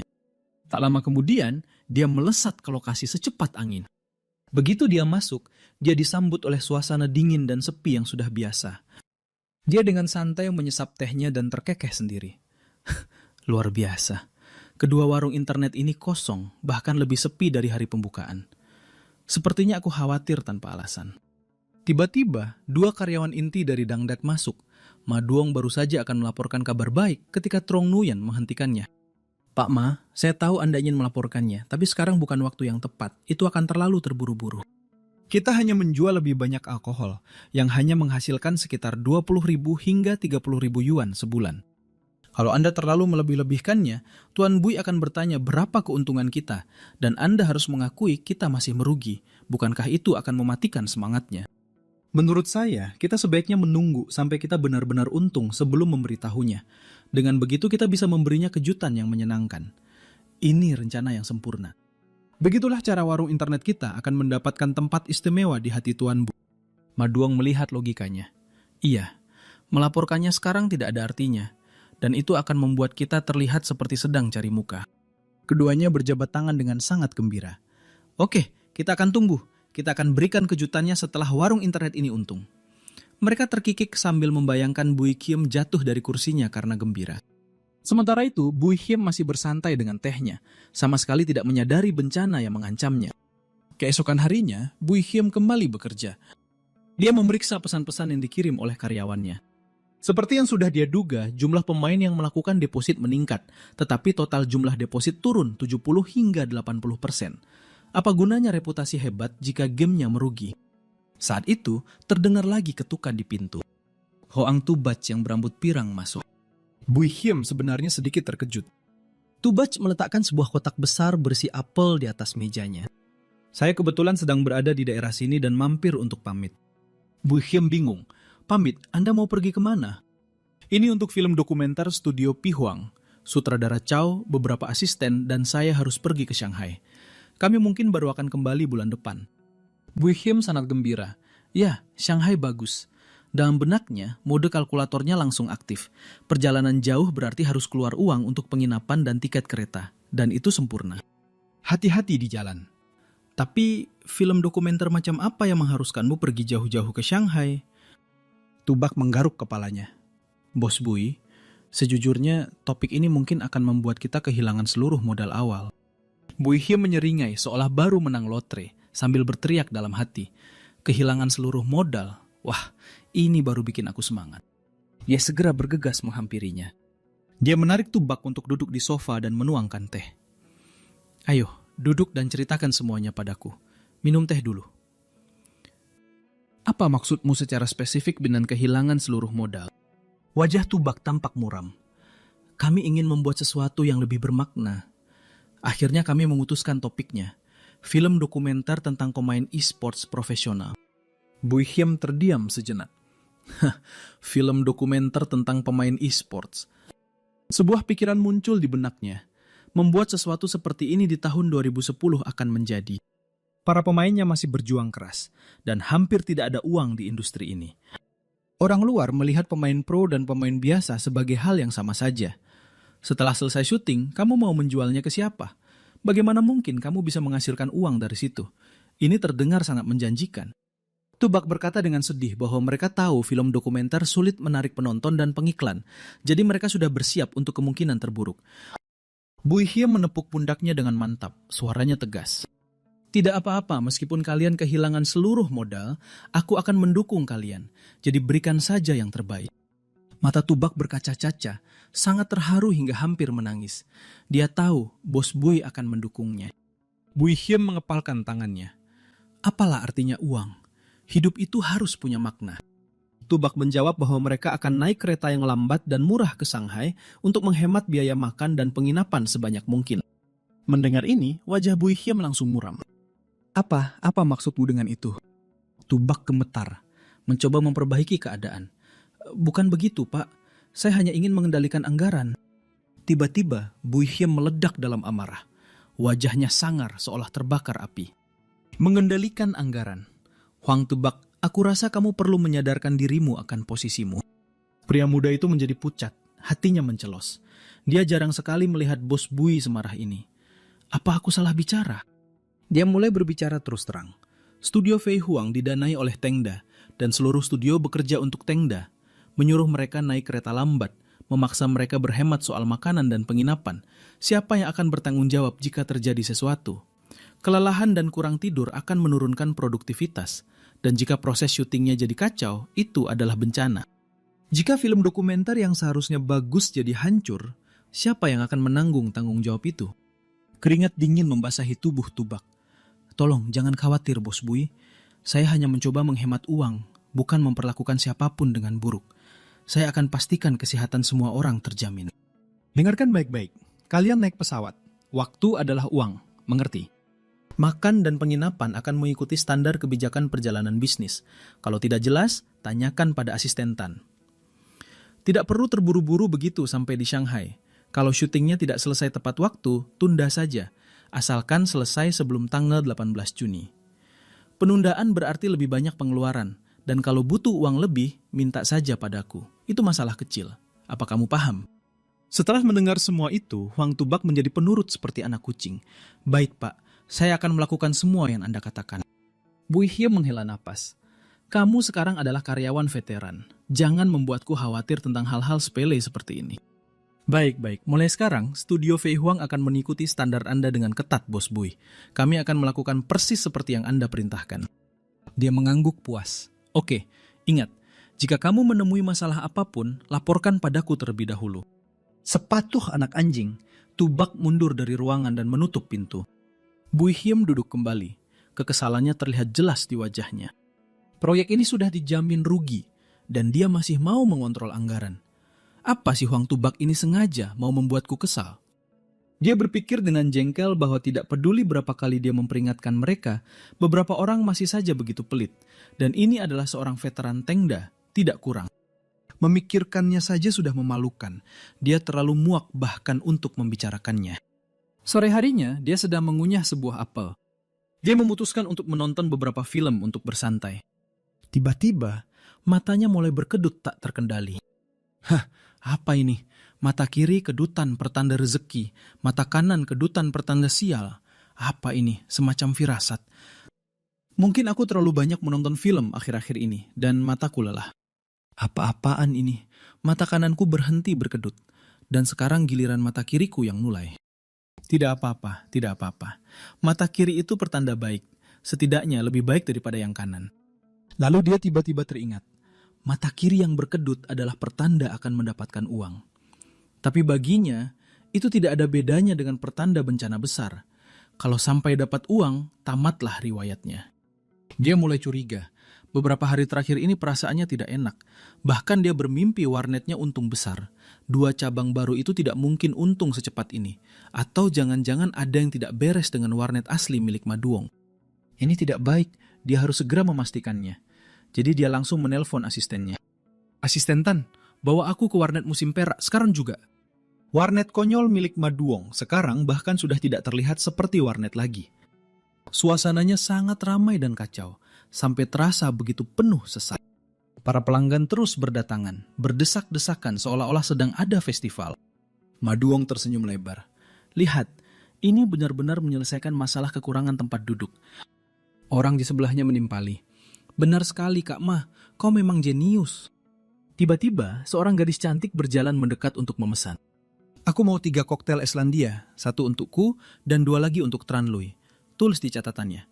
Penggemar terbesarmu Van Gon akan selalu mencintaimu. Hihi. Bartender berambut pirang itu tersenyum cerah.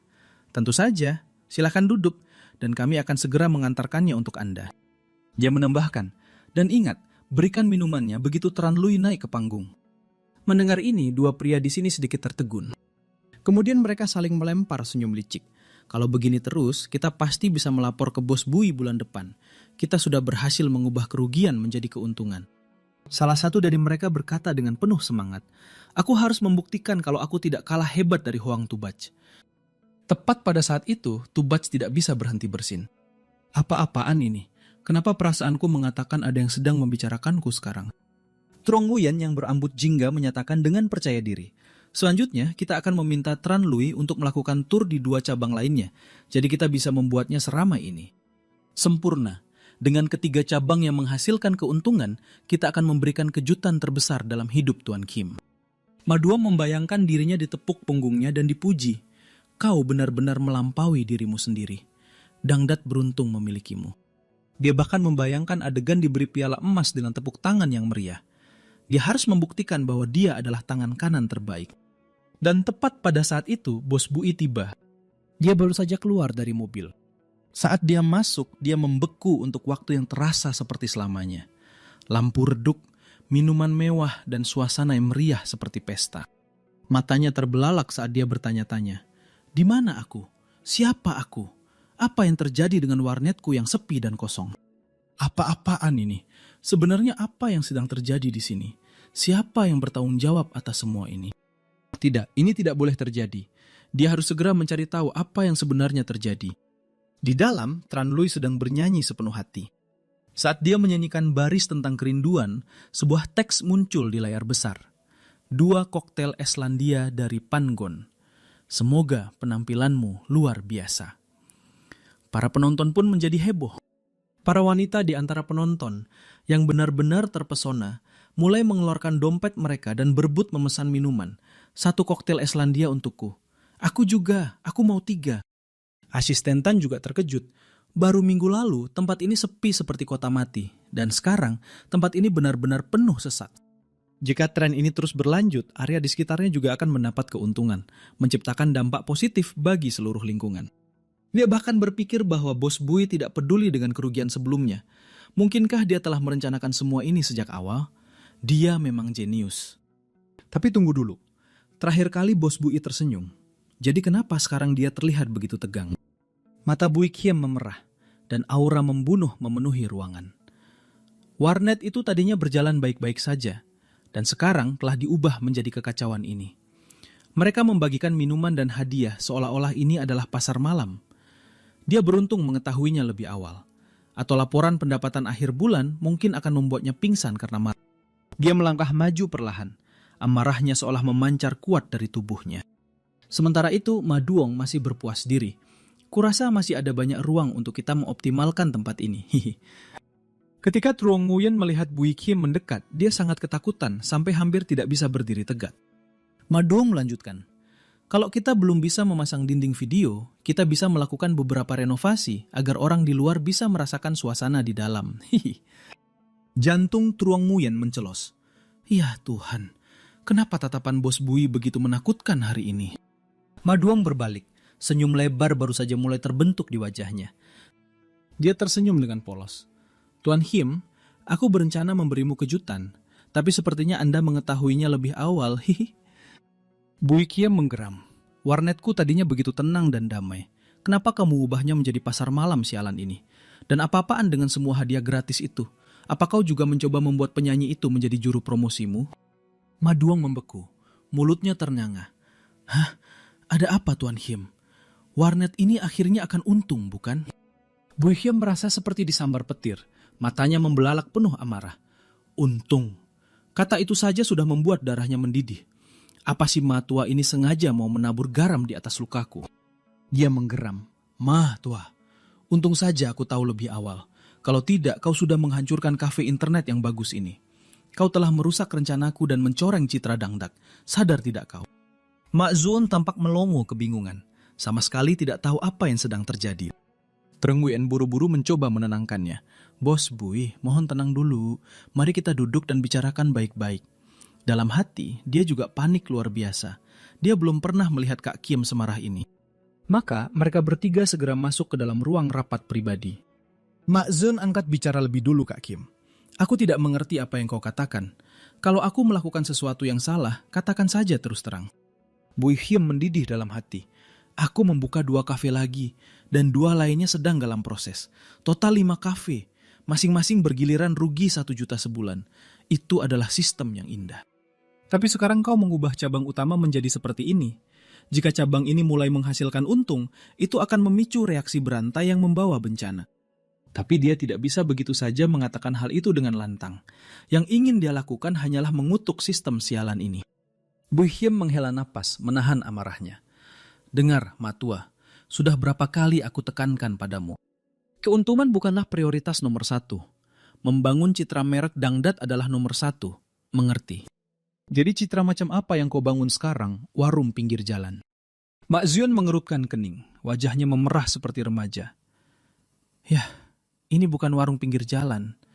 Ini lebih seperti suasana kota kecil di tepi laut Eropa. Semakin dia mendengar, semakin marah Bui Kiem. Kau berdebat denganku. Di mataku, ini benar-benar terlihat seperti warung pinggir jalan. Dia buru-buru meralat. Iya, warung pinggir jalan, gaya kota tepi laut Eropa. Apa citra Dangdat sudah menjadi seperti ini? Ini adalah kasus klasik mengejar hal kecil dan kehilangan gambaran besar. Bukan, maksudku kehilangan hal kecil dan mengejar gambaran besar. Pada titik ini, kedua pemuda itu saling berpandangan. Mata mereka terbelalak dengan pikiran yang sama. Gawat, kita dalam masalah besar. Trong Nguyen memberinya tatapan yang seolah berkata, kita tamat, sepertinya aku membuat kesalahan. Apa yang harus kita lakukan sekarang? Mana aku tahu, kau kan saudaranya Bos Bui. Ma, coba kau pikirkan sesuatu. Baiklah, tidak perlu berbelit-belit lagi. Aku akan bertanya langsung padamu. Di tengah ketegangan yang menyesakkan, Mak Zio menampilkan senyumnya yang paling cerah. Jadi Kak Kiem, apa yang kau ingin kami lakukan? Katakan saja, kami akan segera melaksanakannya. Bui Hiem berpikir dengan lelah. Apa yang kuinginkan? Aku hanya ingin kafe ini kembali sepi seperti sebelumnya. Apa itu permintaan yang berlebihan? Seketika, dia mengadakan rapat darurat strategi penyelamatan kafe di dalam kepalanya yang dihadiri oleh 5 wajah yang tidak asing lagi. Bui Hiem mengetuk cangkir dengan palu sidang. Baiklah, siapa yang mau bicara lebih dulu? Bui Hiem yang berkacamata langsung mengangkat tangannya. Aku. Kita sudah bekerja keras untuk mencapai kerugian yang stabil, dan sekarang semuanya jadi berantakan. Membereskan kekacauan ini akan sangat sulit. Bui Hiem yang memegang cangkir kopi angkat bicara. Tepat sekali, para pelanggan sudah duduk. Kita tidak bisa begitu saja meminta mereka semua pergi. Bagaimana kalau kita singkirkan semua meja dan kursi di luar? Bui Hiem yang berkacamata menggelengkan kepala. Kalau kita melakukan itu, di mana para pelanggan akan duduk? Bui Hiem yang berdasi kupu-kupu menyarankan, batalkan komisi penjualan alkohol dan pecat penyanyi tetapnya. Tapi komisi itu mendorong penjualan sekaligus memotivasi si penyanyi. Alasan apa yang bisa kita gunakan untuk membatalkannya?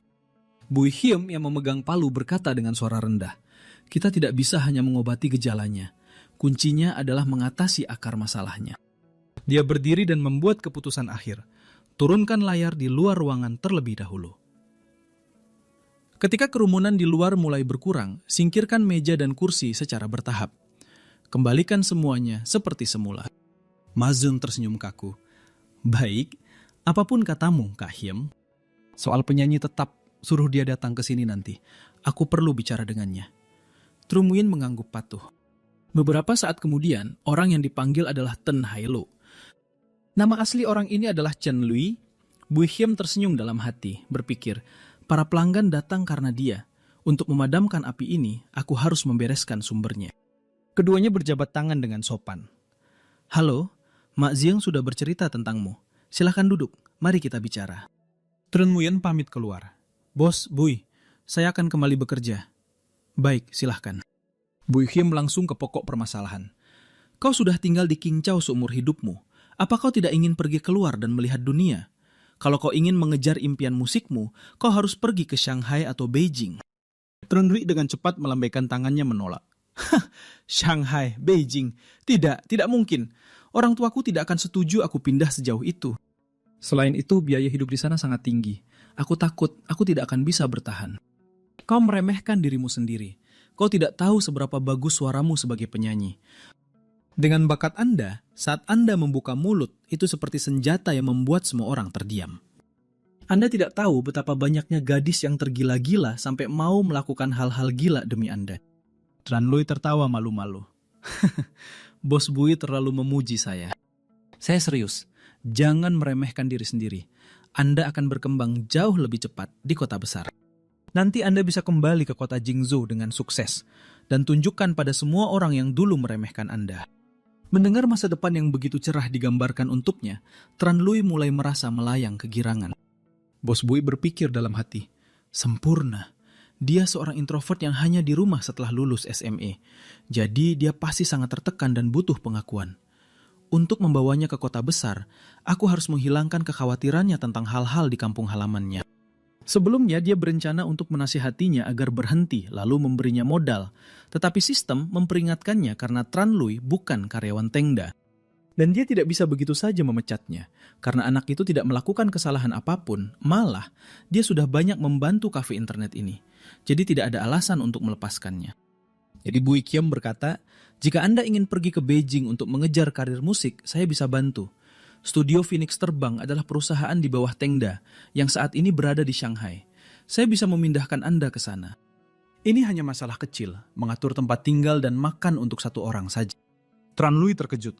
Hah? Studio Phoenix Terbang? Benar sekali. Saya akan berikan posisi di sana agar Anda tenang.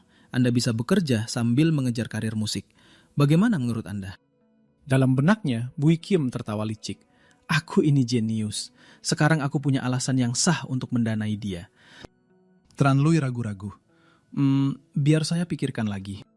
Keesokan harinya, Trunrui tetap naik ke panggung untuk menyanyikan sebuah lagu. Tetapi para penonton menyadari ada yang aneh. Kenapa semua lagu malam ini tentang perpisahan? Sedih sekali. Sudahlah, aku pesan 2 pulau es lagi untuk menghibur diri. Trunrui angkat bicara. Hari ini ada yang ingin saya umumkan. Mulai besok, saya tidak akan bernyanyi di sini lagi. Para penonton langsung heboh. Ada apa? Apa ada yang mengganggumu? Jangan pergi. Apa kamu tidak senang di sini? Kami akan lebih mendukungmu. Dia mengerutkan kening. Bukan seperti yang kalian pikirkan. Saya sangat suka tempat ini. Dan saya suka bernyanyi untuk kalian semua. Bosma juga ingin saya tetap di sini.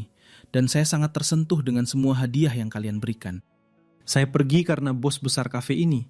Beliau ingin membawa saya ke Shanghai untuk melanjutkan impian musik saya. Saya suka bernyanyi untuk kalian semua. Tetapi saya juga sangat menghargai kesempatan ini. Kesempatan untuk meninggalkan kota Jingzhou dan melihat dunia luar di Shanghai. Saat mengatakan ini, matanya berkaca-aca, penuh dengan keengganan untuk pergi.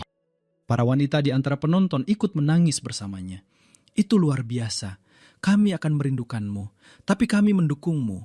Kalau nanti tidak berhasil, kamu selalu bisa kembali ke sini. Dan seseorang bertindak lebih jauh. 10 pulau es lagi. Semoga perjalananmu lancar. Menyaksikan pemandangan itu, Bu Kiem hanya bisa menghela napas dalam hati. Aku memang orang jahat, tapi aku tidak punya pilihan lain. Bakatmu terlalu hebat untuk tetap di sini. Ma Duong yang berambut mangkok menangis terseduh-seduh.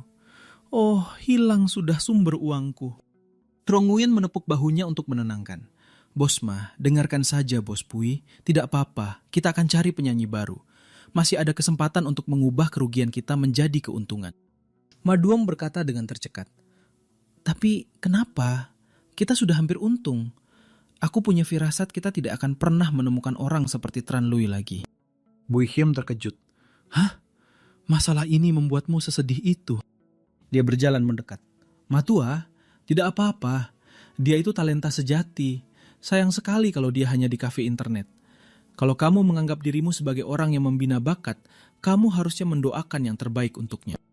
Ma Duong menyeka air matanya. Bos Hiem, bukan itu yang membuat saya sedih. Saya sedih karena kafe ini akhirnya punya kesempatan menghasilkan uang untuk Anda. Dan sekarang, pupus sudah harapannya. Rahang Bui Kim ternanga, sangat tersentuh. Sial, ini baru namanya saudaraku. Dia menyimpulkan dalam hati. Ini adalah hasil yang tidak terduga. Tetapi Matua tetap orang yang paling bisa aku percaya. Dia meletakkan kedua tangannya di bahu Ma Duong, suaranya menjadi lebih berat. Matua, berhentilah memikirkan soal menghasilkan uang terus-menerus. Yang penting adalah membantuku menjaga citra Tengda. Mengerti? Bos Kiem, saya mengerti. Lain kali saya akan lebih berhati-hati. Setelah itu, bos Bui kita yang terhormat memberikan nomor telepon Huang Tubak kepada Tran Lui, menyuruhnya untuk mencari pria ini setibanya di Shanghai. Huang Tubak yang bertanggung jawab atas studio Phoenix terbang, tenang saja, mereka akan mengatur semuanya untuk Anda dengan baik. Tran Lui yang berambut putih merasa tersentuh. Terima kasih telah membina saya, Bos Bui. Saya tidak akan pernah melupakan kebaikan Anda. Atau kebaikan Bos Ma. Jika ada kesempatan di masa depan, saya pasti akan membalasnya. Bui Hiem hanya tersenyum. Tidak perlu, dia berpikir dalam hati. Di tempat Tubach nanti, dia mungkin hanya akan menyanyikan lagu tema untuk film dokumenter. Akan sulit baginya untuk membuat gebrakan besar. Adegan berganti ke pagi hari tanggal 3 Juni. Kafe internet Kopi Perak kembali sepi. Sebuah pemandangan yang sudah tidak asing lagi. Bui Kiem berdiri dengan tangan di pinggang, tampak puas. Bagus sekali, cabang baru juga kosong. Kalau begini terus, termasuk yang utama, kelima kafe akan terus merugi secara berkelanjutan. Tapi melihat keadaan Matua, sulit untuk tetap optimis.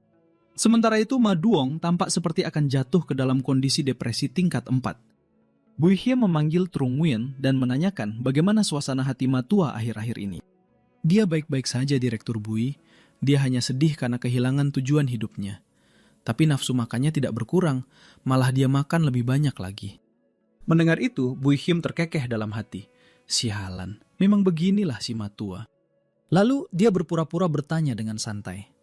Bagaimana keadaan warnet utama? Trong Nguyen menjawab bahwa setelah Tran Lui pergi, mereka mempekerjakan seorang penyanyi baru. Beberapa orang menyukainya, tetapi jumlah pengunjung tetap menurun secara stabil. Komisinya masih ada dan pendapatannya lebih baik dari awal. Tetapi untuk mendapatkan keuntungan, sepertinya itu masih jauh dari angan-angan. Bui Hiem terkejut, berpikir dalam hati. Gawat, jadi komisi minuman kerasnya masih berjalan, masih menghasilkan uang. Ini adalah bom waktu. Masalahnya, apa yang harus kulakukan pada Ma Duong? Apa ada cara untuk menangani masalah komisi minuman keras ini? Dan memberikan pekerjaan baru untuk Matua agar dia bersemangat lagi. Dia teringat bahwa manajer cabang baru adalah seorang koki. Seorang koki, makanan lezat. Itu dia, idenya ketemu. Begitu terpikirkan, dia langsung berteriak keras. Hei, Matua, kemari. Aku punya misi baru yang sangat penting untukmu. Ma Duong yang sedang murung terlonjak kaget ketika mendengar namanya dipanggil. Dia pun bergegas menghampiri, tampak sangat senang seolah baru diselamatkan. Bang Hiem, apa misinya? Aku siap melaksanakannya. Bui Hiem menunjuk satu jari ke langit. Suaranya terdengar tegas dan kuat. Misinya adalah memperluas area warnet kita. Ini adalah langkah penting dalam rencana besar kerajaan Tengda dan kita akan berekspansi ke industri makanan. Sesaat kemudian, mereka berempat sudah duduk di meja rapat. Trong Nguyen memulai perkenalan. Direktur Bui ini Koki Lam San Fin, manajer cabang ini. Pria di sebelahnya tersenyum tipis. Halo, Direktur Bui. Halo. Trong Nguyen melanjutkan, menjelaskan bahwa pekerjaan Koki Lam dulunya cukup ringan, tetapi akhir-akhir ini menjadi lebih sibuk karena dia sekarang bertanggung jawab atas makan siang untuk semua karyawan Tengda. Lam San Fin berkeringat dingin, berpikir dengan senyum masam. Anda terlalu sopan di luar jam makan siang. Setiap hari rasanya seluang hari libur. Pendapatannya tidak seberapa dan keuntungannya lebih kecil lagi. Dan Direktur Bui mau masuk ke bisnis makanan. Buihyem tersenyum cerah dan berkata bahwa menikmati makanan enak adalah sifat alami manusia, dan layanan makanan terkait erat dengan kehidupan sehari-hari, jadi tidak akan pernah ketinggalan zaman. Makanan di warnet kita sudah lama dipuji karena bergizi dan lezat. Pemuda itu mendengarkan dengan kepala penuh tanda tanya, tidak mengerti perubahan topik yang begitu tiba-tiba. Buihyem melanjutkan, mengatakan bahwa dia ingin memanfaatkan keunggulan ini agar orang-orang yang tidak datang ke warnet pun bisa menikmati makanan lezat mereka langsung di rumah. Mulut Truong-Nguyen ternganga dan matanya membelalak. Ma Duong menggaruk kepalanya. Bang Hyem, apa abang mau warnet kita juga menyediakan layanan pesan antar makanan? Bilang saja begitu. Kenapa harus dibuat serumit itu? Buihyem berdecak. Matua, sikapmu itu salah. Sama-sama menyanyi, tapi kalau kamu yang menyanyi, rasanya seperti sedang menceritakan kisah sedih saja. Sedangkan suara Tran Lui itu bagaikan suara dari surga. Bagaimana bisa sama? Coba bayangkan, makanan kita menjadi terkenal sampai keluar Qingzhou, menyebar ke seluruh kota besar dan mengubah gaya hidup masyarakat. Apa itu bisa disebut sekedar pesan antar makanan? Ketiga orang itu mendengarkan dengan takjub, seolah-olah mereka baru saja mendapat pencerahan. Lam Sanfin berpikir dalam hati. Direktur Bui melihat sebuah kerajaan bisnis hanya dari layanan pesan antar makanan. Dia benar-benar berada di level yang berbeda. Mata Truong-Nguyen berbinar penuh kekaguman. Beliau sangat visioner, pantas saja bisa menjadi CEO di usia yang begitu muda. Ma Duong menggebrak meja dengan antusias. Katakan saja apa yang harus kami lakukan, Bang Kiem. Direktur Mah, menurut saya kita harus membuat situs web pesan antar makanan dan bekerja sama dengan para pedagang di Jingzhou untuk membangun platform pemesanan online. Ketiganya mulai berdiskusi dengan semangat, sementara Buihyem diam-diam membuat perhitungan. Tahun 2010 adalah masa ketika era PC sedang stagnan dan internet seluler mulai berkembang pesat. Pemesanan makanan secara daring belum dikuasai oleh para pemain besar. Karena saat ini, perusahaan-perusahaan besar sedang sibuk dengan pembelian kelompok. Butuh 1 atau 2 tahun lagi sebelum layanan pesan antar makanan berkembang pesat dan menarik modal investor. Membuat platform untuk mengumpulkan pedagang, memungkinkan pelanggan memesan secara daring, lalu mengambil komisi, itu adalah strategi yang bisa dipikirkan oleh siapapun. Dan karena itu adalah strategi yang sangat umum, kita sama sekali tidak boleh melakukannya. Buihyem melesat dari kursinya. Suaranya menggelegar seolah-olah sedang berpidato. Tolong subscribe untuk mendukung channel ini ya. Lagi pula, makanan itu urusan serius. Kalau kita bekerja sama dengan warung pinggir jalan yang kebersihannya buruk dan ada pelanggan yang sakit, platform kita yang akan bertanggung jawab. Ma Duong bertanya dengan tatapan kosong. Kalau kita tidak membangun platform, lalu apa rencananya? Pertama, kita bangun sebuah merek. Kita akan membuat aplikasi pemesanan makanan sederhana, tapi hanya akan menampilkan makanan kita sendiri. Koki-koki terbaik dan bahan-bahan yang segar dan bersih. Kita akan langsung menargetkan pasar kelas atas, membangun reputasi kita, lalu berekspansi dari kota Qingzhou ke seluruh negeri. Lam Sanfing mengerutkan kening. Tapi Bos Bui, banyak restoran sudah menyediakan layanan antar. Semua tempat terkenal menawarkan layanan ini.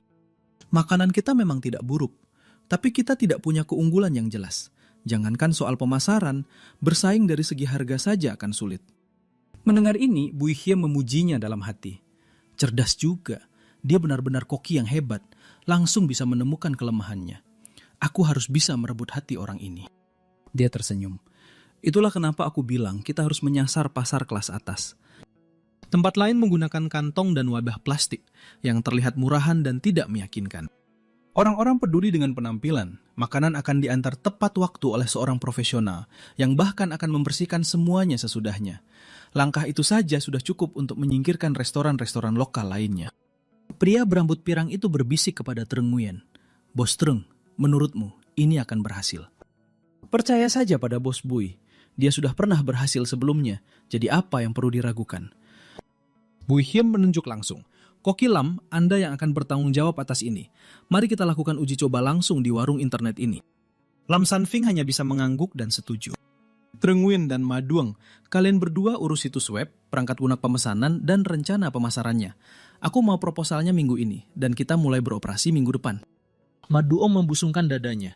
Jangan khawatir Bos Kim, serahkan saja padaku. 1 minggu kemudian, pada tanggal 10 Juni di kantor Dangdat, Mak Nyet Kun berseru gembira. Akhirnya selesai juga. Loh, Aku sudah mengirimimu dokumen desain untuk Jenderal Hantu, benteng di laut, dan aplikasi pembuat gamenya. Tolong lihat nanti kalau ada waktu ya. Duk Mingleng mengangguk. Oke. Tiba-tiba seluruh staf bergumam kagum. Hah? Itu pengantar makanannya. Apa? Kurir pengantar makanannya ganti seragam? Wah, dia kelihatan ganteng sekali. Astaga, tim pengirimannya berpakaian seperti Power Ranger hijau. Gila banget. Baru kemarin mereka memakai pakaian biasa. Hari ini mereka kelihatan keren sekali, dan bahkan tas termalnya pun menjadi bagian dari seragam. Mata seorang karyawan berubah menjadi bentuk hati. Wah, apa paket makan kita ditingkatkan sepenuhnya? Bukan, makanannya masih sama, mereka hanya mengganti peralatan makannya. Serius, kokinya tidak diganti.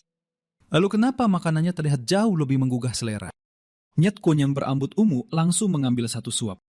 Sial, dagingnya tetap enak. Dan ada jamur shiitake serta paprika hijau. Ditumis dengan sempurna, lalu disiram saus dan ditaburi daun bawang. Makanannya bergizi dan bisa diandalkan, dan semua hidangannya adalah favorit yang sudah dikenal. Kau bisa makan ini untuk waktu yang lama tanpa merasa bosan. Bekerja untuk bos Bui memang yang terbaik. Siapa lagi yang diperlakukan sebaik ini? Kurir pengantar makanan itu bahkan menginstruksikan mereka. Silahkan makan dengan tenang.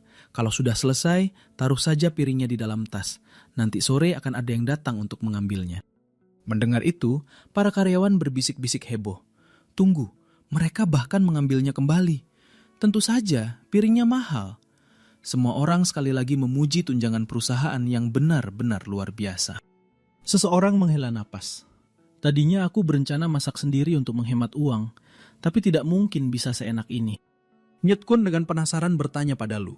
Menurutmu berapa biaya pengiriman untuk satu porsi makanan seperti ini? Lu menebak harganya mungkin sekitar 30 yuan. Mendengar harga itu, seseorang menggelengkan kepala. 30 yuan itu mahal. Sulit membayangkan ada orang yang mau membayarnya untuk jangka waktu lama. Orang lain mencibir.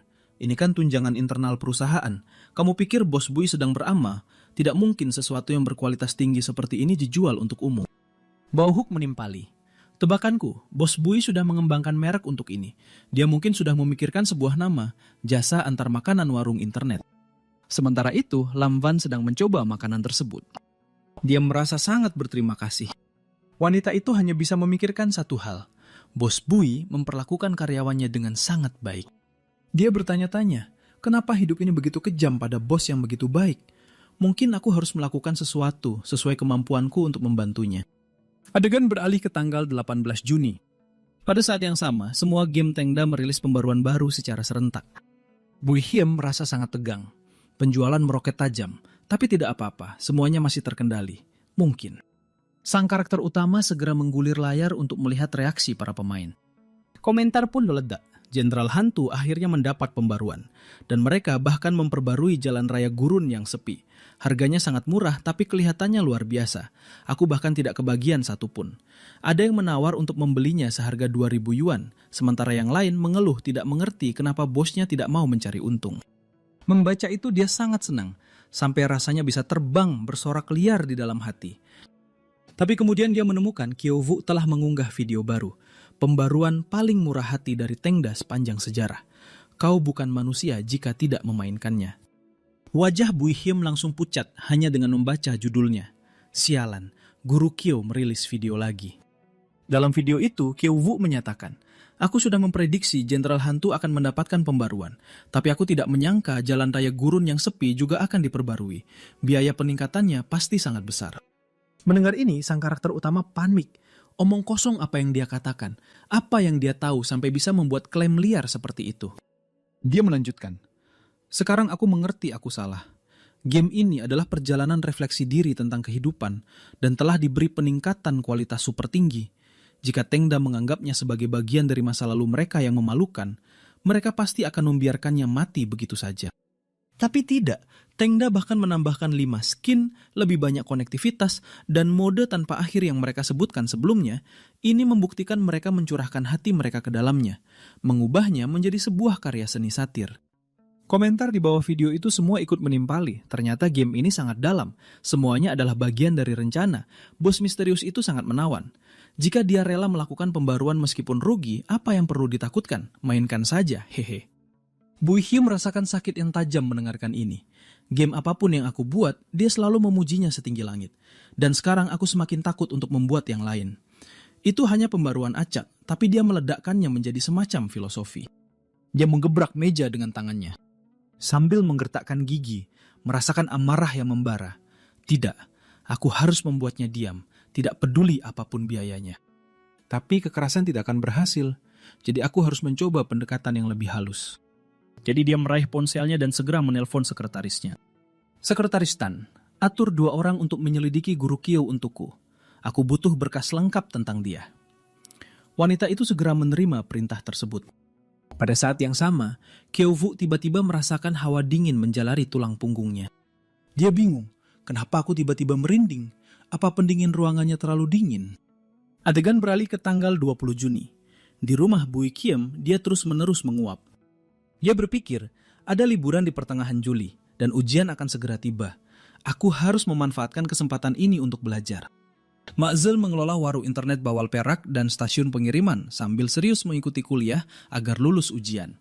Orang itu memang luar biasa. Tiba-tiba, sebuah pesan penuh semangat datang dari Lu Minlung. Dia mengiriminya sebuah pesan teks. Bos Bui, berita tentang pembaruan baru ini menjadi tren di TikTok. Para pemain membahasnya dengan gila-gilaan. Karakter utama berkeringat dingin setelah membacanya. Topik yang sedang tren datang dan pergi dengan cepat. Kau bahkan bisa membayarnya, jadi itu tidak terlalu menakutkan. Tapi berita berikutnya adalah masalah sebenarnya. Di pasar gelap, sebuah akun bernama Anjing Hitam Berbulu Emas menaikkan harga senjata baru itu menjadi 2.000 yuan. Bui Him tampak jelas sudah muak. Astaga, ini sudah hampir akhir bulan, dan kita akan menjual 500 salinan lagi bulan depan. Kenapa harus terburu-buru? Dia memutuskan, persetan, batasnya adalah 500 salinan. Jadi tepat 500, tidak ada satupun lebih.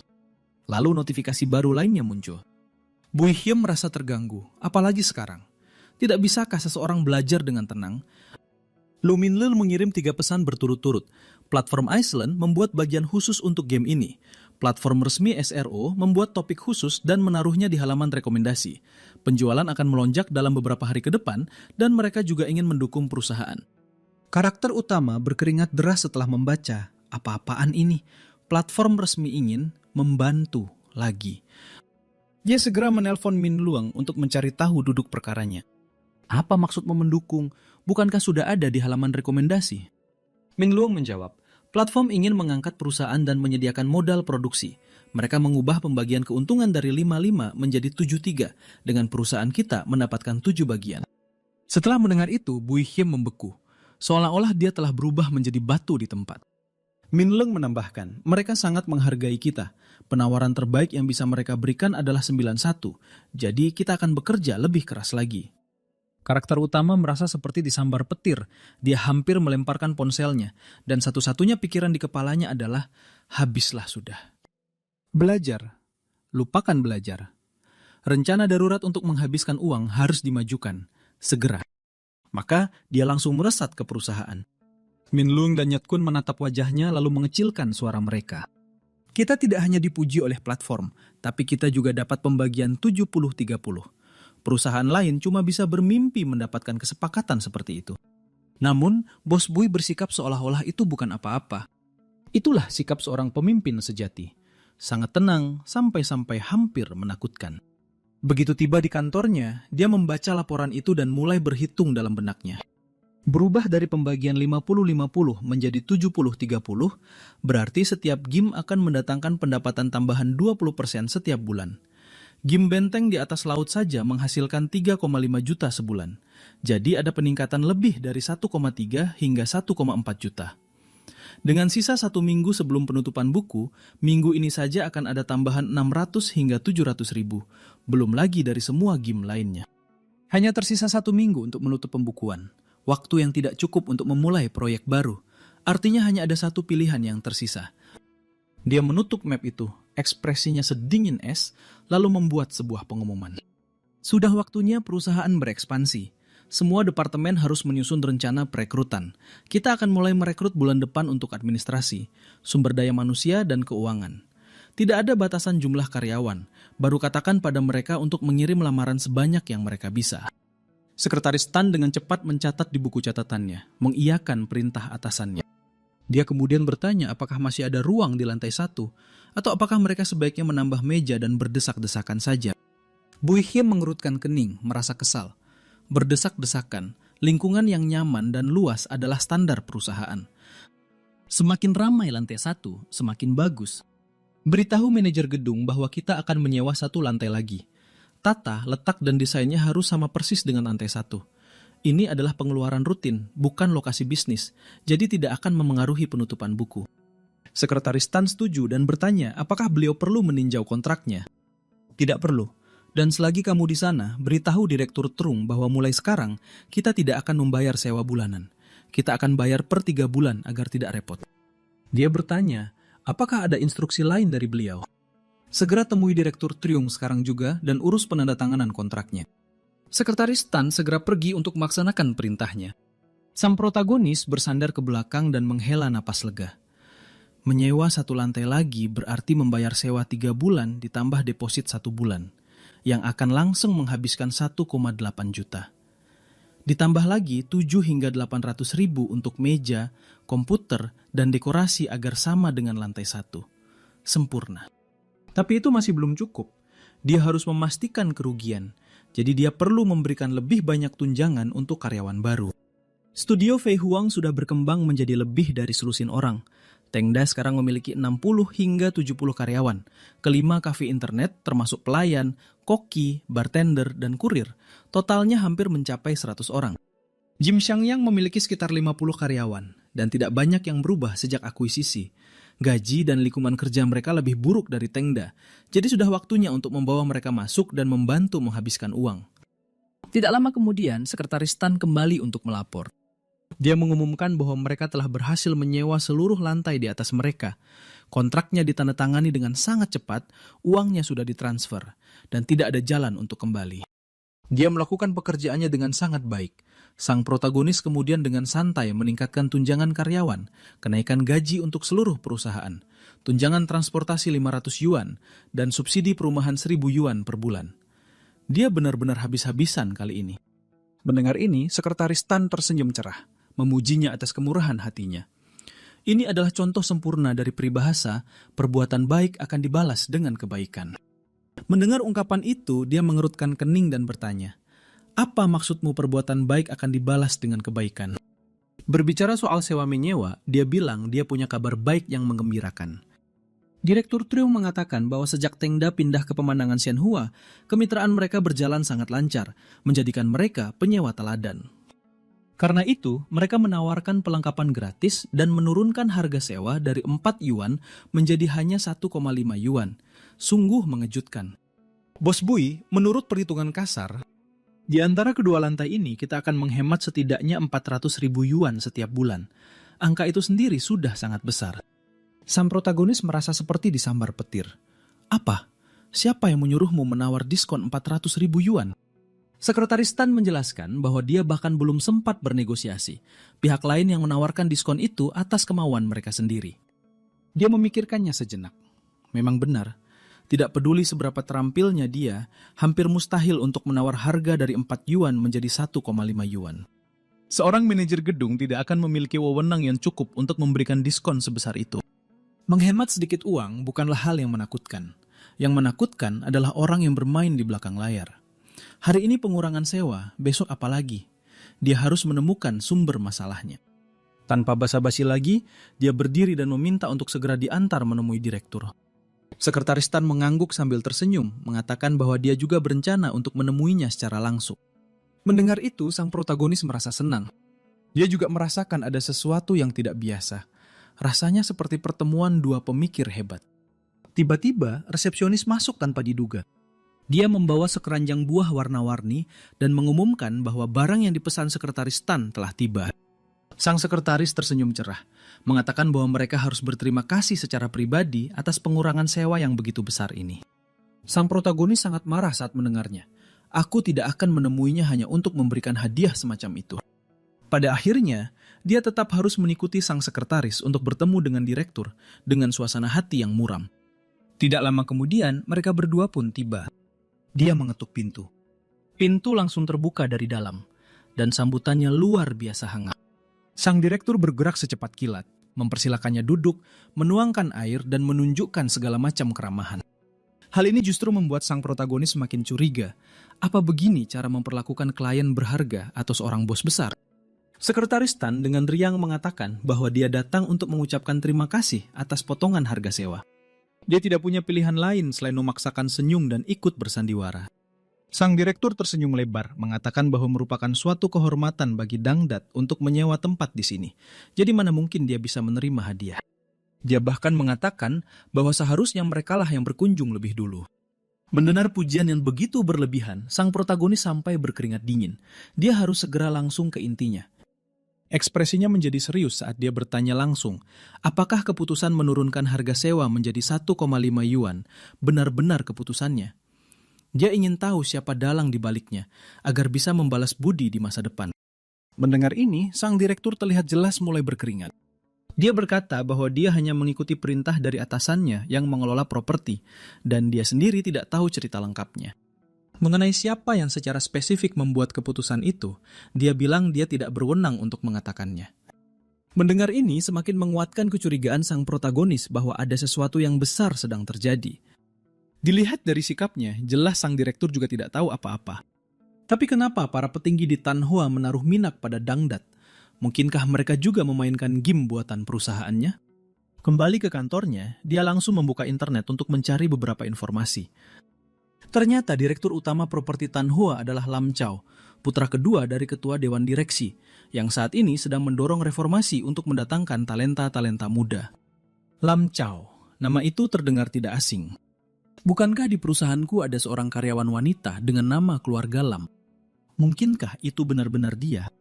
Dia sebelumnya digambarkan sebagai sosok yang naif, pernah bekerja di Tianhua, dan bertugas sebagai penghubung dengan para pemain game FPS, serta mempromosikan benteng di atas laut. Karena siapapun bisa melakukan pekerjaan penghubung itu, dia tidak terlalu memperhatikannya, menganggapnya hanya seorang gadis kaya biasa. Tapi sekarang dia sadar dia salah. Ternyata ada tingkatan yang berbeda bahkan di antara orang kaya. Beberapa dari mereka bisa membuat biaya sewa bulanan sebesar beberapa ratus ribu dihapuskan hanya dengan satu panggilan telepon. Memikirkan hal itu, hawa dingin menjalari tulang punggung sang protagonis. Mungkinkah benar-benar ada mata-mata di perusahaan? Masalahnya, dia tidak punya petunjuk apapun. Bagaimana mungkin dia bisa bersaing jika dia tidak tahu apa-apa tentang wanita itu? Dia tidak mungkin bergabung dengan perusahaan tanpa alasan. Jika dia mengerti alasannya, mungkin dia bisa meyakinkannya untuk kembali dan mewarisi kekayaan keluarga. Teringat bahwa wanita itu pernah bekerja di Tianhua, dia berpikir mungkin Cumo Nam tahu sesuatu. Jadi dia segera mengeluarkan ponselnya dan menelpon. Halo Presiden Chu. Orang di sebelah telepon menjawab, ada gerangan apa? Sementara itu Cumo Nam merasakan sedikit getaran cemas, bertanya-tanya mengapa dia ditelepon. Di matanya, Presiden Bui adalah seorang aktor yang ulung. Game jejak peluru punya masalah, tapi dia tetap tenang seolah tidak terjadi apa-apa. Di permukaan dia akan mengangguk setuju, tapi di dalam hati dia selalu menyusun siasat. Pria itu sulit sekali ditebak. Bagaimanapun, perusahaan pihak seberang lebih besar, jadi dia harus menunjukkan sedikit rasa hormat. Cumo Nam dengan hati-hati bertanya apa yang sedang terjadi. Sang protagonis bertanya langsung tentang identitas asli Lam Fan. Mendengar ini, Cumo Nam terkejut. Pada hari wanita itu mulai bekerja, dia menerima telepon langsung dari kantor pusat perusahaan Manhwa. Di ujung telepon sana, wajah sang protagonis menjadi muram. Jelas sekali identitas wanita itu sama sekali tidak biasa. Dia mengakui bahwa dia sedang dalam masalah dan berharap mendapatkan bantuan. Cumo Nam langsung setuju dan berjanji akan memberitahukan semua yang dia ketahui. Lalu, dia pun mulai menjelaskan seluruh situasinya secara rinci. Ketua Lam menentang putrinya bergabung dengan industri game, tapi beliau tidak ingin terlalu memaksanya. Beliau menelpon Cumo Nam untuk meminta bantuan, berharap semangat putrinya untuk membuat game akan segera padam dan dia akan kembali ke perusahaan Manhwa. Itulah inti ceritanya. Dia tidak tahu apa-apa lagi selain itu. Karakter utama kemudian bertanya tentang hubungannya dengan kakak laki-lakinya, Lam Chow. Cumo Nam berkata bahwa dia hanya berkonflik dengan ayahnya. Hubungannya dengan kakaknya cukup baik. Mendengar ini, dia langsung mengerti. Pasti Lam Fan yang meminta kakaknya untuk menurunkan harga sewa. Tidak salah lagi. Dia kemudian bertanya bagaimana caranya agar bisa membuat Lam Fan meninggalkan industri game dan kembali untuk mewarisi bisnis keluarga. Chumona menggaruk kepalanya, menyarankan bahwa mungkin mereka perlu membuatnya benar-benar kecewa dengan video game. Karakter utama tersenyum cerah dan berterima kasih padanya, berjanji akan membawa timnya ke kota Zungtan untuk membalas budi. Mendengar ini, Chumonam terkejut. Rasa panik mulai muncul dalam dirinya. Dia bertanya lagi, apakah Lam Fan telah melakukan sesuatu yang sangat serius? Karakter utama menjawab dengan ekspresi dingin bahwa Lam Fan menyebabkan harga sewa perusahaan turun dari 4 yuan menjadi 1,5 yuan. Dan inilah bagian paling gilanya. Setelah mendengar itu, Chumonam benar-benar bingung, tidak dapat memahami apa yang sedang terjadi. Setelah menutup telepon, Bui Him duduk termenung dengan ekspresi cemas di wajahnya. Dia merenungkan cara menghadapi Lam Fan. Jika dia ingin menghabiskan uang secara besar-besaran, dia perlu meningkatkan tunjangan karyawan. Tetapi jika melakukan itu, Lam Fan justru akan berpikir perusahaan ini terlalu bagus, dan dia akan semakin enggan untuk pergi. Itu akan menjadi bencana besar. Saat itu juga, sebuah ide muncul di benaknya. Dia masih memiliki game matahari terbenam sebagai senjata rahasianya. Saat ini, game tersebut masih dalam kondisi yang sama seperti saat dia mengakuisisinya, dan pendapatannya terus-menerus merugi.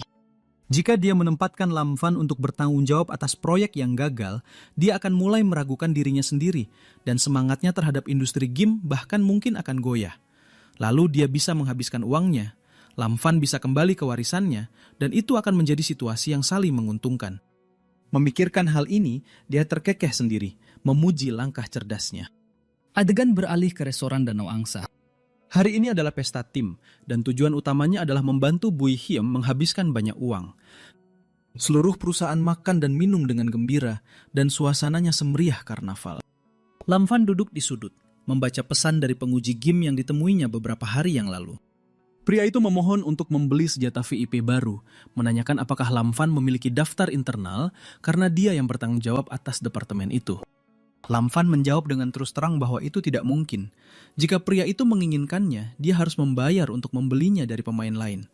Bahkan Bao Su pun harus melakukan hal yang sama. Pria itu dengan cepat mengingatkannya bahwa dia telah membantu mempromosikan benteng di atas laut ketika game itu menjadi sukses. Lam Fan tertawa, mengingatkannya bahwa dia telah memberinya kilin api terakhir kali, dan dia masih mengeluh bahwa itu membuang-buang 888 yuan. Pria itu berteriak putus asa, menyebut dirinya bodoh, dan sekarang dia hanya memohon untuk membeli senjata VIP itu. Dan inilah bagian paling gilanya. Seeing how sincere you were, I told him I'd ask Boss Bai, but that I couldn't make any promises. He was delighted to hear that and immediately clasped his hands, thanking her profusely. Lam Van glanced at the protagonist, wondering if he had recognized her identity yet. She had given a pretty deep discount this time and was worried it would arouse suspicion. But a smaller one just didn't feel like enough of a repayment. But he hadn't asked anything so far, so he probably wasn't suspicious yet. She decided to just act like nothing was out of the ordinary for now. Her eyes crinkled into a smile, and she said in a honey-sweet voice, "Hello there, Boss Bui." The protagonist immediately switched into actor mode, flashing a bright, genuine-looking smile in return. "Yes, Boss Bui. Do you remember Tranvu? He's interested in buying the new VIP weapon." Hearing this, he was taken aback. A 500-unit limit is a 500-unit limit. How could he just make an exception like that? Not good. Seeing that he hadn't answered, she spoke softly, admitting that it was a big ask. But shouldn't there be some kind of compromise for such a passionate player? There are only 500 available each month. The scalpers who are quick on the draw make a profit, while die-hard fans can't even get the weapon. It's truly a sad situation. The protagonist thought to himself, she's right. Whether the game is profitable or not isn't the most important thing. Letting down your players just looks bad. Having made up his mind, he pointed and declared, "Simple. We'll be rolling out an account honor system soon." Huh, an honor system. He nodded, explaining that it would use various factors to evaluate each account. Dedicated players like Transaw contribute so much to the game. It's only natural they receive priority. Other accounts would be ranked based on activity and good behavior, like a credit score. Reputable players could pre-order epic weapons, which would be deducted directly from the 500-unit quota. The higher their reputation, the easier it would be to buy, rendering the scalper's speed useless. Lam Van's eyes widened when she heard this. That's a brilliant idea. A perfect move. Then she promised she would tell Transaw to rest assured and just wait. As she walked away, she couldn't help but shrug it off. After all, it was just common sense. But the protagonist was confident. Many people still had an old-fashioned view of gaming, but he had his memories, giving him a huge advantage in this area. But just thinking about it was tiring. The company now had over 200 employees. If it keeps growing like this, our usual gathering spots won't be able to hold everyone sooner or later. I'll have to find another way. The problem was, there weren't any more high-end restaurants in Jingzhou. His eyes lit up. Then, I'll just open my own. More luxurious version of Swan Lake. Next time, I'll find a secluded spot, buy top-quality ingredients, and splurge on all the most expensive dishes. We'll go there to eat at the end of each accounting period, and on normal days, I'll just let it run freely, at a loss. Just thinking about it felt great. Brilliant, brilliant, brilliant. Just then, an employee shouted excitedly, "Mr. Huang is back. Huang Tubak is back from Shanghai." A few people even teased him, saying if you're late, you have to drink 3 penalty shots, quick. The protagonist smiled, calculating inwardly, just as he'd requested. He had finished filming before June 18th. The editing process should be almost finished by now. He waved his hand. "Come on, you two, come sit over here." The 3 of them sat down, and he smiled warmly. "Don't be shy, go ahead and eat." The blonde-haired Hoang Tubak broke out in a cold sweat. Sitting with Boss Boy should be an honor, but why now, of all times? It was strange. Back when Fei Huang Studio signed that contract with Iceland and made a fortune, he wasn't happy at all.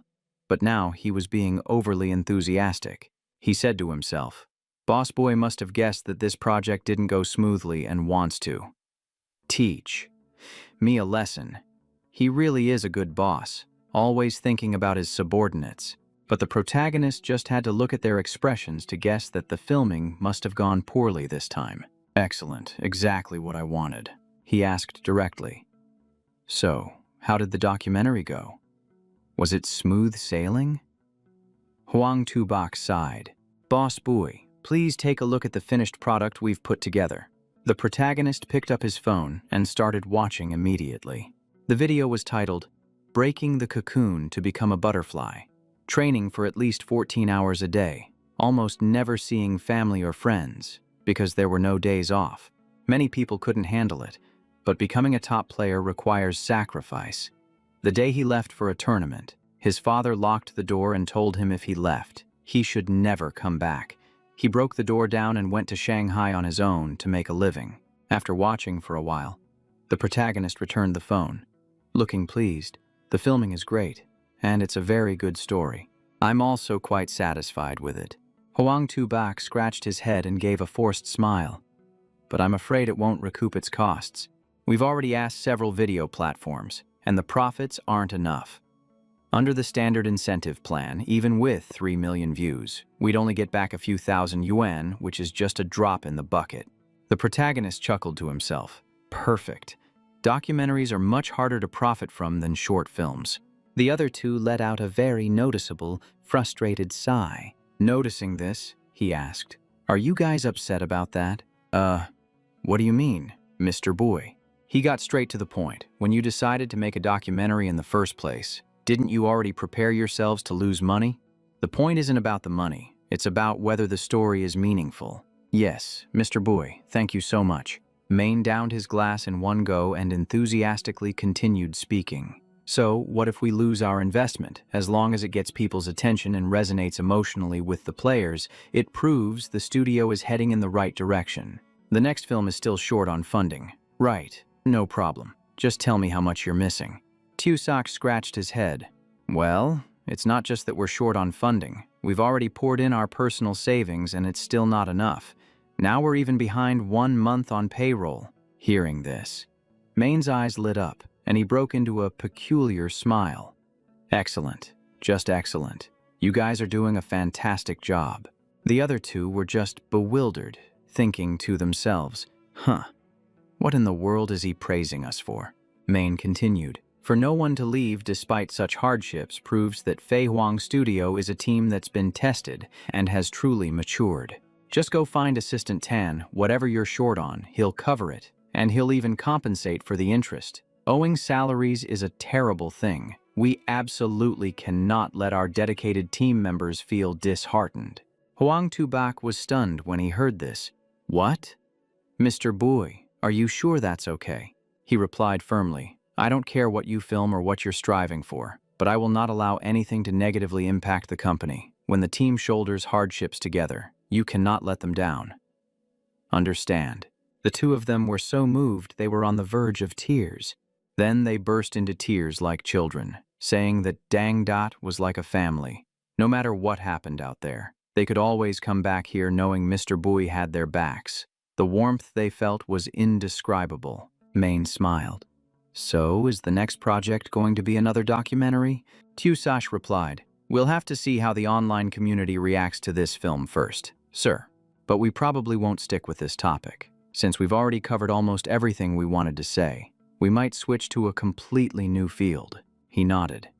"Go ahead and try. If you need money, just let me know." Internally, however, he was ecstatic. This time, I can finally relax. "Oh, one more thing. How's Tran Loi doing these days?" Main was a bit worried. That guy is genuinely talented. As long as he doesn't cause any problems for me, it's fine. Huang Tubak said excitedly. "Oh, him. I'm not entirely sure. But just as you instructed, I've already taken care of his room and board. We were so busy with filming that we didn't interact much. We originally planned to have him sing the ending theme song, but we didn't have the budget for it, and we couldn't find a good song either, so we scrapped the idea." Hearing this, a chill went down Main's spine. Good heavens, if he had actually sung the ending theme, if the film blew up, dragging Fei Huang Studio into the spotlight with it, I'd be screwed. I wouldn't even have a chance to play the victim card. Huang Tubak added, "He's probably still in Shanghai looking for opportunities, if you'd like. Mr. Boy, I can give him a call." No, that's all right. I was just asking casually." All right, let's eat. No more shop talk." The two of them beamed again, thinking to themselves, Mr. Boy even remembers to ask about Tran Lui, who's so far away. He's such a thoughtful boss. The scene changes to the evening of June 21st. That man in the white suit is named Lai Trak. He's an investor from Fukhai. Just as he finished, Director Liu walked in, shaking hands and apologizing profusely to Mr. Lai for his tardiness, explaining that things at his company had been incredibly busy. Lai Trak brushed it off with a smile, saying it was no problem at all. "It's been a while. Please, sit down and let's talk." But he still had to add, "I have to say, this place is so hard to find you could almost get lost." Director Liu was just about to pull out a cigar when Main stopped him.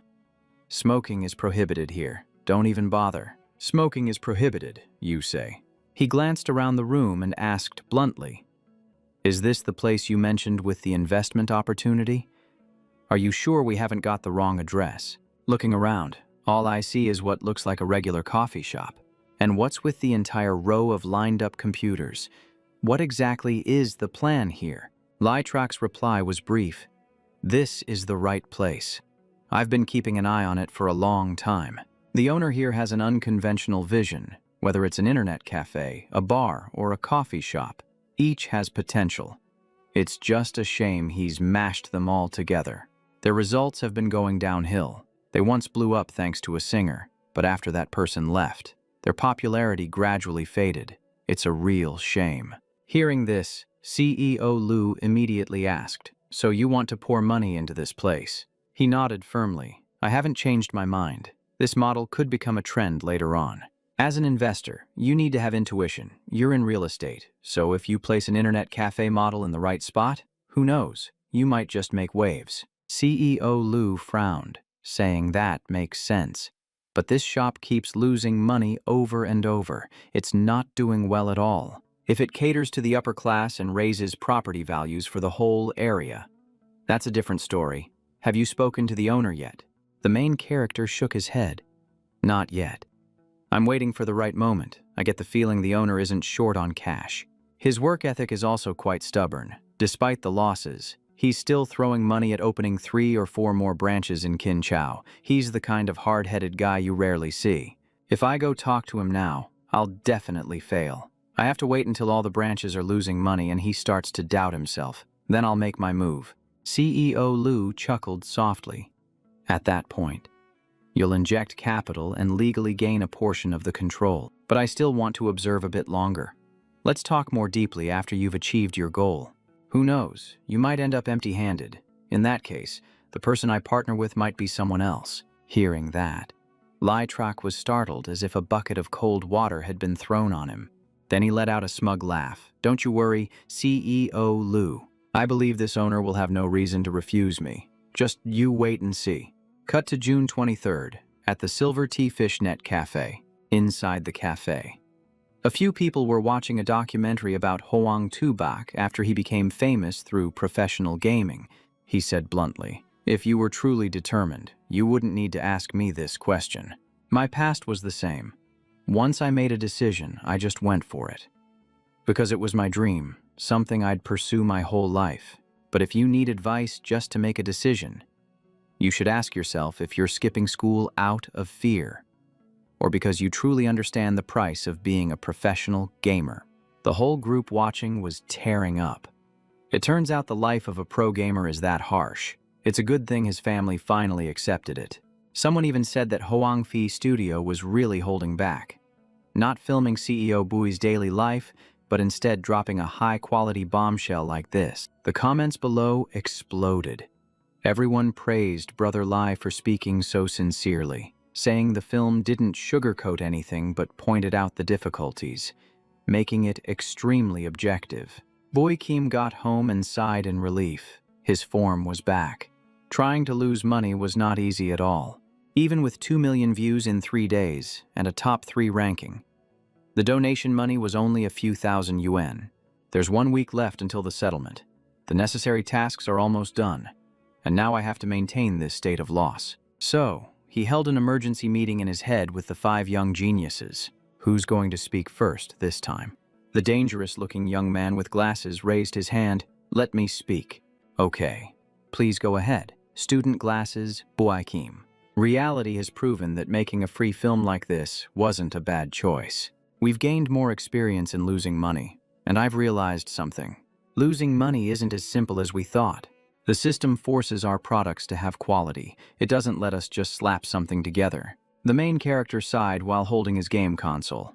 The more public hype there is, the stronger the revenue, and the system requires a profit, which makes it hard to lose money. The game's content received endless praise, but the matter of actually making money is still being figured out. The Kongduang game turned public opinion around, but it's lacking big spenders, so its revenue has plummeted, and it's still consistently losing money. The net cafe and the restaurant continue to be in the red, and combined, it's just enough to offset the profits from the game. The whole group cheered. It's been a 2-month cycle packed with drama. The system is weakening, but we have to hold on for 1 more week. Cover whatever costs we can. Try to create more losses. There's still hope. Meanwhile, Lai Trak was sitting in a coffee shop, monitoring his every move. He believed the intel. That young man was the mysterious owner of Dangda. He started out in gaming, had a lot of money, and decided to try his hand at an internet cafe. It seems a bit arrogant. He might be good at making games, but business is another story. Seeing him taking serious notes, he must be having a headache calculating his profits and losses. Seeing his opponent struggling, he decided to probe. If he waits too long, he might lose his chance. Then he immediately called his people. It's time. Contact Dangdat and set up a meeting. He lit a cigarette confidently, preparing to use his experience to persuade them to invest. At the same time, Bui Kim was riddled with anxiety. A loss of 200,000 or 300,000 is still salvageable. First, let's just avoid doing anything stupid. Suddenly, his assistant, Tan, called. Hello, Assistant Tan, I'm listening. Mr. Bui, Puhui Capital wants to invest. Without a second thought, he replied with 2 words. turn them down. The assistant added that they wanted to invest in the internet cafe, and they are a quite powerful company. He remained firm. Reject the offer for me. His assistant replied, yes, understood, Mr. Boy. He thought to himself, the cafe is already losing money, so why pour more in? That would be like digging my own grave. Someone causing trouble at such a critical moment. His annoyance was written all over his face. Outside, Lai Track, dressed in a white suit jacket, also received a call. Hello, Mr. Lai, the other party has refused. Upon hearing this, he was stunned. He wasn't even given the chance to meet. He just flat out refused. His cigarette wasn't even finished, and the plan had already gone off the rails. He was choked with anger. In Jingzhou, who doesn't know about Fuhui capital? And yet Mr. Boy just casually rejected them in a flash. It's completely baffling. Usually, when an investor comes calling, you at least negotiate the terms before making a decision. There's no reason to refuse immediately. Could he have misjudged the situation? Is that kid still confident he can turn things around? Now, how am I supposed to offer a massive investment along with a partnership opportunity? Or perhaps Mr. Boy thinks there's some other hidden agenda here. He has absolute control, and he's still losing to this. That's just infuriating to hear. Is he so young that he wants to do everything by himself? That mindset isn't like a businessman's at all. Humph. Young or not, when it's my money on the table, no one can say no, and you're no exception. When it comes to investing, some people are starving for it and get nothing, while others have it served on a silver platter and turn their noses up at it. Cut to June 24th. The orange-haired Truong Nguyen smiled brightly, switching into gossip mode. Boss Ma, are you done with your exams? Did they go well? Ma Duong was nonchalant. That subject isn't important. I'm sure I passed. I even let Kim copy off me, so that should get him at least an extra 10 points. I'm guessing that for the next 1 to 2 months. He won't have time to look into the losses from the internet cafe and the restaurant. Truong Nguyen gave a thumbs up. Damn. Boss Ma, you're a true legend for pulling that off. Ma Duong yawned, took a sip of his drink, and continued. But we still have to try. Initially, we hoped the restaurant would make up for it, but who knew it would take a complete nosedive? The restaurant is also losing money. Truong Nguyen sighed. A few days ago, he was sitting here writing in a notebook, looking really serious. Who knows what he's planning? Ma Duong's face fell. The payment app is ready and we've hired staff, but the customers are nowhere to be found. Exactly. I don't understand why he doesn't want to pass out flyers, so very few people even know this restaurant exists. He also forbade partnering with other merchants. The app only sells basic dishes, the prices are steep, and the menu has no variety. Just hearing about it is a real downer. What's the plan now? Wait, that's weird. Why is the cafe so empty today? Huh. The two of them glanced at each other, then looked around the room. The internet cafe, the bar, and even the coffee shop were all completely empty, like something out of a horror movie. This is so weird. We're totally screwed at this rate. Suddenly, a delivery guy rushed in, completely out of breath. He held out a flyer and said, CEO Ma, CEO Truong. We have a problem. You need to see this. Ma Duong's jaw dropped as he took it, asking, what does this have to do with us? The courier explained frantically. All the nearby shops are running insane promotions. What the heck, are they targeting us? But we haven't made any enemies, and we don't compete on price, so why are they playing so dirty? Maybe someone's pulling the strings from behind the scenes, and they won't stop until we're forced to shut down. The internet cafe, the bar, the coffee shop, they're all running sales as if it was coordinated. This whole thing just screams setup. The courier in the green shirt added. The streets near their shops are packed, and they're still handing out flyers non-stop. The staff started murmuring. The few customers we had are all gone. Maybe we should offer discounts too.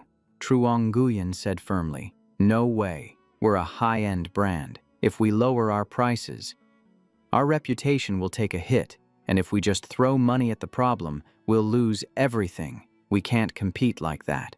Ma Duong held his head in his hands. Then what do we do now? Call CEO Boy. This is way out of our league. A little later, Bui Kim was at his company's office. He answered the phone. Hello, Ma Duong. Brother Keem, we've analyzed the situation, and it's not simple. Someone is definitely playing dirty. What's our next move? Hearing this, our protagonist was as happy as if he'd won the lottery. What the heck, something this good is happening. My time has come and nothing can stop me. Hehehe. Ma Duong was stunned. Brother Keem told him not to do anything, but it just felt so empty. Right at that moment, Lai Thatch appeared, gently probing the situation. Hello, CEO Ma. I'm Lai Thatch, the CEO of Pu Hui Capital. I'm a former customer, and I was hoping we could discuss a potential partnership. He immediately pulled out his business card and handed it to the clueless Ma Duong. He was sweating internally. This guy looks like he has no idea who Fu Hui Capital is. How strange. Everyone in the Kinchao investment circle knows about Fu Hui, but his ignorance is actually a good thing. Looking this clueless, he should be easy to persuade. He smiled. Say, CEO Ma, do you have a moment to speak privately? The two sat down. And he asked eagerly, so, what do you think of the proposals I just mentioned? CEO Ma. Ma Duong was excited. Those are great suggestions, but I need to get approval from my superior first. Okay, of course. Go right ahead. Ma Duong immediately called Bui Kiem. Brother Kiem, if we accept Fu Hui's investment, can we turn this situation around? In his mind, he imagined a dramatic phone call straight out of a blockbuster movie. Our protagonist immediately shook his head. Old Ma, you're being tricked. He also thought to himself, Old Ma really is gullible, but that's a useful trait in its own way. Ma Duong was startled. Huh, why would you say that? Bui Kiem said smugly. A few days ago, Pu Hui called Assistant Tan asking to invest in the internet cafe, and I already turned them down. Ma Duong was completely shocked. What? Why did you refuse? Having a major investor to make money with, isn't that a good thing? Suddenly, the main character slammed his hand on the table. Old Ma, do you really think that guy is so kind? Is he here to do charity? Think about it. All those surrounding shops coordinating their events, it'd be strange if there wasn't a mastermind behind it all. Ma Duong had an epiphany. Holy crap, don't tell me. So he's the one pulling the strings. I'll go reject him right now. No, if you reject him outright, he'll get angry and might go all out against us. That's not good. We might have to change our approach. Ma Duong scratched his head. You mean we should just keep losing money? Is that really worth it? Our protagonist replied calmly. Having a few stores losing money alongside us creates leverage, so what's there to be afraid of? They're burning cash to attract potential customers, which in the long run will boost commerce for the entire area. Ma Duong's eyes lit up after hearing that. Awesome. I got it, Mr. Keem. The protagonist chuckled to himself. President Lai thinks he's so proud for tricking old Ma. Wrong. Anyone can fool that guy. A truly key employee. Indeed. Other people might take money to save me, but for you to willingly spend money to help me lose even more? Well, thanks a lot. Hehehehe. Ma Duong stepped forward, thinking to himself. Good thing my boss is sharp. Otherwise, we would have fallen into that trap. I'll definitely get revenge for this. Then he sat down and said, President Lai, I've already called President Bui to ask for his opinion. He's stressed about the recent losses and doesn't want outsiders getting involved. He said to just keep things as they are for another month, and if things don't improve, we'll figure it out then. Hearing this, he clenched his fists and gritted his teeth. Everything was going according to plan. President Bui was just as stubborn as he expected.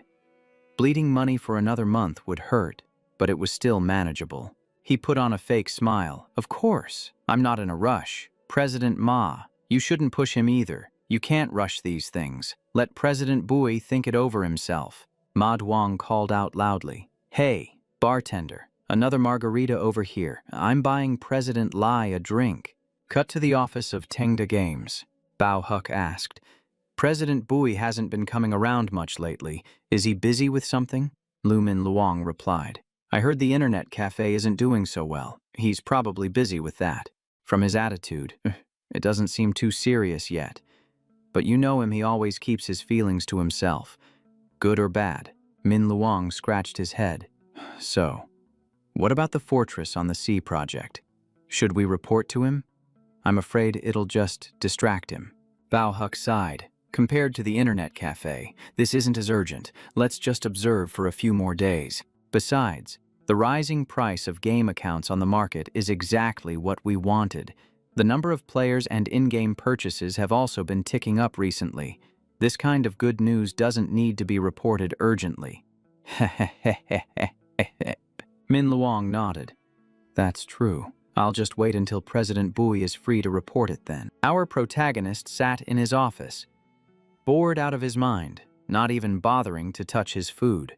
It's a good thing I check the forums for data myself once in a while. Otherwise, this crew only ever reports bad news. When it's good news, they're silent as the grave. Other people's employees report good news, but mine are the complete opposite. They only throw bad news at me, while the boss has to dig up all the good stuff himself. When they run into a problem, they just handle it themselves without bothering me, and once it's fixed, they treat it like it's no big deal, never showing off or bringing it up. I seriously don't understand what kind of team I've hired, but I can't let them know I'm completely in the dark, or it'll ruin my image. Luckily, the game's revenue this period is still within a tolerable range, and don't even get me started on Fortress on the Sea. It's already been officially proposed, and with factors like the adaptation and its popularity after the update, the revenue is bound to be high. Something this serious, and nobody reported it. I'm so mad I could faint. What the hell are Min Luang and Bao Huck doing? Something happened and they didn't report it immediately. What on earth are they waiting for? The online comments were exploding. Some said Lai Chinvai was staging a rebellion, thinking the counter-terrorist game had been abandoned. Others said not to overthink it. Brother Lai made it clear he wasn't doing it for the money. Fei Huang Studios' documentary was just that good, so he helped promote it as a favor, while also taking the chance to introduce a domestic game. After reading that, the protagonist's mood plummeted. He really couldn't prevent it in time. This was seriously annoying. Who would have thought a non-profit documentary would end up generating so much hype for Fortress on the Sea? But looking at it from another angle, it was also unintentional. Li Chinvai is from the early generation of FPS players, so the hype he brings is probably just temporary. As long as it doesn't skew the game's data later on, it should be fine. So, one-time bomb has been defused. Even though it wasn't a huge help, it's still a relief for now. The moment our protagonist stepped outside, he heard his employees whispering like they were in a secret meeting. There's President Bui. Should we report it? No need. No, we should probably still tell him a little. Listening to them gave him a headache. Min Luang, wearing his glasses, stepped forward. Yes, President Bui. There's something I need to report. Recently, the user count and in-game purchases for Fortress on the Sea have been trending upwards. And also, before he could finish, our protagonist gave a faint smile. Ha, I already know all about it. Oh, is that so? Yes, of course. President Bui. Min Luang walked away with a beaming smile, thinking to himself, why wouldn't the boss care about such simple data? I was definitely overthinking it. Meanwhile, the protagonist was smirking internally. Nice. Promoting you to planner was the right move. Even though he was reporting old news, his attitude is still commendable. Your position as a planner is secure. Cut to Sunday, June 27th at Ma Duong's internet cafe. Lai Trak sat staring intently, his eyes never leaving their target. And his main target was our very own President Bui. Our protagonist also noticed him. Damn, this President Lai is ridiculously persistent, sticking to him like glue. As long as he keeps pouring money into this, helping the other cafes around here run promotions to steal customers. My chances of incurring a loss this cycle are looking pretty good. True to his word, the main character immediately turned on the ZFI and started playing a game. Lai Trak was worried on the inside, but he kept a straight face, showing only a slight flicker of emotion. That kind of mental fortitude isn't normal. Investing is about betting on the person. And this guy seemed solid, which only made him want to invest more, but something still felt off, as if he was missing a piece of the puzzle. Logically speaking, for someone so young to have come this far, he must be talented, but to go this long without reacting, without offering any discounts or promotions, and just letting the surrounding businesses draw in customers while his place stays quiet. It just doesn't make sense. Ha ha. Maybe I'm overthinking it. He's not cutting prices because a price war would hurt his high-end image, unless there's some power backing him that I don't know about. Meanwhile, the main character was just focused on his game, ignoring the world around him, so Lytrack cautiously crept closer to take a look. After seeing it, his face darkened. What the hell? How could this be? Forget it. Even if he's a heaven-sent genius, Trungqui is still inexperienced. I probably overestimated him. Suddenly, a call came in from Hoang Tu Bak. Holy crap, it's from Supergirl Slaying Demons Gaming. What timing? Why the hell is he calling right now? Hello, Hoang Tu Bak, what's up? Startled, Lytrack immediately turned to eavesdrop. Hoang Tu Bak said, yes. Boss Bui, do you have a TV there? Turn on the Shanghai channel. Don't ask why. You'll understand when you see it. And congratulations. By the way. Hearing that, the main character jumped. Holy crap, what now? He immediately called Truong Nguyen. Turn on the projector and switch it to the Shanghai channel for me. Yes, Boss Bui. The main character started sweating bullets. What is it now? Congratulations for what? What is there to congratulate me about? As soon as it turned on, Tran Loi was performing on a lavish stage, singing, "Hey, Winter." It was the kind of performance that gives you goosebumps. Suddenly, all 4 judges hit their buttons at the same time. Whoa. They didn't even have to think about it? It turns out he was competing on The Voice of Vietnam, and it was a huge deal. He was going viral. The main character completely froze. His brain just shut down. He was stiff as a statue. Damn it, what the hell is going on? If I remember correctly, isn't this the set from the 2012 season? And this isn't even filmed by the Shanghai station, is it? I can't be this unlucky, can I? Oh, damn. Don't tell me it's happening all over again. I'm screwed. This has bad omen written all over it. Tran Lui continued to sing. The melody captivated the audience, lifting everyone's spirits through the roof. Lytrack thought to himself, Tran Lui used to sing here and was close with the staff, so it's normal for Boss Boy to be watching. But wait a minute. Something's not quite right. On the screen, Tran Lui smiled brightly and greeted the 4 judges. My name is Tran Lui, and I'm from Kin Chau. The blonde MC asked, your song. Waiting sounds like a love song with beautiful lyrics. Did you write it for a girlfriend who's waiting for you? He answered immediately, no, I wrote this song for a place. It's for the internet cafe that made me feel the warmth of a family. The truth is, I had no self-confidence. After graduating high school, I couldn't find a job. Then one day I passed by an internet cafe. Lytrack swallowed hard. Oh crap, don't tell me. Was this intentionally shown for me to see? Tran Lui continued. It was thanks to Boss Bui's wholehearted support that I found the courage to come to Shanghai and chase my dream. I heard that after I left. The internet cafe's revenue dropped a lot. But Boss Boy never came looking for me, probably because he was afraid that bad news would distract me. For this time on stage, I want to thank President Bui, President Ma, and everyone at the 1 Hour Cafe. Thank you all so much. To me, that internet cafe will always be a family. The judges were visibly moved after hearing that. Oh my God, I thought it was a love story, but it turned out to be a story about dreams. It's truly touching. It reminds me of when I was at my lowest, and all I needed was a little bit of warmth. Don't worry, Tran Lui. I guarantee you're a star now. Join my team, and next year you'll have over 20 shows nationwide. I promise your career will explode. The host followed up. Tran Lui. All 4 coaches have turned for you. Have you made your choice? And what are you planning to do next? Tran Lui answered nonchalantly. I want to go back to Kin Chau and stop by the internet cafe to sing a few songs. To be honest, I really miss that place. The main character, watching this, couldn't take it anymore. He turned and ordered. That's enough. Truong Nguyen, turn off the projector. Truong Nguyen was confused, but he still complied. Yes, President Bui, Lytrack, standing nearby, thought to himself, you mean the outcome is already clear, so there's no need to watch the rest. Right. That makes sense. There's nothing left to see. Waiting, combined with the story of the internet cafe, is bound to go viral.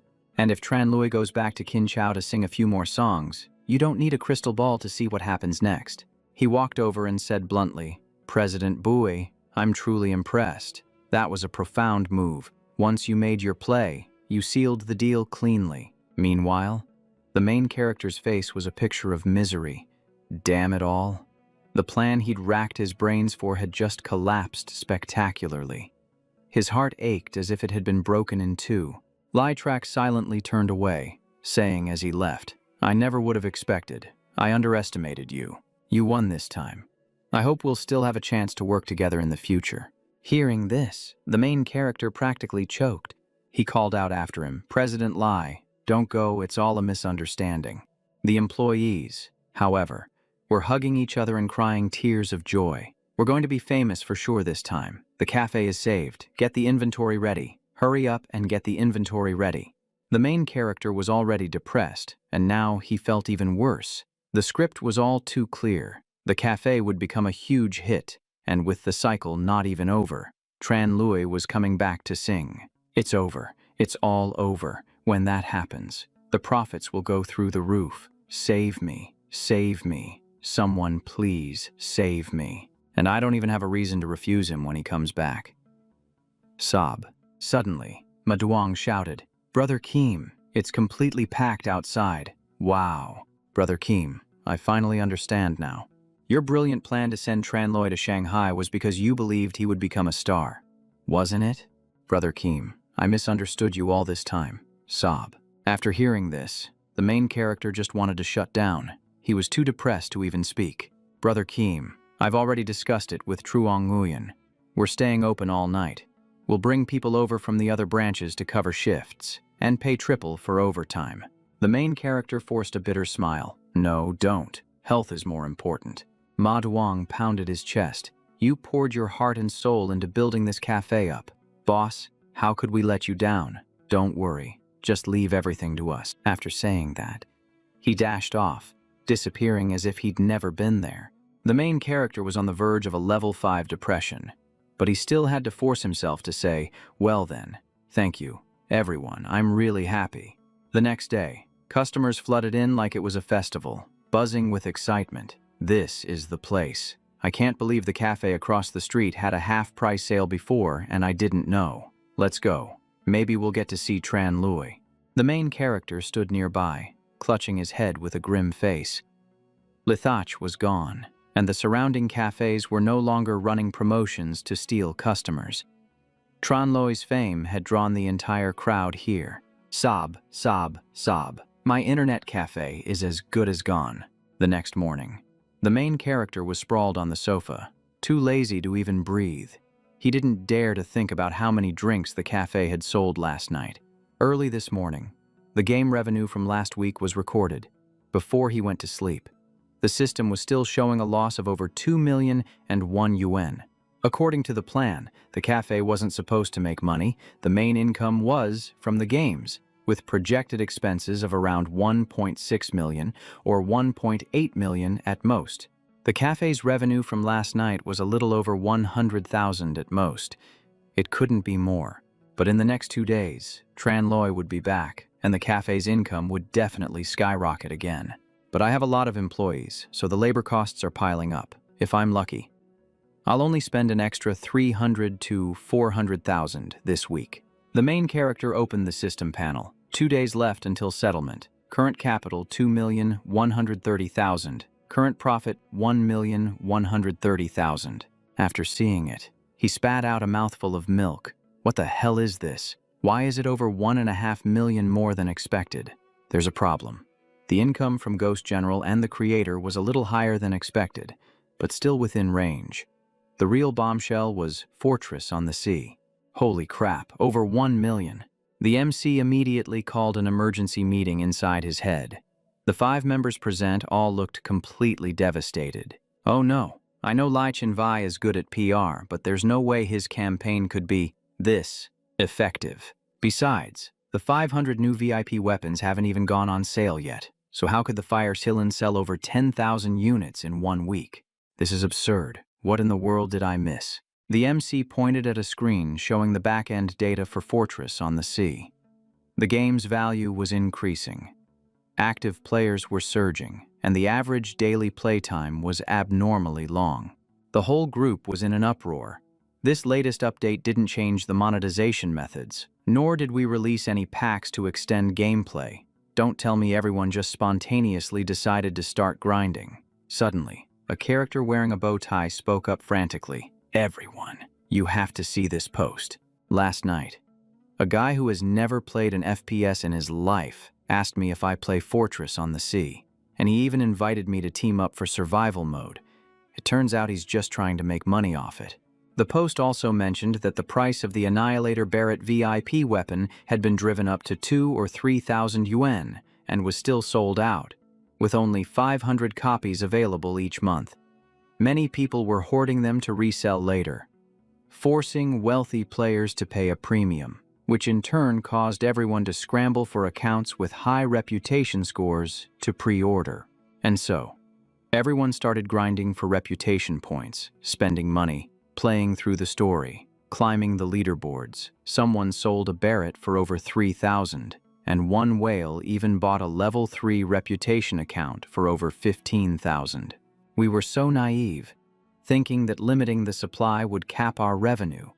Who knew the reputation system would activate a horde of opportunists, that the government would look the other way, and that Lai Chin-Vai's PR campaign would be so aggressive. At this point, the MC slammed down a gavel. It looks like any dream of taking a loss this cycle is completely dead. He thought to himself grimly. I was the one who sent Tran Loi to Shanghai. I was the one who limited the Barrett to 500 units, and I was the one who came up with the reputation point purchase requirement. Whatever. I'm going to the net cafe to have a couple of drinks and drown my sorrows. After all, it's impossible for me to lose money now anyway. A while later, the MC arrived, only to find the place as packed as a concert. How was he supposed to drink his sorrows away in here? A blonde girl held up her phone, snapping a selfie for her social media. Then a couple walked in and marveled. Wow, this cafe is so beautiful. The other person nodded in agreement. Yeah, it's got real style. A group that came to play games was completely shocked. Whoa, are they insane for setting up the computers like this? Before concluding, it's worth the price. Though, the service is impeccable. The bar area was also buzzing with praise. This is delicious. The drinks are solid. How am I just finding out about this place? And best of all, they hadn't raised the prices. What a conscientious business. Tran Lui took the stage, singing and playing his instrument, giving off the undeniable vibe of a romantic wanderer. The crowd below went wild, chanting his name over and over again, like die-hard fans, but in a way that was still totally YouTube safe. Everyone was stunned that the prices were still the same even with Tran Lui performing. Any other place would be charging a cover fee. I always thought this place was expensive, someone muttered. I guess I was completely mistaken. The MC sulked in a corner, witnessing everything. The pain was unbearable. My heart aches. Is this even my cafe anymore? It used to be so quiet. I could sit anywhere I wanted. This whole massive place existed just to serve me, and I even got paid for it. It was perfect. And now, what has it become? Ma Duong rushed over. Brother Keem, you're here. We saved this spot just for you. Brother Keem, it's a good thing you had the foresight to open a few other locations. Otherwise, where would we get enough staff to help with a crowd this big? Those words were like daggers to his heart. The MC took critical damage, feeling his health bar drain right there on the spot. Anyway, Brother Keem, I have to get back to work now. Yeah, go ahead. In another corner, a man with orange hair said something to a waiter. The waiter nodded and replied, Yes? Of course. Sir, I'll arrange it right away. Then, the waiter, Hector, announced the good news. From this afternoon until closing time, all expenses would be covered by young Master Lam. The MC thought to himself that the man looked familiar, like the president of Shenhua Real Estate he'd seen in photos, only younger. Then he remembered. This was Lam Chin Nam's third son, Lam Thuong. It seems he's also the president of Shenhua Film and Television Media. For crying out loud, my family and his are sworn enemies. Lam Thuong smiled to himself. A few 100,000 yuan for drinks is nothing. Consider it an introductory gift for President Pei. But President Pei's reaction was truly interesting. He wasn't moved in the slightest, and his eyes even revealed a sliver of caution. Just as Lam Van said, this man is truly a remarkable talent. The scene cuts to 2 days later, the exact day the system was scheduled to process the settlement. The MC cracked open a can of Coke, taking a sip while trying to look as if he were appreciating a fine work of art. This is so frustrating. Where did it all go wrong? Every time we reach a critical moment, everything goes off the rails, and my process for achieving failure fails. What's even stranger is that, logically, he shouldn't be this broke. So why is he? What kind of CEO is as pathetic as me, forced to actually live off a measly 1% profit share? The thought alone was humiliating. He couldn't stomach it. There was no way he could accept this outcome. Then, the system announced the settlement results. Profit of 2,360,000 yuan, converted at a 100-to-1 ratio to 23,600, with an additional 10%. Your current personal assets are now 71,299 yuan. The main character just froze. After slaving away for 2 whole months, he only managed to convert a little over 20,000. I guess that's an improvement from last time. But damn, that stings. Whatever. He decided to take a little break and slack off to cool down. Games these days are just printing money.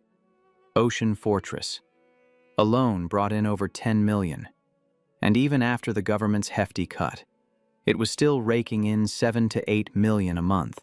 The flagship net cafe was also profitable, and other branches were bringing in revenue, which meant that even if he did nothing, as long as his expenses didn't increase, he'd still have a comfortable surplus of 5 to 6 million each month. If the next settlement period was 2 months at 5 million per month, he could convert 100,000. Isn't that way better than trying so hard to spend money, only to get 20,000? But the system threw cold water on his plans. Your starting capital is 8 million. The next settlement period is 4 months, and you have a special mission. A business must have profits and losses, so don't get hung up on temporary gains. In the next cycle, you must incur a loss. The mission reward: A. Mysterious surprise, according to the system's rules. After reading that, the main character wanted to flip the table right then and there. What the hell? Me, fixated on profits. I don't even want to make a profit. All I want to do is lose money. And he was still getting blamed for it. It was seriously frustrating enough to make him pass out. Still, that mysterious surprise sounded pretty tempting. Who knew? Maybe it was a special item, or something that would increase the asset conversion rate by a few percent. Luckily, this cycle was 4 months long, giving him enough time to pull off some schemes that a shorter cycle wouldn't allow. Just then, his phone rang. Hello, this is Ma Duong. Boss Pei, President Lam said he wants to meet and discuss something with you. Are you free to come over? The main character was stunned when he heard that. What the hell? President Lam? Lam Thuong. Lam Van's older brother. What does he want with me? And so, he rushed over immediately, without a second's hesitation, thinking about it. He couldn't just rely on the system to make money. Earning a salary as an actor was actually a good path to take. So he asked the system directly, if I work as an actor at Fei Huang, how would my salary be calculated? The system replied, a maximum of 1,500 yuan per day. However, this can be increased depending on your acting skills and fame, as long as the expense is unrelated to system assets, provided it doesn't arouse suspicion. There is no limit. The main character understood. The system was preventing him from cashing out system funds. Acting for a company funded by the system meant a cap of 1,500 a day, but it was a different story if there was no connection. Plus, that, without arousing suspicion, condition meant that any attempt to find a shortcut would be completely choked off. But if he got the chance, he still wanted to give it a try. A short while later, he arrived. Lam Thuong was drinking coffee, and as soon as he saw him arrive, he immediately rushed over to greet him warmly. President Pei, thank you for taking care of my little sister. Consider me treating everyone that day as just a small gift. The MC replied bluntly, President Lam, saying that lacks sincerity. You spent several $100,000 in front of everyone that day. How can you call that a small gift? Taken aback by the sharp reply, Lam Thuong's face froze, like a sly fox that had been rendered speechless. He awkwardly withdrew his hand. Forcing a laugh, he said, "Ha, you have a point. You're right. Ha ha." Then he sat down. My little sister has been the most stubborn person in our family since she was a child. Even my father can't handle her. I was truly surprised to hear that she's been so well-behaved and determined at your company.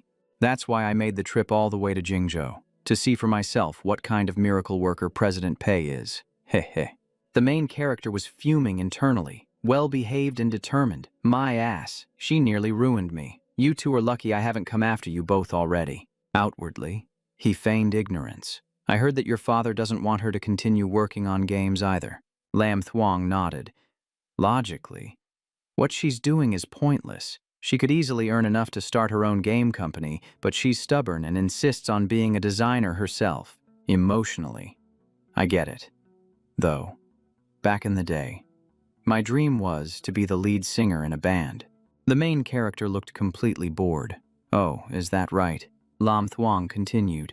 All right, I can see now that you are a truly talented man. It would be good for Lam Van to learn from you, so I hope you'll continue to look after her.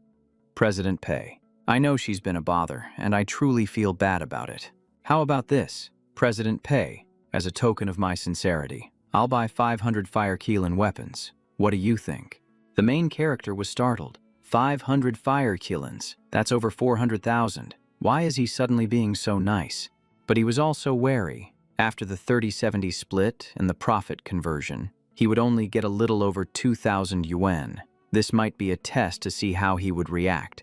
So, the main character replied, if President Lam wants to show his sincerity, I have another suggestion. I've been wanting to spend a little money on an experiment recently. If President Lam could conveniently cover part of the cost, I wouldn't mind at all. Lam Thuong got excited. Money, no problem. Just name your price. President Bui. The main character held up 2 fingers. 200,000. 100,000 is for my fee, and the other 100,000 is to buy props for 20 short video episodes. President Lam can just think of it as burning this cash. Lam Thuong's eyes widened. What? A fee of 5,000 per episode is too low. I'll give you 10,000.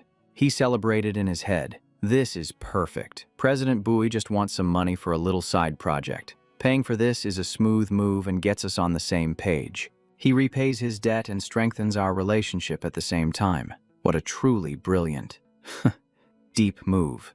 Meanwhile, the main character was laughing to himself. Ha ha! The system didn't give any warnings, so I just got 200,000 as easy as pie. Thinking back to how I used to struggle to convert every single penny. The system really put me through the ringer. Scene change, July 1st. The main character was stunned.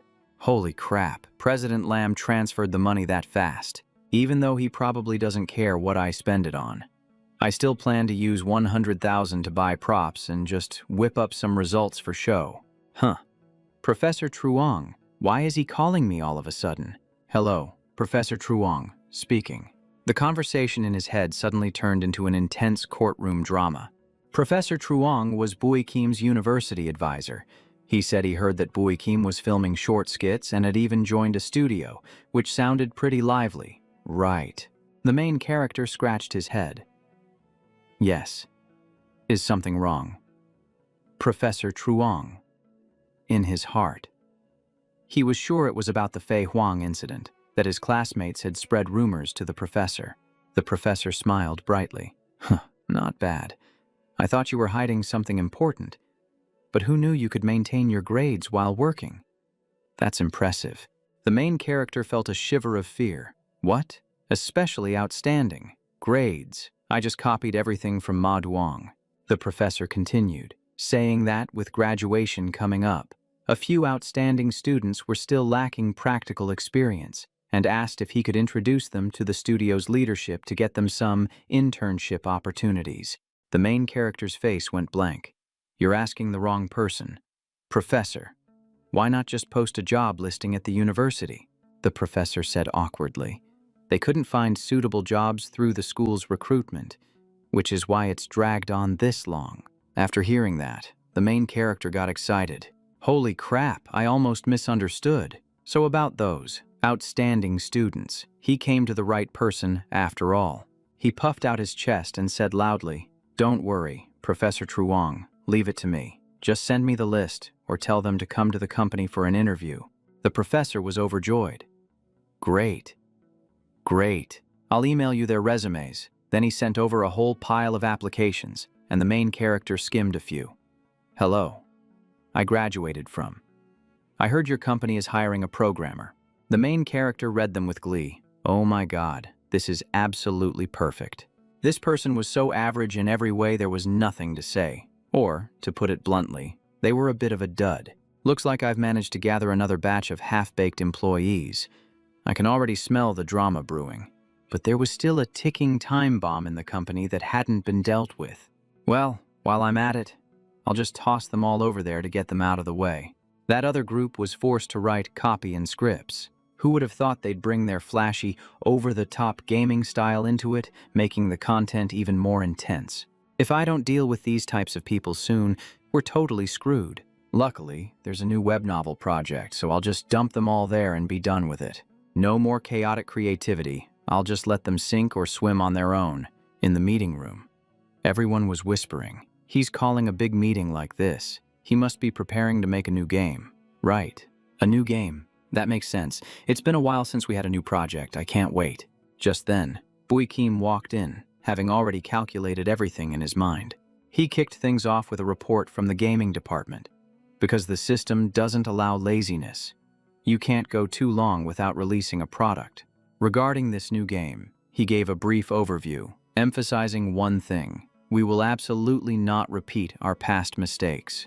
According to the system's rules, you can't make a garbage game and sell it at an exorbitant price. The price and the investment must be proportional.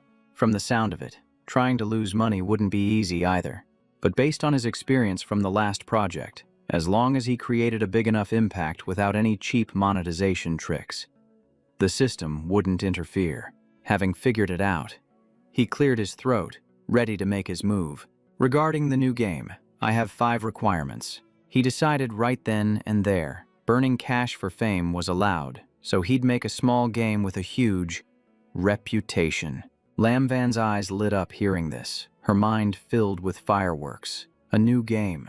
How big was the boss planning to go this time?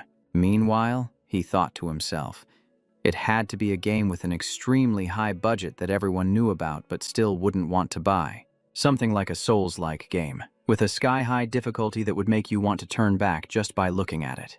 Requirement 1. A Chinese setting, full of puzzle elements, using classical Chinese literature to create the riddles. The purple-haired guy's face went blank when he heard classical literature. Puzzles were one thing, but classical literature on top of that? Seriously. He chuckled internally. Foreign players who encountered this would probably freak out. To pass the level, you'd have to be an expert in classical literature, guaranteeing total frustration. Requirement 2, the difficulty must be extremely high. We need to rack our brains to find ways to make players fail as much as possible. Requirement 3, it has to be a large-scale action game, and we must fully invest in models, animations, and art assets. Requirement 4, an unconditional refund is available for anyone who plays for less than 5 hours. Finally, the game's title is Repent and Be Saved. Get the hint. The entire room exchanged glances, but no one dared to speak up. Everyone's expression was baffled. They heard him, sure, but they truly had no idea what the boss was plotting. Bao Huck raised his hand and asked, "How difficult are we talking? Specifically, for example, what percentage of players should be able to beat the final boss?" Just as he was about to answer, he froze. The system immediately sent a warning. A game that the majority of players cannot clear is a violation. The maximum difficulty is based on the host's own ability. Hearing that, he was stunned for a few seconds. It was as if he'd just drawn a doomsday hexagram. The news sent a chill down his spine. but he calmed down instantly. Stay calm, he thought. What big problem haven't I faced before? There must be a loophole. All I need to do is add an overpowered weapon and hide it behind an incredibly convoluted secret quest line. He then announced, theoretically, anyone can clear the game, as long as they have enough skill. If they choose to give up on their own, well, you can't blame us for that. He calculated in his head, forcing players to use the hidden weapon to pass the level means the system can't touch me. Lumin Luong asked another question. So, what's the specific world building for this Chinese-style game? The boss waved his hand dismissively. That's a minor detail. You all can decide on that. Meeting adjourned. Then he asked Manat Quan to stay behind, saying he had something private to discuss. The young man thought to himself, we must be about to have a deep discussion about the script. Ever since joining Tengda, he had spent every day trying to decipher the boss's intentions. This private meeting was surely a chance to learn a great deal. He was just hoping the boss would give him a few hints about the lore for repent and be saved. But the man said coolly, starting tomorrow, you will no longer be in the game department. The word struck him like a bolt of lightning, and he just stood there, frozen. He was bewildered. Did I not do a good enough job? Was he getting fired? But his colleagues had always praised his work. The feedback on the content he wrote was also good, so what on earth was happening? The boss continued. I have a more important mission for you. Tengda is about to launch a web novel site, and you will be in charge of it. Hearing this, he let out a sigh of relief, so he wasn't being kicked out, but getting a different kind of promotion. He asked again, me, in charge, what's the status of the new company? The boss replied, it's being established now. The finance and administration departments are in place, so you just need to handle the operations. Your staff will be social science students from Handong. You can assign them whatever tasks you see fit. At this point, he started to think about Tengda's multifaceted development strategy. The game studio, the internet cafe, they all seemed disconnected, but in reality, they were all part of one big circle. Web literature can create IPs, which can then be adapted into films and shows, opening up an entire value chain. Even games could be built around that IP. This entire framework is incredibly ambitious, and yet, he entrusted it all to me. The young man said worriedly, I'm not even a good writer yet. I'm afraid I'll just lead people astray. If this gets too big, I won't be able to handle the consequences. Hearing this, the protagonist chuckled to himself. That's precisely why I chose you. If a superstar author appeared and wrote a blockbuster, my entire plan to lose money would go up in smoke. In the protagonist's eyes, this kid was the perfect safety shield. The market already had a huge platform called Infinite Web Literature, and its scale was terrifying. It was obvious that this guy didn't have the same mindset as those other sites. He was even bringing his friends on as editors, which just sounded like one risk piled on top of another. If the site was run poorly, the authors were a mess, and readers couldn't find any good books to read. That would be exactly what he wanted. Unexpectedly, the protagonist clapped him on the shoulder. I believe in you. Your old editor was just jealous of your talent. Hearing this, the young man was deeply moved. You've read my work. He replied nonchalantly, Nope, but I can tell you're talented just by the look in your eyes. The writer immediately promised he would do his absolute best to run the website well. Then he asked, So what's the name of the website?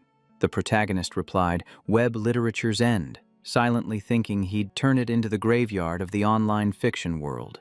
But the writer interpreted it positively, imagining it as the ultimate destination where all authors would eventually gather.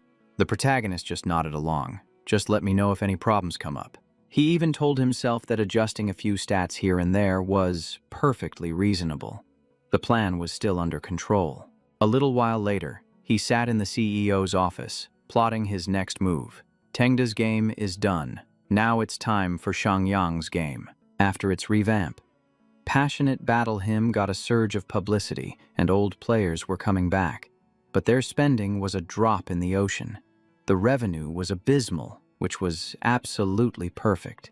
If he let them just coast along with no ambition, the system might get suspicious. so he had to prepare ahead of time by making the Shangyang team churn out new designs for him to choose from.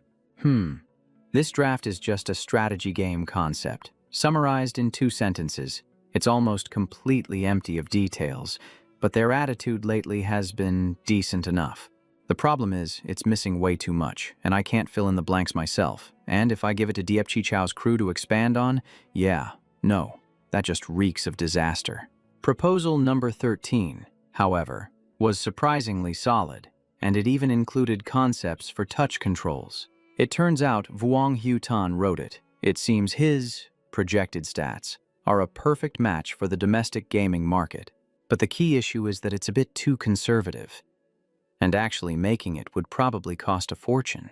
I'll look it over again. I'll just pick whichever one is better. If neither works, I guess I'll have to help the kid achieve his dream. Oh, the next proposal, Passionate Battle Hymn by Diep Chi Chow.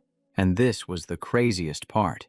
He instantly greenlit it, choosing it on the spot without a second thought. The gameplay was almost identical, with just a few minor details added to make it more dramatic, and it kept the old monetization model perfect. Exactly what he wanted. Then he sent a message directly to Diep Chi Chow. Okay, this version is approved. Proceed according to the plan. He messaged Vuong Hu Tan. Your proposal isn't bad, but it's too conservative. Go back and do some more research and revisions. We might have a chance to use it later. Done. Just like that. More than half of the game's projected losses were accounted for. When Diep Chi Chow got the message, he shouted, "Brother Vuong, get over here, quick." What's the rush? Brother Vuong. The boss approved the new game proposal, and he chose my version. The green-haired Vuong Hu Tan was stunned. He chose yours. Did he change the plan? I checked it carefully. It's word for word the same. He only changed the name. What did he change it to? Diep Chi Chow scratched his head. I was going to call it Passionate Battle Hymn 2, but he changed it to Passionate Battle Hymn, Power-Up Edition. Hearing that, the guy nearly choked. That name screams cheap pop-up ad. It's just so bizarre. Not only did he reject my solid proposal, he personally went and renamed Diep Chi Chow's. This is ridiculous. I only made pay-to-win games because life forced me to. I thought I'd finally get to make a proper offline game. In his mind, the boss was supposed to be a noble genius saving the game industry, someone who didn't care about money. He had already cut almost all the paid elements from Passionate War Anthem, so why choose this kind of paid model now? Just then, Chi Chow cheerfully chimed in. Oh right, Vuong. The boss said your plan was decent, too, but he said your version was too conservative, so you should revise it a bit, and it could still be useful later on. Hearing that, he snapped out of it. So, the boss did acknowledge his work. It was just that his offline game proposal wasn't outstanding enough. He nodded.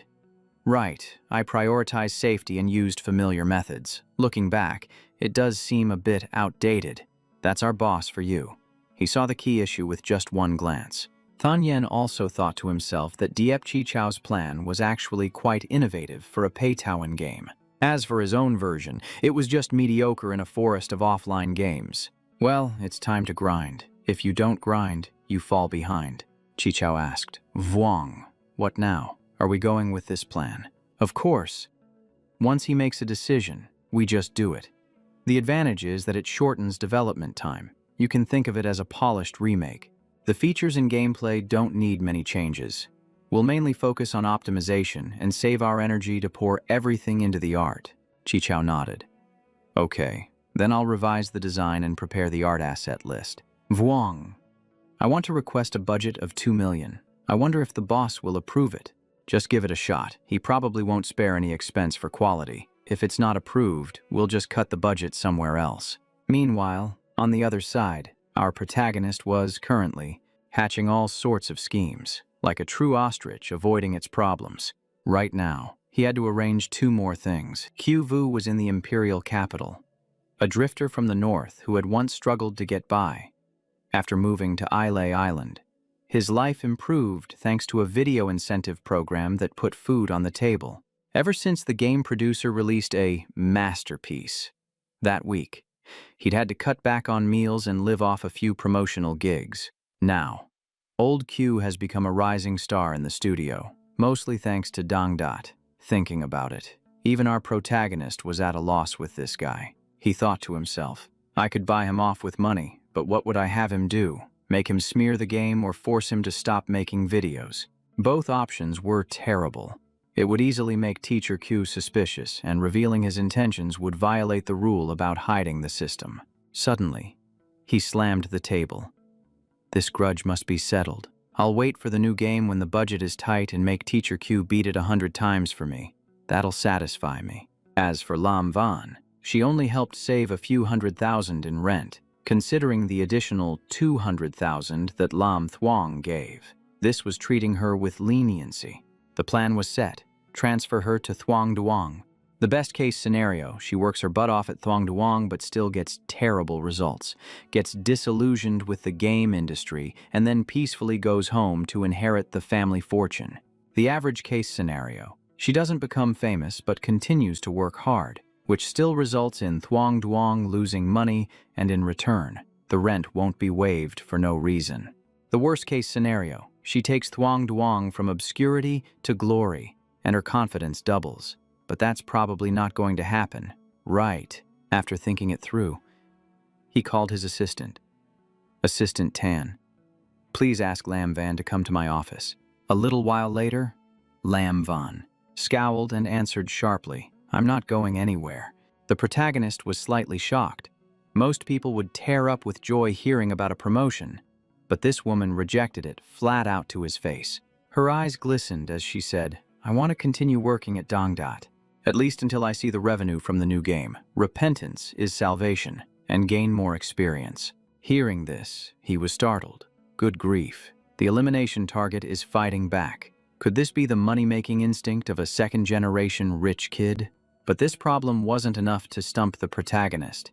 He had another reason up his sleeve. He said in a serious tone, the company doesn't like people who underestimate their own abilities. Going to Thuong Duong is an extremely important mission, and the most suitable person for the job is you. Thuong Duong is a money-losing game company that Dangdot acquired, so, of course, it needs a major overhaul. But this overhaul can't be rushed. It has to be done step by step. Because a company's inertia isn't easy to change, and you will be responsible for two major tasks. 1. The person in charge over there, Diep Chi Chow, is too cautious. Any decision he doesn't dare to make, you will make for him and report back to me. To be blunt, I'm afraid they won't dare to spend the money. 2. You are Tengda's spiritual ambassador. From team building to salaries and benefits, you have to gradually bring them up to the Tengda standard. So this is a huge challenge. Are you going to back down just because it's hard? Hearing that, she was completely fired up and replied instantly, No, of course not. Now that's more like it, she then asked. So, can I come back to Tengda in the future? He answered firmly, Of course. Tengda will always be your home. Your position will be kept, and you can come back any time. She nodded without hesitation. All right then. I accept this difficult mission. After saying that, she turned and walked out. As for him, he chuckled smugly. This kid is so easy to persuade. You really thought I couldn't handle her. Lam Van's weakness is that she's addicted to the grind. Her eyes light up whenever she hears about training. As long as you can make her believe a mission will help her grow, she'll agree automatically. She'd even do it without a reward, a classic eager beaver. And just like that, the hidden danger was temporarily neutralized, and the two companies were more or less sorted out. Just to be sure, he swung by the internet cafe to check on the situation. The moment he stepped inside, he saw that the place was a complete ghost town. Deader than a doornail. The employees were so bored they were slumped over on the desks. Customers, not a single soul in sight. Heh. Perfect. This is what a main character's internet cafe should look like. Then, the three guys sat down and started to chat. Truong Nguyen gave Ma Duong a knowing look. Why is Boss Bui here so early this time? There must be a hidden meaning. Huh. What hidden meaning? The flagship store is profitable now, while the Mingyun Manor branch is losing the most money. The next step must be to make this place profitable. Whoa. I get it now. We have to grasp his intention and turn this last place store into the next success story. Truong Nguyen immediately gave Ma Duong a mental thumbs-up, a true comrade in thought. Then Truong Nguyen said excitedly, "Brother Kim, I have good news from the flagship store." The main character was startled, nearly spitting out his coffee. "What is it? Spit it out." Ever since Tran Loi started performing, drink sales have been steadily increasing. We've broken even and are now starting to make a profit. That's not all. The singers who heard about Tran Loi have also had a very positive response. Many singers in Jingzhou have transferred over, and the quality has improved significantly. After listening, he put his glass down, his expression turning as cold as stone. He stated one thing: "Your vision is too narrow." Ma Duong froze, and Truong Nguyen broke into a cold sweat. "See? I knew he wouldn't like it." Ma Duong scratched his head. "Brother Kim, putting other things aside, doesn't the name itself sound a bit unlucky? Like slow-moving freight or something?" The main character replied nonchalantly, "Old Ma, you lack cultural awareness. You have to fly against the wind to soar high. Get it? This name is a sign that we're preparing for takeoff." Truong Nguyen rolled his eyes. "Man, Boss Bui's way of thinking is really hard to keep up with." The two guys whispered. "I thought he was going to save the other struggling stores. We thought he'd use Moyu's food delivery as bait, but nope. He's starting something even bigger." The main character began his pitch. "I know this plan sounds ambitious, and our current budget might seem a bit stretched, but I'm not in a rush to make this a nationwide logistics company right away. For now, we'll just focus on Jingzhou and solve the problems within this region. Online shopping already exists in the world. It just hasn't become widespread among the general population yet. Meanwhile, express delivery is growing rapidly, but delayed packages, lost items, and packages being dumped at pickup points for you to find yourself are all everyday occurrences. Those last-mile delivery station models exist, but let's be honest, the experience is terrible. Because delivering from the warehouse to the customer's hands is so labor-intensive, shipping companies usually pass that cost on to the customer. The protagonist had already figured it out. Everyone avoids useless work, not because they don't have the money, but because they just don't want to do it. So, in the initial phase, we'll open 100 counterwind depots in Kinchao, covering almost the entire city. Hearing this, the two young men's eyes went wide. What was that? 100 of them. The protagonist continued. Then, we'll cooperate with other shipping companies. We'll have their couriers bring the packages to our depots, and then our own people will deliver them to the final destination.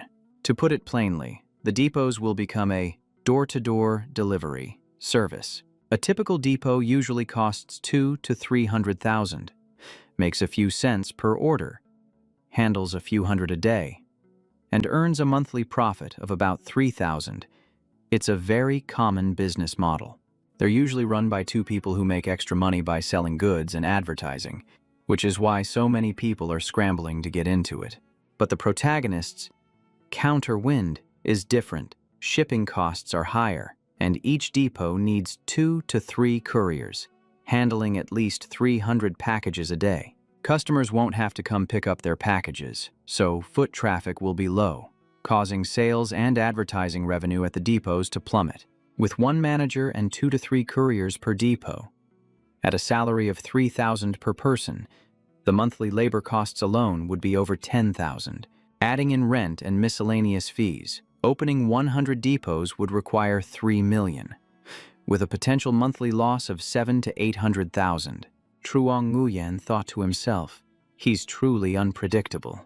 This is another long-term plan. Solving the last mile problem might mean short-term losses, but the long-term potential is terrifying. Once customers get used to Counterwind's door-to-door delivery service, they'll automatically think of Counterwind whenever they need something shipped.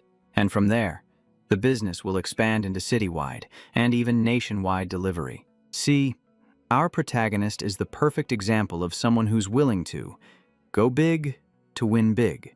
The scene shifts to the general manager's office. Lam Van, the brand new development director, was sitting there. She was so bored she felt like she was turning to stone. She mumbled to herself, "What on earth am I even doing here? How can a game this terrible even exist in this world? It completely shatters my understanding of what's possible." She had thought this shovelware title would only be a few tiers below Tianhua's games. But as it turned out, it wasn't just a few tiers below, it was an entire generation behind. And the version she played was the one the protagonist had already bought and given feedback on. Yet it was still indescribable. Suddenly, someone knocked on the door. "Director Lam, Deep wants to hold a project meeting. Are you available?" She replied curtly. "Okay, I'll be right there." But she reminded herself, "This is the protagonist's arrangement. There must be a reason for it. I can't get discouraged." And so, the entire Thuong company began the meeting.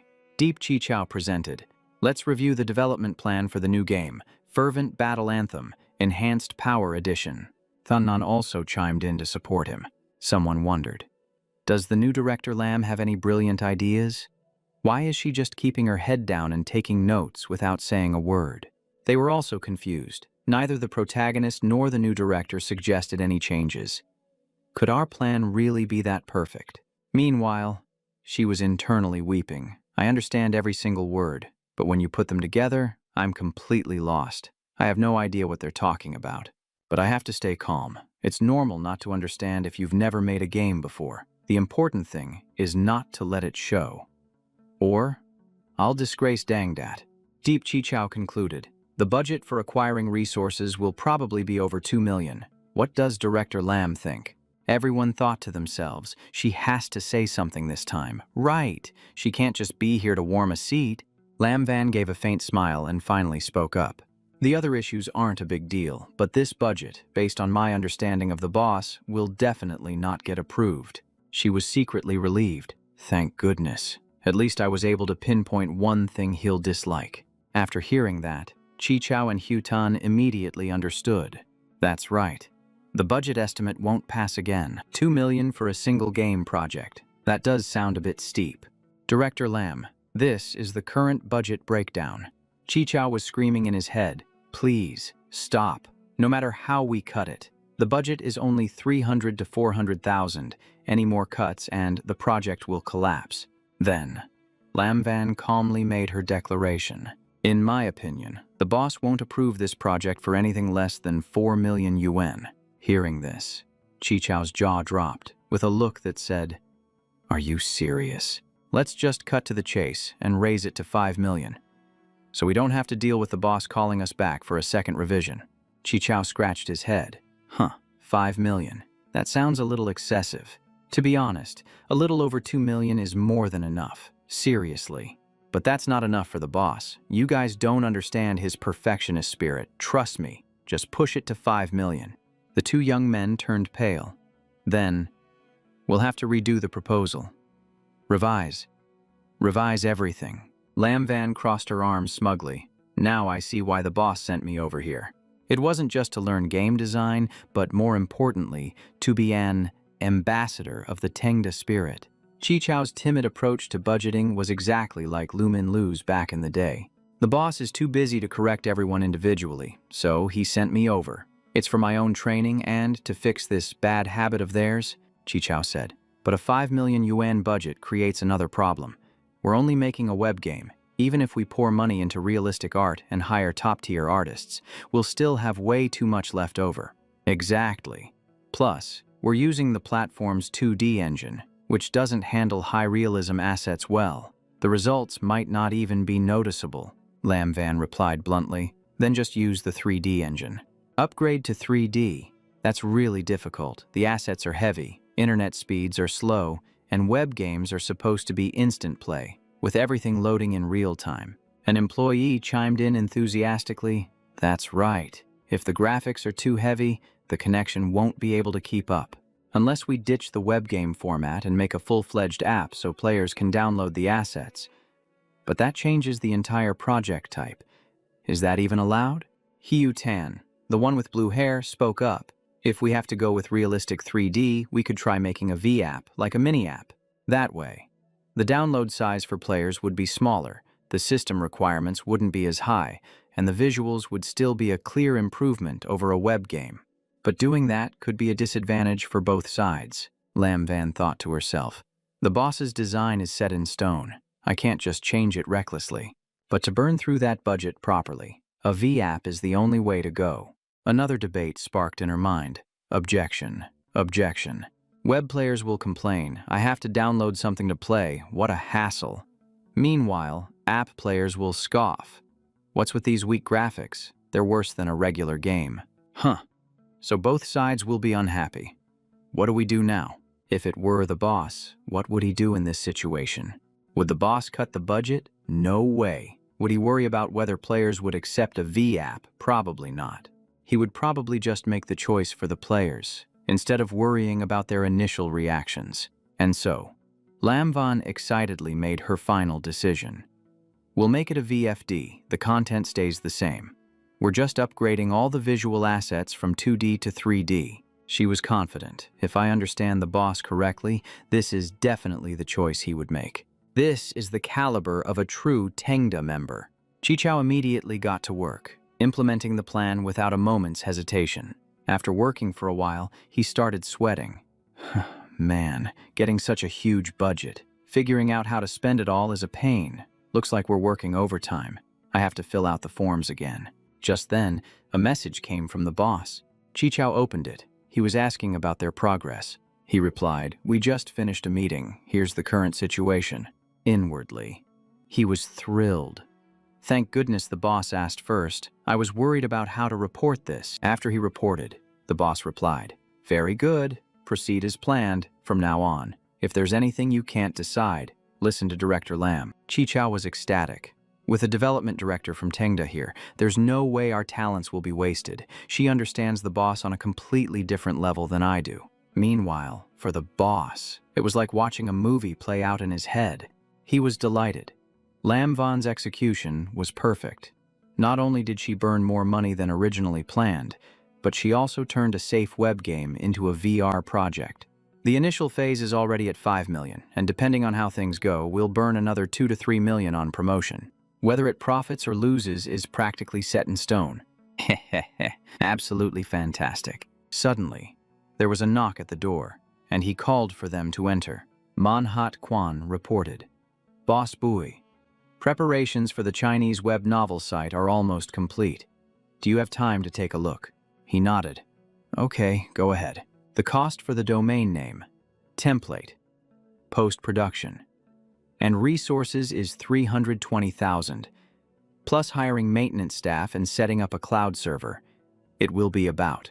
Seeing him hesitate, the MC understood immediately with a single glance. All right, just tell me straight, what's holding you back? He scratched his head. Boss Bui, right now there are 2 main problems. He glanced at the report and gave his critique. The writing is good, the style is decent, but this draft is so awful I can't even read it. This part over here, however, is written in an interesting way. Problem 1. The editors aren't very skilled and don't understand web novels well enough. They choose manuscripts based purely on writing style. So many of the selected drafts aren't suitable. This is something that's difficult to improve in the short term. I can only guide them gradually. After listening, the MC nodded. Okay, so what's the second problem? Problem 2. The overall quality of the manuscripts is low. Many of them wouldn't even make it onto the trial list for Infinite Chinese Web Novel, let alone get published. The best works posted there sell about 500 copies at most. He remembered how his first work only sold 30 copies, so he said awkwardly, "I'm not looking down on 500, I'm just being objective." The MC asked, "Do you have a manuscript? Let me take a look." He handed one over. "I brought this one with me. Please take a look." Boss Boy. The MC read for a moment. He screamed internally, "This is painful to look at. What is this trash? Forget about making sense. They need to fix the typos first. The logic is completely non-existent." But on the outside, he maintained an ice-cold facade, not revealing any of his emotions. ManhwaCapped thought to himself, "That's our boss for you. So patient. He can actually bring himself to read a manuscript like this." He handed the document back with a bright smile. "It's not a big deal," the MC thought to himself. "If we keep accepting trash like this, the only readers this site will have are probably ghosts." Meanwhile, ManhwaCapped was completely dumbfounded, like a fox caught in a trap, unable to understand why he was still smiling. the MC said. It's fine if the editors aren't great. Just loosen the review criteria. Our immediate goal is to build a rich library. Have people submit just enough to get the diligence reward. Don't be so strict. He frowned. But the standard you set for the diligence reward is 1,000. Infinite Chinese web novels is 500. And smaller sites offer 1,000 but require 10,000 words per day. But we're giving out the reward for just 3,000 words a day. If we loosen the standards even more, we'll just be burning a huge amount of money on bonuses for nothing each month. The MC said cheerfully, no problem. Supporting 500 authors a month will only cost 500,000. It's nothing. This is a new website. If the standards are too high, how will we attract anyone to write for us? For a new author, 3,000 words a day isn't easy. Don't worry. If we gather enough manuscripts, a great author is bound to emerge. After hearing that, Manhwa was suddenly and completely convinced. That actually makes sense. It's just that the probability of a great author appearing must be extremely low, he added. There's another issue. Since we have so few authors, the review workload is light. After the editors finish providing guidance, they find themselves with way too much free time. The MC gave a faint smile. If they're free, let them develop their hobbies, just like you. If you have nothing to do, you can write a book for fun. Wouldn't that be nice? The principle at Tengda is to work happy. If there's work, you do it. If there's no work, you cultivate a hobby. If you get too busy, we'll hire more people. What's the stress? Yes, boss boy, I understand now. But inwardly, he sighed. He's entrusted me with such a huge task. We're spending so much money, and there's no progress in sight. The pressure is real. It turns out Boss Bui had everything under control all along. Following a great boss like him is as reassuring as having a protective talisman. A short while later, on the 18th floor of the Shenhua Haojing building, in the editorial office for the Chinese web novel site, Manhwa tapped the table and called out lightly, "All right, everyone, pause what you're doing. We're having a quick meeting." The young man repeated the MC's words exactly. That's the gist of it. From now on, we're loosening the standards, using the diligence reward to retain authors, and padding out the library. Nat Quan nodded. Precisely. And that brings me to my next point. If any of you feel like you have too little work, besides reading popular stories online, you can also start writing your own.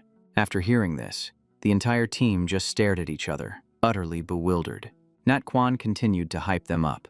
Who knows, maybe one of you editors could write a god-tier masterpiece. Our site is short on manuscripts, and anything you write will get a prime recommendation spot. Just give it a try for fun. The young man suddenly recalled the scene of Lu Min Luang crying when Nat Quan was about to leave. Brother Ma, great God Ma, please don't go. If you, the master of plot twists, leave, how am I supposed to handle the world building for the game Shore of Repentance? Nat Quan said excitedly. Oh, and one more thing. I have a project that I want everyone to participate in. Have you guys heard about the game project, Shore of Repentance? Then, the young man, Manat Quan, enthusiastically recounted the plot. The setting is a small, peaceful village in ancient China, but suddenly, more and more people start to lose their souls, turning into wandering spirits. They gradually lose their memories and their sanity, attacking others so viciously that it sends a chill down your spine just hearing about it. There are ghosts. Help, somebody help me. Then, they unconsciously begin to wander towards a distant place. That place is called the Yellow Springs Road. Normally, the dead are escorted by two deities down to the underworld, where King Yama judges them for reincarnation or condemns them to the 18 levels of hell. But for some unknown reason, those two deities have stopped receiving souls, so those who die suddenly are now lost on the Yellow Springs Road, unable to enter the underworld. These ghosts are instinctively drawn towards the underworld but can't find the way, becoming more dangerous over time. And because of this, the mortal realm is turning into a living hell. When ordinary people die, their souls are already incomplete and in the unseen world. It's as if something in the distance is beckoning to them, to avoid becoming soulless phantoms and to uncover the truth. They step onto the Yellow Springs Road, using their mortal forms to venture into the underworld. That is the shore of repentance, as per Boss Bui's request. Every time a player falls, the monsters will evolve with new changes. So there are Buddha statues along the path to guide them. Temples, shrines, tattered books are scattered throughout the journey. In this world, there is no Buddha, only the remnants of Buddhism, hinting at a legendary apocalyptic era.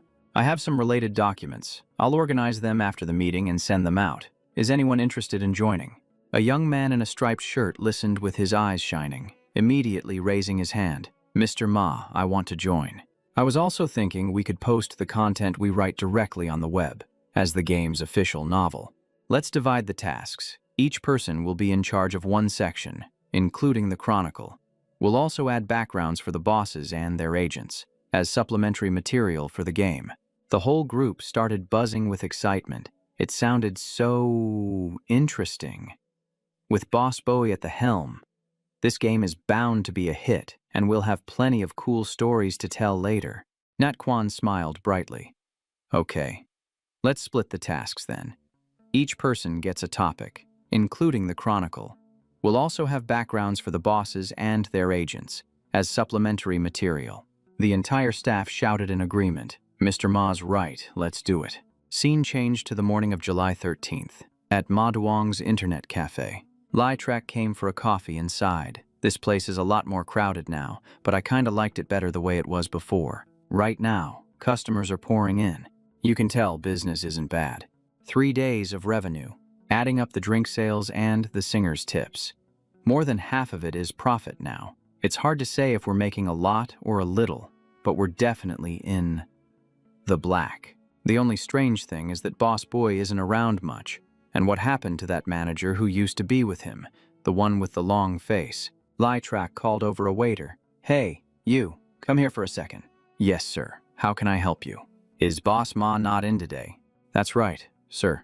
Boss Ma hasn't been coming in lately. It's been almost a week. Lai Trak was startled when he heard that. A whole week, so that means the shop has stabilized, and Longface doesn't have to watch over this place anymore. He continued to ask. Your boss Ma is quite the schemer. Huh. Is this how your boss operates, or is he busy with another store? The employee replied. I heard Boss Ma went to the shop at Mingyun Villa, but I'm not sure what he's doing there. Is there anything else you need? Sir. Lai Trak waved his hand. Oh no, I was just asking. Thanks. Then he was lost in thought.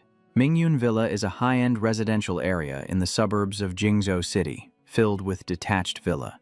The environment is nice, but the surrounding infrastructure is weak. It's fine for a short stay, but not suitable for long-term living. Opening a branch there sounds strange from the get-go. He called his subordinate. Hey, you guys head over to the internet cafe at Mingyun Villa and find at least 3 of the employees there. Scene changed to July 14th at the internet cafe in Mingyun Villa. An employee brought over a coffee. Boss Bui, here is your coffee, sir. The main character glanced over at his staff. A bright smile spread across his face as he thought to himself, perfect. There's almost nothing to do. Now this is what my internet cafe should be like. Then, he announced, this month, everyone gets an extra 1,000 yen in their salary. Let's call it an incentive fund. The 2 young men were utterly stunned, their jaws dropping in disbelief. The main character continued, saying that the revenue here wasn't great, so it was even more important for everyone to work harder. He suddenly pointed and declared, don't feel pressured by the poor sales. Rest assured, our internet cafe will absolutely never abandon anyone. The whole group just stared at each other, completely dumbfounded. A young man with blonde hair spoke up. Boss Bui, I have something to report. Someone tried to bribe me, wanting me to leak information about our branch. Me too. Someone tried with me as well. The main character listened and gave a confused smile, as if thinking, what's this all about? He immediately asked back, how much did they offer? 500 yen for regular information, and 3,000 for important intel.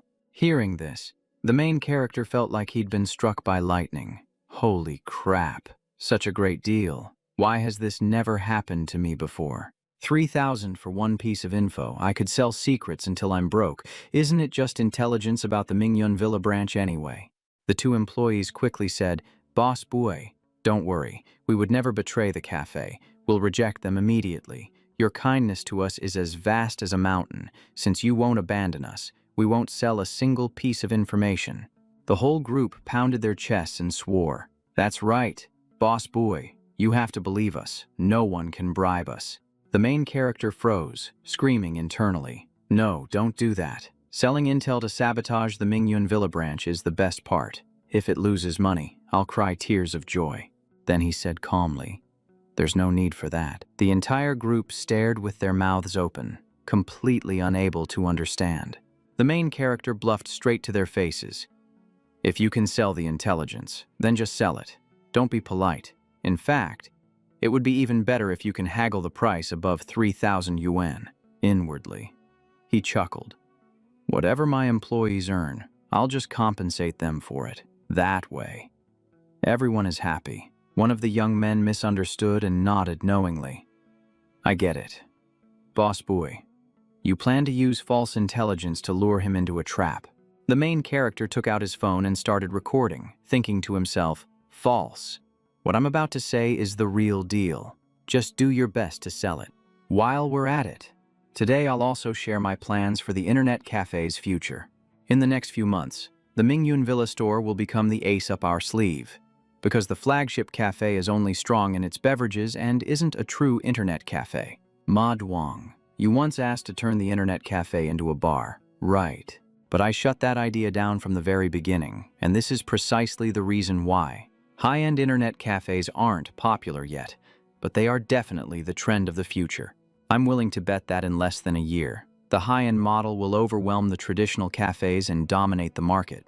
While speaking so passionately, Bui Kim was secretly calculating. Sure, it was the trend, but it probably wouldn't explode in just 1 or 2 years.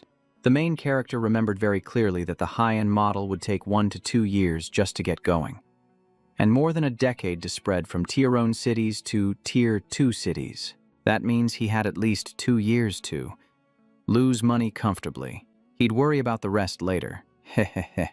That's why he decided to place this model in what seemed like the least profitable location.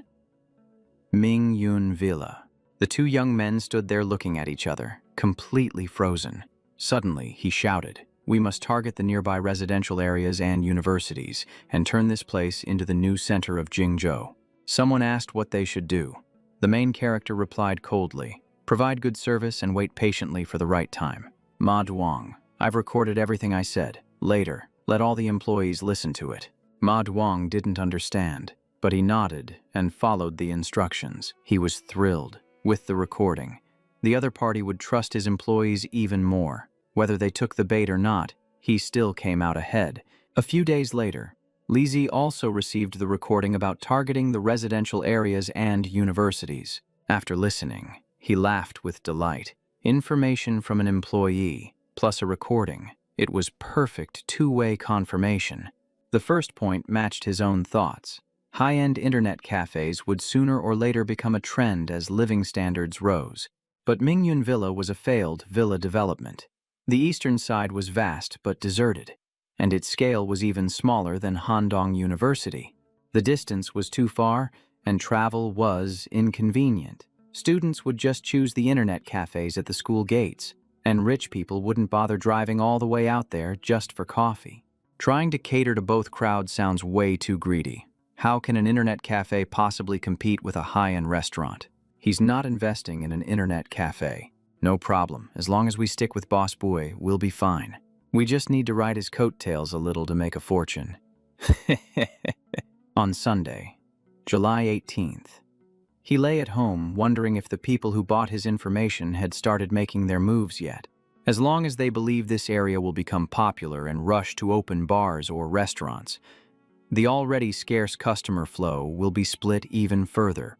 Reverse wind logistics is almost done. So now, there's only one priority left, and that is to open a high-end restaurant. Swan Lake is no longer enough for the corporation. They need a place specifically for big spenders. So, he held a meeting inside his own head.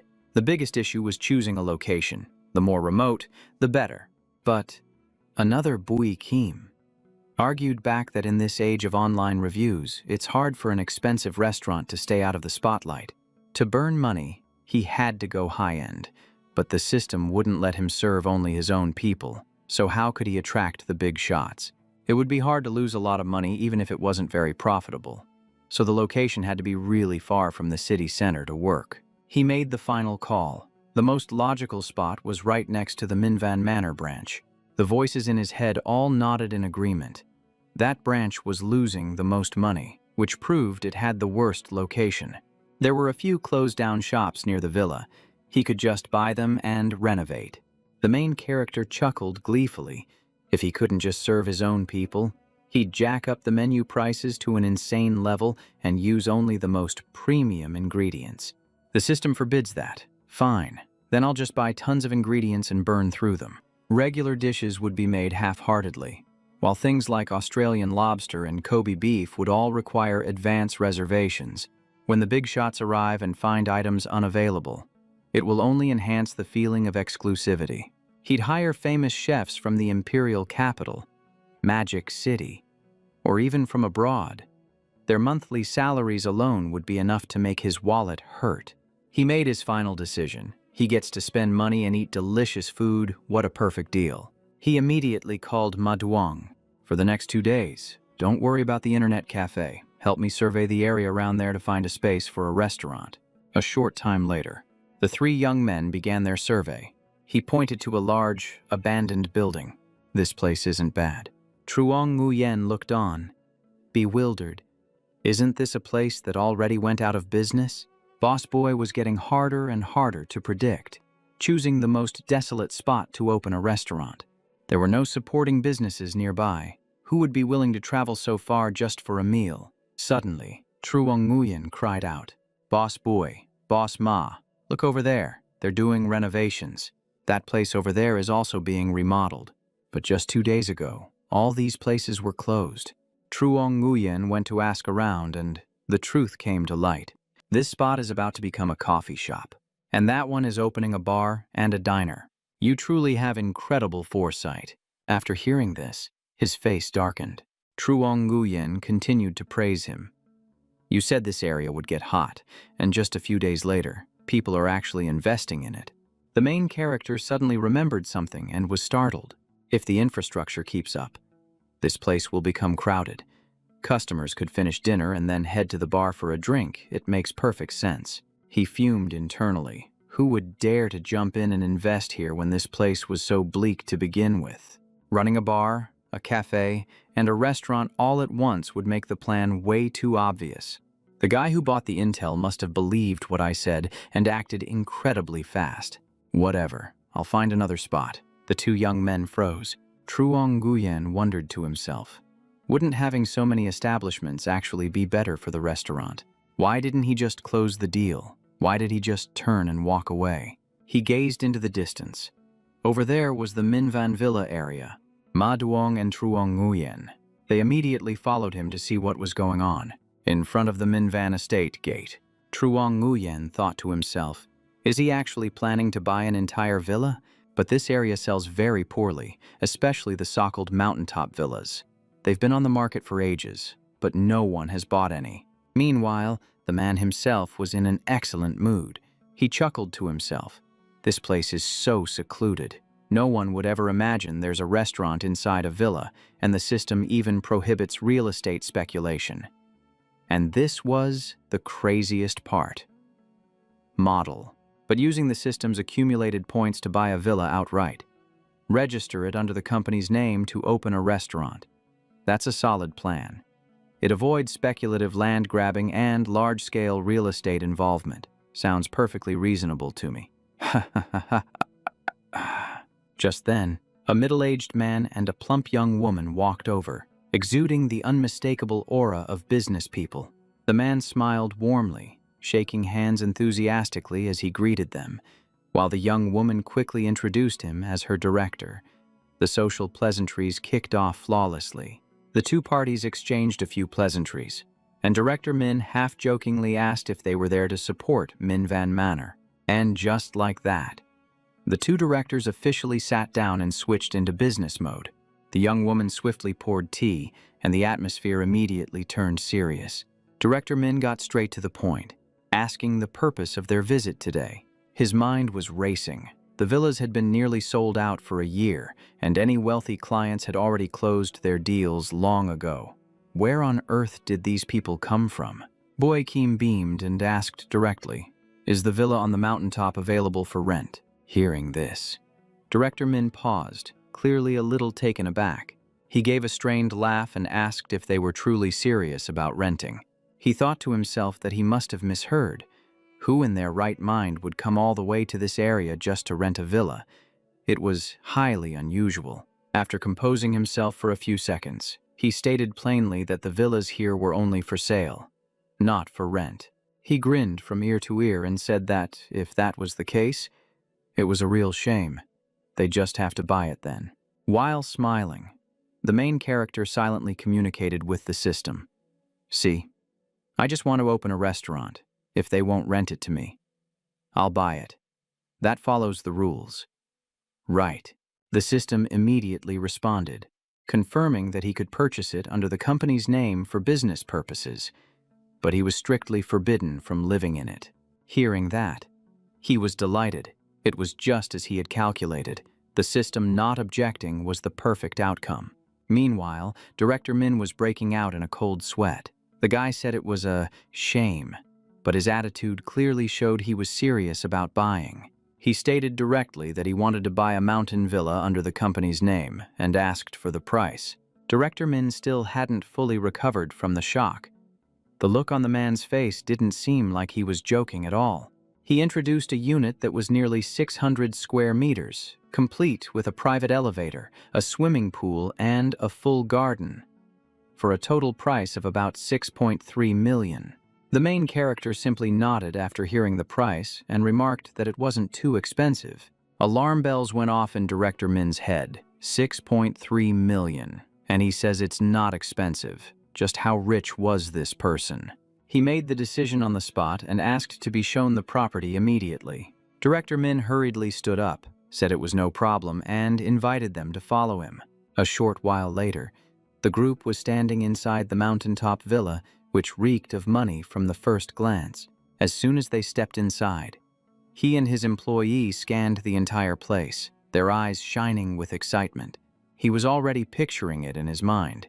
If the next settlement period resulted in a loss of 7 million yuan, moving in here would be absolutely amazing.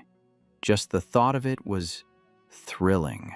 On the other side, Director Min was anxiously worrying that the client might change his mind.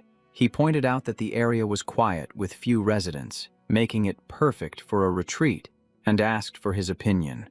The main character maintained a cool demeanor and replied with a single, concise phrase, "Not bad." The employee with him, sensing the strange atmosphere, suggested they look at a few other areas while he searched for a restaurant location. He pointed to the ground and calmly stated that the location had already been decided. It was this very spot.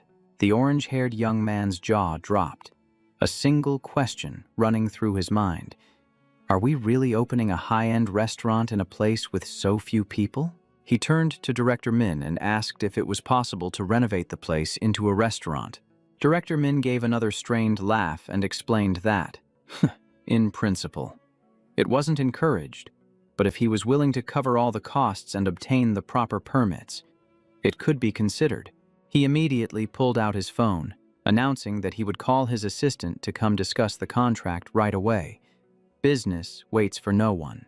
Before long, Secretary Tan arrived in a supercar, her presence undeniably powerful. As she walked in, he immediately gave her a signal. The main character asked his secretary to handle the paperwork, requesting that the villa be registered under the company's name. She nodded in understanding. With that settled, he leaned back in his chair, a relaxed expression on his face. The secretary turned to Director Min and asked what documents they needed to provide. He replied that they just needed to wait a moment while he prepared the file. He took the opportunity to check his system's balance. He had about 8 million yuan left for the villa, but his game project still needed funding. So, He immediately thought about ramping up the sale of epic weapons from the offshore fortress. He messaged Lu Min Luong to create more epic weapons, limited to 10,000 pieces at 888 yuan each, to be permanently unavailable once sold out. And the other party agreed immediately. The main character's calculations were meticulous.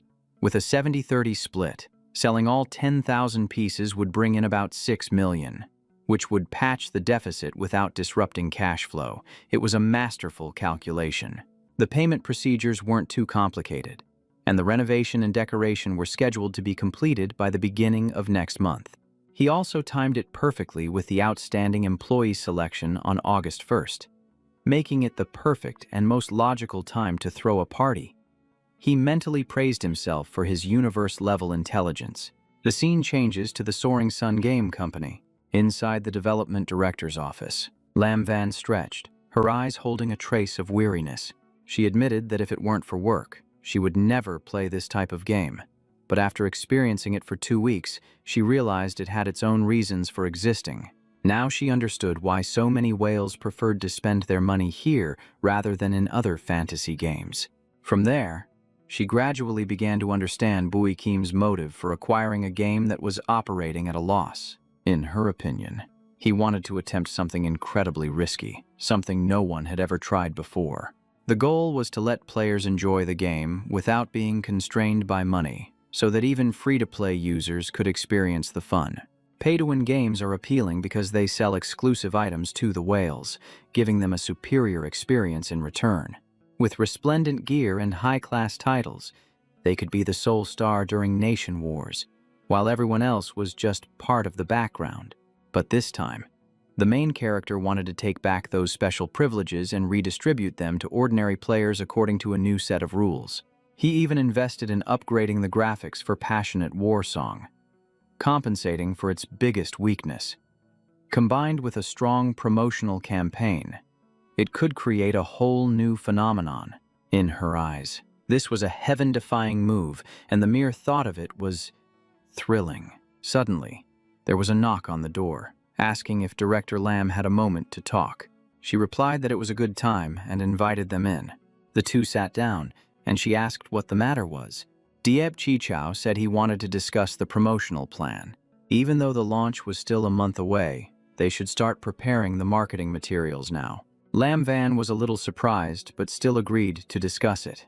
She recalled that in the past, promotional campaigns tended to have an explosive effect sometime after a game's release. Chichao proposed buying web ads, the kind that automatically pop up a game window when clicked. Hearing this, she frowned, feeling that this method was a bit tacky and unsophisticated.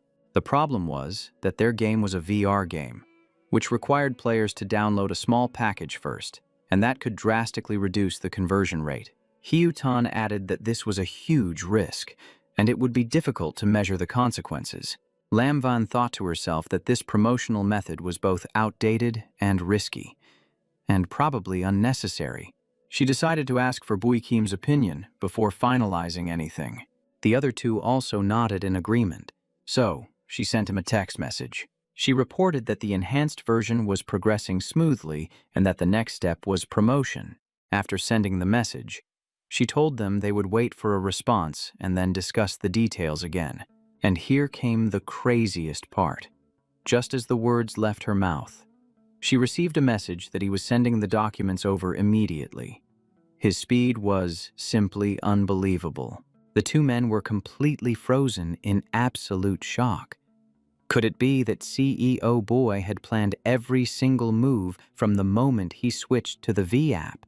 Lam Van immediately printed out the plan, her expression as serious as if she were about to read a royal decree. She handed it to Hiu Tan and stated, "This is the plan sent over by CEO Boy himself."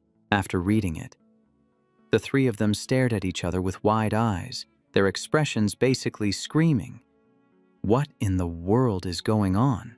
The plan was clearly max-level ad spam, even requiring them to hire celebrity cosplayers and insisting that stars from Hong Kong and Taiwan personally read the ad copy. The whole thing just reeked of drama. Lam Van swallowed and said quietly, "The ad script alone is enough to give people goosebumps." Hello everyone, I'm XXX, and I've acted in so many shows. But the only game I play is the enhanced version of Passionate War Song. It's a fair game where anyone can feel like a whale. You can even make money by playing. I've already downloaded it. It's so good that if you miss it, you'll have to wait another 120 years. Give it just 3 minutes, and you'll be hooked just like me. Deep Chichao frowned. CEO Boy sent this so quickly, which means he had this planned all along. But why choose this type of promotion? Whales like celebrities, and having an ad read directly by them is more likely to get their support. But aren't we no longer targeting the players who spend indiscriminately? The entire room fell silent, the air thick with tension, like the calm before a storm. Suddenly, Lam Van slammed his hand on the table. I get it now. Boss Boy wants to change the players' spending habits, to stop them from being slaves to money. It means we have to attract the right group of big spenders, and then use this very game to completely reshape their perspective on spending. For that goal, he's willing to risk it all on this incredibly cheesy advertising campaign. The whole point is to lure players over from traditional web games. So what if he's misunderstood or mocked? The main character is the kind of guy who dares to defy the heavens. Just thinking about it gives me chills. Cut to the scene at Tengda Games, in the CEO's office. Bui Kim was smiling to himself. Lam Van's team had been completely silent, with no response at all. It looked like his plan was a success. In reality, for old-school web game promotions, the plan he came up with was the most effective combo possible. For web games, the most profitable method is to just rip assets from other games and slap a cheesy storyline on top. Something like, I will never stop searching for the world where you exist. But that would be a copyright violation, which the system wouldn't allow. He didn't dare risk it. So, the only option left was to hire a celebrity spokesperson. The middle-aged demographic loves stars from Hong Kong and Taiwan. Graphics don't matter to them. Only the size of their wallets does. The slogans have to be short and punchy, tapping directly into their desire to spend. All those epic battle scenes are just a backdrop to get them to open their wallets. The entire commercial was shot with that specific demographic in mind. According to his calculations, this plan was guaranteed to achieve the worst possible results. Then he held a little meeting in his head. Another version of himself asked why he would give this plan to Lam Van to film. Because if you target the wrong audience, it doesn't matter how good the ad is, it'll be a total failure. It's as simple as that. From the very beginning, the enhanced version of Raging Blood Battle Song was aimed at traditional web game players, completely ignoring the casual player base. But now, this game has no microtransactions. The battlefield is determined by the system, and the graphics have been upgraded from a web game to a V app. It's a night and day difference. Any web game players lured in by the ad would definitely be disappointed and quit immediately. Hearing this, his eyes lit up, so even if he spent a ton of money hiring a star, the ad would struggle to get popular. In fact, this style of promotion would even make regular players actively avoid the game. Development plus promotion would cost 7 to 8 million, and it would all go down the drain. He was truly a dark genius. This way, the Game Ghost General could breathe a sigh of relief for now. Just then, Lumin Luong knocked on the door and asked if Boss Bui had a moment to talk. He immediately invited him in. Lumin Luong reported that the first few concept drafts for the game Repentance is Salvation were complete. They had hired Nguyen Quang Kien again, who had now founded his own studio. Good Omen Studio. He said that in the future. As long as there were no scheduling conflicts, the studio would prioritize Tengda's projects. The USB he was holding contained the latest artwork.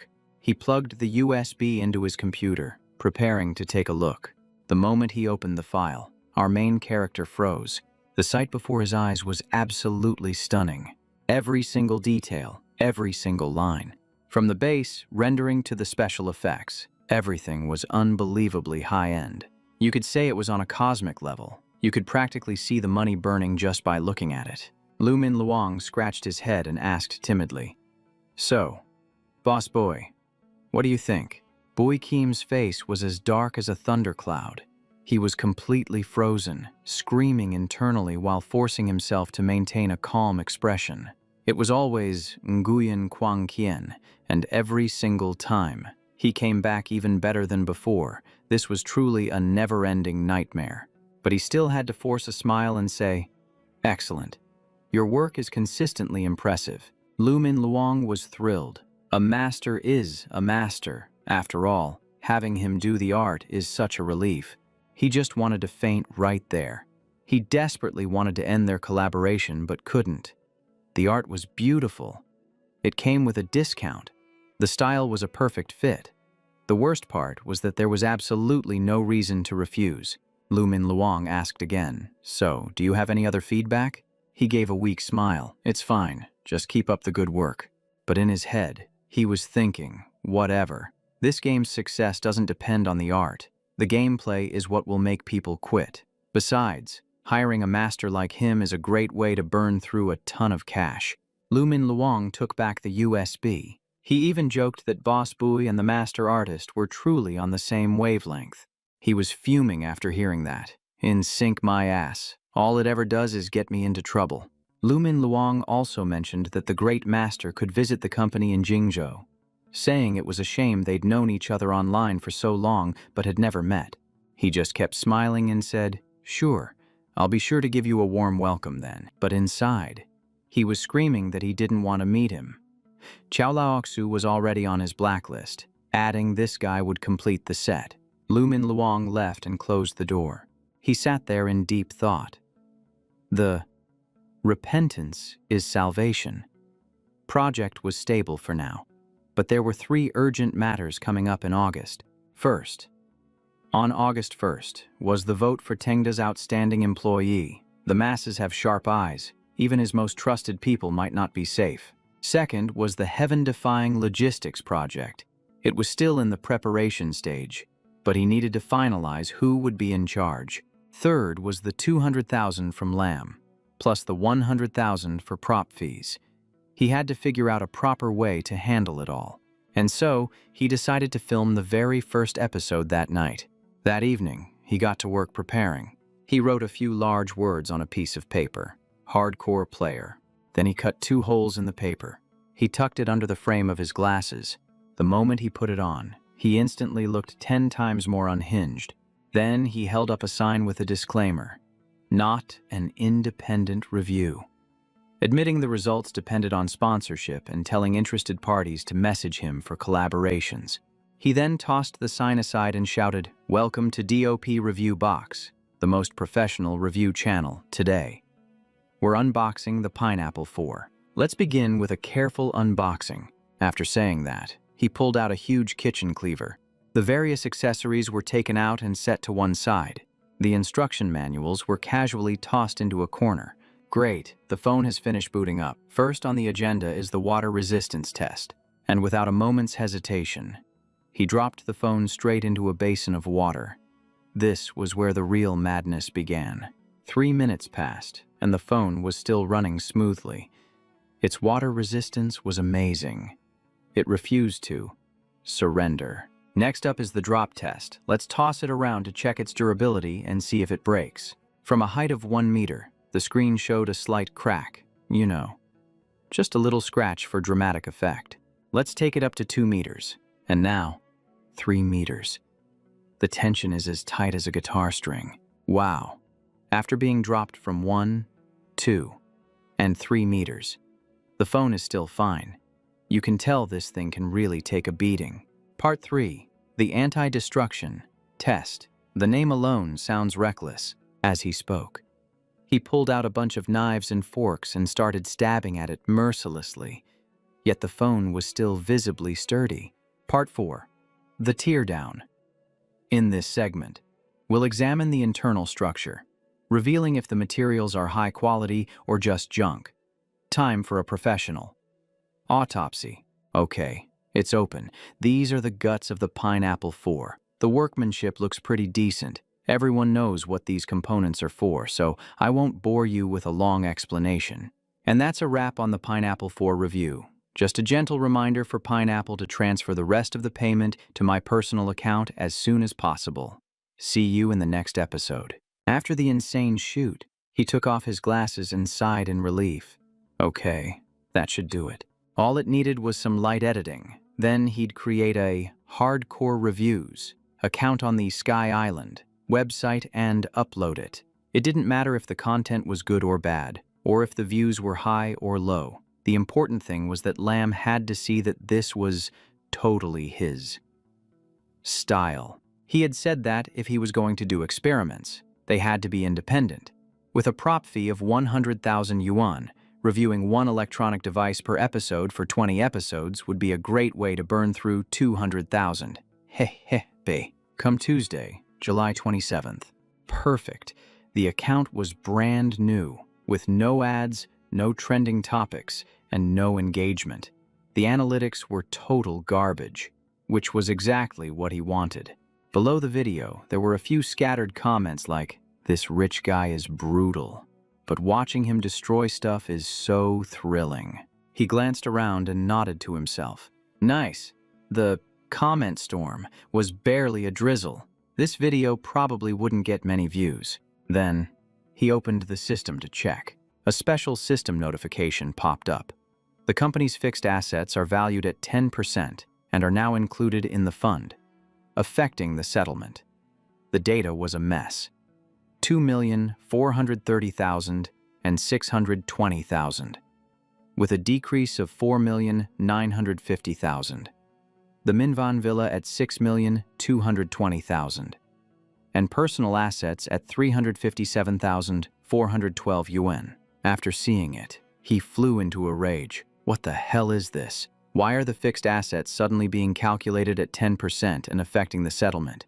It was never like this before. Could it be because he bought that $6 million villa? In the past, the office and cars were all rented, and the office supplies were bought piecemeal, so the total wasn't high enough for the system to care. But now that I bought a villa, the system just decided to switch on its audit mode. The company's budget is 2,430,000, and the system's accumulated fund from the beginning was 8 million, so under the old rules, the loss should have been 5,570,000, but with the new rules, taking 10% of the 6,220,000 villa's valuation, the loss is only 4,950,000. That means he still has 2,430,000 left to lose, but that 620,000 in fixed assets is now impossible to lose. 2.4 million in the fund plus 620,000. Damn it. Why did I just make it harder for myself to lose money? From now on, this 620,000 will be stuck there every settlement period, and now I'll have to calculate carefully just to spend a little money. The rules of this game are getting more and more complicated. The system's notification meant the villa handover was complete, so he pulled out his phone, called Assistant Tan, and told him to get a driver to take them there immediately. The scene changed to the Minvan Manor pedestrian street, and after a short while, it was already quite crowded with people walking around. He led his 3 hardcore employees forward, carrying himself with the air of someone on an inspection tour. Truong Nguyen pointed and said, "Boss Bui, look over here." "Huh. Is that place an internet cafe too?" Hutan said she had already investigated. "They're copying our store. The only difference is that they actually set up computers.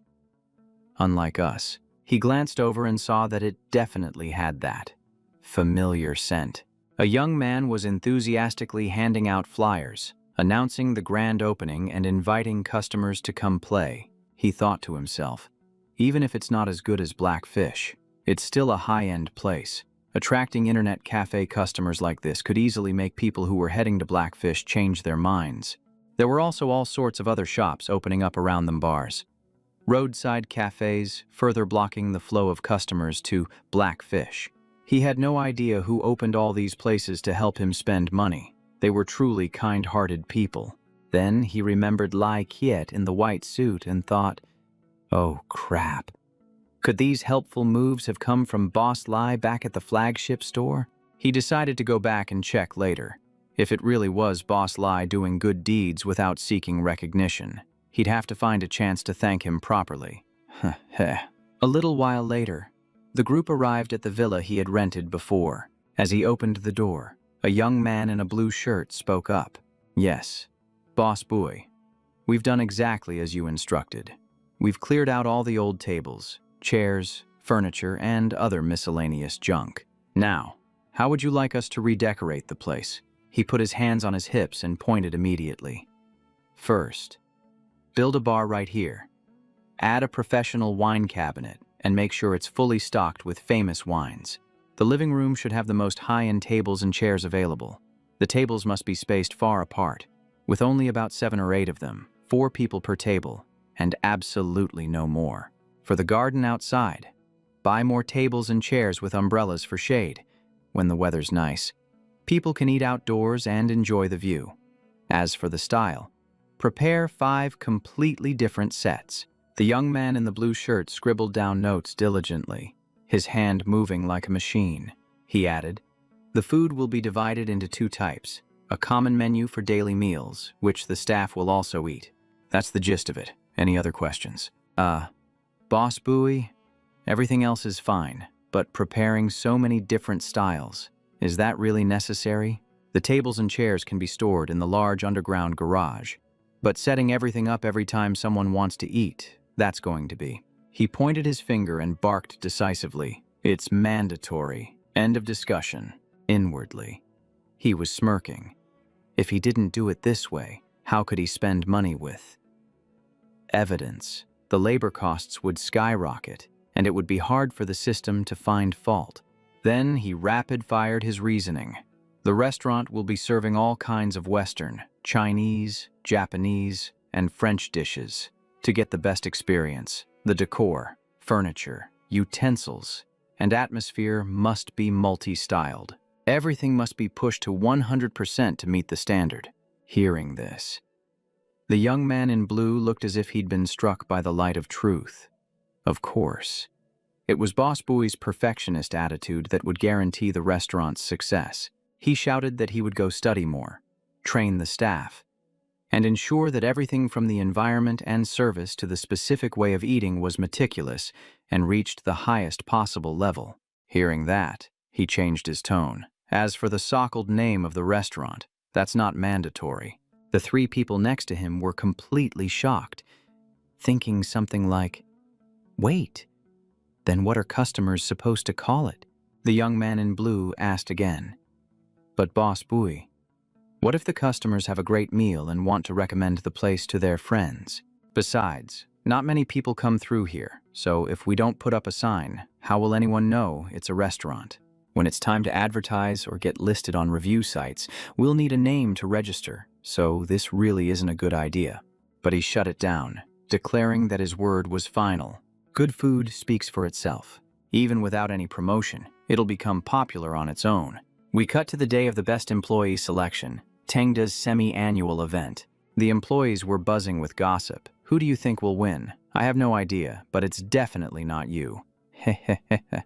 Baoju clasped his hands in prayer. "Please don't let me get second place. Please don't let me get second place. I don't want another 1-month vacation." A moment later, Secretary Tan and he walked in with their hands in their pockets, looking awkwardly cool. Secretary Tan spoke up. "All right, everyone stop what you're doing, it's time to vote." He thought to himself, "I don't care who gets picked, as long as they get the 1 million dream fund and a 1-month paid vacation.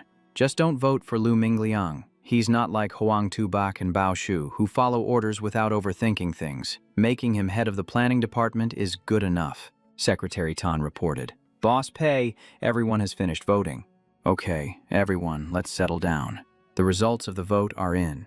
Congratulations, Lu Mingliang," Pei Qian said as he handed over a ridiculously large golden trophy, making it clear this was no joke. Lu Mingliang jumped, his eyes wide in disbelief. "Huh, me? No. That's right, everyone unanimously voted for you, so please accept it." Outwardly, his words were as sweet as honey, but inwardly, our main character was screaming his head off. What I feared most has come true, but the rules are the rules, and breaking them would be disastrous, and losing my money printing machine, would be even more painful. He handed over the trophy with a smile so stiff it looked painful, so forced that it made everyone feel second-hand embarrassment. The guy noticed something was off but was still clueless, as if thinking, why is the atmosphere so tense? Holding the trophy, Lu Mingliang got teary-eyed, thinking to himself, so this is what it felt like for Brother Huang to receive a trophy. It's not just a trophy, but a symbol of Boss Pei's trust and a heavy responsibility. Then he glanced over at Bao Shu, a wicked smile spreading across his face as if to say, "You're next." Bao Shu broke out into a nervous sweat, his heart pounding like a war drum. "Oh, for crying out loud, it can't be me, can it?" He panicked. "Oh no, please, for the love of God, no." Our protagonist held the trophy, grinning like a villain as he approached, muttering, "I'm not targeting you. You know, everyone else chose you." "Heh," he shouted. Bao Shu, congratulations again on getting second place, then showered him with over-the-top praise. Hearing this, the man put his hands together and begged repeatedly, "Boss Pei, can I please pass this on to someone else? I'm begging you." "No passing," he declared. "What's the point of voting if everyone just passes the award around? You have 2 days to go home and pack your bags." Bao Shu's face went pale. "Boss Pei, I've already visited all the scenic spots in the country. I even have the geotagged photos to prove it. There's really nowhere left to go." He slapped him hard on the shoulder with a sly grin. "Then tomorrow you can apply for a visa and go abroad to see the sights, learn about their cultural treasures, and study Western game development experiences. It's settled." Having said that, our protagonist gleefully turned and walked away without a care in the world. He left Bao Shu looking ready to collapse onto the table. "I'd rather work overtime. Why do you keep forcing me to go on vacation? Somebody save me." Next, he turned to Lu Mingliang, just like Huang Tubac, give a simple speech. He hugged the trophy and launched into a long, enthusiastic speech. "Honestly, I feel ashamed accepting this. This achievement is mainly thanks to Boss Pei's incredibly successful plan. I was just following his guidance." The whole crowd felt like they were being blinded by a golden light, so dazzling they had to squint. Someone shouted, "That's so awesome! Guys, I hope I can win that trophy someday. I'm literally dying of admiration." Lu Mingliang added, "Any head of the planning department who closely follows Boss Pei's strategies and mindset will undoubtedly achieve great things." Hearing this, our protagonist was startled. Holy crap. His speech is amazing. Does he understand me better than I understand myself? That's terrifying. A young man with blonde hair shouted, "From now on, I will follow Boss Pei's thinking to the letter. Whatever Boss Pei says, I'll do." He nodded to himself. "That's right. Just be obedient. As long as you don't try to help me by thinking for yourselves, we're good." Then he asked him directly, "The 1 million from the Dream Fund. Have you thought about how you're going to spend it yet?" Lu Mingliang hesitated. Boss Pei, I was thinking. First, Project Repentance is at a critical stage, and I want to stay and see it through to completion. Second, I don't really have anything I truly want to do yet, so how about we put it on hold for now? Could you hold on to the money for me? Boss Pei, I'll let you know when I figure it out." The main character immediately waved his hand in refusal. "Absolutely not." Then he tossed him a new assignment. "If you can't come up with anything, then go be the CEO of Reversal Logistics." Inside, he was screaming, "I've got the money all ready for you. How can you not spend it?" Lu Minluang was completely stunned. Mr. Bui, I don't know the first thing about that. This doesn't seem right." He smiled brightly. "It's fine. I have faith in your abilities. Just give it a try first. If it doesn't work out, you can take 1 million and start a business in a different field." Internally, the main character cackled, "You don't know anything. That's even better." Heh heh. Lu Minluang had no choice but to nod. "Yes. Well, I'll do as you say for now." With that settled, he sighed to himself. Now who's going to be the new head of the planning department?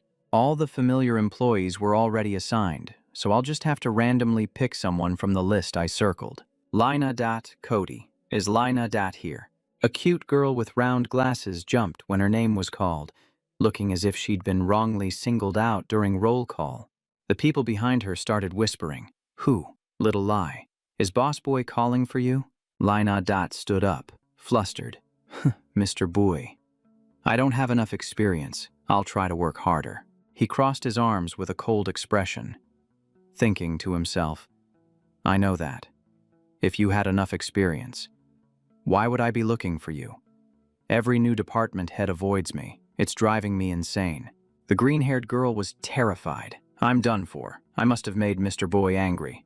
But then she reassured herself.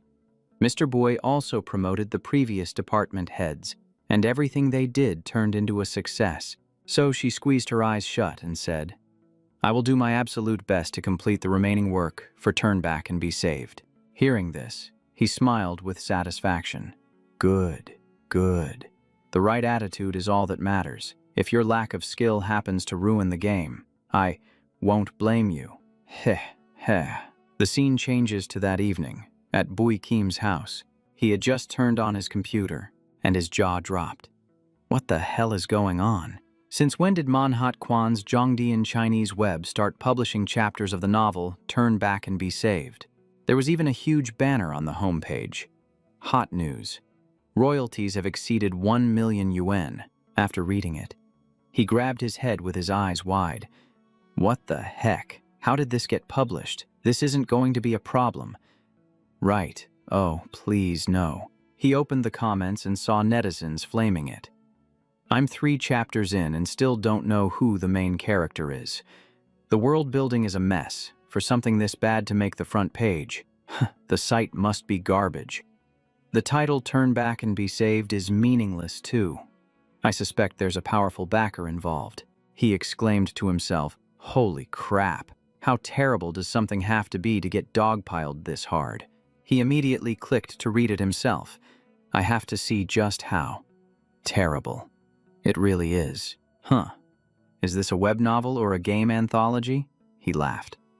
ManhwaCapped totally deserves to be flamed for letting someone write an introduction like this. Heh. This is great. Just great. The Zhongdian Chinese web truly didn't let him down. ManhwaCapped with his 30 pre-orders, plus a complete amateur who knows nothing about web novels. This outcome was exactly as expected. Just keep it pinned to the top. The site has over 2,000 active users, so keeping this up there will drive even more people away. What a great public service. As luck would have it, the 2 phones arrived today. Guess I'll have to get to work on the 2nd episode of Hardcore Review. Victim number 2 is the latest flagship from Plastic Motors. The Plastic Motors NA7. Priced at 4,199 yuan. You can just tell from the name that trouble is brewing. Having said that, he put on his cool and stoic mask again and dove right into his work. A little while later, after he was done working on the new device, the main character was ecstatic. All right, the job is done. I have to admit, the drop in impact resistance of the Plastic Motors N7 is top-notch. The back is even more durable than a Vin Apple's. It's still early, maybe I should take apart the MXC flagship while I'm at it to complete the set. He decided that he would stop doing phone reviews for a while and switch to other electronics. Headphones, cameras, tech gadgets. He'd take them all on. The scene changes to a recording studio at 1 o'clock in the morning. A young man in a black tank top had a gloomy look on his face. This is pissing me off. Why are Plastic Motors phones getting better and better? His name was Hiu Ho, and he specialized in making review content that smeared and badmouthed the Plastic Motors brand. He was about to go to sleep when he stumbled upon Bui Kim's review video. Welcome to the most professional and rigorous unboxing review in the entire country. I'm the hardcore gamer. Hiu Ho clutched his head. What is this? I've never heard of this guy. Is he new? Today's challenge is for the Plastic Motors flagship, the Plastic Motors N7. Hiu Ho pouted. Ugh, boring. Probably just another disguised ad. But after watching a bit more, he froze. What is he doing? The comments under the video were chaotic. Holy crap. Episode 2 is already out. Last time it was a Panapo 4. This time it's a plastic car N7 that's over 9,000 yuan in total. "What kind of rich guy is this?" someone commented. "This isn't a repost. I can't find any other hardcore review accounts. It looks like this is his first video on Giley Island. If you're that rich, just give one to me. It hurts my soul to see you break it." Hyuho exclaimed, "Damn, I've never seen a review like this in my life. This isn't a review, it's just destruction." Seeing the plastic phone get tortured like that actually felt really satisfying to him. That was the craziest part. "I'll give him a share while it's hot. Let's see who's the real master of engagement." Then Hyuho typed out his share post. "Rich man furiously smashes plastic car N7. Main reason is his extreme hatred for plastic phones." After posting, he put his hands on his hips, pleased with himself. Writing it like this will make people think some rich guy bought an N7, got pissed because he wasn't satisfied, and flew into a rage. Exactly what I wanted. Hey. If anyone tried to argue seriously, he'd immediately switch to troll mode. "Oh, are you mad? Can't take a little joke." A classic, professional troll move. But he was still curious. What team is this hardcore review guy on? Does he even get paid well for doing this kind of stuff? The next morning, the main character was eating breakfast and casually opened his phone to scroll for a bit. Then he jumped in surprise. "What's this?" Yesterday's hardcore review video is trending in the electronics section. The comments were a mess. Some said he was paid to smear the plastic car brand. Others complained just like Hyuho did, saying the back cover broke with just one hit. Someone else argued back, telling them to watch the first episode where the piñapo shattered even faster. But many people were starting to realize the truth. The channel owner treats all brands equally. He wasn't targeting the plastic car. This was just the hardcore review process. After reading the comments, a chill went down the main character's spine. Why are they arguing so intensely? What's a Hyuho review, and why did he share my video? Well, I might as well check out that channel and see what his content is about. I'll keep it in mind. It might be useful later. Getting famous from a scandal is still getting famous. As long as there's buzz, it's a win. Even if no one sends gifts, this kind of view count still brings in some revenue. It's like picking up some spare change. While the netizens were fired up, he knew he had to post the MXC video right away to keep the momentum going. Smashing 3 flagship phones in a row. It would be a waste not to capitalize on this heat. There really are a lot of keyboard warriors out there. Hehehe, no sooner said than done. Meanwhile, on Hyuho's end, he was furiously typing. "Let's see how I'm gonna troll these guys. I don't understand why the comments section is so agitated. I just shared the video for fun. And everyone's jumping in to criticize me. Are you all suffering from a persecution complex? I just found the video interesting. This kind of aggressive disassembly actually reveals a few things. How durable the structure is, what the components are like, how they're laid out." Then Hyuho went into full flame war mode, concluding, "This video isn't saying the plastic car is bad, just that compared to a major foreign brand like MXC, there's still room for improvement." Then he twisted the knife further, like this back panel. For example, it's obvious they cheaped out on materials and didn't put any heart into it. It shatters with just a light impact. He provoked them again. You'd rarely see this happen with an MXC. From the structure to the materials, it's just weak. It's no wonder the plastic car is cheaper than foreign flagships. Finally, he delivered the harsh finishing blow, even tagging it. "MVB, MXC is forever the best. As for the plastic car, let's not say anything more to keep things YouTube safe." After typing, he stretched and let out a sigh of satisfaction. So refreshing. It's been a while since I've gotten to vent like that. I truly am the ageless god of flame wars. In his head, he was still bitter. If the plastic car brand wasn't paying my bills, who would be? Why pretend to be all noble and mighty? What a joke. Then he saw the main character's new video and froze like a statue. Holy crap, what the hell is this? The new post already had 245 responses. Some were laughing their heads off, saying the timing was perfect. Others were teasing him. "You just posted and already got counterattacked." Someone pointed out that the MXC performed even worse than the plastic car, getting wrecked with just one impact. Many others reminded people that the channel owner had tested all 3 phones. He was just posting the videos now. The whole crowd was laughing. That's brutal. The MXC gets the same treatment. This is totally the Chop family style. Hyuho was furious. Damn this guy. I just posted my status a few minutes ago, and he already dropped a new video. Even though he knew it was a coincidence, it looked exactly like he'd just been slapped right in the face. Not to mention, I even helped him boost his engagement. And this is how that hardcore review guy repays me. Scene change, August 3rd, at a Headwind Logistics Express delivery station.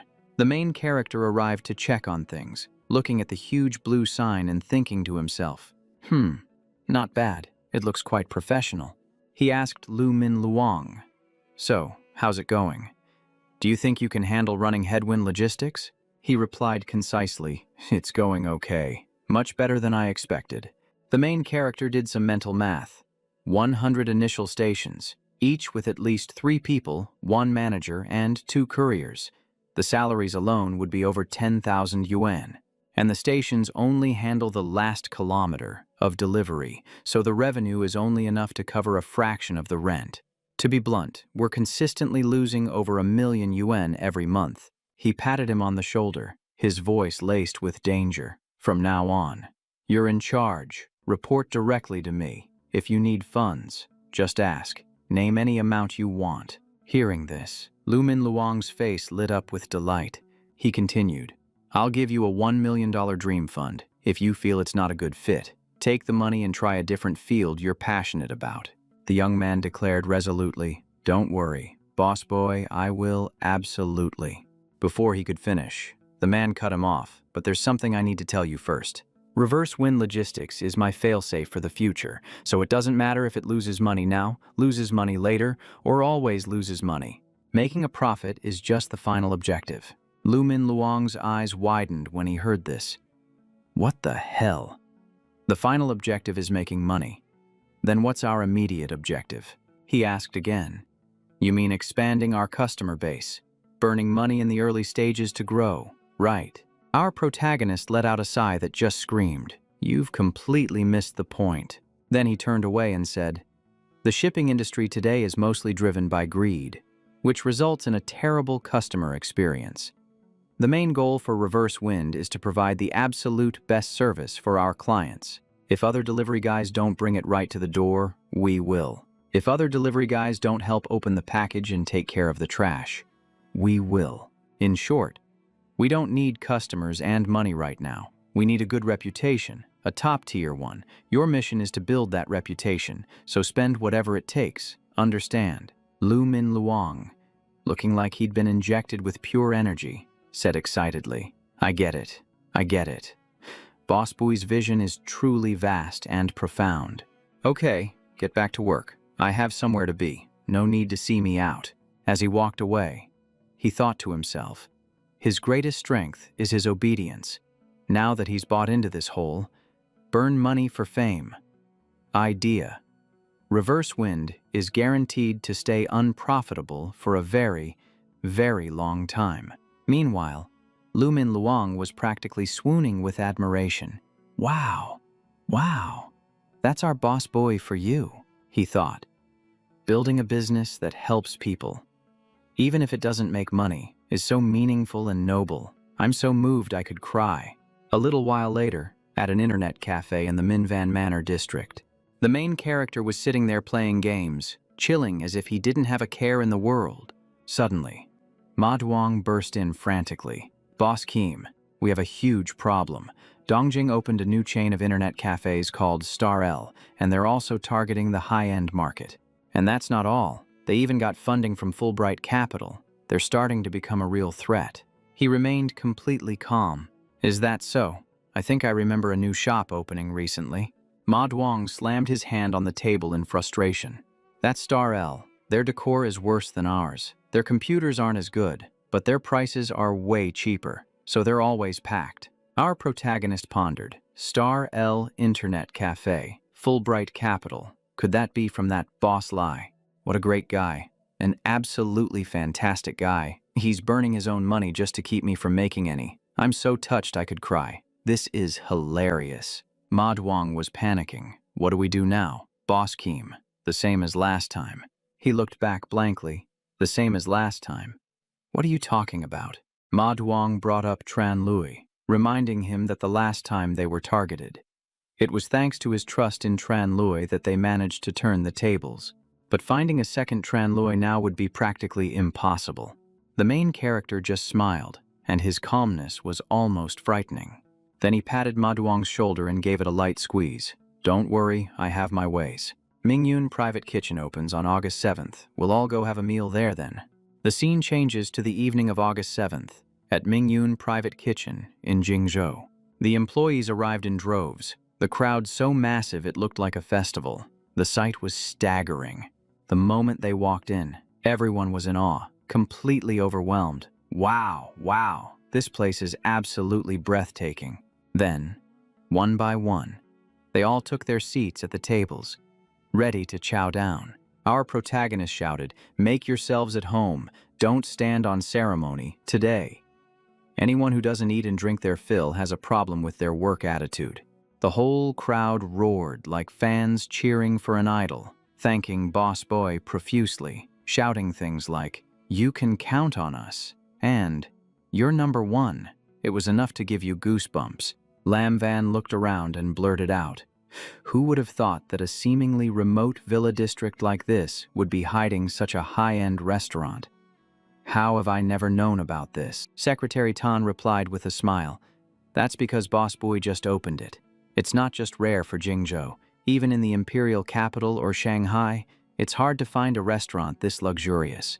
The young woman stared blankly and asked again, Boss Boy really just opened this?" The secretary nodded. "That's right. Tonight's meal is the very first one ever served at Mingyun Private Kitchen. You have to order 70 to 80% of the dishes here in advance, because Jingzhou lacks the ingredients." Lam Van thought to herself as she asked, "Boss Boy must be planning to open a high-end banquet restaurant. After all, Tengda is expanding so fast, a regular place probably wouldn't be grand enough. But from the looks of it, Boss Boy doesn't seem to like parties. Maybe all the future company gatherings will just be hosted here." Hearing that, she was like, "Wait, what? Using a restaurant of this caliber for internal company parties? The standards are unbelievably high. If Boss Boy is willing to go this far for employee benefits, then I really have to hand it to him," Lam Van wondered. A person like Boss Boy is truly amazing at staying true to his original intentions. Is there anything I can do to help him? Meanwhile, our main character suddenly felt a sense of unease. It was strange. Why did his heart just ache a little? Just then, Huang Tubak and director Chu Tu Sach walked over, beaming, and raised their glasses to toast Boss Boy. Then they announced the new goal for Flying Phoenix Studio, combining electronics reviews with short videos to create a completely new type of review sketch. Our main character asked directly, "Why did you suddenly decide to go in that direction?" He was also wondering to himself, mixing electronics reviews with comedy sketches. Who the hell came up with this idea? Huang Tubak said excitedly, "We got the idea thanks to a channel on Eily Island called Hardcore Reviews." Hearing that, he froze, his face stiffened. Why does that sound so damn familiar? Tubak added, "We never dared to try it before because we lacked the technical expertise and were afraid of losing to professional reviewers. But after watching that channel, we realized you don't necessarily have to be super in-depth. We'll approach it from the perspective of an average consumer, using sketches to introduce the products. It's both practical and engaging. And since it's in a similar field, it's easier to pivot. We probably won't lose as much money as last time." Hehehe. Our main character laughed bitterly to himself. Good grief. How did this end up involving me? I made those clips for a completely different reason, not to bail out their ideas. The two of them chimed in, saying that short videos have their advantages, an existing audience, and that being professional isn't always the best approach. They sounded so confident. He broke out in a cold sweat, telling himself to stay calm. Everyone can see the potential in electronics reviews. The barrier to entry is low, so the competition is going to be brutal. But still, having them do electronics reviews is better than them doing something that makes easy money, like vlogging my daily life, for example. So he nodded and said, All right, I'll help you. But remember Flying Phoenix Studios' motto, if you can't eat the rice, don't force it down. Got it. The three of them clinked their glasses with a clink and said, we get it. Don't worry, boss boy. Our main character turned away, his face dark as if he'd just swallowed his anger. The other two stood there bewildered. Why isn't Boss Boy as enthusiastic as before? Last time we lost a ton of money. Boss Boy was super friendly. This time, he was ice cold. Suddenly, Tubak hugged Chutyu Sash and started sobbing. His reaction proves that we've chosen the right path. They rationalized it to themselves. Boss Boy always pays extra attention to departments that are struggling in order to boost their morale. But for a project that's practically a guaranteed success, he doesn't need to worry. So his reaction just now is a sign that we're on the perfect track. After hearing this, Chutyu Sash was completely convinced, nodding repeatedly. Oh, so that's how it is. I get it now. Now that Boss Boy has given us the green light, what's there to worry about? We just have to grind. And fame and fortune will follow. We're going to be rich this time. Ha ha ha ha. Meanwhile, our main character was cracking open a huge emperor leg, thinking to himself, I'm bringing my own employees here for a party, basically buying from myself. But these ingredients are genuinely expensive. 50 people, and one meal cost a whopping 300,000 yuan. Just hearing that makes me want to faint. Too bad the system is still so strict. The parties have to have a legitimate reason and can't happen too often. Otherwise, I'd bring people here every single day to guarantee I lose money. The most frustrating part is that I accidentally helped Huang Tubak come up with a new direction. But oh well, the ultimate money-losing trump card, Headwind Logistics, is finally done. You could say the preparation phase is over. Even if Flying Phoenix Studio manages to earn a little money, it won't be nearly enough to ruin my long-term plan to lose capital. As he watched the company grow and his assets increase, the system's daily spending limit also loosened up. He thought, maybe I should consider buying a few cars, renting a few parking spots at Shenhua luxury estates, buying company cars, hiring professional drivers. That doesn't sound too unreasonable. He opened the system panel. System funds, 7.35 million yuan. Personal assets, 71,000. 227 yuan. He could own a maximum of 5 company cars with a total value not exceeding 4 million. Any car worth more than 1 million would be considered a fixed asset and affect the settlement. After reading it, he gave a faint smile. The limits in this category are pretty generous. He planned to spend 1 million of the allowance first, buying 1 7-seater business vehicle and 2 regular cars. He'd save the remaining 3 million allowance for later. Then, another crowd of employees came over, all smiling brightly. They raised their glasses and said, a toast to you, Boss Boy.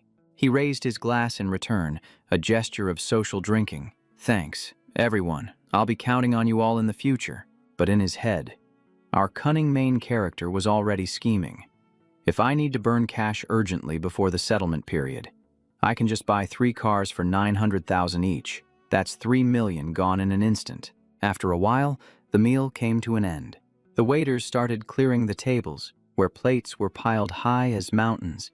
The main character glanced at his watch and thought to himself, it's already 9 o'clock. Perfect timing. Everyone got to eat at their leisure. The blonde manager approached and asked quietly, President Bowie, was everything to your satisfaction today? He nodded. Praising, good, very good, I'm extremely pleased. He instructed that from now on. The Dongdot company would come for a meal every 2 months, usually on the 20th, and to reserve a room for him on the 1st of every month and the 3rd Sunday. Then he emphasized that things were going well, and they should remember their primary goal is service and food for the customers, and not to worry about anything else. The manager quickly replied, yes, rest assured, I will do my absolute best to give our guests the finest experience. Ma Duong patted his belly and grinned from ear to ear, suggesting that, since it was still early, he and Brother Keem should head over to the Makngu Internet Cafe, an idea he immediately gave a thumbs up to. A short while later, the two of them arrived. The moment they walked in, they ran into old Lai Kiet right at the door. Talk about enemies always crossing paths. The main character smiled and greeted President Lai, who also smiled back and said, "Long time no see." "President Lai, did you come all this way just to keep an eye on your competition?" Hearing this, Likit thought to himself, "Just as I suspected. President Bui knows that all these nearby shops are connected to me." He gave a faint smile and told President Bui not to take it personally, saying it was just normal business. He even added that he wasn't targeting Maknangu, but simply saw that President Bui had great vision and wanted to follow his lead in business. The main character thought to himself, "So it really was this guy who tried to poach my employees last time, and the intel I leaked successfully baited him." He figured that since the flagship Maknangu store became so popular, Lai's other shops in the area must have also profited a bit from the spillover. If Minvan Manor also becomes a hit, the stores he snatched up for cheap would make a killing, which is why he's acting so confident. The main character chuckled internally. "Your reasoning is spot on, but you're missing one crucial factor that's impossible to predict in this life, and that is my system. The more I lose, the more I earn." It sounds completely backward, I know. He sighed and said truthfully, "The last time Maknu blew up was partly due to luck. Replicating that miracle with Minvan is nearly impossible." In his head, however, he was calculating. Mr. Lai opening a chain of bars, cafes, and game rooms around here to steal customers from Minvan is really a great help to me. He concluded curtly, "I'm just trying it out for fun." He also wanted to give the guy a gentle warning not to lose too much money, because if he fleeced him completely, there'd be nothing left to play with next time. Lai Kiet waved his hand dismissively and laughed, telling President Bui he was being too modest, and that every success involves a bit of luck. It's perfectly normal. He even pontificated, "Ordinary people wait for luck, but skilled people create their own." President Bui opened an internet cafe, the Ngichfong courier station, and even scouted the area with President Ma. He said he appreciated the sentiment, but noted that all investments have risks, something he'd learned after being in the business for so long. Hearing this, the main character was tired of it all and just wanted to end it. All right. Arguing is a waste of time.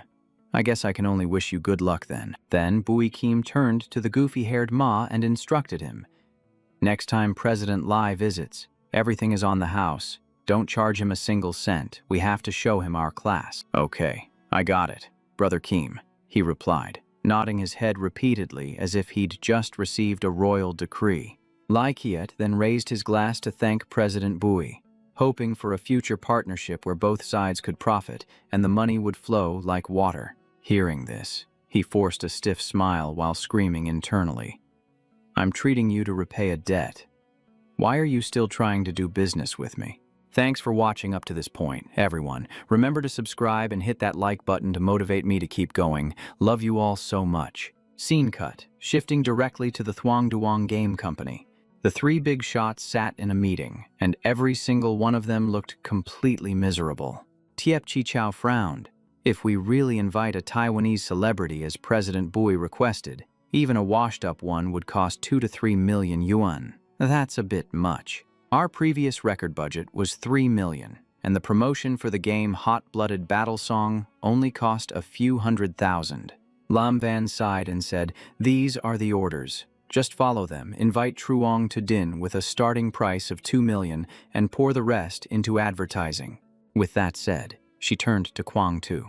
She immediately pulled out a piece of paper. On it was a young man in a blue shirt named Truong To Din. Meanwhile, in the CEO's office, Bui Kim was munching on snacks while watching YouTube, even complimenting a video for being quite creative. Just then, Lam Van called. She wondered why he was calling her at this hour. He answered the phone, imagined a formal conversation, and then asked who Truong To Din was, saying he'd never heard of him. Lam Van explained that he was a 41-year-old former Taiwanese star, and his recent movies were still doing quite well. In his youth, he was a famous heartthrob with a strong influence on the middle-aged demographic, and since the other candidates were asking for over 5 million, they chose him instead. Even though he was past his prime, he could be hired for 2 million. Hearing this, he grumbled to himself. He'd already dropped hints, Yet she was still trying to save him money. He thought, just go with 5 million already. The higher the price, the bigger the hype. What if that attracted more players? Then his plan to lose money would be completely ruined. Lam Van informed him that the actor would arrive in Kinchao the day after tomorrow and asked if he would come to the set to watch the filming. He replied that he would, as he wanted to see the award-winning actor perform in person. For the reception, she had already rented a car and booked a 5-star hotel to ensure they wouldn't lose face. He asked where the restaurant was, and she replied that they would temporarily eat at the hotel, and for the shoot, she would order high-end catering. He shook his head and told her to book a table at the Cloud Contemplation private kitchen, receive the actor there, and then slowly discuss the advertisement. Lam Van was overjoyed at the prospect of a fancy meal, silently thanking Truong To Din. And so, Saturday, August 16th finally arrived. The plane landed in Kinchao. A young man with an intense aura stepped out, saying they had finally arrived and that their reception party was over there. Lam Van and another girl were holding a huge sign that read, "Shangyang Game welcomes Mr. Truong." She explained that Boss Bui had prepared a welcome banquet and that it was a great honor to have him. That young man was none other than the star, Truong To Din. That same afternoon, at the Cloud Contemplation private kitchen, Lam Van led him to meet Boss Bui, and the two sides exchanged lively greetings. They shook hands warmly, with our guy humbly saying that in a small place like Kinchao, all he could do was invite him for a meal, while the other party responded with equal courtesy. A lavish feast of delicacies was served, and he told them to make themselves at home and not to stand on ceremony. Then, an enormous king crab was brought out, a truly stunning sight. Truong To Din was startled. The crab was nearly 5 caddies, and the ingredients alone must have cost tens of thousands of yuan. He thought to himself that for such a small city to have such an amazing restaurant. This host was truly sincere. The blonde-haired young man with him was about to take out his phone to take a picture. Our protagonist immediately stopped him, saying that one must appreciate the food with their heart, and taking a picture would ruin the flavor. The other guy agreed with a forced smile, disappointed that he couldn't show off this incredible meal. He invited them to continue eating, while internally praying that no one would reveal the existence of this restaurant. A moved Truong To Din declared that in return, he would perform at 120% of his ability tomorrow. The next morning at the studio, he was wearing iron armor and holding a large broadsword, his face as grim as could be. He looked bewildered, wondering what on earth he was doing here. It felt like he had stumbled into another world. Meanwhile, the main character stood on the sidelines, giving a thumbs up, thoroughly enjoying the scene. The short-haired girl handed him the script, assuring him that there were very few lines and it would be easy. He was secretly relieved, thinking that memorizing a few lines would be a piece of cake. Then, he picked it up to read it. The script required him to introduce himself by name and promote the empowered version of Passionate War Song with a series of over-the-top flattering phrases. After reading it, his face darkened. He was an award-winning actor. Did he really have to say such ridiculous advertising lines? The director froze, but our guy just cheerfully told them to start rolling, saying he had faith in the actor's professionalism. But these were truly some cringy ad lines. Just saying them out loud would be embarrassing. On the outside, he remained stone-faced, but inwardly he was laughing his head off because everything was going according to his plan. The actor forced himself to read through the promotional spiel, emphasizing that it only takes 3 minutes to get hooked on the game. He nodded and said, "Okay, that's good enough." The actor was stunned. Was it really over after just a few lines? Was a 2 million yuan shoot really this easy? He continued to praise him, saying his acting was great and that it more than met the requirements. The man grew more bewildered, feeling like there was still a part he hadn't filmed yet. He said the previous take was very good, but could be adjusted just a tiny bit. The man wondered what was wrong with the last take. He asked what he needed to do to make it better. He told him he wanted him to play the role of a regular player, a bit sluggish and natural, to create a sense of relatability. The man was full of questions. What on earth did sluggish and casual even mean? He said not to be too serious, Just relax as much as possible and then read the lines again." The man nodded, trying to find a new feeling for the role. This time, he acted with a stiff expression, reading the greeting as if he were half asleep. When he finished, he apologized for not being in the right state of mind and asked to shoot it one more time. But the man stopped him, saying that take was usable and they didn't need to film anymore. The man's eyes widened, completely baffled as to what he had just done to deserve praise. He smiled brightly and said it was a pleasure working with him, and that a car would take him to the airport in the afternoon. The man calculated that from 9 o'clock to now, it wasn't even 10 o'clock yet, and everything was done. The commercial shoot was over in a flash. He offered to do more takes to make it perfect, and reminded him to find a more professional voice actor if needed. He replied that he should rest assured, as they would consider the editing and dubbing based on the requirements.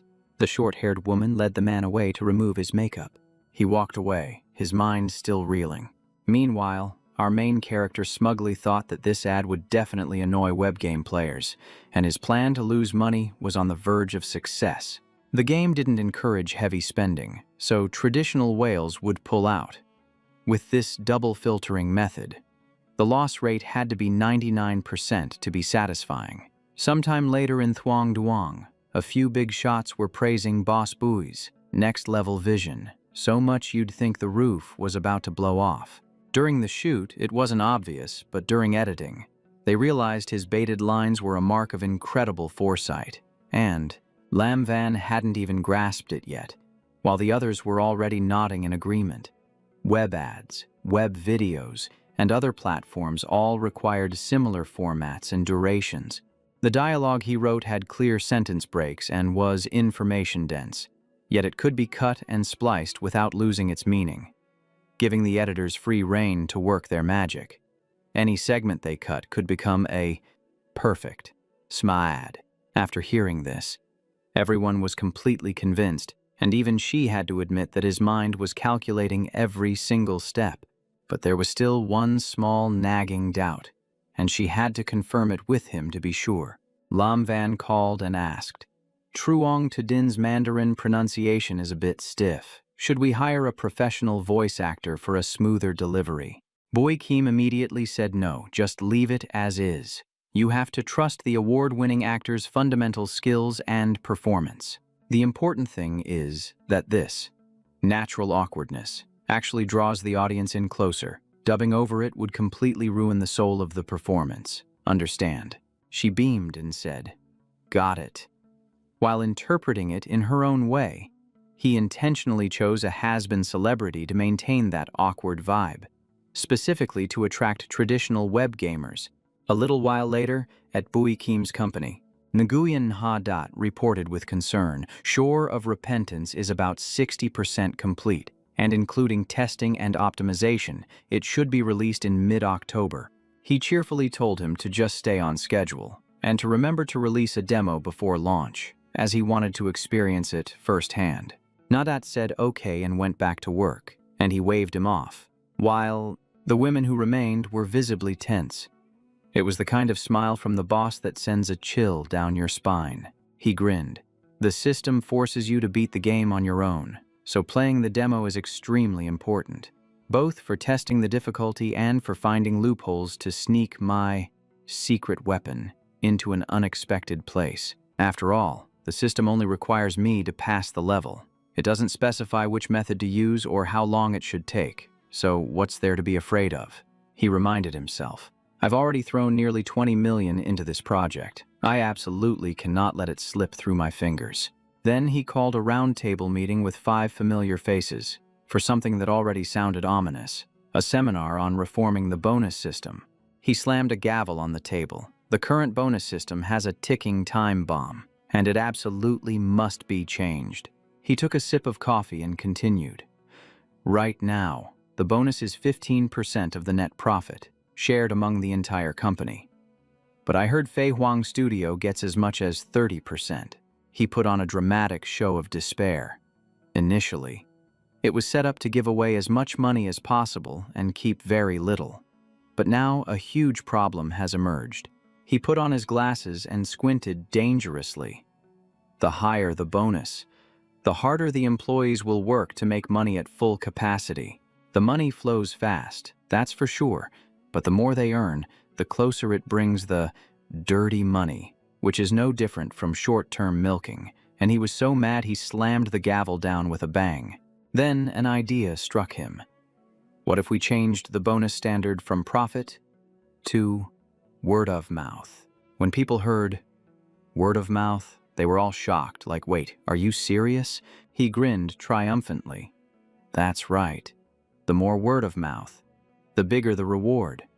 For example, even if a project loses a record amount of money but gets praised, you'll automatically get a bonus. The man in the bow tie's eyes lit up. Brilliant.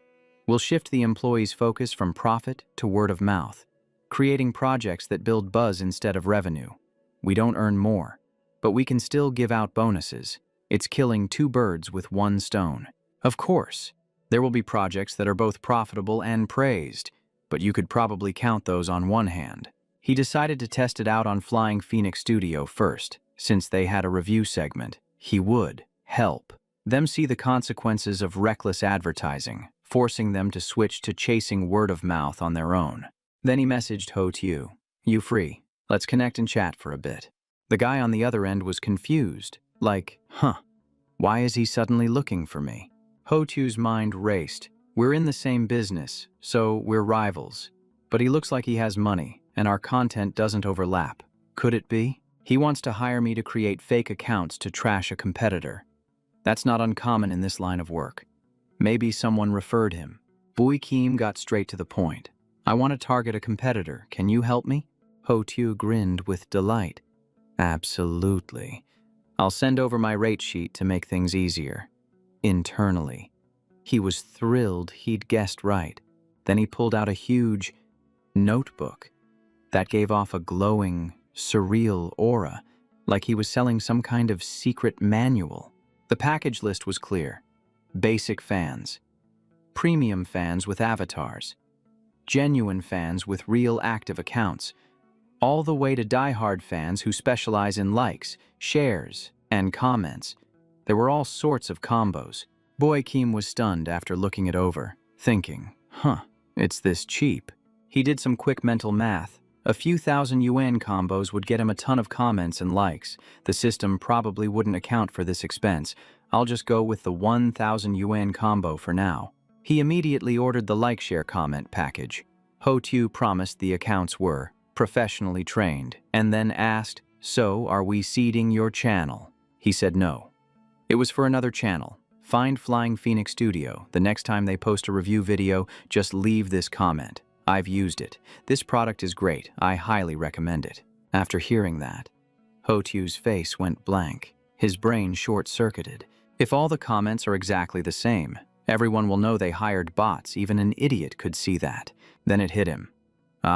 It's a reverse psychology move, forcing the opponent to self-destruct. This is the work of a pro, not some amateur. But if Flying Phoenix Studio gets taken down a peg, isn't that messing with my own livelihood? Still, the guy was paying him to put pressure on a rival. He couldn't have asked for a better gig. So, he messaged back, okay, no problem. That night, at Ho Tu's place, he opened his computer and searched for the video as instructed. Then he was startled. Flying Phoenix Studio actually posted it. The hashtag said, review, so it really was a review video. Ho Tu got right to work, messaging his group, all right everyone, let's get to work and earn our keep. He gave clear instructions. The comments must be exactly the same. I've used it. This product is great, I highly recommend it. The whole group replied in unison, got it. He sat back and crossed his legs smugly, thinking, with such blatant seeding. The fans are probably going to tear Flying Phoenix Studio to shreds. Once they lose their reputation, the sponsors will start doubting the product too. That's a double kill. And just as planned. The space below the video was flooded with copy-pasted comments saying, I've used it. Highly recommend. Ho Tu stretched, smooth sailing. Job's done. He clicked to check the results, thinking to himself that if necessary, he could pump in some longer paragraphs too. The video even had a call to action. Subscribe to the channel for the latest updates. But what caught his eye was that each copy-pasted comment had over 3,000 likes. It was baffling. Ho Tu was bewildered. Huh. Why isn't anyone arguing? Why are the likes going up? Is there something fishy about this video? He clicked to watch. The title read something like, A Day in the Life of the Great Inventor Ton Idish. The screen showed a mechanic filming himself. That was Ton Idish, who also introduced himself with the fancy English name, Edison. Then he showed off his latest invention, a portable, handheld washing machine. He rattled on. Inside, there's a high-performance motor, a fast-spinning brush head, and it sprays just the right amount of water. Just add a little detergent, scrub a few times, and the stain is gone.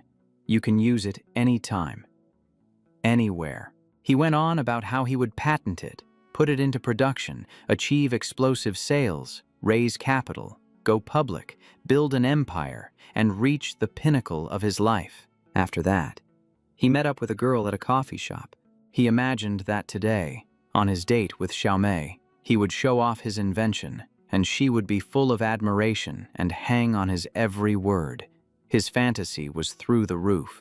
Then, he deliberately made a sudden move that caused red liquid splattered onto Tumai's dress, and she was so shocked her eyes went wide. Oh my God, my dress is completely ruined. He immediately whipped out his device, climbed onto the table, and struck a superhero pose.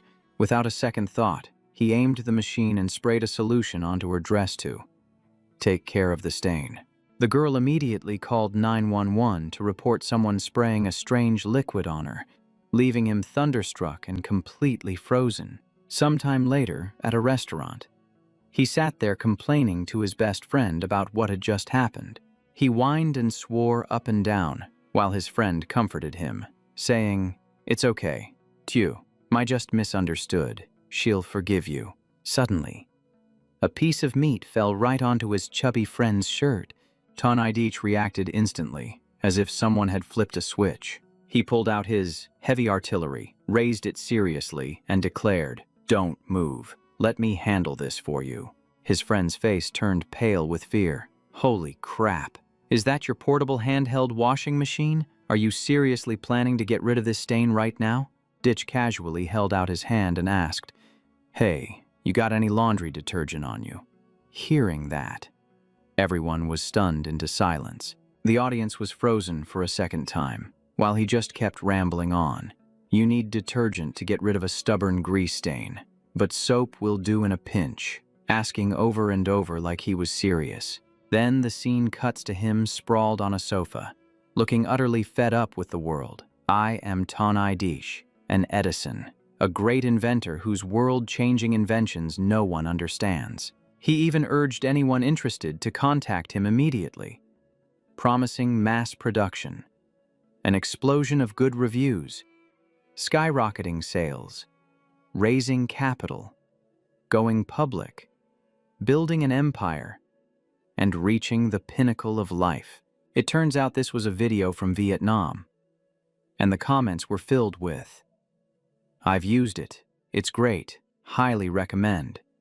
People were also praising the new skit from Flying Phoenix Studio, using review hashtags, and laughing their heads off while still asking where to buy it. Ho Tu clutched his head, his mouth hanging open. What the hell is going on? Where are all my people? The hired accounts just dissolved into a sea of genuine comments, failing to make even the slightest ripple, like tossing a pebble into a pond that was actually an ocean. Ho Tu furiously typed like a sewing machine, messaging Bui Kim directly. "Hey man, what organization do you really belong to?" The question was chilling. Cut to our guy, Bui Kim. The main character was in the depths of despair. The question, "What organization do you belong to?" felt like a dagger to the heart, knocking the wind out of him. He was furious. Who would have thought Flying Phoenix Studio would use a short video as their main content? The view count wasn't huge, but it somehow made it impossible for viewers to find it offensive. At this rate, no matter how they inserted ads, as long as the quality didn't drop, the audience would tolerate it, meaning they had a path to survival. He was so angry he crushed a soda can in his hand, then cursed himself for being an idiot. 1,000 yen wasn't a lot of money, but the plan had backfired completely. It was like throwing money away to buy Silence. He screamed in his head. You're asking me what side I'm on. I want to ask you the same thing. If your people are useless, then give me my money back. But on second thought, he couldn't really blame them. He was the one who hired them that way in the first place. Forget it. Just consider it a lesson learned. He was about to text. It's just a misunderstanding. I didn't want this either, to smooth things over. But before he could send it, Ho-Tu messaged him first. Bro, you're a genius. I never would have expected a move like this. You're a true master. Ho-Tu even sent back the 1,000 yuan, saying he wouldn't take the money this time so they could be friends, and to call him anytime he needed anything, that they could talk freely as brothers. After reading it, our protagonist was practically catatonic. Why did he send the money back? What's wrong with this guy? Meanwhile, a whole movie was playing out in Ho-Tu's head. Flying Phoenix Studio and Hardcore Review's coordination was flawless. The video combined with the reverse seating created the perfect promotional effect. Could that really be a coincidence? He immediately dismissed the thought. There's no way a coincidence could be this perfect. The hype was generated at the exact right moment, and it even created a Joker effect. It was most likely scripted. Bui Kim replied politely. It was a pleasure working with you. I hope we'll have another chance in the future. Ho-Tu, on the other hand, just smiled smugly. So it really was a plan by Hardcore Review. This proves Flying Phoenix Studio has a close relationship with that channel. This information is crucial, he concluded. The person behind Hardcore Review must be someone extraordinary. Giving up 1,000 yen to maintain this connection was worth it. Bui Kim's face was tense. Trying to cause more trouble for Flying Phoenix Studio would be difficult now, and this type of content really does make it harder to shove in ads. He decided to set them aside for now. The demo for the Shore of Repentance should be ready soon anyway. He made a call to check on the demo's progress. Hearing it was ready, he ordered, "Bring the demo to my office." After hanging up, he chuckled to himself. I'll test it first, get a feel for the difficulty. And then I'll implement a mandatory weapon to make sure the official release drives away tons of players. A moment later, Lena Dot entered the room and connected a computer for him. She installed the demo on the machine, and once it finished loading, it was ready for him to test. She reported, as requested, the combat power of all enemies has been doubled. Then she stepped aside. Please give it a try, Boss Bui. Inwardly, she was trembling. The whole team had already tried to make the game incredibly difficult to make players lose, and now the monsters were twice as strong. Is this even playable anymore? He started the game, taking control of a pretty cool-looking, sword-wielding character. But the moment he spawned, he was already completely swarmed by monsters. The main character's eyes darted around. With this many monsters, where's the most logical place to start? He glanced at the boss, which radiated high damage potential, and thought to himself, yeah, no. Rushing in would be a guaranteed beatdown. Then he spotted a monster with long hair. He quickly thought, this one isn't holding a weapon. It must be a soft target, an easy kill. He charged forward and took a swing, as if to make a statement and show it who's boss. But unexpectedly, the monster spun around with a clearly infuriated expression, as if he'd just hit a sensitive spot. It countered with an incredibly vicious, unarmed skill, and its speed was off the charts. The character's health plummeted instantly, and the knockback effect sounded brutal, like getting smashed before you even knew what hit you. The character collapsed to the ground, and the camera shook as if to remind him, you're playing a difficult game. And in less than a minute, the screen announced the end of his journey, faster than ordering takeout. Lena Dot was stunned, her eyes wide, as if thinking, wait, it's over already. But the main character was thrilled, thinking to himself, that's right, this is how a game should be. This feeling is exhilarating. She was silently impressed. A normal person would be furious after getting constantly smacked around by monsters, but he looked as happy as if he'd won the lottery. The main character gripped the controller, mashing the buttons wildly, as if trying every key to find an escape. Lena Dot thought he was finally about to get serious, like he was switching into try-hard mode. Maybe now's the time to use 100% of his power to clear the stage. But less than 30 seconds later, a huge "You have died" message appeared on the screen, and she was stunned all over again. He asked calmly, in the editor, "Where do I adjust the attack power of the smaller monsters?" She immediately pointed. "This is the stats array. You can input numbers to adjust individual monsters, or if you want to batch edit using a formula, select this option."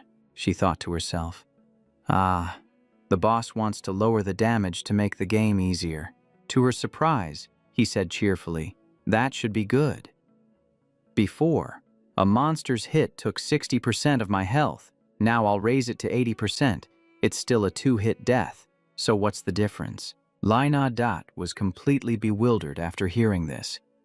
The monsters are already strong, and the boss is increasing their damage.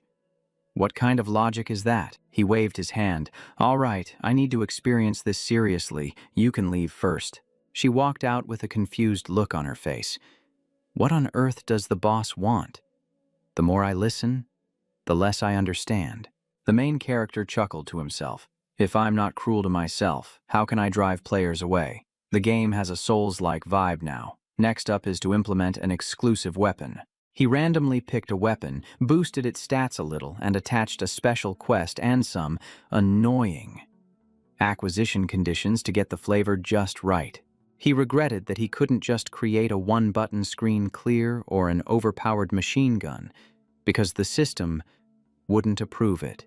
He had to maintain a level of valid difficulty. Then, on August 18th, inside the Dongdat company, a familiar scene, employees diligently playing games, a very enthusiastic work atmosphere. Lina Dot received a message.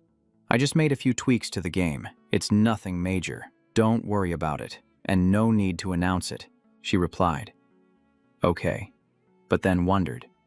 Usually, he just tells Lumin Luang to do it. Why did he edit it himself this time?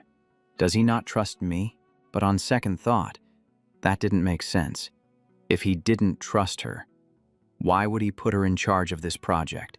Curious, she opened it up to take a look, and her eyes were met with a dazzling, almost magical weapon.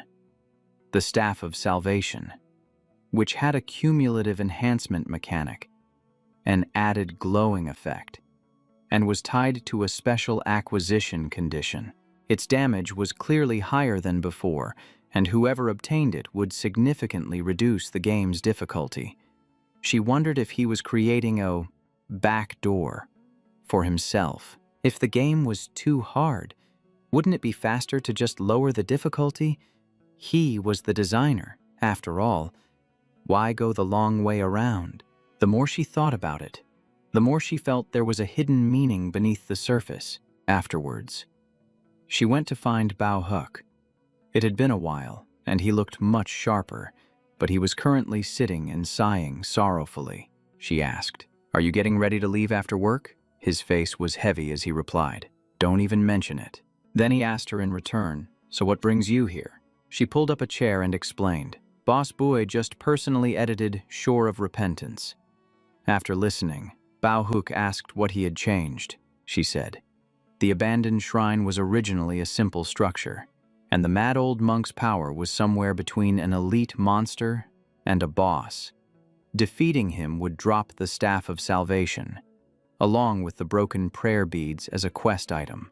But he nerfed the old monk's power to be even weaker than a regular mob, which strangely still fits the story.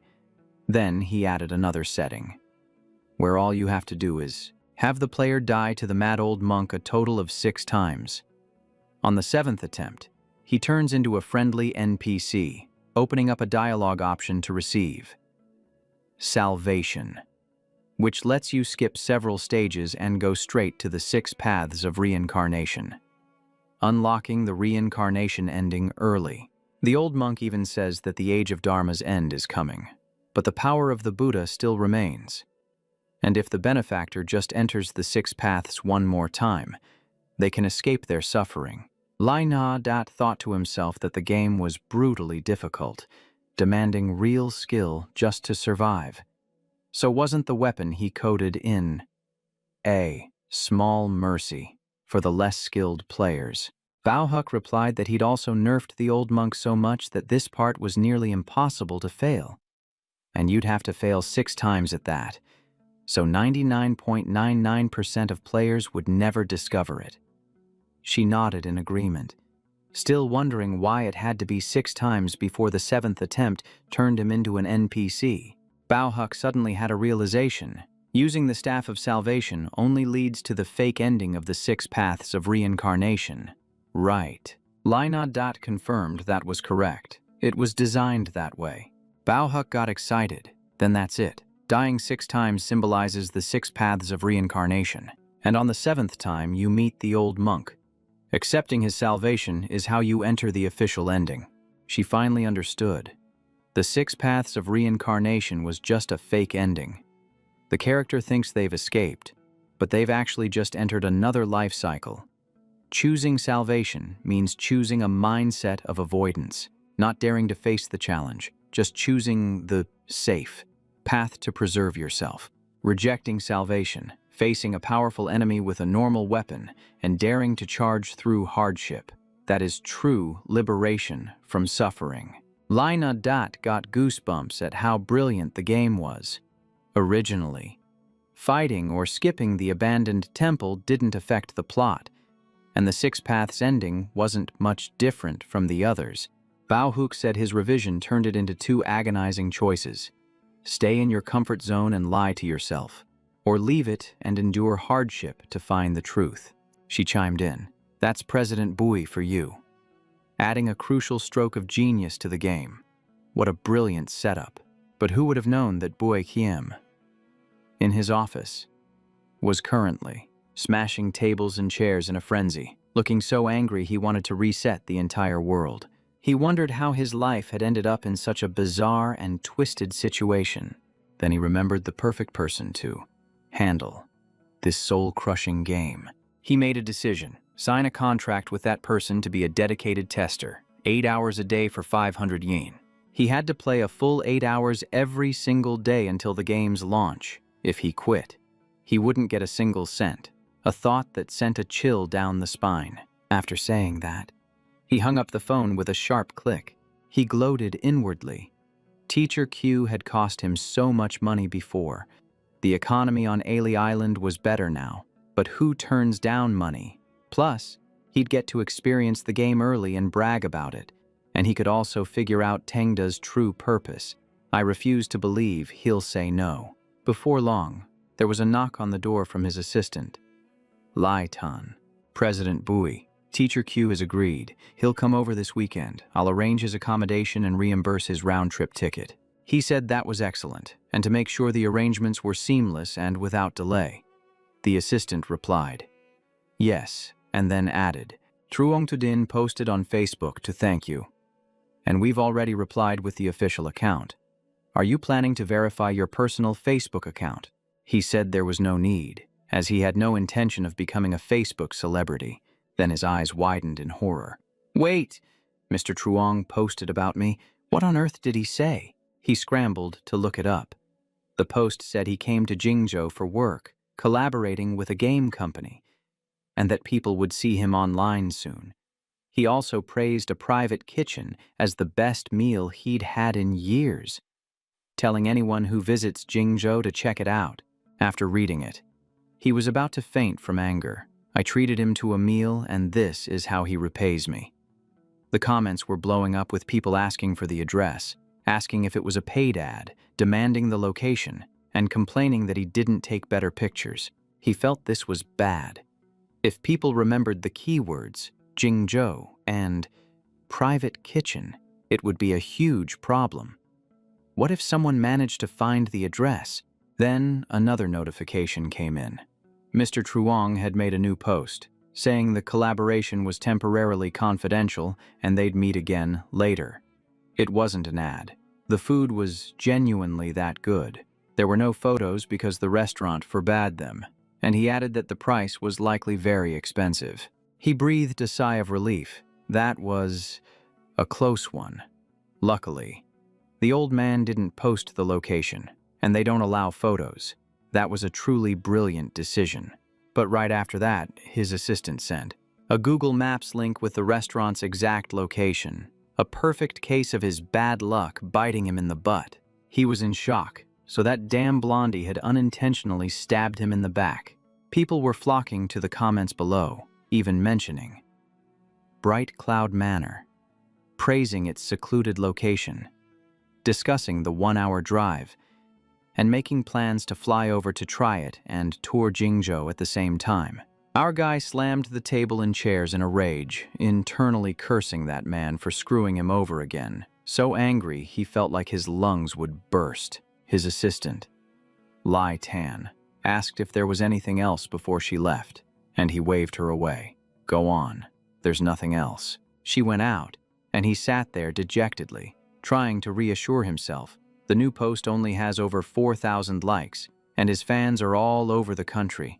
Only a few dozen people would probably bother to come, and it's not even certain they'd get a table.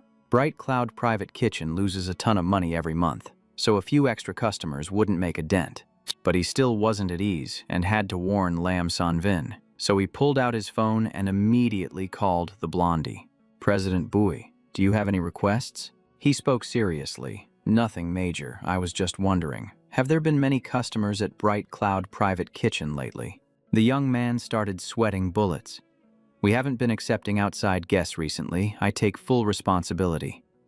Perhaps our advertising wasn't sufficient. I'll have my team advertise more. Bai cut him off. That's not what I meant. Lam Sanvin froze, a dozen familiar names flashing through his mind. Getting more confused the more he heard. He said, "You're doing a great job. Your mission is to serve delicious and proper food. Don't worry about advertising. We might have a few more guests coming soon, so I have 3 things to remind you about. 1. No pictures allowed. 2. Don't over-explain. 3. Absolutely no special treatment for VIPs. The blonde-haired guy looked confused and asked what "don't over-explain" meant. He gave an example to make it clearer.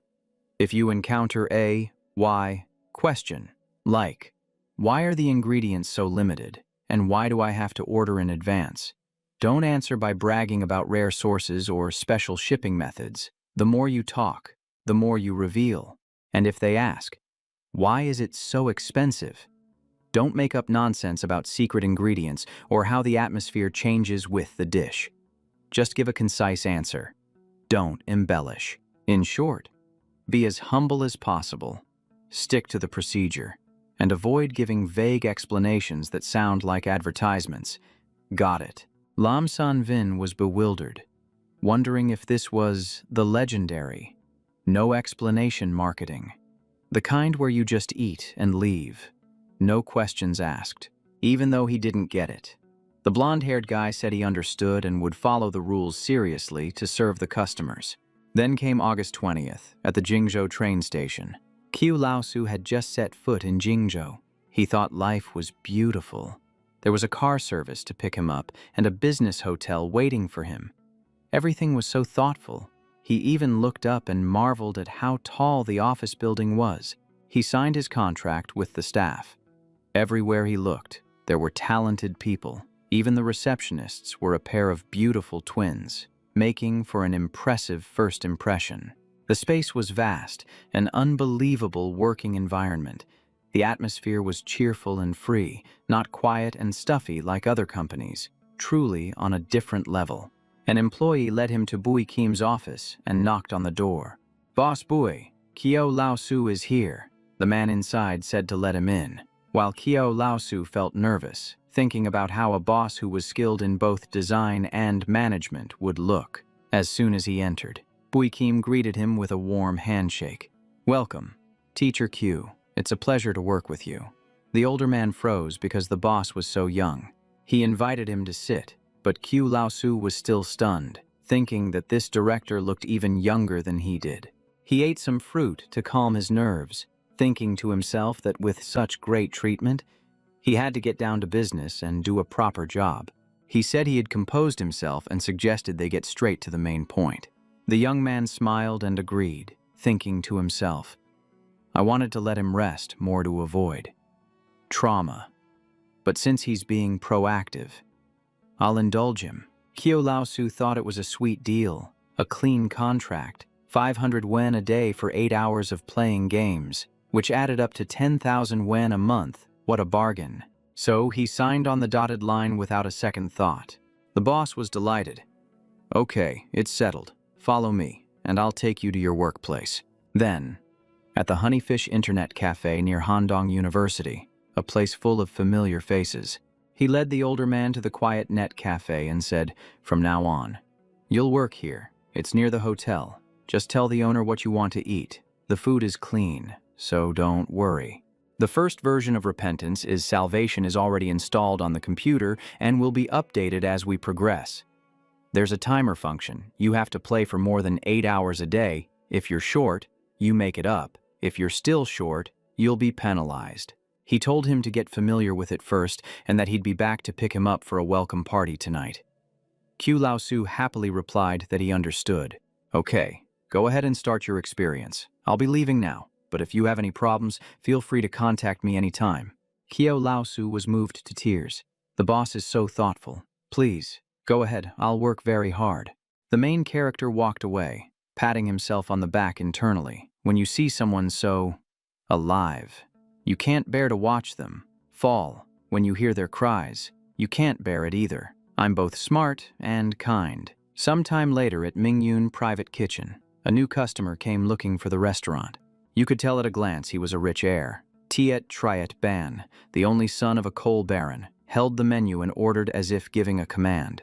"Do you have king crab? Get me a massive one." The staff replied politely. "I'm sorry, sir, but that dish requires an advance reservation." He was slightly annoyed. "Fine, crab is difficult to prepare, so I guess a reservation makes sense. In that case, give me the grilled sea urchin." The staff repeated the familiar line. "I'm sorry, sir, but that dish also requires an advance reservation." Triet Ban snapped. "Even sea urchin needs a reservation. What about the giant river prawns then?" The staff member bowed and apologized, explaining that, due to the rare ingredients, reservations were mandatory and that it was noted on the menu. He hoped the gentleman would understand and forgive the inconvenience. The young man was stunned, completely caught off guard. He wanted to argue, but the words wouldn't come out. He asked sharply if he could book a table for tonight, but the staff apologized again, explaining that the entire restaurant had been bought out for the evening. He could only book for tomorrow or the day after, factoring in shipping time. He had no choice but to nod reluctantly, saying, "Then bring out the pagoda pork, the longjing shrimp, and the chrysanthemum tofu soup first." "That'll do for now," the employee replied. "Of course, sir, but please wait a moment." It seemed the process couldn't be rushed. The main character tried searching online and was shocked. He searched everywhere but couldn't find a single piece of information about this restaurant. Even the navigation map on his phone showed a blank space, as if the place was completely invisible. He read the note. "Please refrain from taking pictures to better enjoy your meal," and was immediately bewildered. What kind of strange restaurant was this? Glancing at another reminder, he got even more irritated, thinking to himself, "Why are there so many reminders?" He muttered to himself that if he hadn't stumbled upon Truong Tadin's Facebook post, he never would have come. And if the food was bad, he was going to expose the restaurant on Facebook and teach them a lesson. A moment later, the food was brought out, and the amazing aroma instantly lifted his mood. He glanced at his watch. It took half an hour for the dishes to arrive, which honestly wasn't slow, so at least their service was still polite. The pagoda meat dish was unbelievably intricate. It had to be sliced layer by layer from the outside in, alternating between thick and thin pieces, then pressed into a mold and stacked. The standard is usually 9 layers, but this place went all out with 17. The tofu soup displayed even more artistry. It was cut 108 times, separating the block into thin, interwoven, silk-like threads without breaking, then placed in a clear broth with a chrysanthemum flour. You could tell they poured their heart into it just by looking at it. He picked up a piece and put it in his mouth, deciding to see if the place really lived up to the hype. The moment he tasted it, his expression changed completely, like a whoa, this is actually amazing moment. The shrimp was tender and sweet with a faint aroma of Longjing tea. It felt exactly like a restaurant he'd once eaten at in Hangzhou City. It was absolutely spot on. He figured that to cook like this, they must have hired a 5-star chef specializing in Hangzhou cuisine from far away, since you'd be hard-pressed to find one in Jingzhou. But the menu wasn't limited to just Hangzhou dishes. One chef probably couldn't handle the entire menu. But with too many master chefs, how could they possibly turn a profit? The more he thought about it, the more mysterious it all seemed. So, he decided to place an order for the next day. He felt like he had to test it further just to be sure. He had already made up his mind. He would come back tomorrow to see if the pre-ordered dishes maintained the same high standard, if they were still this good. Then there'd be nothing more to say. Model.